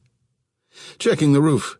I need to be mindful of any and all repairs before going into an HOA meeting. Today's is right about—" A gold Rolex shot out from beneath Hugh's cuff. "Now, I assume you'll be in attendance this time." "Today's not the best for me," Evan said. Hugh punished him with a well-directed frown. "Why? You're off for the holidays, aren't you? What's so pressing that you can't attend?" "Just some personal issues." Hugh nodded soberly. "Well, I can tell you one person who will be disappointed you won't be there." "Who's that?" "Mia Hall." Hugh mistook Evan's expression of surprise. "That's right, fella. I know there seems to be some interest between you two. But this morning she seemed—" "What?" Evan said. "I don't know. She just wasn't her usual self. She seemed really upset about something." "I'd imagine being a single parent isn't a breeze." "It's not that," Hugh said. "She seemed scared." Evan felt the breeze cut right through him. Hugh wet his lips. "Maybe you could drop by the HOA meeting and check on her?" Evan's mind assembled snippets of his conversations with Mia over the past couple of weeks. "As a DA, I sometimes get threats. I have a work emergency. This is a real crisis, as in life or death." He pushed the thoughts away. He didn't have time for this. This wasn't the mission. It wasn't his concern. There was Katrin to consider, and the seventh commandment, and a whole lot more. "I'm sorry," he said. "I can't." Evan took a seat halfway down the length of the imposing conference table, perpendicular to Mia so he could watch her without being obvious. She'd offered him a cursory nod as he'd entered, averting her eyes. Odd. Peter was nowhere to be seen. Piped-in jingle bells played softly through hidden speakers, Hugh's pleased grin leaving little doubt that the cheery Muzak stylings were his handiwork. Most of the usual suspects were in attendance, except for Johnny with his martial arts warm-ups. Johnny's father, with the strained pride of a parent accustomed to inflating his child's achievements, explained that he was belt testing today, for the next black stripe. Several measures had been robustly voted on already, enhancing the porte-cochere with outdoor carpeting, new boxwood hedges for the north wall of the building, amending the morning beverage initiative in light of the kombucha disappointment. Selecting the new cushion colors for the lobby had pitted Mrs. Rosenbaum and Laura Lee Smithson against each other in a vicious battle. Throughout the proceedings, Evan kept his attention on Mia, who held her gaze tensely downward, her mouth set. Ida Rosenbaum was yet again irritated. "With what we pay in fees, the manager can't fix the frame to my front door? It's falling to pieces." "Again with the door frame," Botox-riddled Laura Lee said. "I thought your son was handling that for you." Mrs. Rosenbaum's cheeks quavered, a flash of emotion she tried to cover. "He can't make it this year. He's very busy, very important. He wanted to be here for the holidays, said he's coming first thing in the new year." Laura Lee chewed her gum triumphantly. "We've heard that before, haven't we, Ida?" Mrs. Rosenbaum seemed to deflate in her chair. Her lips parted, but no response was forthcoming. The remark had cut the legs right out from under her. Even Hugh took pity on her. "I will speak to the manager for you, Ida," he said. "As soon as things settle down in the new year, we will get your door fixed." Clearly devastated, she managed only a quick jerk of a nod. Evan peered across at Mia to see if she noticed the exchange, but she was uncharacteristically oblivious, lost in the haze of her thoughts. "Moving on," Hugh said, directing a stare at the 20 or so weary souls in attendance, impressing upon them the gravity of the upcoming matter. As I've intimated for some time, everyone will need to be assessed $3,000 for the new earthquake policy. A chorus of complaints erupted. Pat Johnson clutched his chest as if to contain a bout of angina. Hugh rapped his empty coffee mug on the fine-grained tabletop a few times to restore order. "I know," he said. "Hear me out. Hear me out, people." Evan watched Mia, the only one not responding. Her gaze was low, aimed beneath the lip of the table, presumably fixed on the iPhone in her lap. She chewed her lip anxiously. The muscles of Mia's face tensed, and then, faintly over the commotion, Evan heard the theme from Jaws. Mia held the phone to her face silently, her expression implacable, then slipped it secretively back into her purse, pushed away from the table, and rose to leave. Evan stood as well, following her out. He caught her at the elevator, waiting for the car, drumming her hands impatiently on her thighs. "You okay?" he asked. "Rushing out of there?" Yeah, I'm fine." He watched her eyes and knew her to be lying. "Where you headed?" "My brother's," she said. "He just called. I have to pick up Peter." Her brother's ringtone was Peanuts, not Jaws. She pulled a tangle of curls off her forehead, exposing that birthmark on her temple. Her faint freckles were barely visible across her nose. "You know," he said, "if something's wrong or you need help." Her gaze darted back to the illuminated floor numbers. "Thanks, Evan, but this isn't the kind of problem you can solve." He thumbed the up button and waited silently at her side. The down car arrived first, and he let the doors close behind her. He squeezed his eyes shut. Katrin. The mission. Upstairs. He thought of Peter's husky voice, that sloppy gonzo Band-Aid on his forehead. "Thanks for covering for me." "God damn it, kid." Evan jogged for the service elevator. It arrived promptly, and he rode it down to the parking level. It led out near the trash bins, and he stepped unseen onto the dim floor. He heard Mia's footsteps before he saw her. A clipped, fast walk to her car, the iPhone out again and at her cheek. Moving toward his truck, he cut behind the trunks of various German sedans, holding parallel to her across the parking level. She climbed into her Acura, pulling out fast enough that the tires chirped on the slick concrete. He emerged from cover, reaching for his driver's door, when he heard heavy breathing behind him.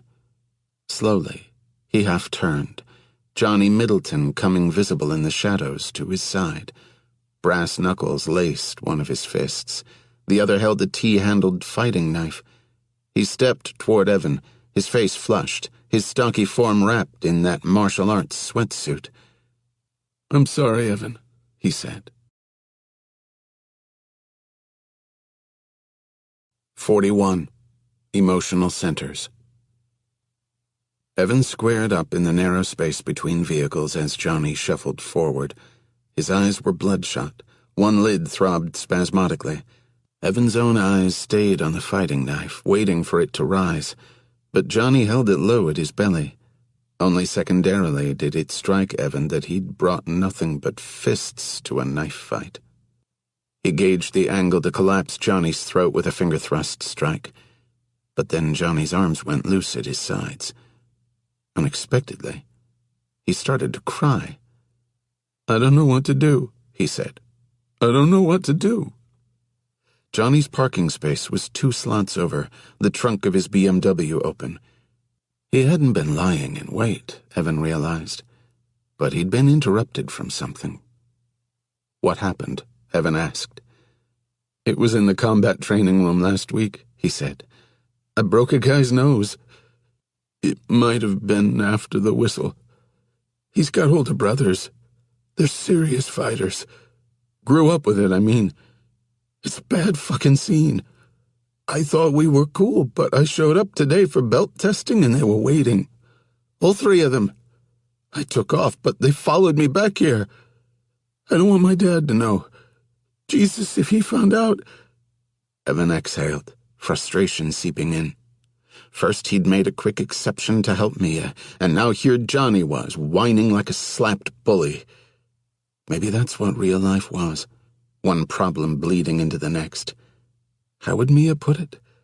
Life would be boring if we didn't have other people around complicating everything. He had Mia to worry about now in addition to Katrin. The last thing he could do was add Johnny to the mix. "Listen," Evan said, "I have to get back to work." Johnny lowered his head and began sobbing. Evan looked at the ceiling. Fuck. "Where are they?" he asked. "These guys." Johnny pointed up the ramp. "Outside. Just waiting." "Put the knife away." "Look, man." Johnny wiped at his cheeks.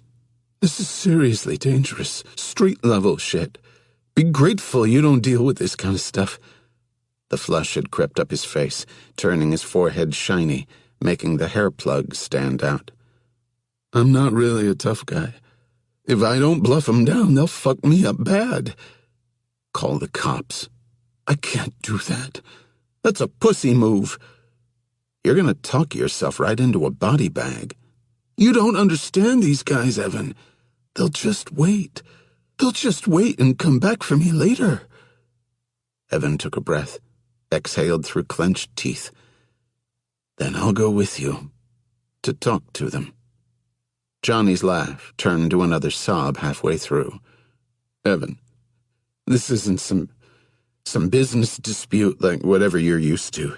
These guys are savages." Already Evan was walking toward the slope. Johnny followed him up, still pleading with him. Evan waved his foot in front of the sensor, and the gate rattled open. "Oh, Jesus Christ," Johnny said. "Oh, Jesus Christ." They emerged into the midday sun. Up on the sidewalk, 3 men in their 20s waited, wearing sleeveless shirts despite the cool weather. Wiry builds, compact muscles, gelled hair. They looked to be of Indonesian descent. The smallest wore a protective nose splint.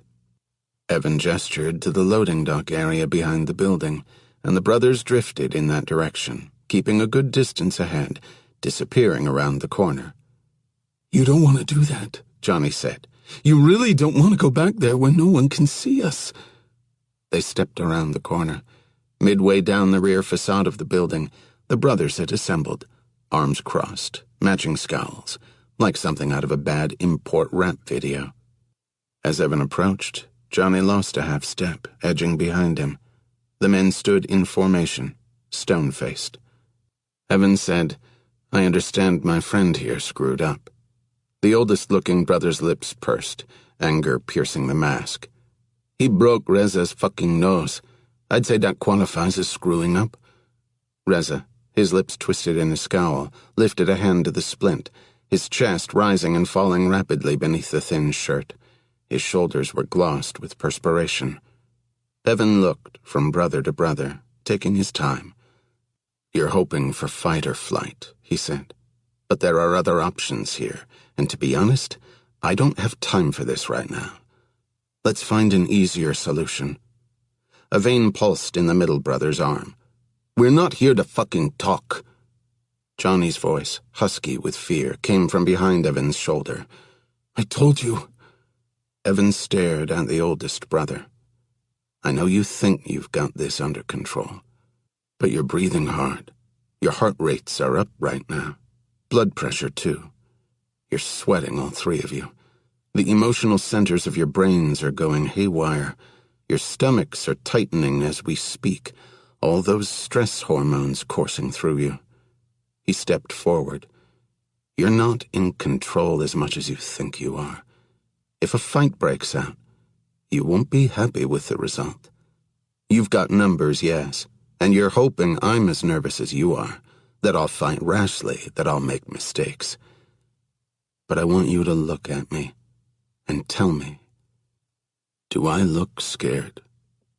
The siblings' heads swiveled as they regarded one another, some unspoken communication passing between them. "Andreas already told you," the oldest said. "We're not here to talk." They fanned out, forming a semicircle around Evan, Their hands came up, open, ready to throw. Evan released a breath, annoyed. Really? He oriented toward the oldest, knowing he'd be the first to engage. He watched the man's feet shuffle, read the positioning. He anticipated the low, sweeping kick before it came, a test the water's first strike, and he simply raised his own leg and pivoted it outward. Evan's shin shield hammered the driving ankle, sending a painful vibration up his attacker's leg. The oldest brother skipped back on his good foot. The lesson would be simple. Every time one of the brothers struck, he would feel pain. Andreas threw next, as predicted, a right cross, but Evan shot his elbow up into a spear and leaned into the punch. As Andreas swung, the soft union of his pec and shoulder impaled on the bony tip of Evan's ulna, and Andreas gave a cry of pain, his arm dangling numbly at his side. Reza was in motion already, pivoting into a roundhouse kick. Evan caught the leg softly with both of his hands and slammed it down into the top of his own rising femur, the knee smash bruising the tibia and gastrocnemius, stunning the limb into uselessness. The oldest had rebounded to attack again, Evan stepping into his punch, driving the heel of his hand hard into a shoulder post before the arm could swing around. The brother staggered back, then recovered, countering with a tight jab. Evan's hands moved like horizontal buzzsaws in a collie deflection, clapping the arm from either side, his palm slap-guiding the fist, his knuckles digging into the soft meat of the biceps. The oldest brother grunted and spun away, Evan letting him tumble into Reza, knocking him over. Andreas had already wound up for a high kick, but Evan shot his lead leg up and straight out, letting Andreas's momentum carry his crotch into Evan's foot. A clod of air left Andreas in something like a bark. "Ouch!" he said, and sat down next to his brothers. Evan had responded only with blocks and deflections, making not a single offensive move. From somewhere behind him, he heard air hiss through Johnny's teeth. The brothers cradled various limbs and breathed raggedly, more stunned than injured. Now Evan stepped forward and offered Reza a hand. Reza looked to his oldest brother, who nodded, and then Reza grasped Evan's hand and allowed himself to be helped to his feet. The other brothers stood on their own. "Okay," Evan said. "Let's try this again." He turned to Johnny, who was watching mesmerized, his mouth slightly ajar. "Johnny?" No response. Evan snapped his fingers in front of Johnny's face, and Johnny reanimated. "Yeah, what?" Apologized to Reza for punching him after the whistle. It was a dishonorable thing to do. "I'm sorry," Johnny said. "Really sorry."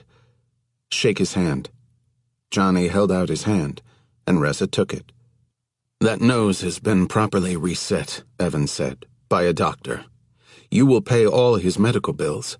Agreed?" "Agreed," Johnny said. "I agree." Evan looked at the oldest brother. "Are we done here?"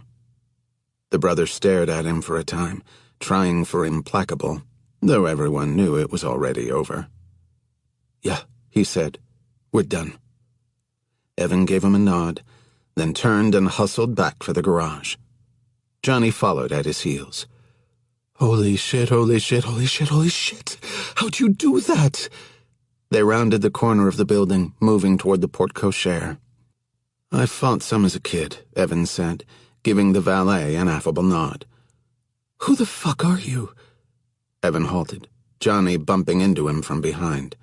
Evan turned, his eyes inches from Johnny's. "This never happened. Understand me?" Johnny held out his hands. "I understand."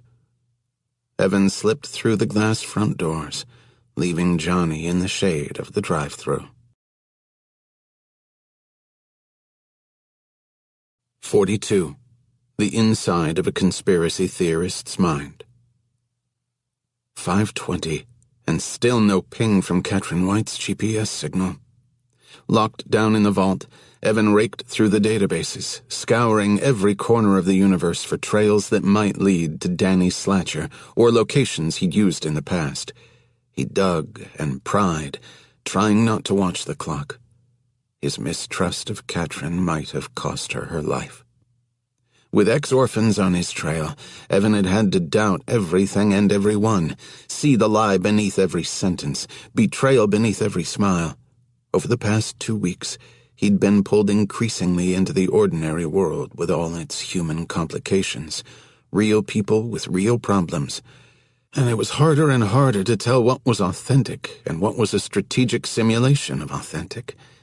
He'd charted connections and coincidences, creating webs of partial logic that resembled nothing so much as the inside of a conspiracy theorist's mind. Assessing the genuine in the everyday was his particular blind spot, as he had never lived in the everyday. Katrin did, and his inability to decipher the language of the everyday, to read her correctly, might prove to be the tear in the fabric that would unravel them both. This mission had been a death trap from the start, the foundation caving in beneath his feet, the commandments crumbling one after another. Only one mattered anymore, the 10th and most holy commandment. Never let an innocent die. He pounded at the keyboard, hacking through files as if forging through brush with a machete. But Slatcher lived up to his reputation. Traceless, invisible, a ghost. 6:07, and still no ping from Katrin White's GPS signal. Evan cocked back in his chair with an aggravated sigh. Only now did he realize that Vera had died. The aloe vera plant, companion through so many adventures and witness to his sins, had turned brown and brittle. He lifted her from her bed of pebbles. The size of an artichoke, she fit neatly in his palm, as light as a bird's nest. She deserved more of a send-off, but she got only the trash compactor. When he looked up, he saw that the living wall, too, was expiring, a wide swath of the herbs long gone, the floor beneath dusted with fallen leaves and sprigs. The drip system looked to be clogged, another repair to add to the list along with the katana's scabbard. He stared into the malnourished rise of plants as if it were a mirror. The wall and Vera were the only lives fully in his care, and he hadn't even managed to keep them afloat. 6:17, and still nothing. He debated reviewing his own past assignments and missions to determine which had given rise to someone seeking vengeance in the form of Danny Slatcher.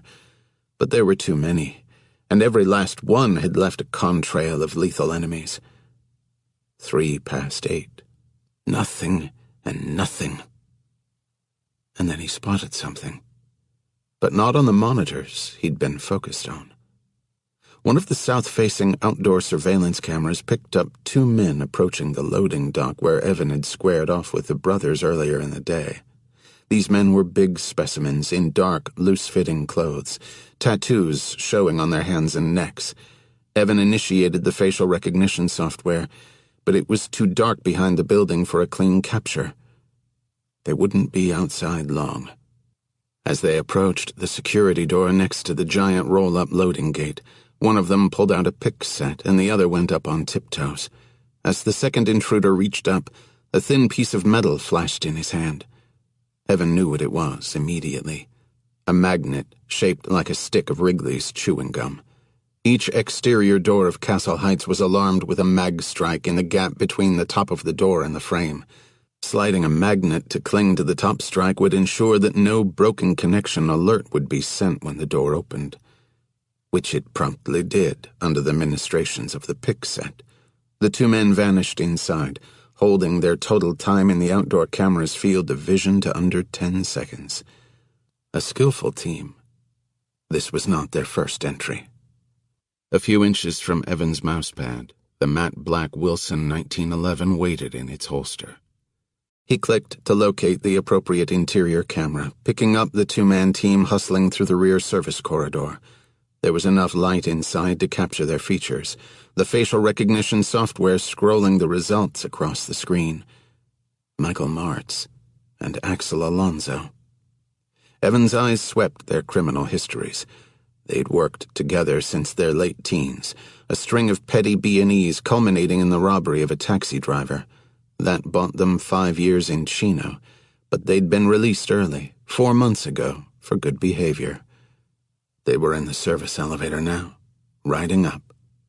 Keeping his eyes on the screen, Evan reached across the desk, his hand claiming the holstered gun. He clipped it at his hip and rose, leaning over the monitors, setting his knuckles on the sheet metal. He moused over to the sentencing report for the robbery in the first degree and clicked to bring up the name of the prosecutor. District Attorney Mia Hall. The confirmation sent a prickle through the nerves of his back. The men were coming after her for putting them away. Sure enough, the service elevator stopped at 12. Evan brought up a hall camera just in time to catch the men strobing by en route to Mia's place. He could no longer pick them up. Castle Heights had no eyes on the door of 12B, which meant that Evan didn't either. His heart was hammering. Impatience simmered, a low boil. He stared at the blank roam zone. Nothing from Katrin. He had to be ready to move the instant that ping came in. That was his contract, his law. This whole thing he'd been honed to do for 2.5 decades. But Mia and Peter. What could he do? What could he not do? He realized that, for the first time, the answer would lie neither in his brain nor in his training, but somewhere else. A security alert sounded on one of his screens. A balloon, bumping against his bedroom window, magic markered across it in bold letters. Scary men are here. Help. The men were inside her apartment already. Their focus would be on guarding that front door. Evan started out of the vault, then froze, agitated, his hand pressed to the hidden door. A lifetime of training told him he couldn't reveal himself to Mia. That would risk not just the mission. It would risk everything. And yet, could he risk not doing this? It wasn't really a choice. He'd go all right. Just not through the building. 43. Scary, Scary Man. Evans stood on the side of Castle Heights, invisible against the dark exterior, his feet planted on the stone. The view, 21 stories straight down. The wind was less powerful than the loud, roaring across his eardrums, all but drowning out the traffic sounds below. He paid out black rappelling rope from the mechanical descender, straps biting into his torso as his weight strained the harness. The improvised abseiling system was not designed for him to lower himself from his bedroom window in controlled fashion. It was designed for him to run down the side of the building. He tested the holds once more, then began his sprint down the dangling length of black rope, his boots tapping across windows and stone. The bluish glow of 20B's television blurred underfoot, then the aquatic green of the fish tank in 19B, followed by the pitch-black windows of 18B. Way below, streetlights blinked from red to green and car horns bleated. The river of headlights lurched stopping along Wilshire Boulevard. Next, 17B whipped by. The 16th floor passed in a flash, and then the 15th too was a memory. High tensile strength nylon cords zippered through various figure eights on Evan's torso, frictioning through his gloves as he slowed, the 12th floor flying up at him.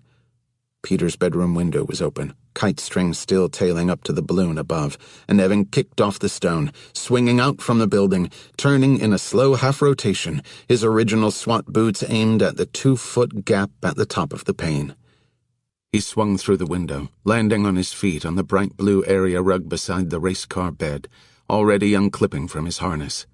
Peter cowered against the footboard, covering his ears, his eyes squeezed shut. His desk chair was jammed beneath the doorknob. One of the men was knocking on the door. Hard, but not too loud. They didn't want to alert the neighbors. At the sound of Evan's landing, Peter's eyes opened. He did a literal double-take, one hand sliding up across his blonde hair, leaving it askew. "Holy crap," he said. Evan held a finger to his lips. A raised voice carried through the door. What you can do is give me the last 4 fucking years of my life back." And then a harsh whisper. "Get the kid out of the bedroom. Now." The knocking persisted. Then a new voice came, muffled against the wood. "Listen, kid, you gotta open up, or I'm gonna kick down the door." The first man again. "We're not kicking down any doors. Open the door or we'll break your mom's fingers." There was a sound of a brief struggle, and then Mia shouted, "Don't you do it!" before her words were stifled. Footsteps moved away from Peter's bedroom, the second man seemingly going to help with Mia. Evan quietly pulled the chair from the doorknob, setting it down gently on the rug. As he turned back, Peter grabbed his arm. "I'm scared," he said in that rasp of a voice. "Don't be." Evan twisted the knob slowly, retracting the latch. "Everything's fine now." He eased the door open and peered through the crack. Mia was struggling violently, both men doing their best to restrain her. Martz tried to hold her from behind, one tattooed hand clamped over her mouth. His other hand held a .45, but it was aimed at the floor, not at Mia's head, which Evan took as a good sign regarding his intentions. The lack of a suppressor was another positive. The last thing Martz would want to do was fire a gun inside the building. It was also the last thing Evan wanted to do in close quarters with hostages present. Keeping his Wilson holstered, he slipped through the doorway. Mia bucked and thrashed, Alonzo trying to rein in her kicking legs. Evan slipped up behind him and tapped him on the back. "Excuse me," he said. Surprised, Alonzo turned. "The shoulder joint is largely a myth. It's less a joint, more of a bony fit held together with musculotendon tension and a modest bit of cartilage. It is extremely mobile and highly vulnerable." Alonzo was still rotating around, his mouth frozen in an O of shock, when Evan threw a right hammer fist punch, clubbing the fragile left collarbone. The destruction blow shattered the collarbone, the sound like the pop of a dinner plate dropped on an anvil. Alonzo simply went limp and went down, striking the floor like something inanimate.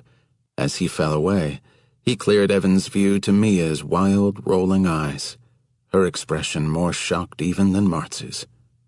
Martz flung her to the side, his gun hand coming up, but Evan caught the inside of his wrist and snapped it palm up, supinating the elbow, which gave way with a muted crackling. The .45 popped loose from Martz's limp fingers, and Evan snatched it from the air, his hands field-stripping it even as it fell, its momentum barely slowing until it rained down in pieces on the stained carpet. Slide, operating spring, barrel, frame, magazine. Martz got off a jab, but Evan scooped it to the outside, spinning his body open. With spear-straight fingers, he drove a bilgy strike into Martz's eyes, and Martz gave a cry that sounded neither human nor animal, but like a wet structure caving in on itself. As Martz reeled back, Evan grabbed his flailing arm and spun him in a half-rotation, seizing him from behind with a single snake-like strike that locked him in a police chokehold. Martz's neck was pinched in the crook of Evan's right elbow, crowded between the biceps and the meat of the forearm, Evan's left hand palming the back of his head. At their feet, Alonzo groaned into the carpet, a sheet of tendons standing out on his neck. Mia had scooted herself across the floor so her shoulders were pressed against the base of the couch. Her legs were still churning, propelling her nowhere as she watched with a mixture of horror and fascination. Martz struggled in Evan's grasp. "You motherfucker, do you have any—" With his left hand, Evan applied a hint of pressure, forcing Martz's head into the pincer-like vise, cutting off the flow of the carotid arteries. Martz went marionette limp in Evan's arms. Evan let off the pressure, and a moment later Martz snapped back to life. "We done?" Evan asked. "No, we're not fucking—" "Pressure on." Martz tilted forward again, limp in Evan's arms. "Pressure off." Martz woke up again. "Are you ready to listen?" Evan asked. "I'll listen as soon as you—" "Repeat." This time when Martz's head rolled back atop his shoulders, he said hoarsely, Okay, I'll listen." "I need you both to listen. Got it?" Evan set a boot on Alonzo's wrecked shoulder, and the man arced on the floor as if an electrical current had been run through him. He nodded furiously. Evans said there are two choices. You ride down in the service elevator to the parking level with me calmly and quietly, or I will drop you down the trash chute. We are on the 12th floor. What's it gonna be? Martz said, "Service elevator." Evan hoisted Alonzo up, and he stood beside Martz, shuddering in pain. Mia's legs still cycled, though now in slow motion, trying in vain to move her through the couch. Evan said to her, "Don't call the cops, please. I'll come back." Though her stomach was undulating, racked with silent sobs, she stared at him blankly. He said, "Okay." Her nod looked like a tremor. As he propelled the men toward the door, she scrambled for Peter's bedroom. Evan peered through the peephole, checking that the corridor was clear before steering the men out. Closing the door behind them, he heard the sound of Peter's muffled crying and the low murmur of Mia's soothing voice. He got Martz and Alonzo into the service elevator and down to the parking level without incident. With every step, Alonzo jerked in a shallow breath. Martz had sweated through his shirt. They demonstrated the cooperation of broken POWs. Evan removed a set of keys from Martz's front pocket. "Your car," he said. "Where'd you park?" 2 blocks that way." They crossed the parking level and exited up a rear stairwell. Martz and Alonzo drag-walked up the steps with their torsos contorted against the pane, a Walking Dead bearing. Lights shone from various apartments, but the neighborhood was pedestrian-free, one of the advantages of car-centric Los Angeles. They made it to the car, a beat-to-shit Buick, without incident. Evan popped the trunk, then yanked out the spare tire and tossed it onto the weedy sidewalk buffer. "No," Martz said. "Oh, no." "Please," Alonzo said. Evan just looked at them.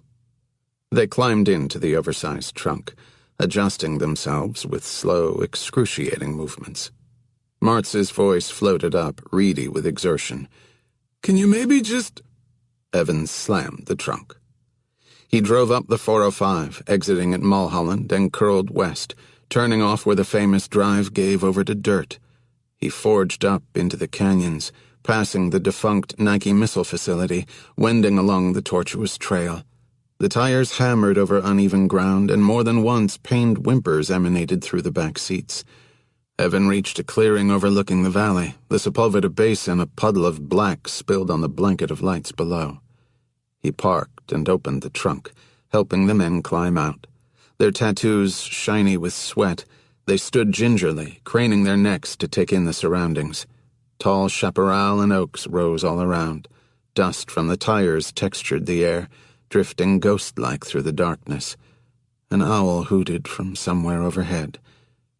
"You're gonna kill us," Martz said. In the light of the moon, Alonzo's face looked bloodless. His fragmented collarbone had not broken the skin, but a shaft poked out his shirt in the front. "We weren't gonna hurt her bad," he said.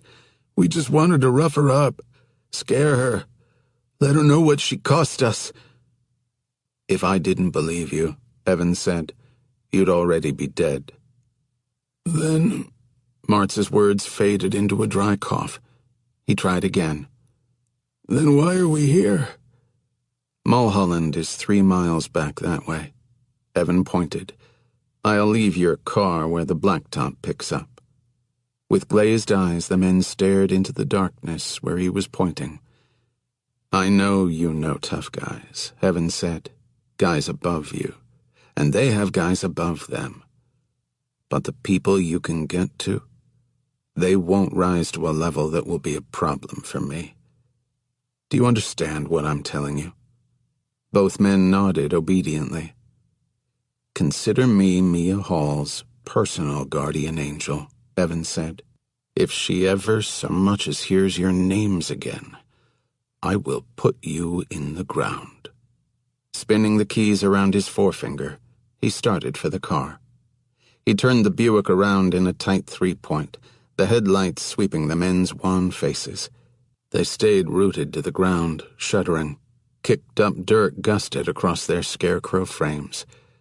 Evan hit the brakes beside them, rolled down his window.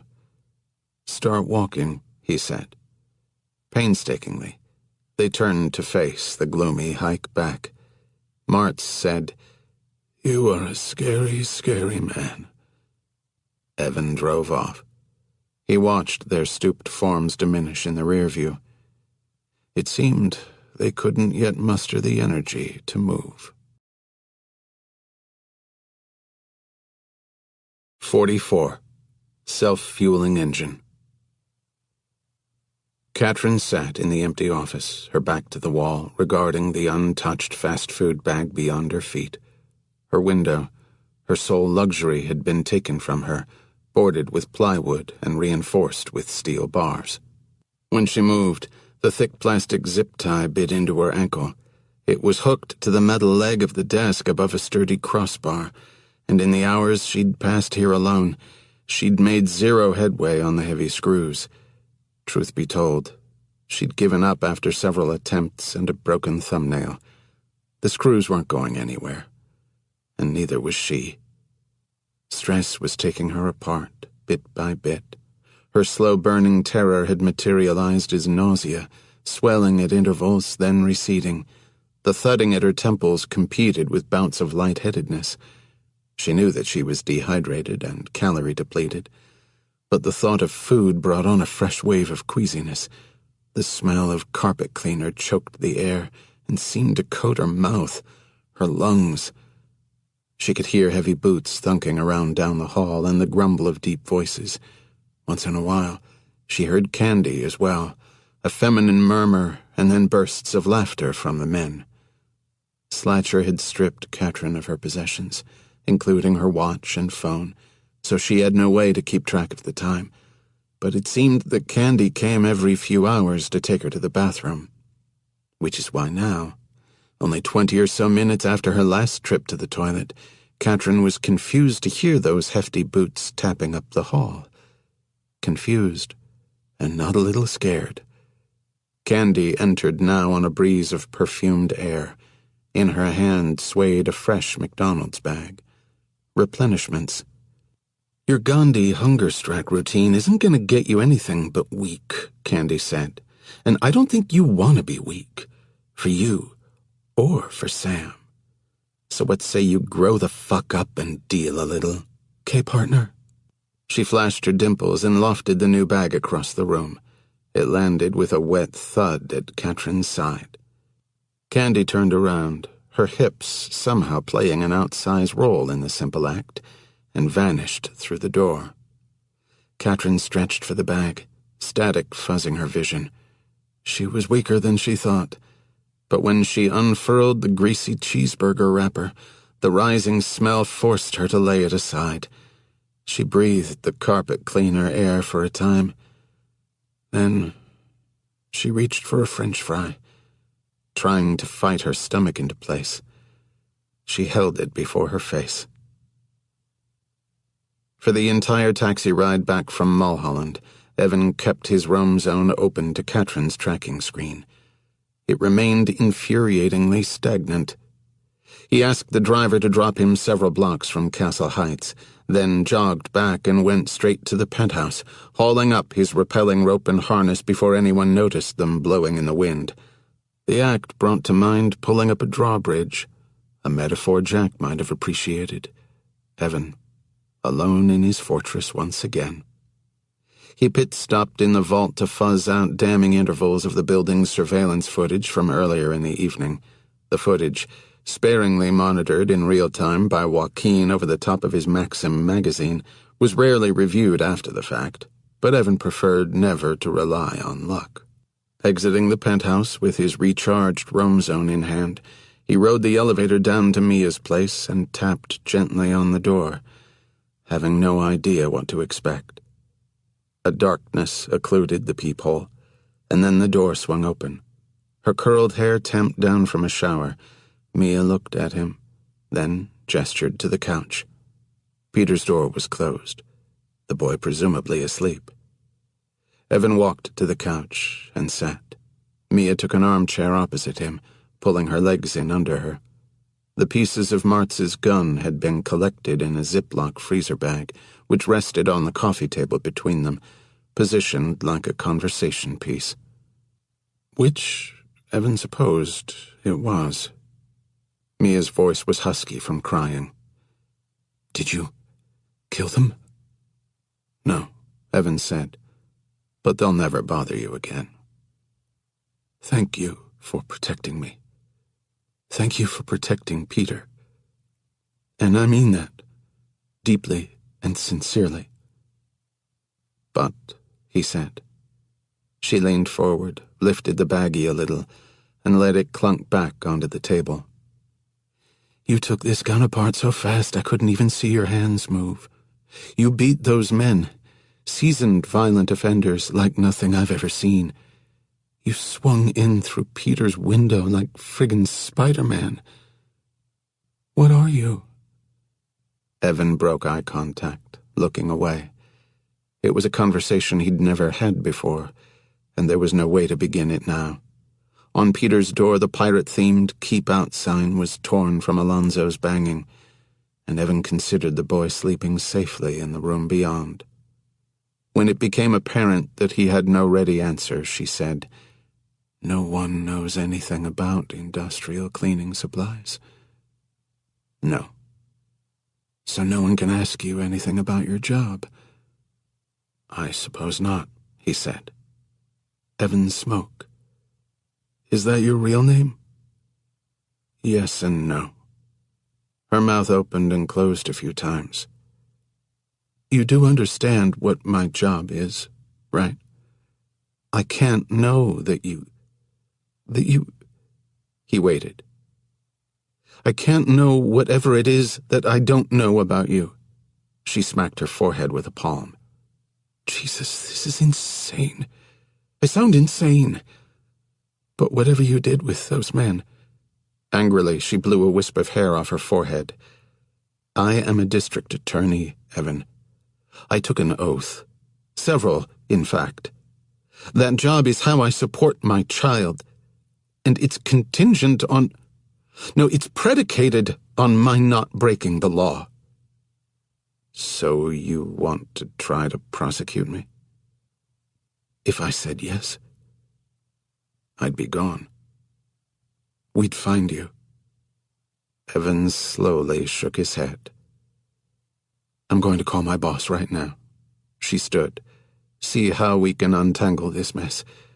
See how we can make it right."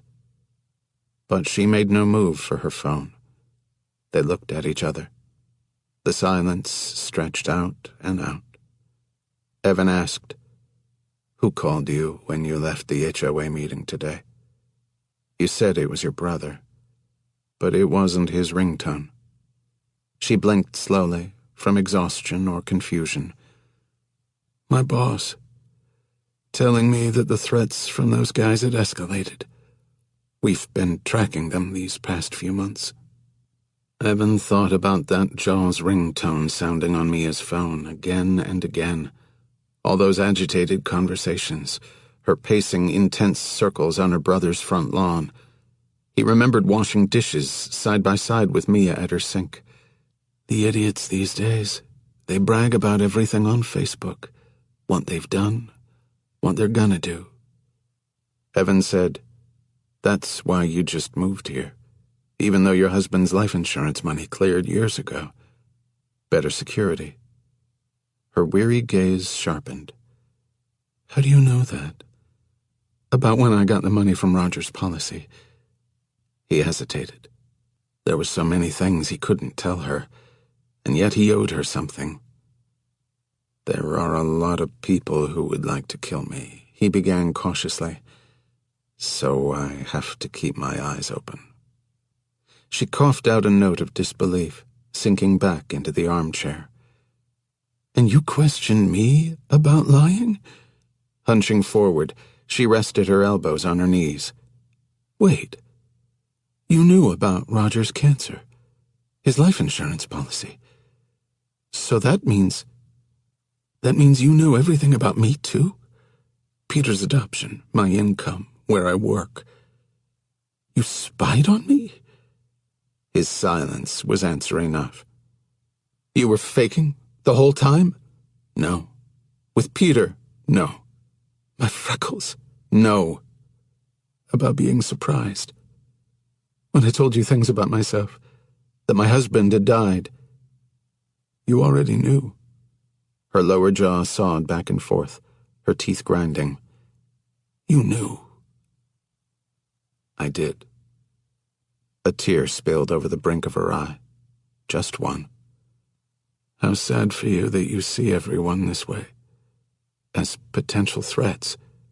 As liars. When it's you.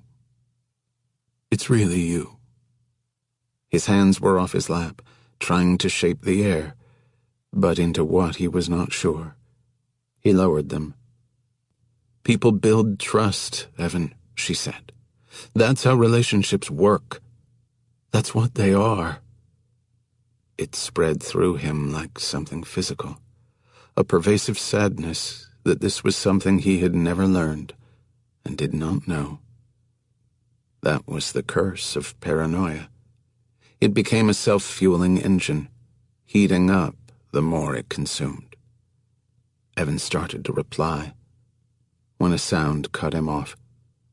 A sonar ping. At first he thought he'd hallucinated it, but no.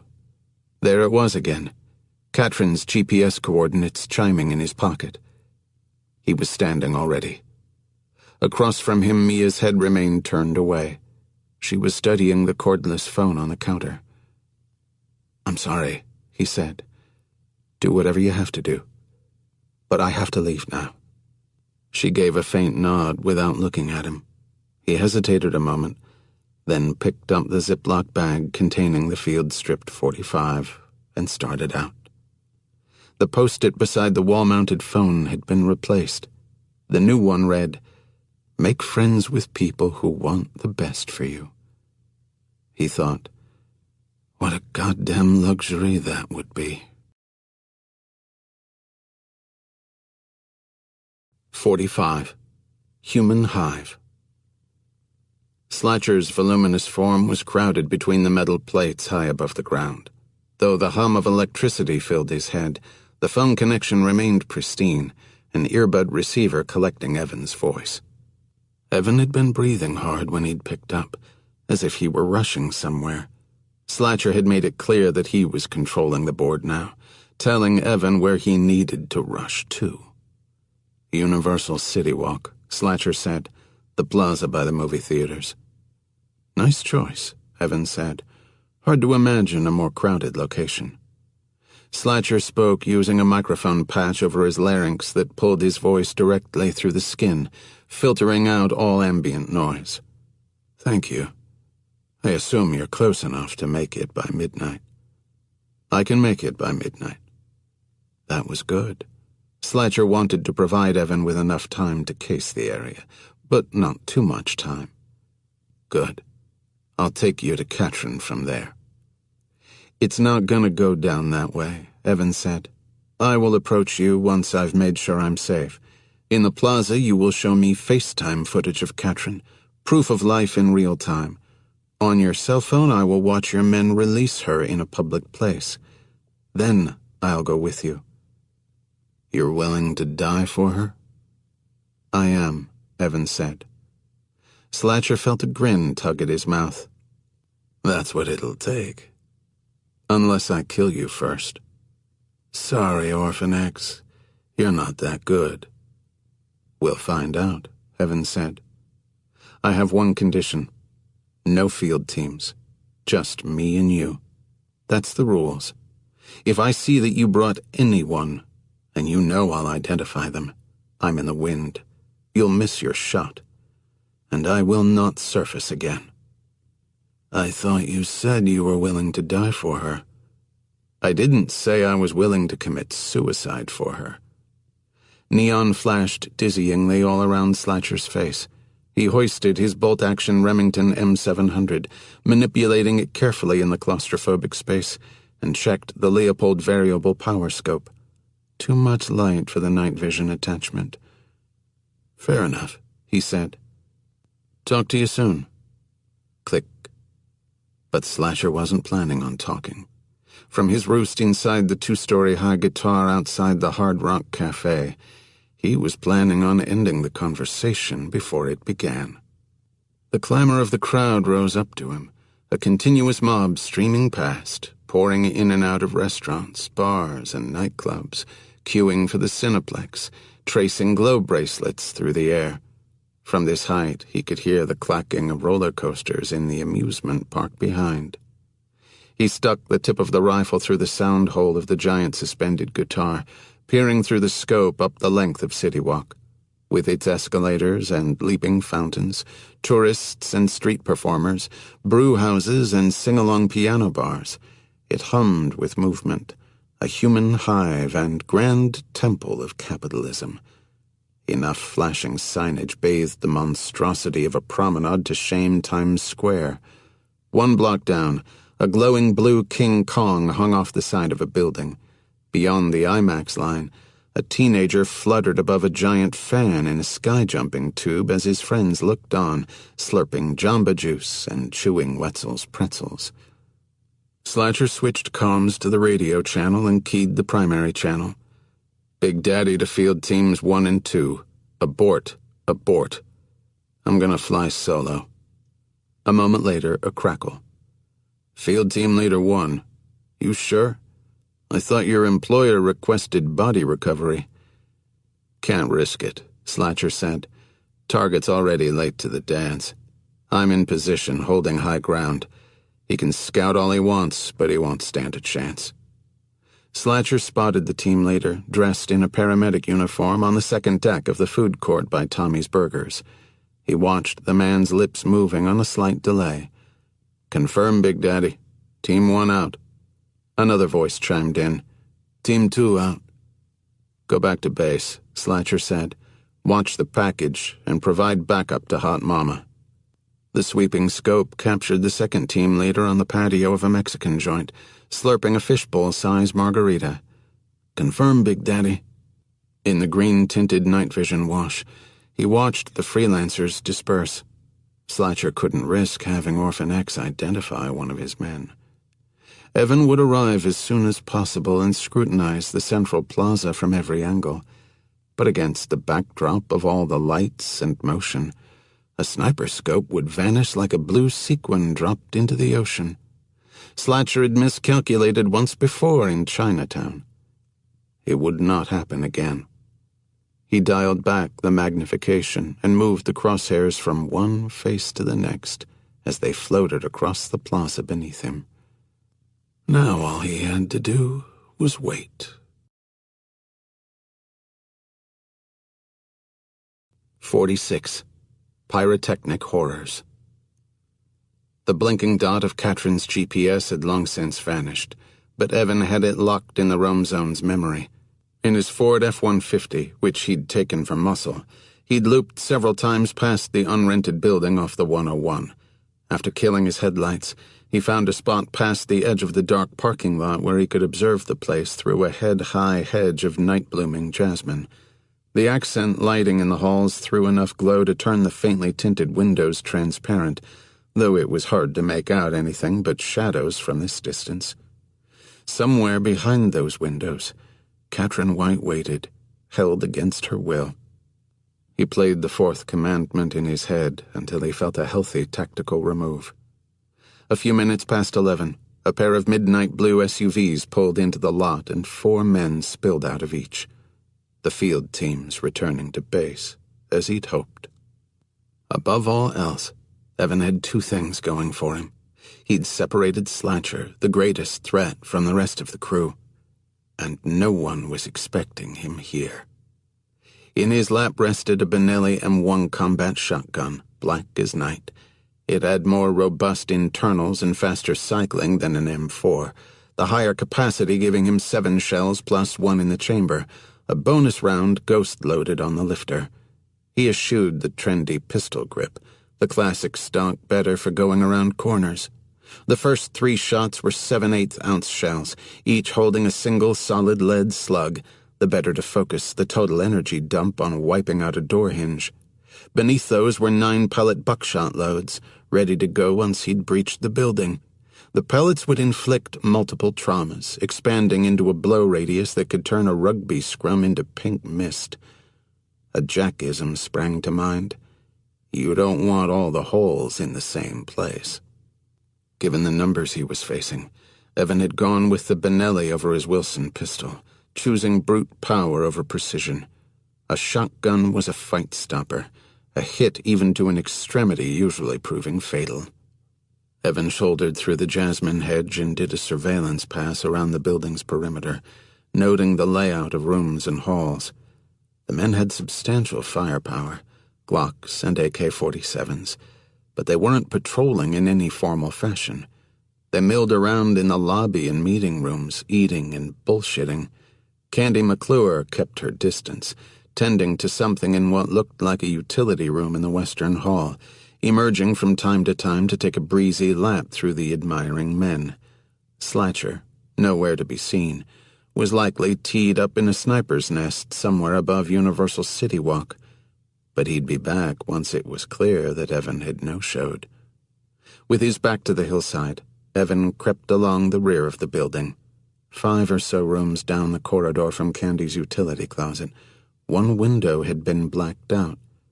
Risking a closer peek, he saw that it had been fortified from the inside. Katrin's cell.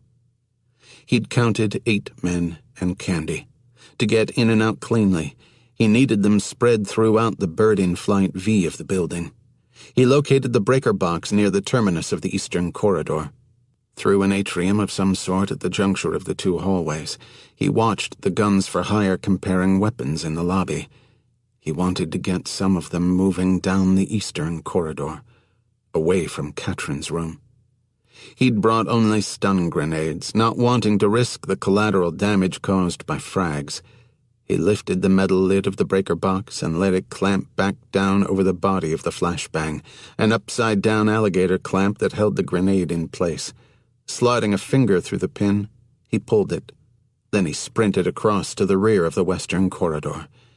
He raised the shotgun, aiming it at the top hinge, and waited. The night breeze blew slow and steady. In the side of his neck, he felt the pulse of his heartbeat like the tick of a clock's second hand. Across the way, the flashbang detonated, the building going black. Evan fired the 3 hinge removers. Boom, boom, boom! The door sagging open, and then he was inside, barreling along the corridor. Down by the junction of the lobby, 4 of the men appeared, heading toward Katrin rather than toward the explosion. A savvy tactical move. Though Evan was out of range, he shot a warning blast up the hall to push them around the corner. He sprinted for the utility closet, each jarring step rocking the doorway back and forth. He was 10 meters away when Candy burst out, her raised fist firing muzzle flares. With no time to lift the shotgun, he slid onto his back, rocketing forward on the slick floor, on a collision course with her legs. He scissor-kicked for her Achilles, but she leapt over him, her hand swinging to aim as he popped to his feet. He lunged inside her reach, grabbing the gun as it grazed his cheek. Her hand blocked the rising shotgun. For an instant they were nose to nose, locked up, and then her lips pursed in a smirk, and she yanked the trigger, the pistol report sounding inches from Evan's head. The noise filled his skull, his field of vision tilting violently out of frame, a painting knocked askew. He jerked back, and she drove her face forward, hammering his temple with a headbutt, her teeth-clenched screech laced with the scent of strawberry bubblegum. He spun away from her, barely holding on to the shotgun. Her stainless steel pistol shimmered as she raised it for the kill shot. Rather than fight his momentum, he threw himself into the rotation, whipping his leg up and around, his shin striking her square in the sternum. Her gum ejected from her open mouth as she flew back through the doorway into the utility closet. The utility closet, filled with plastic jugs. They broke her fall. Liquid flew up around her, sloshing freely from the cracked jugs, and she gave a piercing scream. Evan heeled the door shut, firing again down the hall to drive the men back into the lobby. The spent case ejected from the Benelli, spinning to the floor. With the side of his boot, He swept it across the tile, wedging the plastic end beneath the utility closet's door, trapping Candy inside. Her screams continued, rising to inhuman decibel levels. She banged on the door, the sounds getting wetter. Vapor crept from beneath the door. Not wood smoke, but the smell of sulfur and flesh. At the corridor's end, an AK held in a gloved hand made a puppet appearance, firing rounds off the walls and ceiling. Blind cover fire as the field teams readied to make their charge. Evan would not give them that chance. Combat shotgun cinched between his shoulder and cheek, he sprinted toward the lobby. This was not going to go well for them. The corridor sounded like a hall of pyrotechnic horrors, blasts and shrieks, splintering wood and bellows of pain. Katrin fought to press herself up against the wall, though the zip tie around her ankle held her legs straight out in front of her. It was impossible to separate her own shuddering from that of the building. The bloodbath continued in sound and vibration only. Boom! A warbling cry torn off midstream. Boom! A heavy thump, and then a death rattle of leaking air. She covered her ears, closed her eyes. Even through the walls she could smell smoke, the scent burning the back of her tongue. A sob-warped pleading penetrated the walls. "Hang on. Just hang on. Let me—" Boom! One kneecap pressed into her chin. Still, she tried to draw her other leg to her chest, but the plastic tie sliced the flesh of her ankle. She was crying, but she couldn't hear herself. A thunderclap of the door being kicked in. Her mouth opened, and this time she heard herself screaming. When she opened her eyes, the upper hinge was already knocked clear of the screws, the lower one snapping free as the door cartwheeled inward. A black boot materialized from the dust-filled haze of the corridor, and then Evan melted into sight. "We gotta move," he said. She looked a mess, her choppy bangs sweat-matted to her forehead, her face blanched, her lips dry and cracked. Wearing a thin tank top, she curled forward as if striving for the fetal position, her collarbones pronounced.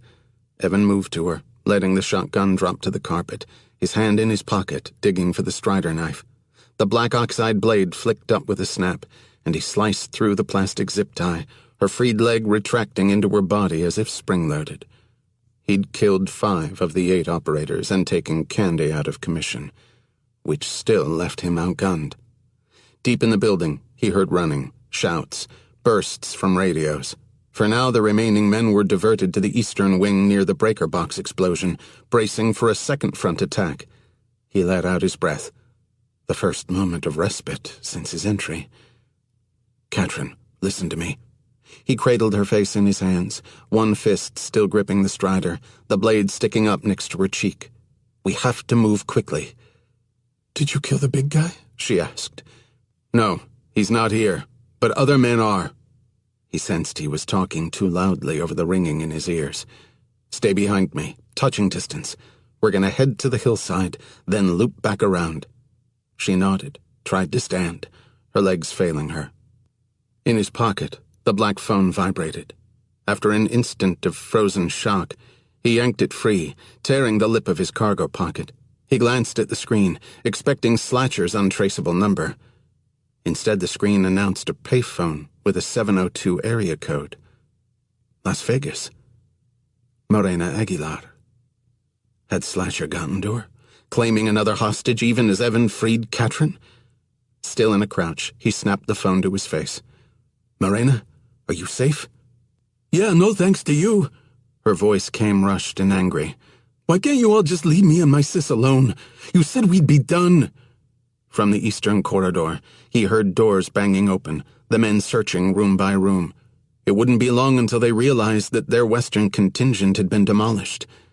With his free hand, he dropped the locked-open Strider and grabbed the shotgun, training it on the doorway. "I have to go. Call back. Leave a number. Your life depends on it." As he pulled the phone away from his ear, he heard her fading voice. "Did what you said, okay? I found a guy. That was the deal." The ringing in his head amplified. Everything decelerated. The throbbing at his temple, the dragon swirl of smoke in the doorway, the guttering blue of the emergency light from the hall. The phone drifted back up to his ear, also in slow motion. "Guy?" he said. The realization was still rattling through him, making its way to his brain. Awareness hit, and he whipped around in time to see Katrin slip his own knife into his abdomen, just beneath the ribs. 47. One breath. Blood spurted through his shirt, matting the fabric to his flesh. The pain, merged with the ringing in his ears, shut out the world. A few seconds of mind-numbing overload. Her bird-thin shoulders hunched inward. Katrin backed away from him in seeming horror, one fist pressed over her sobbing mouth. Her pixie-round face, flushed red in near-perfect circles at the cheeks, looked even more doll-like. He stared at her uncomprehendingly. The phone trembled in his hand, lowering, until he dropped it into his gaping front cargo pocket. His fingers drew to the warmth spilling from his body. "I'm sorry." She was shaking her head, as if to negate what she'd just done. "I didn't want to do any of it, but they made me do all of it." He staggered back a step, the weight of the shotgun tugging his arm downward until the barrel tip struck carpet. He leaned on it like a cane. His other hand came off the wall of his gut. A red palm spread before him. Katrin's voice, wobbly with emotion, was still coming at him. "Sledger said he won't stop, that Sam won't be safe until you're dead. And the call, Morena, you were gonna find out." Morena's final words over the phone had saved him. If he hadn't jerked away at the last minute, he'd be down on the floor, bleeding out. When it came to a stomach puncture, every millimeter brought a fresh hell. Nonetheless, he was hurt badly. Just how badly remained to be seen. The ringing in his head fuzzed out all sound. Katrin half turned away, the strokes of that kanji tattoo spreading like spider legs from beneath the rear strap of her tank top. Her lips moved, shaping words. "I didn't want to, Evan." Still she held the blood-streaked Strider knife, but there seemed no risk she'd use it again. Turning his back on her, he staggered for the doorway, fumbled along the wall and out into the corridor, still aswirl with sheetrock dust, the shotgun low at his side, the tip trickling along the floor. He picked his way through the trail of bodies, this one propped against the base of the wall, that one lying in a glossy puddle, its 3 remaining limbs spread in a snow angel sprawl. A fire sprinkler doused Evan's left side. He no longer sensed Candy's pounding on the jammed utility door behind him, but shadows flickered across the lobby at the end of the corridor ahead. He veered into the first office to his left. To raise the shotgun at the window, he had to kick the barrel, the effort releasing a cry of pain. The recoil almost knocked the Benelli from his grip, but his aim was close enough. The shards flew away, sucked outside as if by a vacuum. Somehow he rolled over the jagged sill and onto the marshy weeds. Rather than move toward the hill, he headed for the lobby, charting the straightest line to his truck. The back door of the atrium stood open, the grass around it trampled from some earlier search. Evan stumbled inside, assailed by the odor of dead plants. He moved through a neat industrial kitchen and peered into the lobby. Empty. The glass doors waited ahead, and beyond, the promise of the parking lot and his pickup. As he stepped from cover, running sounds echoed down the corridor, more than one set of boots. Gasping for air, he shouldered hard into the wall by the doorframe. It took everything he had to hoist the Benelli. He couldn't hold it properly, but he seated the stock against his shoulder and rested the barrel on the crossbar of his forearm. Firing it would hurt. The boots grew nearer, and then Evans swung around the jam and pulled the trigger. The recoil knocked him backward, spinning him down onto one knee. Heat crept over the waist of his pants. He drooled a little. From the corridor he heard wet gasping. When he managed to look back up, 2 bodies lay still. He forced himself to his feet and banged out through the glass doors. A neat line of SUVs faced outward from the near curb, an offensive line in formation. He tottered between 2 of them, his shoulders knocking the side view mirrors. The parking lot played visual tricks on him, stretching out like an asphalt football field. Through the full-body ache, he sent out a hope that the remaining operator would stay with Katrin rather than pursue him. Trudging across the open blacktop left him wildly exposed. He'd be gunned down here without a fight. Each breath seared his lungs. Every step radiated a sense-memory echo of the stabbing through his torso. He told himself to keep walking, and his legs somehow stayed under him. At last he fell through the jasmine hedge, his shoulder striking the wheel well of his trusty Ford.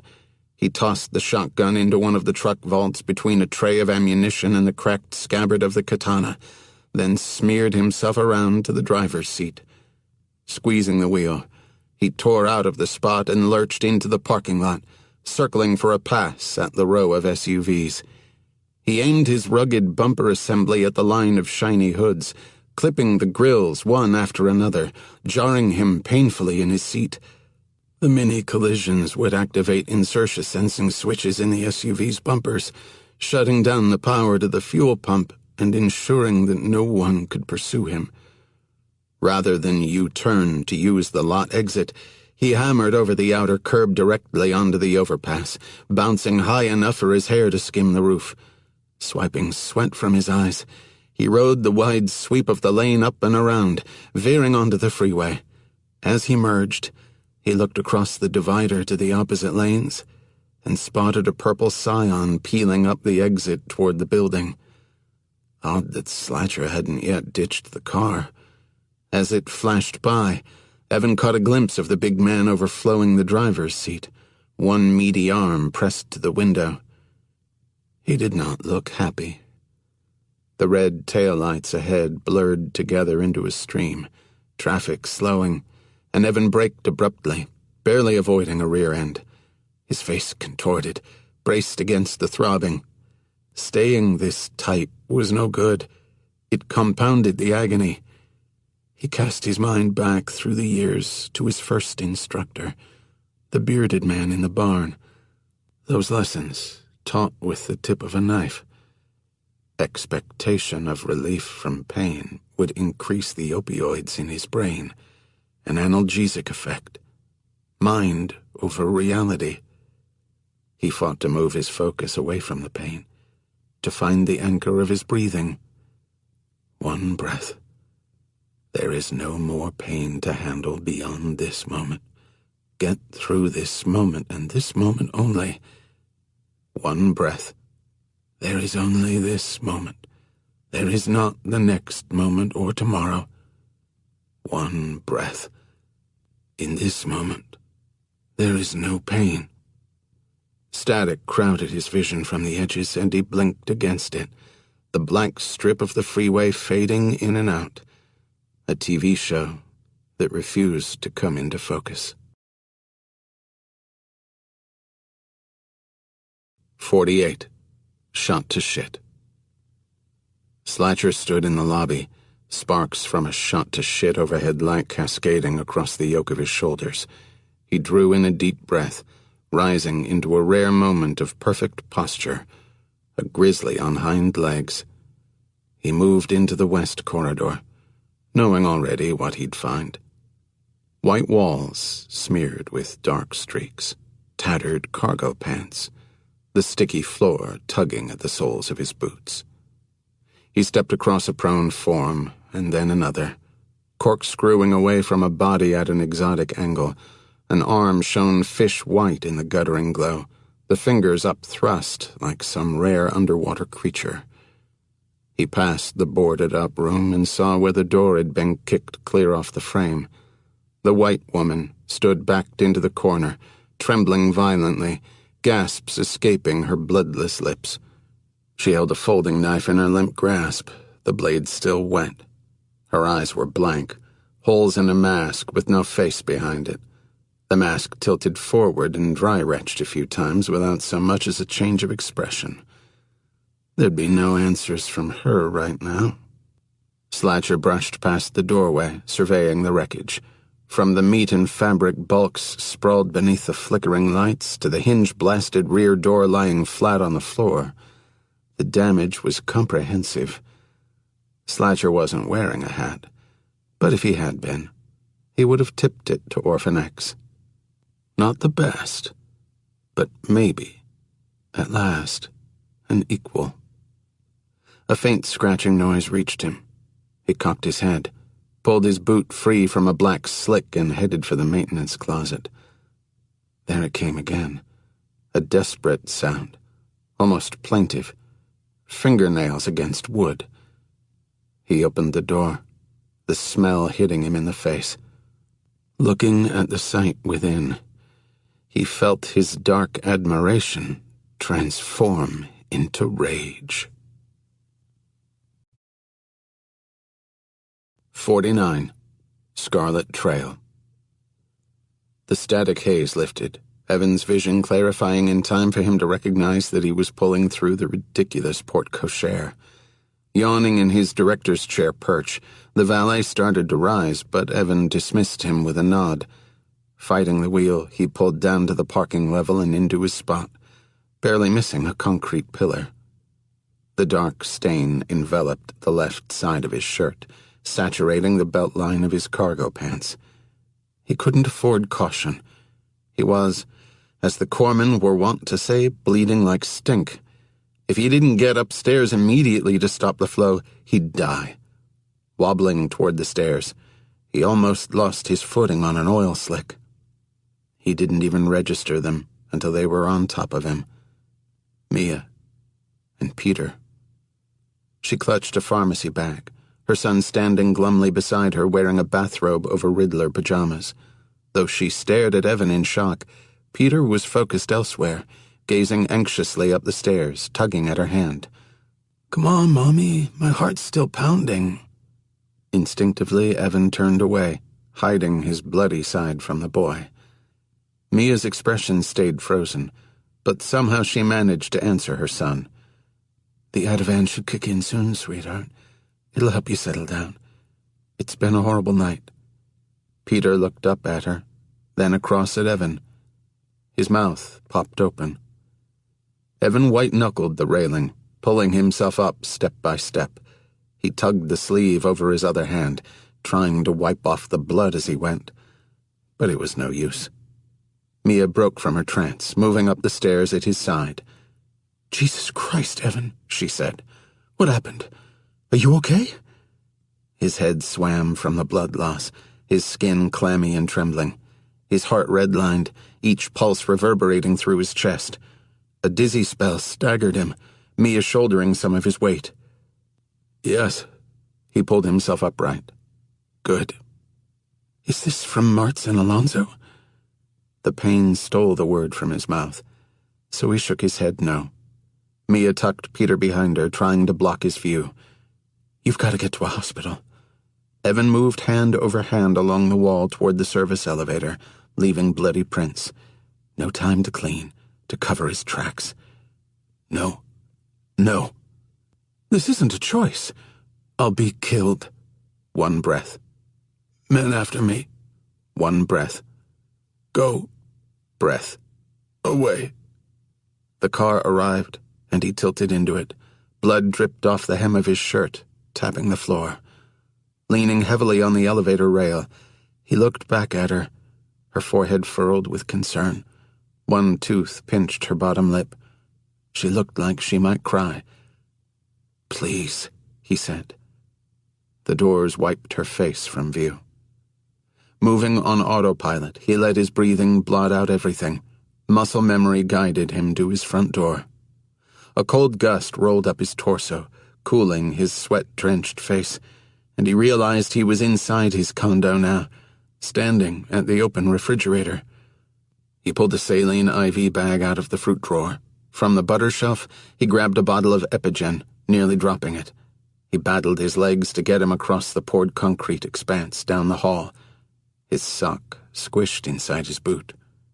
At last he spilled onto the bathroom floor. Flinging open the cabinet beneath the sink, he yanked out the first responder kit. The magnetized buttons on his shirt gave way readily beneath his weak tug. An ancillary benefit. He doused a washcloth and wiped at his stomach, getting his first clear look at the wound. The knife had penetrated his stomach, 2 inches left of the midline, level with his rib cage, slicing the superior epigastric artery. The artery was just shallower than the abdominal wall muscles, which looked to be unscathed. A centimeter or 2 deeper would have added a host of untenable complications, puncturing his stomach, intestines, or diaphragm. Through the gash, he watched blood spurt finely from the artery at intervals. Doing his best not to anticipate what was coming, he pulled out the suture kit and readied the needle. 1 breath, 1 breath, 1 breath. He entered a tunnel of torment, lost to time. Electricity jolting up nerve lines, sweat tickling his jawline, fingertips pulsing like crimson slugs. And then it was done, or had been for some span of time, an ugly stitched seam of skin staring up at him. Somehow he'd thrown silk whip stitches around the bleeder and sutured off the slice above. He breathed for a few moments, wanting to give himself a break, but then he started to drift off and knew he had to snap to. One-handed, he started an IV in the bend of his elbow. He spiked the bag of saline and started it feeding into his arm to up the fluid volume in his circulatory system until he could replenish his blood. Grabbing a syringe, he drew up a dose of Epigen from the bottle and sank the needle into his thigh, the injection burning as he depressed the plunger. An anemia med. Epo stimulated the marrow to produce more red blood cells, something he sorely needed given the quantity he'd left behind on the floor of the office building, in the footwell of his truck, on the walls of Castle Heights. He stared longingly over at the hidden door in the open shower enclosure, but he knew he'd never make it into the vault to scrub the surveillance footage. Even if he did, there was no way he could clean up the blood in the parking level, the rear hall, the service elevator. The scarlet trail led right to his door, but he could do nothing about it right now. He'd have to add Castle Heights to his long list of burned locations and move on as soon as he was able. The pain in his chest at the thought of this wasn't physical. It was something deeper, buried close to his heart. Unable to base jump, to abseil, even to drive away, he found himself in that rarest of places, at the mercy of chance, powerless to help himself. He dragged himself to the floating platform of his bed. With a final effort, he hung the IV bag from his reading lamp. Then he collapsed into blackness. 50. The ghost of her lips. In the cold, pale light of morning, Evan rides in the passenger seat of the dark sedan. He is a boy, early in his training with Jack, and they are headed to another surprise session. Acclimated to the vicissitudes of stress and adrenaline, Evan has learned not to brace himself. There is no point. In 20 minutes he might be shoved off a bridge onto a landing pad. Fun. Drown-proofed in cold water with his hands and feet bound. Not fun. Or shot full of sodium pentothal.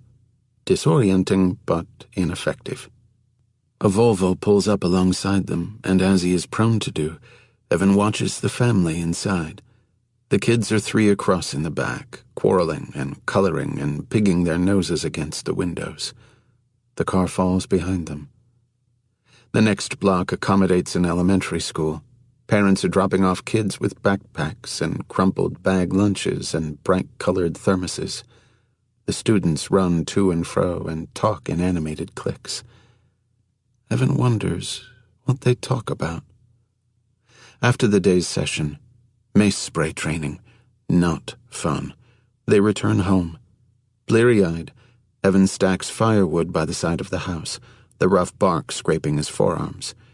He hears no rustle behind him, but when he turns, Jack is there in his 501s and flannel shirt with each sleeve cuffed twice, neatly. "You need to talk," Jack tells him. Evan thrusts the logs atop the stack, scratches at his arms. "Just me, huh? Alone? Always? That's how it'll be?" The setting Virginia sun frames Jack's broad form, bestowing on him a celestial grandeur. "That's right," he says. "Who said that thing about one twig can break, but a bundle is strong?" "It's attributed to Tecumseh," Jack says, "but who the hell knows?" He studies Evan, his lips twitching. Evan has come to know that this means he is processing, rooting out the situation beneath the situation. Jack gestures to the brush along the side of the house. "Gather a bunch of twigs." Evan does. Jack crouches, unties his shoe, yanks the lace free, and uses it to fasten the bundle. Then he unfolds his pocket knife, thumbs up the blade, and hammers it through the twigs. They crack uniformly at the midpoint. Jack grabs a single twig, lays it on the ground by itself, hands Evan the knife. "Have at it." Evan tries, but the solitary twig pops free from the steel point, scarred yet intact. He stabs and stabs, but the twig keeps skittering away, unwilling to be pinned down. Evan finally looks up, defeated. "Okay," he says, "I get it, but talk." "Won't it be lonely?" "Yes." In his head, Evan grasps for something to hold on to, a brass ring he can carry out of today's journey past the Volvo and the school, through the clouds of mace, into the promise of solitude. In the face of the unknown, as always, he tries to be game. He polishes off one of Papa Z's old chestnuts. "What doesn't kill you makes you stronger, I guess," he says. Jack's eyes are as doleful as Evan has ever seen them. "Sometimes," he says, "but the rest of the time, it just makes you weaker." The knocking inside Evan's head became a knocking in the outside world. Someone at the penthouse door. Palming sleep from his eyes, he swung his legs over the side of the bed with less effort than he anticipated. Scattered on the floor, various syringes, depleted saline bags, wads of gauze. A glance at the clock showed that it had been 2.5 days since he'd stumbled home. Ample time for his spilled blood to be discovered, surveillance footage reviewed, officials alerted. He'd healed up quickly, the EPO working its modern medical magic. The shiny skin at the wound's edge remained tender, and he still felt a nasty sting in his gut when he bent over, but the pain had mostly lifted. He wouldn't be doing sit-ups anytime soon, but as of this morning, he was generally mobile. He pulled on a loose t-shirt and a pair of jeans, picked up his Wilson combat pistol, and trudged up the hall. If it was the cops, he'd keep the front door bolted and rappel gingerly out the window. The time had come, perhaps, to leave everything behind. The inset surveillance screen showed Hugh Walters bristling in a Fila tracksuit. Evan tucked his pistol into the back of his jeans and opened the door. "You have some explaining to do," Hugh said. "I understand," Evan replied. "Before you do anything, can you just give me—" "You precipitously left the HOA meeting before voting was completed. As a result, I reviewed your attendance record, and do you know what I found?" Mid-sentence, Evan froze. Poleaxed, he managed to shake his head. "Your attendance record falls below the requirements. Requirements, not suggestions, of the HOA guidebook." Evan stepped out into the corridor. No blood drops on the carpet, nor finger streaks along the walls. It had been cleaned already? Without Hugh's finding out? "As such," Hugh said, "you'll be assessed a fine, per the regs, of $600. "A fine," Evan repeated. Their amateur scientist rapport had clearly evaporated, but that was the least of Evan's concerns. He needed to find out if he'd been compromised, and by whom. With a sigh, Hugh pulled off his black-framed eyeglasses and rubbed his eyes. "Look, Evan, I know this stuff isn't a priority for you. Believe it or not, it's not for me either. To be frank, I don't really give a shit about revamping the carpets or a new noise ordinance." Evan blinked at him. "But for a lot of us, a sense of community is important. And here in the big city, for some of us, this is all we have. So just think about it, okay?" Caught off guard by Hugh's sudden detour, Evan nodded. "I will." A ding down the hall announced the elevator's arrival. Mia and Peter emerged, Mia with a bag of groceries clutched in her arms, the requisite French loaf poking out of the top. "Ah," Hugh said. "Perhaps I judged too soon." Offering Evan a sly tip of the head, he moved off down the corridor, acknowledging Mia and Peter as they passed. Evan waited in the doorway for them to approach. Peter tugged on the straps of his backpack, seating the weight higher on his shoulders. "Can we come in?" Mia asked. Evan stepped aside, letting them enter. Peter scooted around the kitchen island, Mia spinning in a slow 360 to take in the great room. Wow. Serious digs. It occurred to Evan that no one had been inside his place socially. Ever. "We wanted to bring you this." She set the grocery bag down on the counter. "And to make sure you're not, dead." Peter was leaning with both hands and his forehead against the Sub-Zero, exhaling in an attempt to fog the stainless steel. Mia and Evan moved farther into the condo, edging into a relative privacy. She drifted by the kickboxing station and gave the heavy bag a little poke. "So how exactly did you wind up with your stomach?" Her hands came up. "Wait, I don't want to know. I can't know." He walked over, leaned against the opposite side of the heavy bag. "It was you. You cleaned up the blood for me." "Yes," she said. "Why? You didn't owe me anything. What I did for you and Peter, it's not because I owed you, Evan. It's because I wanted you." She wet her lips. "Well, maybe you'll know what it means to need someone now." A sensation tugged at him, decades old, something he'd seen in the faces of those kids he used to watch in passing cars, the bundle of sticks, vulnerable to Jack's knife, bright thermoses and bag lunches. He thought about that moment in Mia's bedroom, the softness of her lips, the piano trill that straightened her spine. What makes you happy? How different from Katrin with her passion tattoo and blood-red mouth, all allure and high stakes and porcelain skin, intoxicating right up until the moment she slipped a knife beneath his ribs. What makes you happy? What if that moment with Mia, laced with a hint of lemongrass and scored by him to freedom, had taken a different course? Argue with me. Make it my fault. Get angry. "Consider it a parting gift," she said.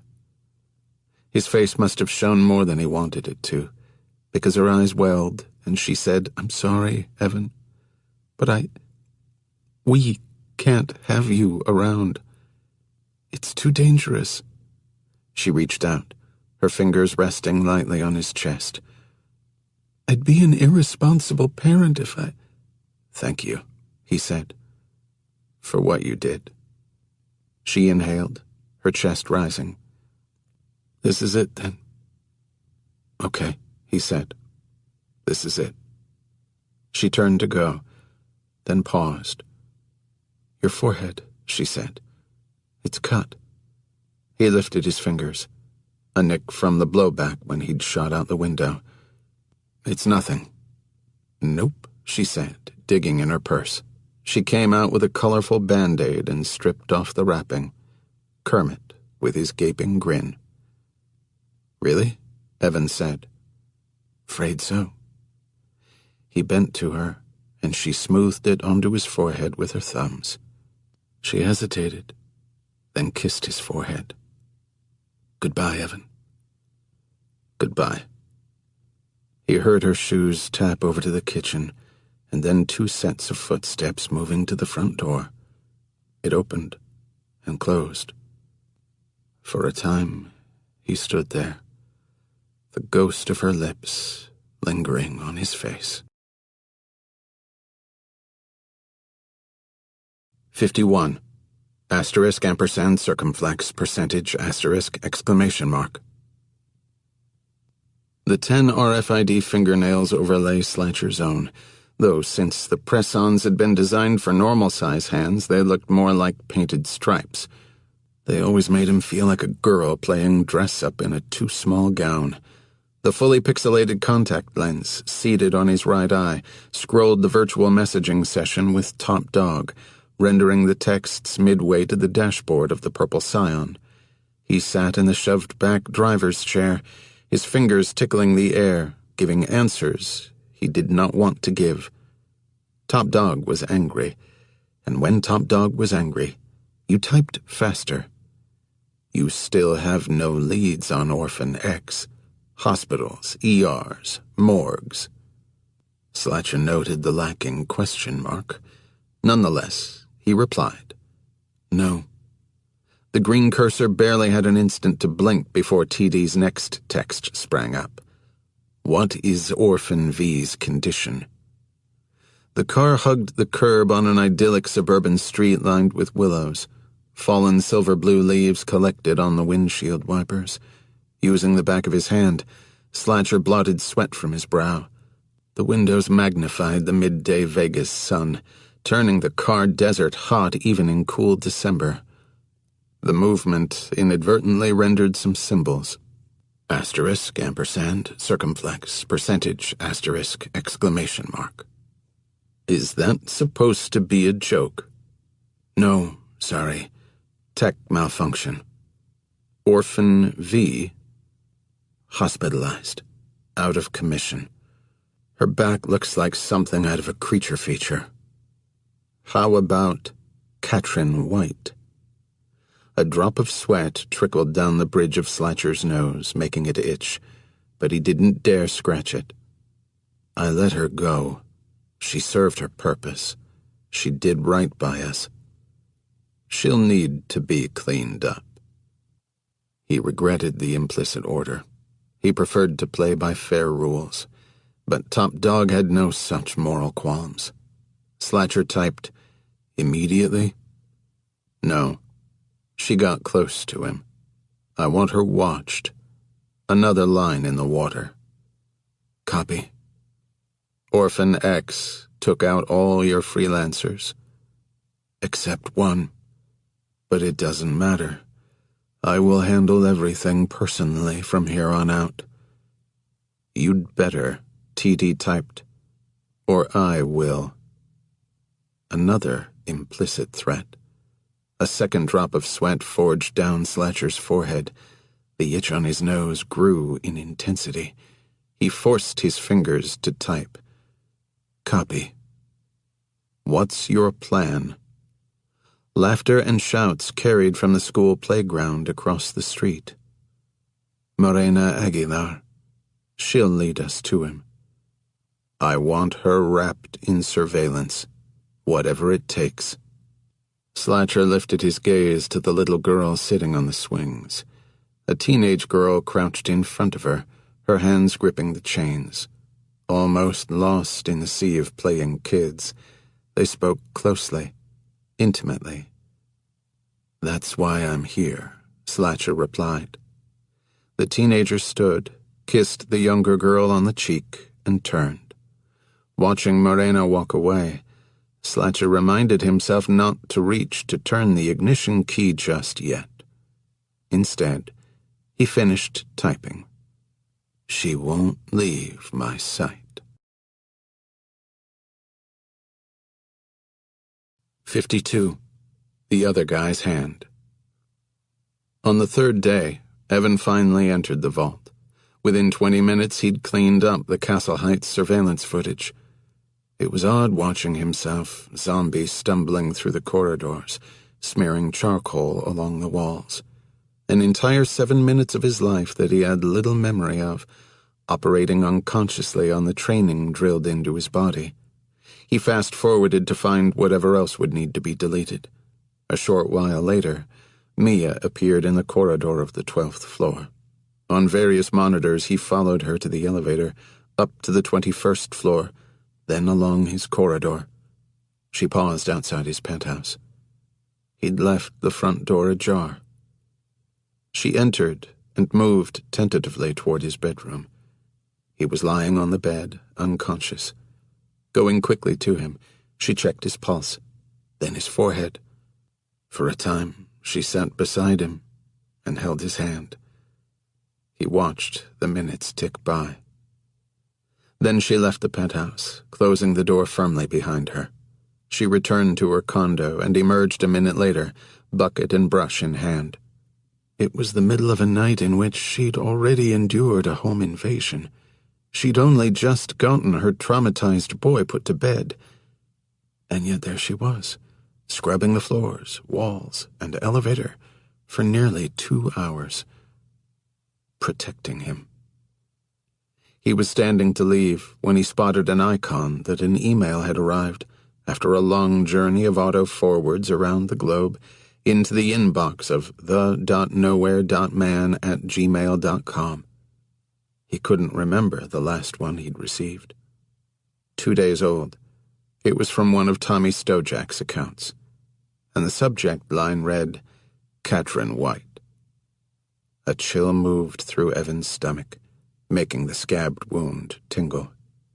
He took a moment, then sat down, rolled his chair back to the desk, and read Tommy's message. Bad news. My hook at Harrah's left. Good news. He moved over to Caesar's. Your girl's in the databanks over there. They couldn't pin nothing on her, but she had a run on a poker table that JDLR. Stojak slang for just didn't look right. Evan opened the attachment, an internal report from Caesar's. A scanned copy of a gambler rewards card featured a photo. There was that milk-white skin, the emerald gaze, her choppy hipster hairstyle rendered here not in black, but a rich auburn. The name beneath? Danica White. A header written in party streamers read, Vegas, be whoever you want to be. His throat was dry enough that it took some effort to swallow. He read on. Danica was a high roller, working the no-limit tables at Caesar's and racking up serious debt, which had been mysteriously paid off on December 7th, 2 days after Evan killed William Chambers, and 3 days before Katrin White had set the meeting at Bottega Louie. Shared intel with other casinos, showed arrears all up and down the strip, similarly wiped off the books 2 weeks ago. The lies compounded. There had been no covert poker circle. No Vegas hitmen skinning indebted Japanese businessmen. No trust-baby husband who'd left her in the financial lurch. Danica had simply gotten in over her head, gambling too hard for too long. Slatcher, or whoever was behind him, had stepped in and purchased her casino markers. They'd paid their money and bought her outright. But they wouldn't have been able to if she hadn't been willing to make the deal at the outset. In his sordid career, Evan had seen plays like this dozens of times. Reach out to a desperate mark, offer her the shot of a lifetime, then once you own her, tighten the screws. By the time Danica White understood the nature of the pact she'd entered, it would have been too late. Armed with her real name, Evan's virtual excavations grew drastically easier. Danica's parents were alive and well, retired to a planned community in Boca Raton. She had no husband of record, and one daughter, 20 years of age. Her name was Samantha. In his head, Evan replayed Danica's reaction in the motel when the gunshot had sounded over the phone. Sam! Dad! No, No. In her state of panic, her first reaction had been to tell. She'd used the proper name of who she'd really thought had been hurt before catching herself. As each fabrication toppled, it knocked over the next, a domino chain of deception. Vowing to follow it to the end, Evan breached the DMV's database. Samantha's driver's license showed her to be a beautiful kid, the resemblance to her mother striking. After a 2-year stint at Santa Monica City College, Samantha had gotten a financial aid package at UCLA. Though she held down 2 work scholarship jobs, her tuition account showed multiple interest charges for late payments. Evan unearthed the cell phone number for her and dialed. The voice, young and breezy. "Yeah, it's Sam." In the background, Evan heard a bustle of activity, someone calling her name. It sounded like classes letting out, or maybe she was walking through the quad. He exhaled, relieved that she wasn't being held hostage. A good strategic move on Slatcher's part. He could get to her readily, so why deal with the complications and risks of detaining her? "Hi, Sam," Evan said. "I'm a friend of your mom's and... Wow, almost 10 months this time. Impressive. I thought she'd finally given up for real." "Sorry? What's she need now? More money? Like I'm not working enough to pay for my own life? I told her. I don't want to see her or talk to her, and that includes any lame go-betweens." "No, it's not that. It's just... She stopped returning calls the past few weeks. Get used to it. Look, dude, I don't know who you are, but let me save you some years of your life. At the end of the day, when it comes to Danica, all that matters is Danica." Evan approximated a crestfallen tone. "Okay. Thank you." "Hey," Sam said. "I'm sorry, okay? I'm just trying to help, so you don't have to go through what I went through." She hung up. Evan cocked back in his chair and closed his eyes, letting the picture resolve more clearly. Danica, probably at Slatcher's command, had fashioned Katrin from pieces of her true self. She'd kept her last name and her gambling habit. She'd appropriated Sam's name for her fake dad. Her fictional husband invested in planned communities in Boca Raton, just as her real parents lived in one. Evan recalled building his own first operational alias with Jack, toiling by the light of the birch fire in the farmhouse. Jack had taught him to assemble the cover story using more truth than lies, giving him less to remember and less to forget. Evan had learned to align himself with his false persona as closely as possible, forging a true emotional attachment so his instincts would respond accordingly. He'd learned to fall into a role and forget the part of himself that did not believe it. Slatcher and his crew had done this for Katrin. After acquiring her in Vegas, they'd traumatized her, coercing her into a damaged state that matched what they needed her to display. After Slatcher had seemingly shot and killed Sam, Evan remembered holding Danica on the motel bed, how she'd wept herself hoarse against his chest. Slatcher and his crew must have threatened Samantha's life, promising to hurt her if Danica didn't come through. They'd ensured that the guilt and terror thrumming through her body were real. They had to be, to allay Evan's suspicions. A former orphan, Slatcher had tailored her cover story to suit Evan. A terrorized woman up against impossible odds, in desperate need of his help. The father with his life on the line, dying because of Evan's miscalculation. Katrin had laid Evan's own secret guilt bare. "I made a stupid fucking mistake, and my dad's paying for it," she'd said. "Do you have any idea how that feels?" Yes. This indicated that Slatcher and his employer knew about Jack. Had they been behind his death? Evan followed the chain of logic all the way down to the depths, and did not like where it led him. Danica had all but dared him to check her passport, pointing out that she had it on her, leaving it in clear view in her purse at the loft. The salient fact that Slatcher's employer could generate a real passport, as well as a full network of backstops in the databases, was not lost on Evan. He set his elbows on the sheet metal surface of his desk and rubbed his eyes. Sam's dying words to his daughter over the phone had only set the hook deeper. Whoever you're with, I hope he protects you. Through his suspicions, against his judgment, Evan had protected her. Though their location had been tipped off to their pursuers time and time again, though the commandments had crumbled away one after the other, Evan had stuck with her right up until she'd skewered him with his own knife. Who better to fill that role than a poker player, skilled at analyzing others, reading scenarios, bluffing for gain? Ultimately, Danica had summed it up best herself. "You're not playing your hand," she'd told him. "You're playing the other guy's hand."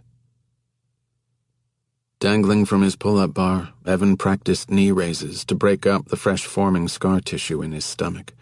He moved slow and steady, breathing through the pain. He was focused so intently that he didn't at first hear the room zone ringing. Jogging to the kitchen counter, he snatched it up. Vegas. Payphone. "Morena? You okay?" He was genuinely confused. "What?" "Last time I called you, you sounded hurt. Bad." He breathed, felt the scar tissue strain. "I was," he said. "Not bad." "Okay. I thought you might be dead or something. I just wanted to check." Evan restrained his urge to press her, trying to imagine how Jack would have played this out. He'd always had that knack, when to take up space, when to give it. Evan walked along the row of sunscreens, patches of muted light rolling across him. "Is that the only reason you called?" "At first I thought it was his cop friends, you know, coming after us for revenge. You and me, we're the only ones who knew anything about what happened to William Chambers, so I knew I had to get away from my sis and my aunt. That was brave. And wise. But these aren't his cop friends, are they?" "No," Evan said. "They're much worse." "They think I know something. I don't know nothing. My life, it's over. But Carmen, she can have a good life, maybe."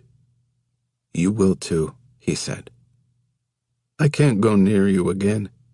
If I stick my head up, they'll get me." Evan fought an urge to argue with her. Walking a lap around the great room, he did his best to channel Jack. "I will never lie to you." If there was not trust, there would be nothing else. "Yes," Evan said. "They will." Wet breathing, a hiccup of a sob. "I'm scared. I should be scared, right?" "Yes, you should."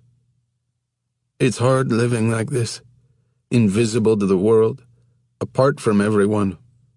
Like I don't even exist." He thought of Mia in her bedroom, swaying to the Oscar Peterson trio.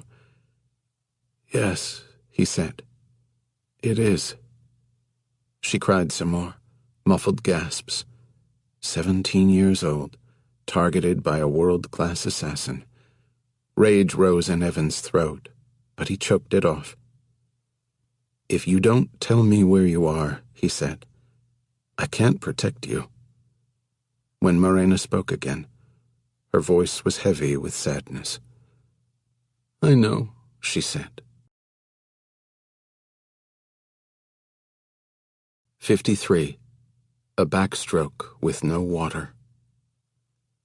Excitement pulsed to life in Slatcher's spacious chest when he saw Morena Aguilar switch buses.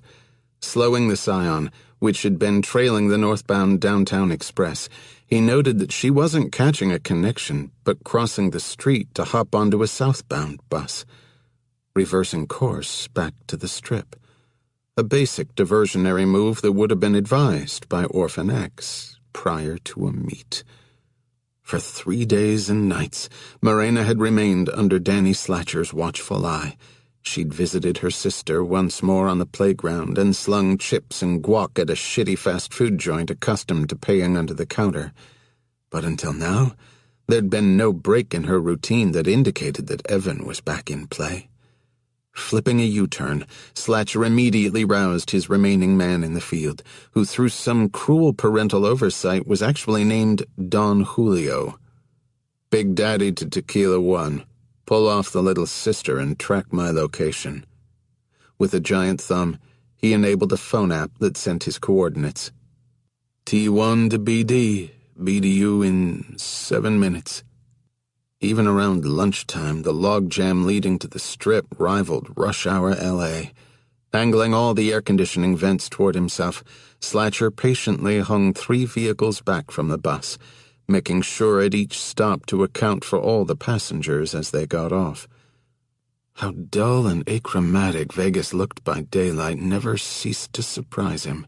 A collection of odd-shaped buildings smeared in a vague row like a line of dusty Legos that had been crushed underfoot. Sahara Avenue crept by, the stratosphere looming like an alien antenna from a 70s sci-fi flick. In the rear view, Slatcher noted the slate-gray SUV swing around behind him. Again, he keyed the radio. You take point when she moves. She'll recognize me. Copy. The bus came up on Sands Avenue, approaching Treasure Island with its skull and crossbones marquee, the pirate ship slumbering in Siren's Cove waiting for its nightly shows. Another Strip meeting seemed in the making for Evan and Morena.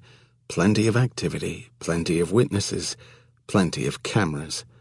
The bus veered east, carving between the Wynn and the Palazzo, hugging the edge of an extravagant golf course. Just before Paradise Road, the bus halted and ejected Morena through the yawning doors, her head lowered. Hands balled in the pockets of her coat, she moved at a rapid clip, shooting nervous glances all around. She passed in front of a giant outdoor parking structure, rising 7 stories from the pavement like a concrete corncob, and skipped through the automated doors into the lobby of La Reverie. A purple glow uplit the soffits of the new hotel casino, reflecting off the shimmering glass and competing with the Nevada glare. Parking tickets be damned, Slatcher left the Scion at the curb in front of the corncob structure, positioned for a quick post-kill getaway. The SUV drifted past him, and a half-block ahead, he saw Julio valet at La Reverie, hop out, and slice through the smoked glass doors. Above Slatcher's head, an open footbridge forged across from the parking structure's top level, plugging into the side of La Reverie. For an instant, he debated taking that route to come at the meet from a different angle. But having no idea where Orphan X was set up, he bolted for the casino lobby instead. As he spun inside, he noted the elevator doors closing. On cue, a text chimed into his phone. T1, 8th floor. Julio had made it into the car and was riding up beside her. Slatcher banged through the wide door into the stairwell and lunged up 3 stairs at a time. Despite his giant frame and extra girth, he was well conditioned, a physiological marvel.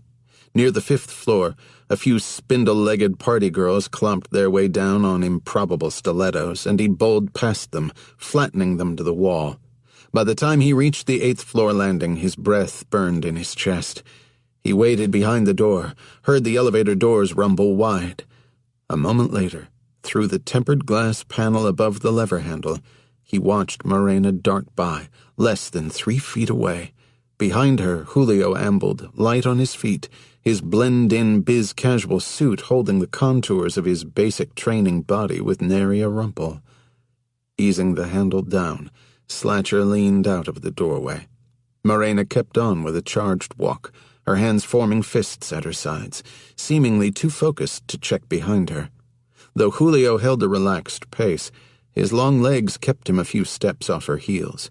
Slatcher stepped clear of the stairwell and moved swiftly behind them both, using Julio's breadth to block Morena's line of sight should she decide to shoot a look over her shoulder. If he and Julio timed this right, they'd stack the doorway all at once, Morena serving as a shield for any return fire. Midway down the hall, she tapped on a door, then turned the handle and entered. Slipping a hand beneath one impeccable lapel, Julio drew a pistol and accelerated the final 2 steps to the door. His own pistol now in hand, Slatcher turned on a sprint, closing on Julio, his momentum carrying him into perfect position. They aligned to crash the room in tight order, a 3-car train pulling into the station at last. 8 stories up from the balcony window of the gaudily decorated hotel room, Evan had watched the sluggish convoy lurch along Sands Avenue, first the wheezing bus, then the purple Scion, then a dark SUV. He'd tied a length of rappelling rope around the balcony post, letting it dangle above the open-air footbridge 1 story below. He'd parked his Ford F-150 on the roof of the parking structure across the bridge, backed into the space to allow for speedy egress. From the window he could see the rear of the waiting pickup, its truck vaults gleaming in the bed. The high vantage had allowed him to watch Morena hop off the bus and scurry out of view toward the lobby. He'd noted Slatcher unpack himself from the illegally parked Scion, the SUV gliding by to pick up Morena's tail. Then he'd walked to the door of room 8124, unlocked it, and backed midway to the balcony. Given Slatcher's size, Evan had debated bringing the Benelli combat shotgun, but this plan called for greater precision. Jack's voice came to him. Shot placement trumps all calibers.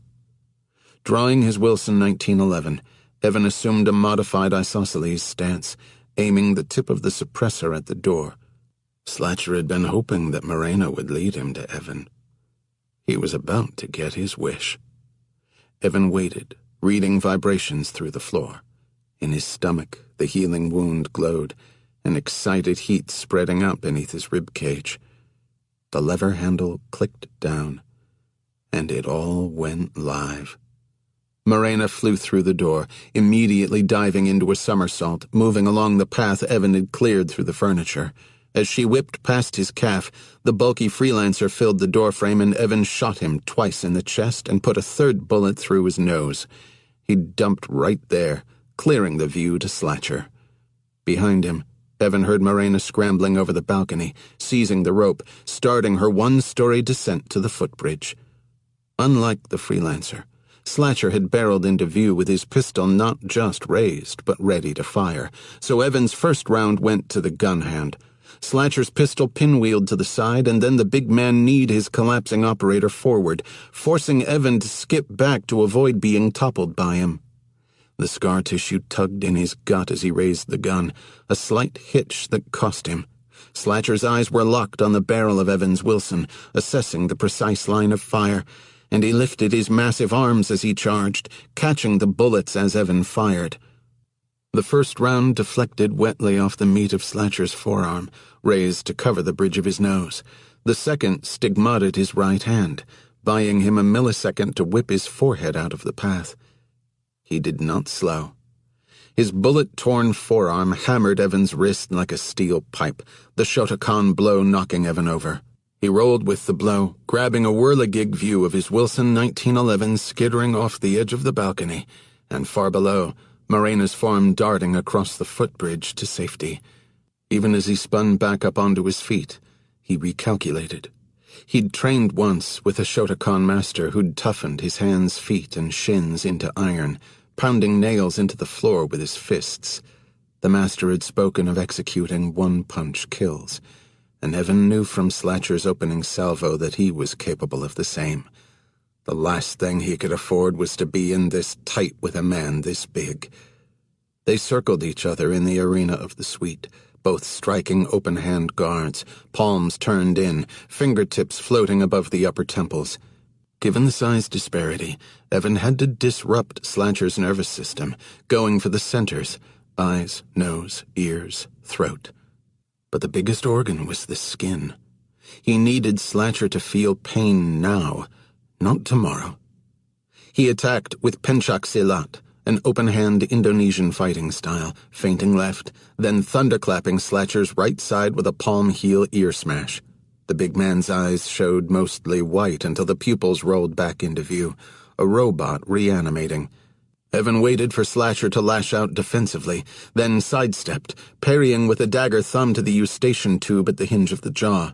He felt his thumb sink pleasingly into the soft skin at the target, but he'd slipped too far inside Slatcher's reach in order to get off the shot, and knew instantly it would cost him. Slatcher's hands blurred, the wrecked one throwing flecks of blood upon impact. Evan did his best to cage his head, drawing the bars of his forearms together, but he was getting rained on. Despite the battering, he fought to stay inside the range of the devastating hook. There was no break to capitalize on. Evan would have to create one. He rotated his elbow as he whipped the blade of his forearm upward like a greaser slicking back the side of his hair. The tip of his ulna, positioned like a cutting diamond, split Slatcher's chin to the bone. Blood ribboning from the wound, Slatcher tilted back and sucked in a breath. They were fighting in different languages, an around-the-world street brawl, Filipino deflections countering Japanese double-hand parries. They careened back through Indonesia, open-hand slaps and bone-grinding arm break holds, Evan's front kick finally shoving them back to standoff distance. Crimson snakes curled around Slatcher's arms, the bullet gashes glittering. Evan felt his right cheek swelling and prayed it wouldn't obstruct the eye. The luxurious carpet, spotted and trampled, might have been pulled off an auto mechanic's floor. Someone darted by the open door, shrieked, and kept on. With one foot, Slatcher flipped the dead field agent's corpse to the side, clearing space. His rock-like shoulders bulged beneath his shirt. Despite the gunshot wounds, he barely looked winded. If Evan didn't get out soon, Slatcher was going to take him to pieces. He charged Evan now with a Shotokan lunge punch. Evan intercepted it with a Muay Thai teep, the ball of his lead foot clawing forward to thrust into the tendons of the lower abdomen. Given Slatcher's substantial gut, this had little effect, but it did shift Slatcher's weight forward, putting his head within reach. Evan threw an arm clench over the big man's head, his hands locked in a lace hold across the back of the impossibly broad neck, his forearms squeezing to crimp the carotids. Yanking Slatcher's face downward, Evan threw tangs, knee strikes hammering through Slatcher's raised, tattered forearms into his cheeks, his nose. At the same time, he torqued Slatcher from side to side, trying to keep him off balance by rocking him onto one leg, then the other. No such luck. Slatcher was too strong.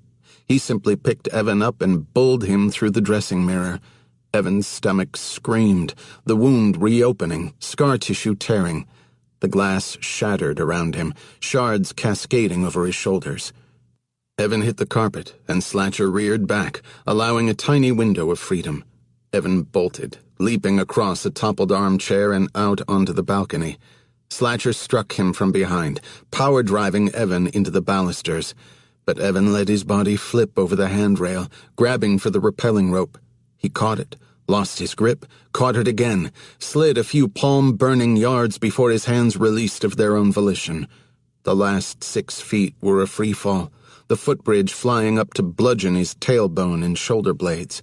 Before the pain could announce itself, Slatcher blotted out the sun, dangling from the rope and then letting go, size 17 boots growing larger by the instant.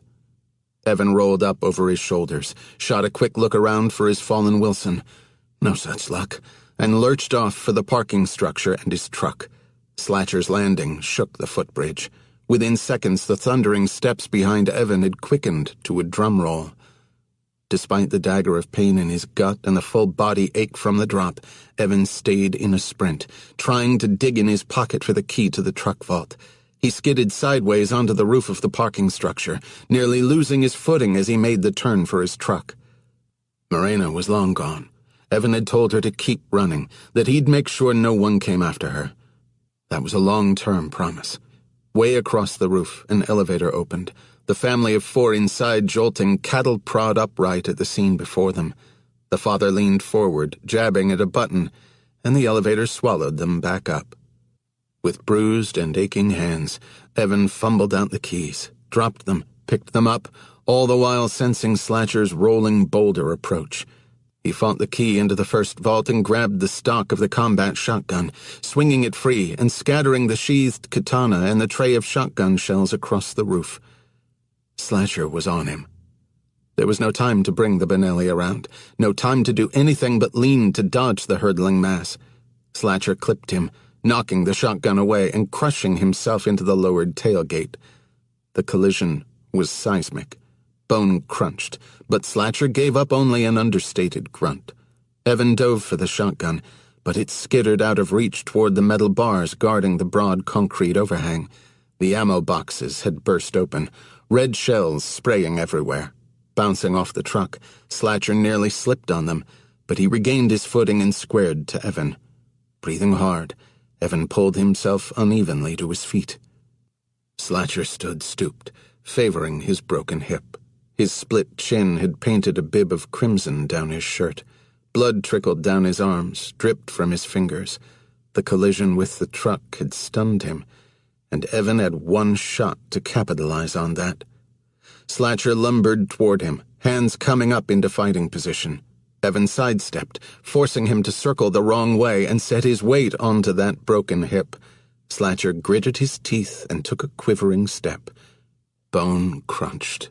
Before he could set himself, Evan stepped forward, planting his left foot, and delivered a Wing Chun oblique kick with his right, pivoting to piston his heel forward, aiming beneath the pillar of Slatcher's lead thigh. He hit the knee squarely, shattering it backward, and the big man bellowed and sagged, somehow keeping his feet. For an instant Evan wobbled off balance, time enough for Slatcher to hop forward, rotating the immense base of his hips and driving a reverse punch into Evan's solar plexus. Pain exploded in his wound, torpedoing through his insides. The force of the blow knocked him off his feet, and then he had only a sideways view of the rooftop as he slid back and racked into the guardrails. The back of his head clanged off the metal, concussion flares hazing the world. The sun-baked concrete cooked his cheek, and he felt a curious detachment as he watched Slatcher drag himself across the sideways roof, growing larger. Evan blinked, snapping to. He turned his head. Through the guardrails was only the concrete slab of the solar-paneled overhang, a 10-foot ring around the structure, petals of green-black glass. Beyond that, a 7-story drop. He blinked again. Harder. There was more, if he could just see it. His bowling ball slide into the rail had knocked the katana beneath the bottom metal rung, as well as a number of shotgun shells, still spinning like tops. But he wasn't focused on them. He was focused on the Benelli combat shotgun just beyond, the barrel come to rest several inches off the rim. Evan pulled himself up the guardrails, a boxer climbing the ropes, and spilled over the top. Slatcher's fist skimmed overhead, missing by inches. The shells clattered. The sword finished a lazy half-rotation, then fell, slotted into the space between solar panels. Evan crawled along the curved eave toward the shotgun, hands and knees sliding on the slick solar panels. He heard Slatcher shatter a panel behind him, landing hard. Evan's fingers strained, inches from the shotgun stock. Slatcher lunged for him, grabbing his calf, knocking Evan's hand forward into the Benelli. It skimmed soundlessly off the rim. For a moment it floated against the pretty glass backdrop of La Reverie.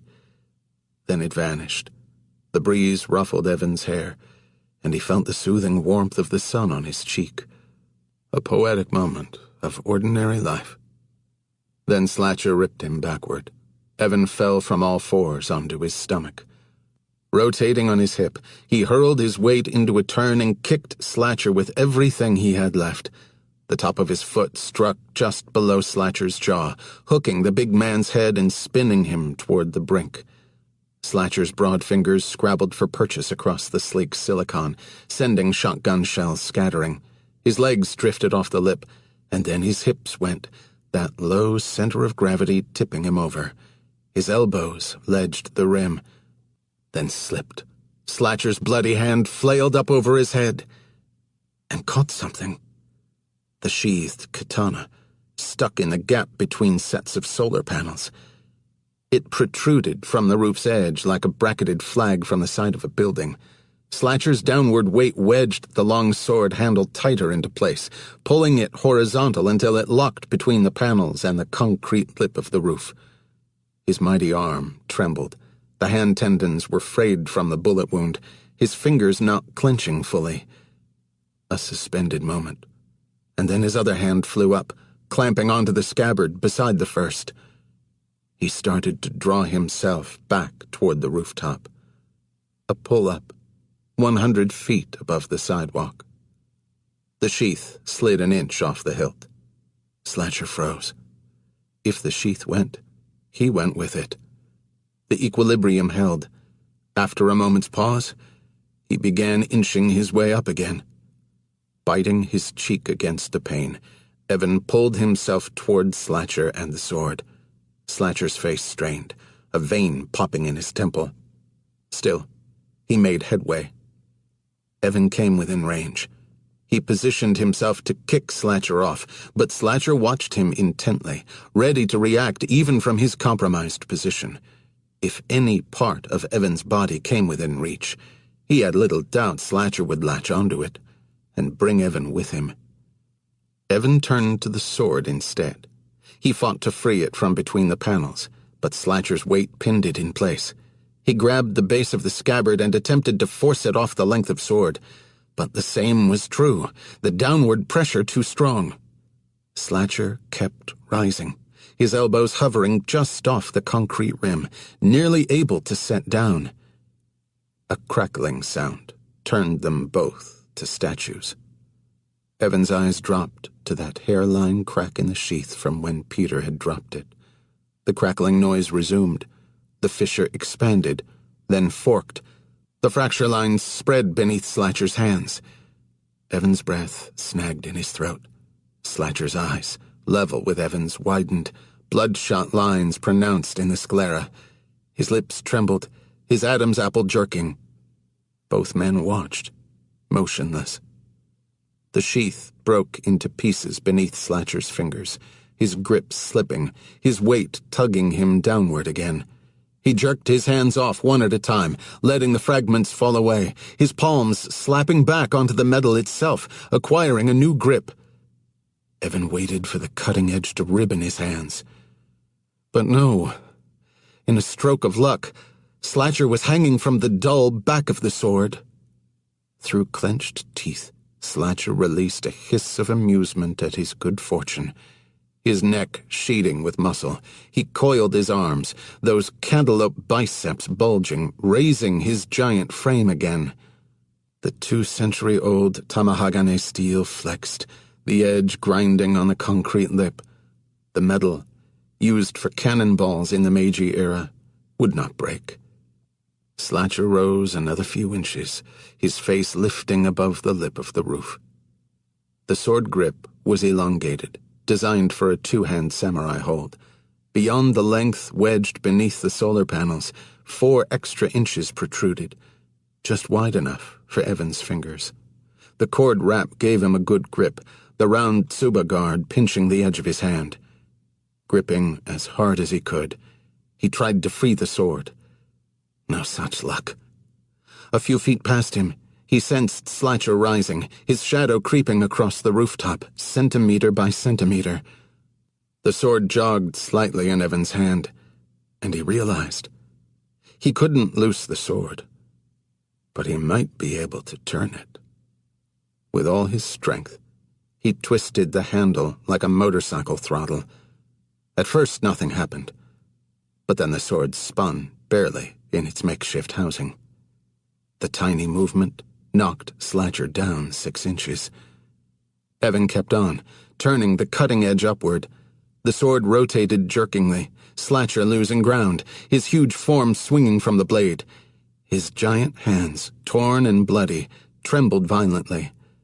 With a roar, Evan ripped the sword in a quarter rotation, the sharp edge now pointing at the sky. There was an instant of surface tension, Slatcher's wild gaze flying up to land on Evan, and then the katana did what it was designed to do. The blade lopped Slatcher's fingers off at the first knuckles. His arms began cartwheeling, a backstroke with no water.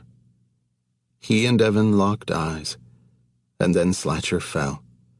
Evan watched him plummet in the reflection off the glass of La Reverie, until that too was cut from sight. He did not see Slatcher hit the purple scion, but he heard it.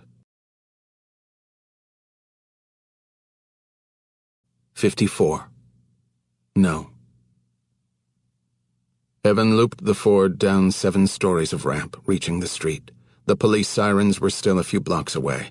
The cops hung up in constipated strip traffic. Encircled by a ring of horrified onlookers, Slatcher's body was crumpled into the roof of his car, the damage from the fall leaving him nearly unrecognizable. Several of his fingers littered the pavement around him, confetti decorating the gruesome spectacle. Pulling on a sweatshirt to cover his bloody shirt, Evan shouldered through the crowd, moving briskly and tilting his head downward in hopes no one would note his bruised face. "Excuse me, I'm a doctor." Under the guise of checking for a pulse, he searched Slatcher's pockets, finding only a slender metal case in the front pocket of his pants. The onlookers seemed too horrified to take notice of Evan, sneaking glances and snapping iPhone pictures. One young woman cried into her boyfriend's chest, stamping her feet in agitation. Evan slipped away, finding his shotgun in a hedge at the base of the parking structure. His Wilson 1911, on the sidewalk across the street by La Reverie, was being staked out by several workers, so he left it behind. Hopping back into his truck, he pulled out and drove away just as the screaming cruisers screeched onto the scene. As he waited on the clogged freeway ramp, he pulled up his shirt to check his stomach. The sutures had torn through the skin, the wound gaping, but the artery had not ruptured. He ran the freeway for a solid hour before pulling off and checking the silver box. 10 fingernails, a contact lens. He poked at the lens, and it animated, shimmering with a computer screen glow. Okay, then. He drove to a CVS pharmacy and bought contact solution. Back in his car, parked at the edge of the lot, he soaked the lens thoroughly in case it had been poisoned. Then, he popped it into his eye. The fingernails pressed on with ease. He waited. A cursor appeared. It blinked red for a time, and then green. Evan waited, motionless. A single line scrolled into existence. Orphan O? No, Evan typed, and logged off. 55. Silent work. Later that night, after restitching his wound at home and cleaning himself up, Evan exited the elevator at the 6th floor of the Kaiser Permanente Medical Center on Sunset Boulevard. Smiling at the charge nurse posted at the station, he lifted 2 weighty bags filled with mediocre food from the cafeteria downstairs. "Just coming back in with chow for my fellow car crash victims." She noted his black eye and nodded him past. A research session in the vault had fulfilled his worst expectations, leading him here. Strings of silver tinsel adorned the halls, Christmas decorations that felt more like an afterthought. Room 614 came up on his right, and he snatched the chart off the door and shouldered through the curtains, unsure how bad it would be. A man lay unconscious, his head mummy-wrapped, his right arm in a cast, one leg in traction. A tracheal tube disappeared down his throat, but a quick glance at the screens showed him to be breathing above the ventilator. Memo Vasquez had finally landed in the system. Evan eyed the charts, noting the fractures, contusions, the collapsed lung, the intestinal perf. The drug dealers had exacted a payment for their missing drugs from Vasquez's body, but had they also fulfilled their promise? Evan set a hand gently on Memo's arm, and a moment later the man stirred. Dark eyes peered out from beneath the bandages. His hand lifted an inch above the sheets, and Evan took it. Memo squeezed weakly. His head was cocked back at an uncomfortable angle. Evan said, "I'm sorry I didn't believe you." He braced himself, then asked, "Did they take Issa?" The ventilator shoved air into Memo's lungs. Memo released Evan's hand and made a small writing gesture. Evan brought him a pen and pad. In a trembling hand, he wrote, "See." Then, painstakingly, he wrote, "Your face?" "You should see the other guy," Evan said. "Now, can you tell me where to find the bad men?" The hand moved again. It took the better part of 5 minutes for Memo to write out the location of a warehouse. Not an address, but a rough set of directions, a mix of Spanish and phonetic English. It would be sufficient. Evan tore off the top sheet of paper. "Everything will be fine now." Memo gestured again for the pencil. With a loose grip, he etched a few more words. "They will deport us. I have no card. I am illegal." Evan set down the pad by his hand. "Not anymore," he said. "Your name found its way onto the approved list in Immigration Services database. They'll be mailing a green card to your house in the morning. A gift for the holidays." He gave the chart a last glance and set it down on the tray. "They really worked you over." The stubby pencil scratched some more. "You should see other guy." Evan smiled. He sensed a glimmer of amusement in Memo's eyes before they darkened with concern. "Rest up," Evan said. He patted the wrapped hand and turned to leave. "I got this." From the asbestos roof of the condemned warehouse, Evan slipped through the high, double-hung window, pivoting to grab the inside sill. His boots dangled 10 feet above the concrete floor. He pushed off and landed on bent knees, letting his body collapse to the side so it wouldn't absorb the impact all at once. Though there was a torn twin mattress in the corner, the girl was sleeping on the floor. The small storage room was vacant, an excellent makeshift cell. Bare walls conveyed the sounds of men arguing from the dilapidated manager's office down the corridor. Through a skylight, Evan had observed the 3 of them squabbling over digital scales, teardrop tattoos and prison ink, and a security camera that possibly streamed to an off-site location. The rest of the former sweatshop was abandoned. One wall of the main floor collapsed, rubble strewn across rusted industrial looms. Rising to his feet in the tiny space, Evan walked quietly to Issa, not wanting to startle her. As he drew near, he saw that she had forsaken the bed so her stuffed animal could sleep there. The pink teddy bear with the chewed ear was tucked in cozily beneath the sole sheet, its head resting on a pillow. Evan rested a hand gently on the girl's shoulder. She roused. She might have been 14 or 15, but it was hard to tell given her condition. The upward slant of her eyes, like they were smiling. "Your father sent me," Evan whispered. She nodded, her tongue protruding slightly over the bottom lip. He gestured to the pink teddy bear. "What's her name?" "Baby." "You're taking care of her well." The words came soft and slurred. "See, she gets scared easy." "She's lucky to have you," Evan said. A bright, proud smile and a stubby thumbs up. "I'm going to go," Evan said.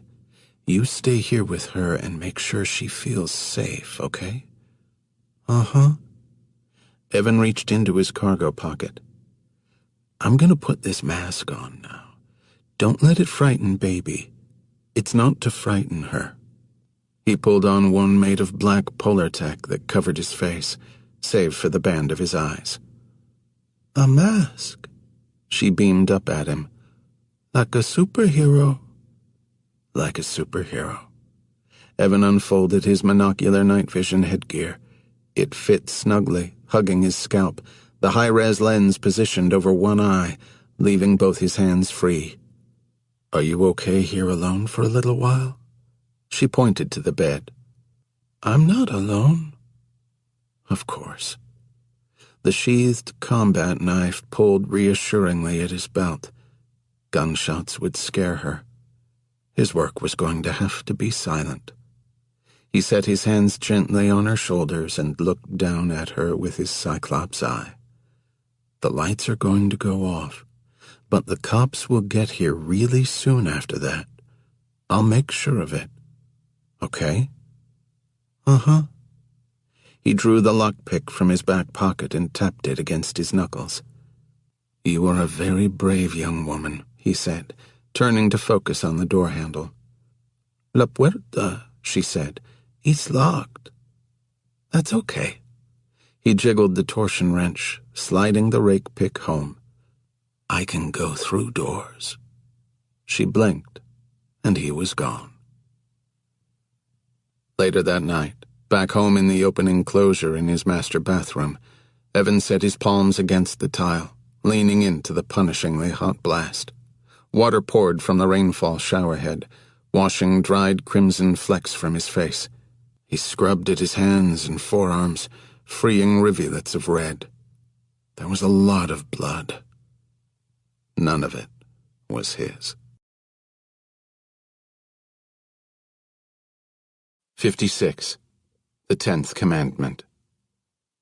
Evan was enveloped in a deep, satisfying sleep when the buzz of his cell phone pulled him to the surface. He rolled off the floating ledge of his bed and reached for the roam zone, fresh sutures straining in his stomach. Before he could speak, Danica's voice came at him. Help me, Evan, please. I know I betrayed you, but I didn't have a choice. I didn't have a choice. Her words came in bursts, and she was breathing hard as if she were running. There are always choices, Evan said. I don't have anyone else. Her footsteps grew louder, echoing off tight walls. A stairwell? They don't need me anymore. I'm expendable now. Who's after you? The guy above Fletcher, I think. The guy behind everything.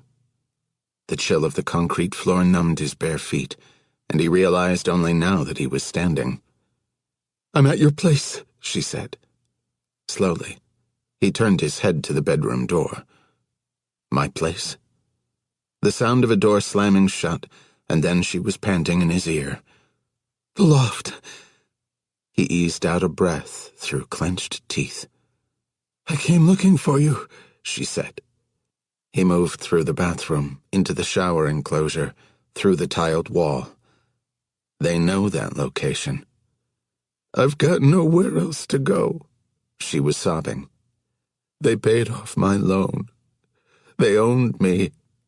If I didn't deliver you, they were gonna... I know all this. Evan's fingers were a flurry across the keyboard, and then the loft surveillance feeds came up. There was the woman he still thought of as Katrin, her back to the closed front door, one arm flattened at her side, as if she could hold off a battering ram, her other hand pressing what looked like a cheap prepaid phone to her cheek. Her chest surged with breaths, a flush creeping up the ivory skin of her neck. They promised me that every gunshot I heard would be a bullet through one of my daughter's limbs. She was crying freely now. When we were in the motel, I thought they'd started already. I thought that's what I was hearing. They were going to maim her. She may not want to see me, but she's my daughter. My daughter! The only good thing I ever did.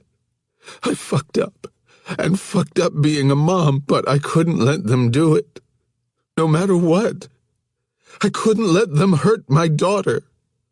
She moved off the door into the loft, and then, keeping the phone to her ear, she looked directly up into one of the surveillance cameras.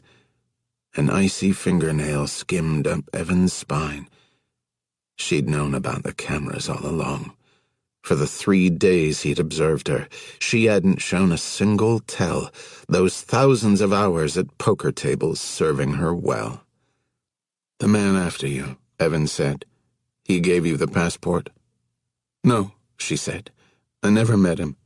Slatcher took me to pick it up. Where? The Federal Building. in Westwood. That fingernail returned, skimming the back of Evan's neck, tightening his skin. The Federal Building confirmed everything. The cold of the vault seeped into Evan's bones, and he had to fight the urge to shudder. "They told me what to do," Danica said. "They told me everything to do. But now I don't know what to do anymore." "You know too much," Evan said. "They will find you as surely as I would."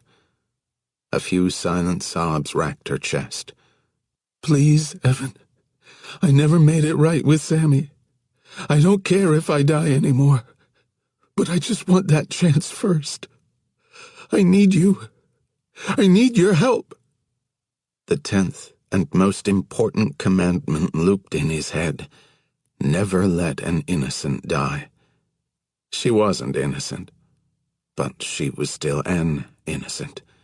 Every instinct in Evan's body fought him. Decades of habit, muscle memory.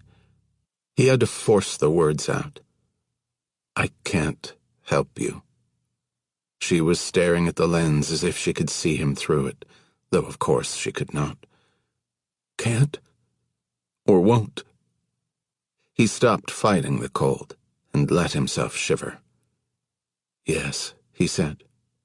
She stepped closer to the camera embedded in the hanging kitchen cabinets, peering up dolefully. "You're gonna just leave me to them?" Milk-white skin, the curve of her hip, those plush, blood-red lips against his. "I would have helped you," he said. "If you'd trusted me, I would have fixed everything." "I know. I know that now." Tracks glittered on her cheeks. "But they got me first." Over the line he heard a screech of tires, and then her gaze shot over to the giant glass wall. "Oh my God," she said. "He's here now. He's pulling up. Evan, what do I do?" Terror emanated off her. Emotion welled in his throat. "I'm sorry, Danica." "Evan, tell me what to do. What do I do?" She ran across to the window, straining on her tiptoes to look down. Then she darted to the front door. She opened it, shrieked, slammed it closed again. "He's in the hall, Evan." She scrambled to the middle of the loft, craning her neck to look up, seemingly into his eyes. "Please. God damn it, Evan. Help me, please." "Never let an innocent—" The front door rocketed open. A suppressed report sounded, and her head snapped to the side. She collapsed to a hip, her hands catching the floor, her stiff arms sliding her down gracefully. And then she lay on her side, expired. A broad form eased into the room, shutting the door quietly behind him, shoulders turned to the main surveillance feeds. A few splinters cactused out where the deadbolt had torn through the inner frame. Though both locks were shot, the door could still close. From the hall, nobody would notice anything amiss. Keeping his head lowered, the man walked over and put another suppressed round into Danica's chest, her torso bucking. The pistol spun, clipping up into a tension-hold underarm holster, and then the man crouched to pick up Danica's still-live prepaid phone. As he stood, Charles Van Sciver lifted the phone to his face, looked into the main surveillance camera, and smiled. "Hello, Evan," he said. 57. Another lit window. A few more pounds on the frame, his cheeks even fuller, the ruddy complexion more pronounced. Evan's words came out hoarse. "Hello, Charles." Van Sciver strolled leisurely around the loft. "There are 367,159 people in the United States alone who share your given name," he said. "That's 1 in every 854 Americans." The words came across the line on a slight delay, unhitched from the movements of Charles's mouth, lending the conversation an otherworldly effect. "Of course, you lost that clunky last name of yours years ago. well before Oslo, so it's been a challenge. I'm glad I'm not named Ignatius." Charles smirked. He stopped before Danica and looked down at her corpse. The dark puddle beneath her head slowly expanded. "They're so helpless, and you're so strong," he said. "That's your weak spot, Evan. Always has been. Your soft, soft heart." Evan thought about that authentic fake passport properly issued through the State Department, about being tracked through those 15 telephone switch destinations around the world, about why Slatcher never bothered to swap out the scion, because no authorities were tracking him. "You're not freelance," Evan said. "You're government-sanctioned." "At least as much as we ever were," Charles said. "But yes, I'm still inside, if that's what you mean." "Who's running you?" "Who's running me?" Again Charles gave that cocky grin, the one that brought Evan back to cracked asphalt basketball courts, mac and cheese dinners, the overpopulated bedrooms of the Pride House group home. "No one runs me. It's mine." "What's yours?" "Everything." The realization struck Evan, roiling his insides. Lies, stacked on top of lies, until the tatters of his past avalanched down on him. The orphan program. It was never discontinued. Its purpose has shifted, but I'm the top dog. How many of us are left? Enough, Charles said. How'd you get on my trail? Oh, you wouldn't imagine how hard it was to track down the Nowhere Man. We designed a data mining program to parse crime scene reports. It hit on William Chambers's murder. We got onto Morena Aguilar from there. What tipped you? The target raised a red flag. Dirty cop, lot of allegations. Right in your wheelhouse. Then the forensics. The rifling showed he'd been shot with a 1911, your preferred pistol for years, though the ammo threw us off at first. You generally use hollow points, but you were throwing 230-grain hardball that night. Then I realized. The crowded neighborhood. You wanted to go subsonic so the bullet wouldn't have a sound signature. But what really gave it away was the money left behind to pay the girl's rent. What's a broke Salvadoran girl doing with $100 bills? Careless, Evan thought. We wanted to keep her in the dark in case we needed to use her later, Charles said. We just never expected her to toss a real client into the mix so fast. Because that interfered with the fake client you set up. Charles towed Danica's body. That's right. You wanted to position somebody close to get an inside line on my location. You know how it is with someone like you. We needed to control your position so we could execute a coordinated attack in a well-scouted location. Like at the motel. That's right. And even so, look how that went. That's why we switched it up. Grabbed a pawn so we could move you around the board. His eyes flicked again to the body at his feet. We needed plenty of notice for mission planning. We were hoping you'd spend the night at the loft, but you're like a shark, always moving. Where'd you find Danica? Oh, we had an eye on a number of candidates, but we were waiting until we got a bead on you. We'd been watching Danica for some time. She seemed the best fit. It took a moment for Evan to process that one. So that's why you're after me? He finally asked. My pro bono work? Of course not. Charles pinched his eyes, a show of frustration. We are after you because of the information in your head. You're not a safe asset to have out there in circulation. Neither are you. I'm not out there in circulation. I was told you turned. Charles looked genuinely taken aback. I never turned. The summer after Oslo, I was assigned to kill you. I refused. 2 of us were assigned to kill you that summer. It was the first time they ever let orphans work together. Your handler lied to you. You were always the target.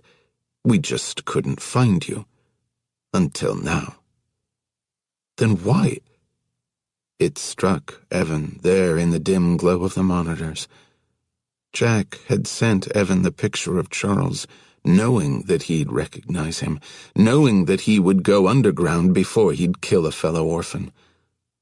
The smoke contingency. Jack had given him the fake assignment to warn him and get him off the grid. If Evan had known the truth, he would have gone up against the orphans and the whole goddamn government. He would have gotten himself killed. Realization flickered across Charles's face, and then that smile sprang back into place.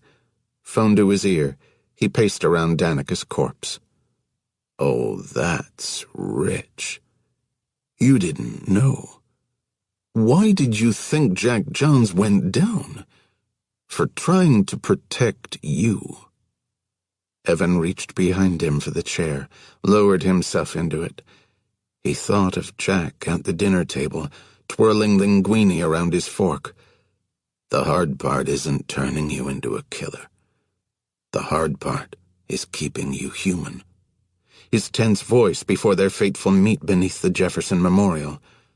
There may have been a leak on this end. I don't want to be drawn out. I'm watching my movements. Jack had broken countless protocols to protect Evan. He'd known the risk he was taking, and he'd taken it. Evan's grief over Jack's death had never left. It remained, woven through his core. It shifted now, fissuring the foundations, stealing the breath from his chest. His mouth opened, but no words came out. The only glimmer of gratitude he could find was that Charles could not see his reaction. But Charles sensed it. He turned neatly on his heel, eyeing the hidden camera in the hanging cabinets. Evan forced out the words. Why did they want to kill me?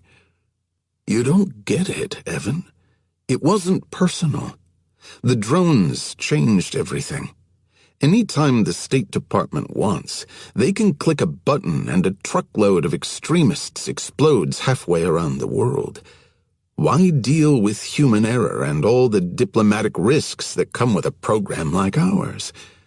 They don't need us anymore. They haven't for years.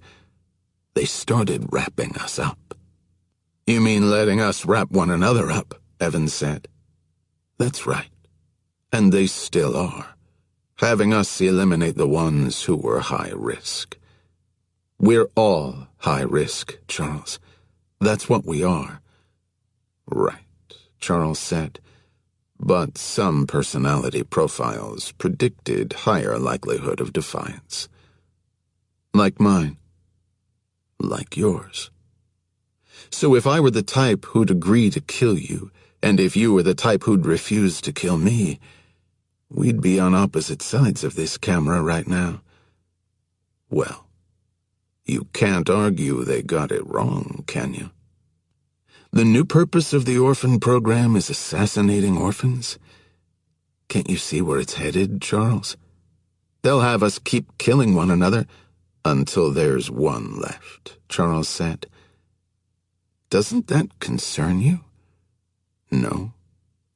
Why? Because. Charles stepped closer yet to the camera. I'll be the one. Then what? Evan asked. For once, Van Sciver had no reply. Evan waited, and sure enough, Van Sciver took another step toward the camera. Evan willed him to take one more, but Charles remained there, glaring resolutely into the lens. No matter how long it takes, Charles said, I will find you. Goodbye, Charles, Evan said. Charles's face changed, and he flinched an instant before Evan clicked the mouse, detonating the charge hidden in the camera. The screen went to static, the entire circuit of hidden cameras fried by the explosion. For a long time, Evan sat and watched the snow as if it were a code he was meant to decipher. He thought about Charles's distance from the small charge, and wondered if the kill radius had been sufficient. When at last he stood, his legs felt weak. He urged them to carry him into the kitchen, where he shook 2 jiggers of Jean-Marc XO until his hands stuck to the aluminum shaker. He poured the vodka into a glass, dropped in a stick of manzanilla olives, and drifted across to the balcony facing downtown. The questions and possibilities were endless. Evan shared a secret most wanted list, neither with armed robbers nor men who wore turbans and beards, but with individuals who had training and skills given to them by the very government now seeking to eradicate them, which meant he might have allies in addition to foes. Who else was on that hit list? And who else was behind it? Charles had claimed that the orphan program lived on under him in some new form, downsized but deadly. That much Evan believed. Right now, it was devoted to terminating former orphans considered to present a risk. Evan believed that as well. But what other uses Charles might have for the program once he was sitting behind the controls, that was anyone's guess. Sipping his vodka, Evan leaned against the railing, peering across Los Angeles. Evan's hunters were out there somewhere among those glittering lights, and he was here, and they couldn't find him. Not tonight. Tonight, he was just another lit window among millions. 58. Parting Gift. It had been just 2 days since her mother's body was found in Griffith Park in a wooded creek behind the old-fashioned carousel, and though Samantha White had expected a variation of that middle-of-the-night phone call for years, a part of her was still in shock, and a part of her had finally accepted defeat of her own path in life. It was as if her mother had cleared the way for Sam to step up and take the miserable spot she'd left behind. With a stack of student loan late notices in hand, Sam legged across campus to the financial aid office. Her advisor had left her 3 messages, and the fact that she was willing to come in on this of all days to meet Sam meant that something was truly amiss. She passed a crew of frat boys in Bruins wear, still abuzz from last weekend's football game. The pre-med students scurried out of Boyer Hall with their color-coded notebooks and stacks of textbooks. Who was she kidding anyway? She'd never belonged here. She'd always been an imposter, a loser from a loser past. And finally it was time to give in and accept her loser future. She had a friend who worked as a banker at the Hustler Casino in Gardena. It was sleazy, sure, but the girl made decent cash, enough to cover rent on her place and lease a Civic. Maybe Sam could score a job there, start paying down the UCLA loans from the semesters she'd managed to get in. Eventually, she could make her way to Vegas for bigger money, like her mom. Ouch, she thought. There's the rub. After an upbringing that saw Sam sleeping in station wagons outside Indian casinos and all-night diners, she'd craved the straight and narrow. Her mom had always been in and out, more trouble than help, but she'd made gestures when she could. A gift card here, some gas money there, until it had gone the other way. Once the coroner released the body, Sam was going to use what was left in her emaciated checking account to pay for a burial. A funeral home bill wasn't the parting gift she'd hoped for, but Danica was still her mom, and she deserved a resting place. Sam paused outside the financial aid office, late notices fluttering in the breeze. So this was how it ended. Not with a bang, but a whimper, on a cold-ass December morning. She entered, stepping into a rush of warmth and the smell of pine. No one was working reception, of course, not today. But Geraldine's door was open, and she called Sam back. Sam entered the office, and Geraldine glanced up with those sympathetic eyes. "I'm sorry for your loss." "How do you know about that?" Geraldine gestured to the chair before her desk. "Why don't you sit down?" "Look, I get it," Sam said. "I have to withdraw. Just give me some time to line out a real job and I'll start." "Sam," Geraldine said, "sit down." Sam flopped into the chair. "It seems your loans have been repaid." "It's been a long couple days, Geraldine. This isn't funny." "I was contacted by an estate lawyer for your mother. It appears that she'd been paying into some sort of education fund for you." "A fund? What fund? From where?" "Out of the Balearic Islands, of all places." Sam felt a rush of heat behind her face, and she was worried she'd start crying and that Geraldine would think it was because of the money. She swallowed, bit her lower lip. "She did?" "There's enough left over to cover your final 2 years of tuition," Geraldine said. "You'll still have to work to pay for housing." Unable to find her voice, Sam nodded. She had to get out of there, or she was going to start bawling like some reality show moron who'd had a surprise family reunion sprung on her. She stood up quickly, and across the desk, Geraldine matched her. Geraldine offered her cool, slim hand above her blotter. "Merry Christmas," she said. 59. Next time. Evan woke up with a sense of peace for the first time in months.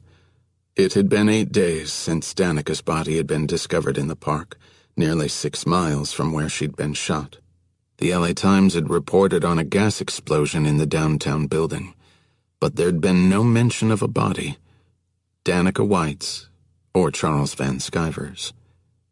Someone had cleaned the location. Either Van Sciver himself or, if he had in fact been killed, others in his orbit. They'd be searching for Evan.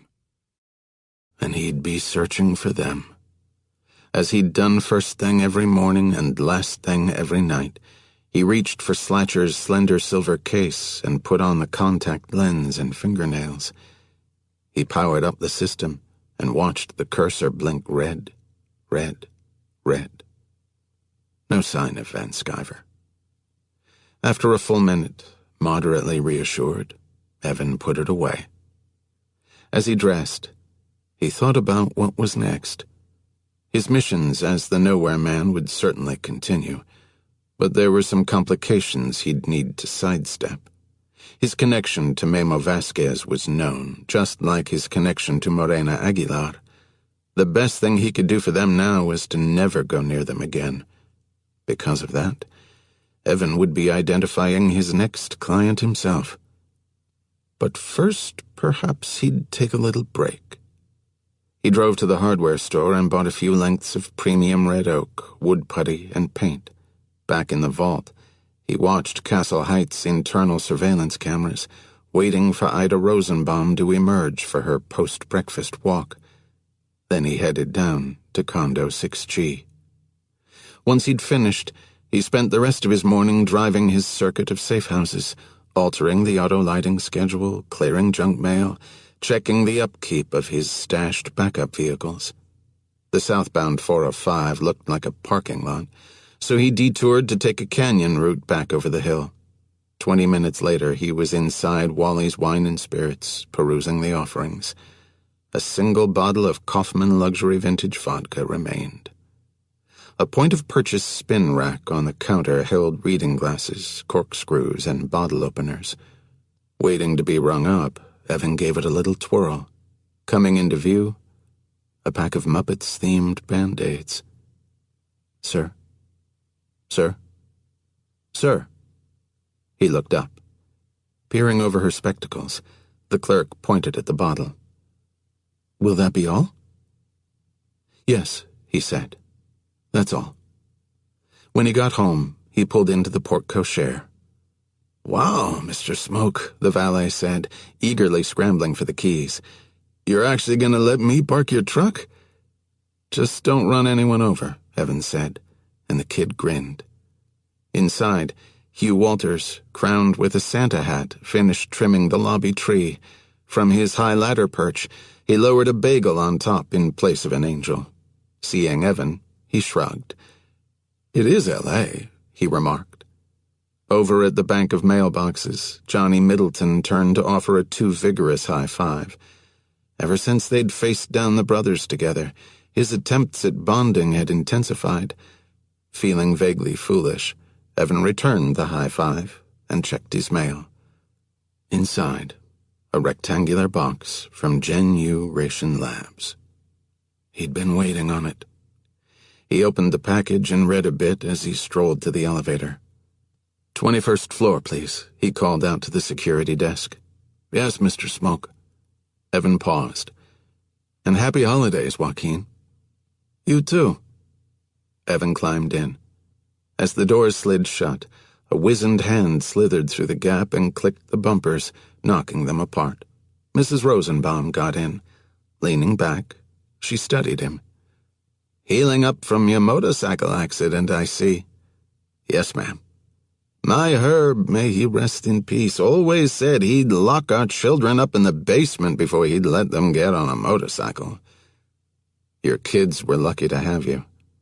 She made a muffled sound of agreement. They rode up a few floors in silence. That good-for-nothing manager finally got around to fixing my doorframe this morning. Can you believe it? That must make you happy. I suppose he just wanted to get it out of the way so he could tell everyone he did it this year. They reached the 6th floor, and she plodded out. Well, goodbye then. At the 12th floor, Evan exited and headed down the corridor. As he passed 12F, he sensed an eavesdropping eye at the peephole. Afternoon, Your Honor. Pat Johnson's muffled voice came through the door. Afternoon. Evan paused outside the last door in the hall. From inside, he could hear raised voices. You gotta let me stay up till midnight. We have to watch the thingy in New York. That's on at 9 here. They rerun it, and I want to see fireworks. How about we watch half? I don't negotiate with terrorists. Evan knocked. A few footsteps, and then Mia's face appeared, split by the security chain. She drew her head back slightly. Evan? I have a late Christmas gift for Peter. Or, I guess, a goodbye gift. Like we discussed, I won't come by anymore after this. Oh, she said. Okay.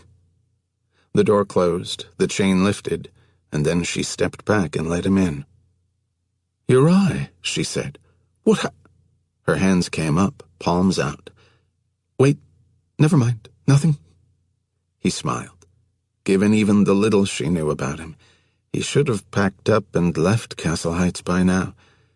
But he hadn't. By staying put, he had accepted back into his life the faintest sliver of trust. From over on the couch, Peter waved, and Evan walked toward him. Mia returned to the kitchen, giving them some space. Evan crouched before him, and Peter clicked off the TV. Evan held up the thick folder from Ration Labs. Do you know what this is? Dinosaur DNA? Close. It's your DNA. Evan opened the printed report. You're 58% Mediterranean, 31% Northern European, and 11% Southwest Asian. Asian? Yeah. Look here. Peter sat at the edge of the cushion, captivated. Cool. Very cool. Your earliest ancestor migrated out of Africa 65,000 years ago, crossing the Red Sea into the Arabian Peninsula. His people were nomadic hunters, with tools and weapons, unafraid to face new lands and challenges. Evan turned the page. When drought hit, your ancestors chased herds of wild game through modern-day Iran to the steppes of Central Asia. What's a steppe? Big flat grasslands, Evan said. They're beautiful. He turned the paper sideways. Look at this map here. See how your people migrated up through Europe? They were big game hunters. Whoa. Whoa is right. Evan flipped through the colored pages. Then there's an ice age and more migrations, and you have a strain in you from agriculturalists in the Fertile Crescent. But you can read all this yourself. He handed over the report. You said you wanted to know where you came from. Thanks, I love it. Mom said you're not going to be around much. The sentences, strung together as if they were of a piece. Maybe they were. That's right, Evan said. She said I won't understand till I'm older, but I think that's just what grown-ups say when they don't know what to do. Grown-ups don't know what to do more often than you might think. That sucks, he said. It gets lonely sometimes, being the only kid. Evan considered this. Then he said, Someone very close to me taught me to build a space in my head. You can put whatever you want in there. You don't have to let in anyone you don't want to. But you can let in anyone you want. Like Batman, or Captain Jack Sparrow. That's right. Or you. Evan nodded. Or me. Bye, Evan Smoke. Bye, Peter Hall. Peter flipped to the beginning of his DNA report and started reading. Evan stood and started for the door. Mia ducked down and peered out the pass-through at the paper bag in his hand. Finally got that vodka, huh? I did. Ready to celebrate tonight? A version of that. Made your resolutions yet? She asked. Not yet. You don't have much time. No, he said. Guess not. He paused. Happy New Year, Mia. She brushed back her hair, bit her lip. Happy New Year. That post-it remained, stuck to the side of the pass-through right in front of him. Treat yourself as if you were someone you were responsible for helping.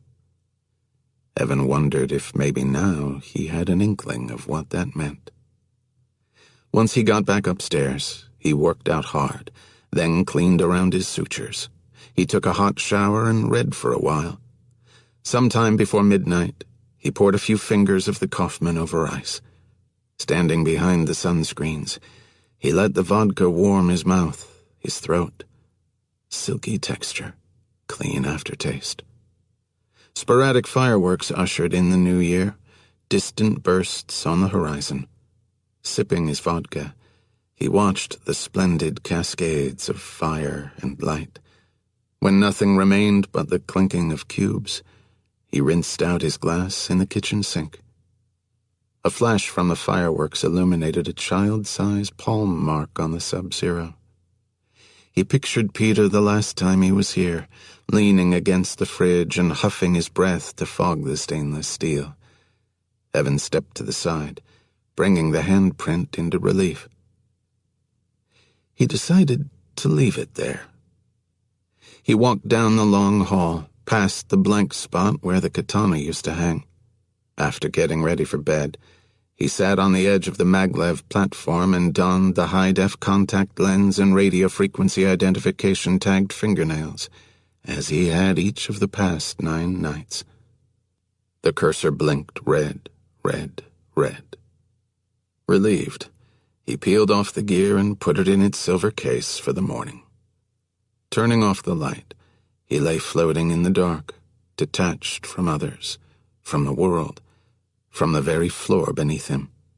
Adrift in the possibilities of a fresh year, he closed his eyes. He counted down from 10 and had just dozed off when a distinctive alarm sounded. Wearing a faint smile, he opened his eyes. Reaching across to the remote on his nightstand, He silenced the alarm. There was no need to check the monitors. Rising, he clicked on the light and crossed to his window. Against the pane, a balloon floated, bearing 2 words messily magic-markered in a child's hand. Next time. He opened the window, corralled the balloon inside, and cut the kite string with a replacement strider knife, one that hadn't yet been used to stab him. Letting the balloon bump along the ceiling, he got back into bed. Reaching to turn on the lights, he paused. His hand hovered over the silver case. One more try. He donned the gear again. The cursor appeared in its virtual float a few feet off his face. It blinked red, green. Evans stared at the live connection for a few moments, his heart making itself known in his chest. He made no move to type, and no text appeared. 10 seconds passed, then 30. Finally, with careful movements, he powered down the device. He removed the nails and the lens. Carrying the silver case as gingerly as an explosive, he entombed it in the vault and went to bed.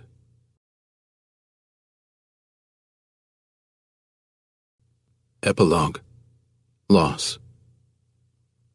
In a desolate stretch of the snowy Allegheny Mountains, a fire burns in a cabin, smoke spiraling from the chimney. Through the single-pane windows carries the sound of grunting. Inside, a 300-pound water-filled heavy bag hangs from a ceiling joist. A scrappy 12-year-old boy beats at it with all his might, fists, forearms, knees. A stocky man stands behind him, holding a stopwatch. The boy's blows become weak and infrequent, and finally the man clicks the stopwatch. The boy keeps his feet, panting. Albuquerque, molecular, 37, Henry Clay, Grand Slam, X-ray, loss, 19, Monaco, denoted, the man says. What is item 9? The boy's thin chest heaves. Monaco. Item 2? Molecular. The sum of items 3 and 8. 56. A series of low beeps draws the man's attention. He walks over to the counter where a blocky sat phone rests. He ratchets up the stubby antenna, pointing it through the roof, and clicks to pick up. Jack Johns, he says. The voice comes through, scratchy with static. He's in the wind again. Safe? Yes. For now. Jack closes his eyes, lowers his head, exhales. Reaching over the top buttons of his flannel shirt, he scratches at the silver dollar of taut, shiny skin near his shoulder. This many years later, and still it itches like sin in the winter. The voice squawks through again. You copy? Copy, Jack says. He removes the battery, then tosses the phone into the fireplace. The boy is at his side, sensing the shift in emotion. Did I say to stop? Jack asks. No, sir. The boy returns to his post by the heavy bag behind Jack. On top of the burning logs, the phone blackens and melts. Jack keeps his eyes on the dancing flames.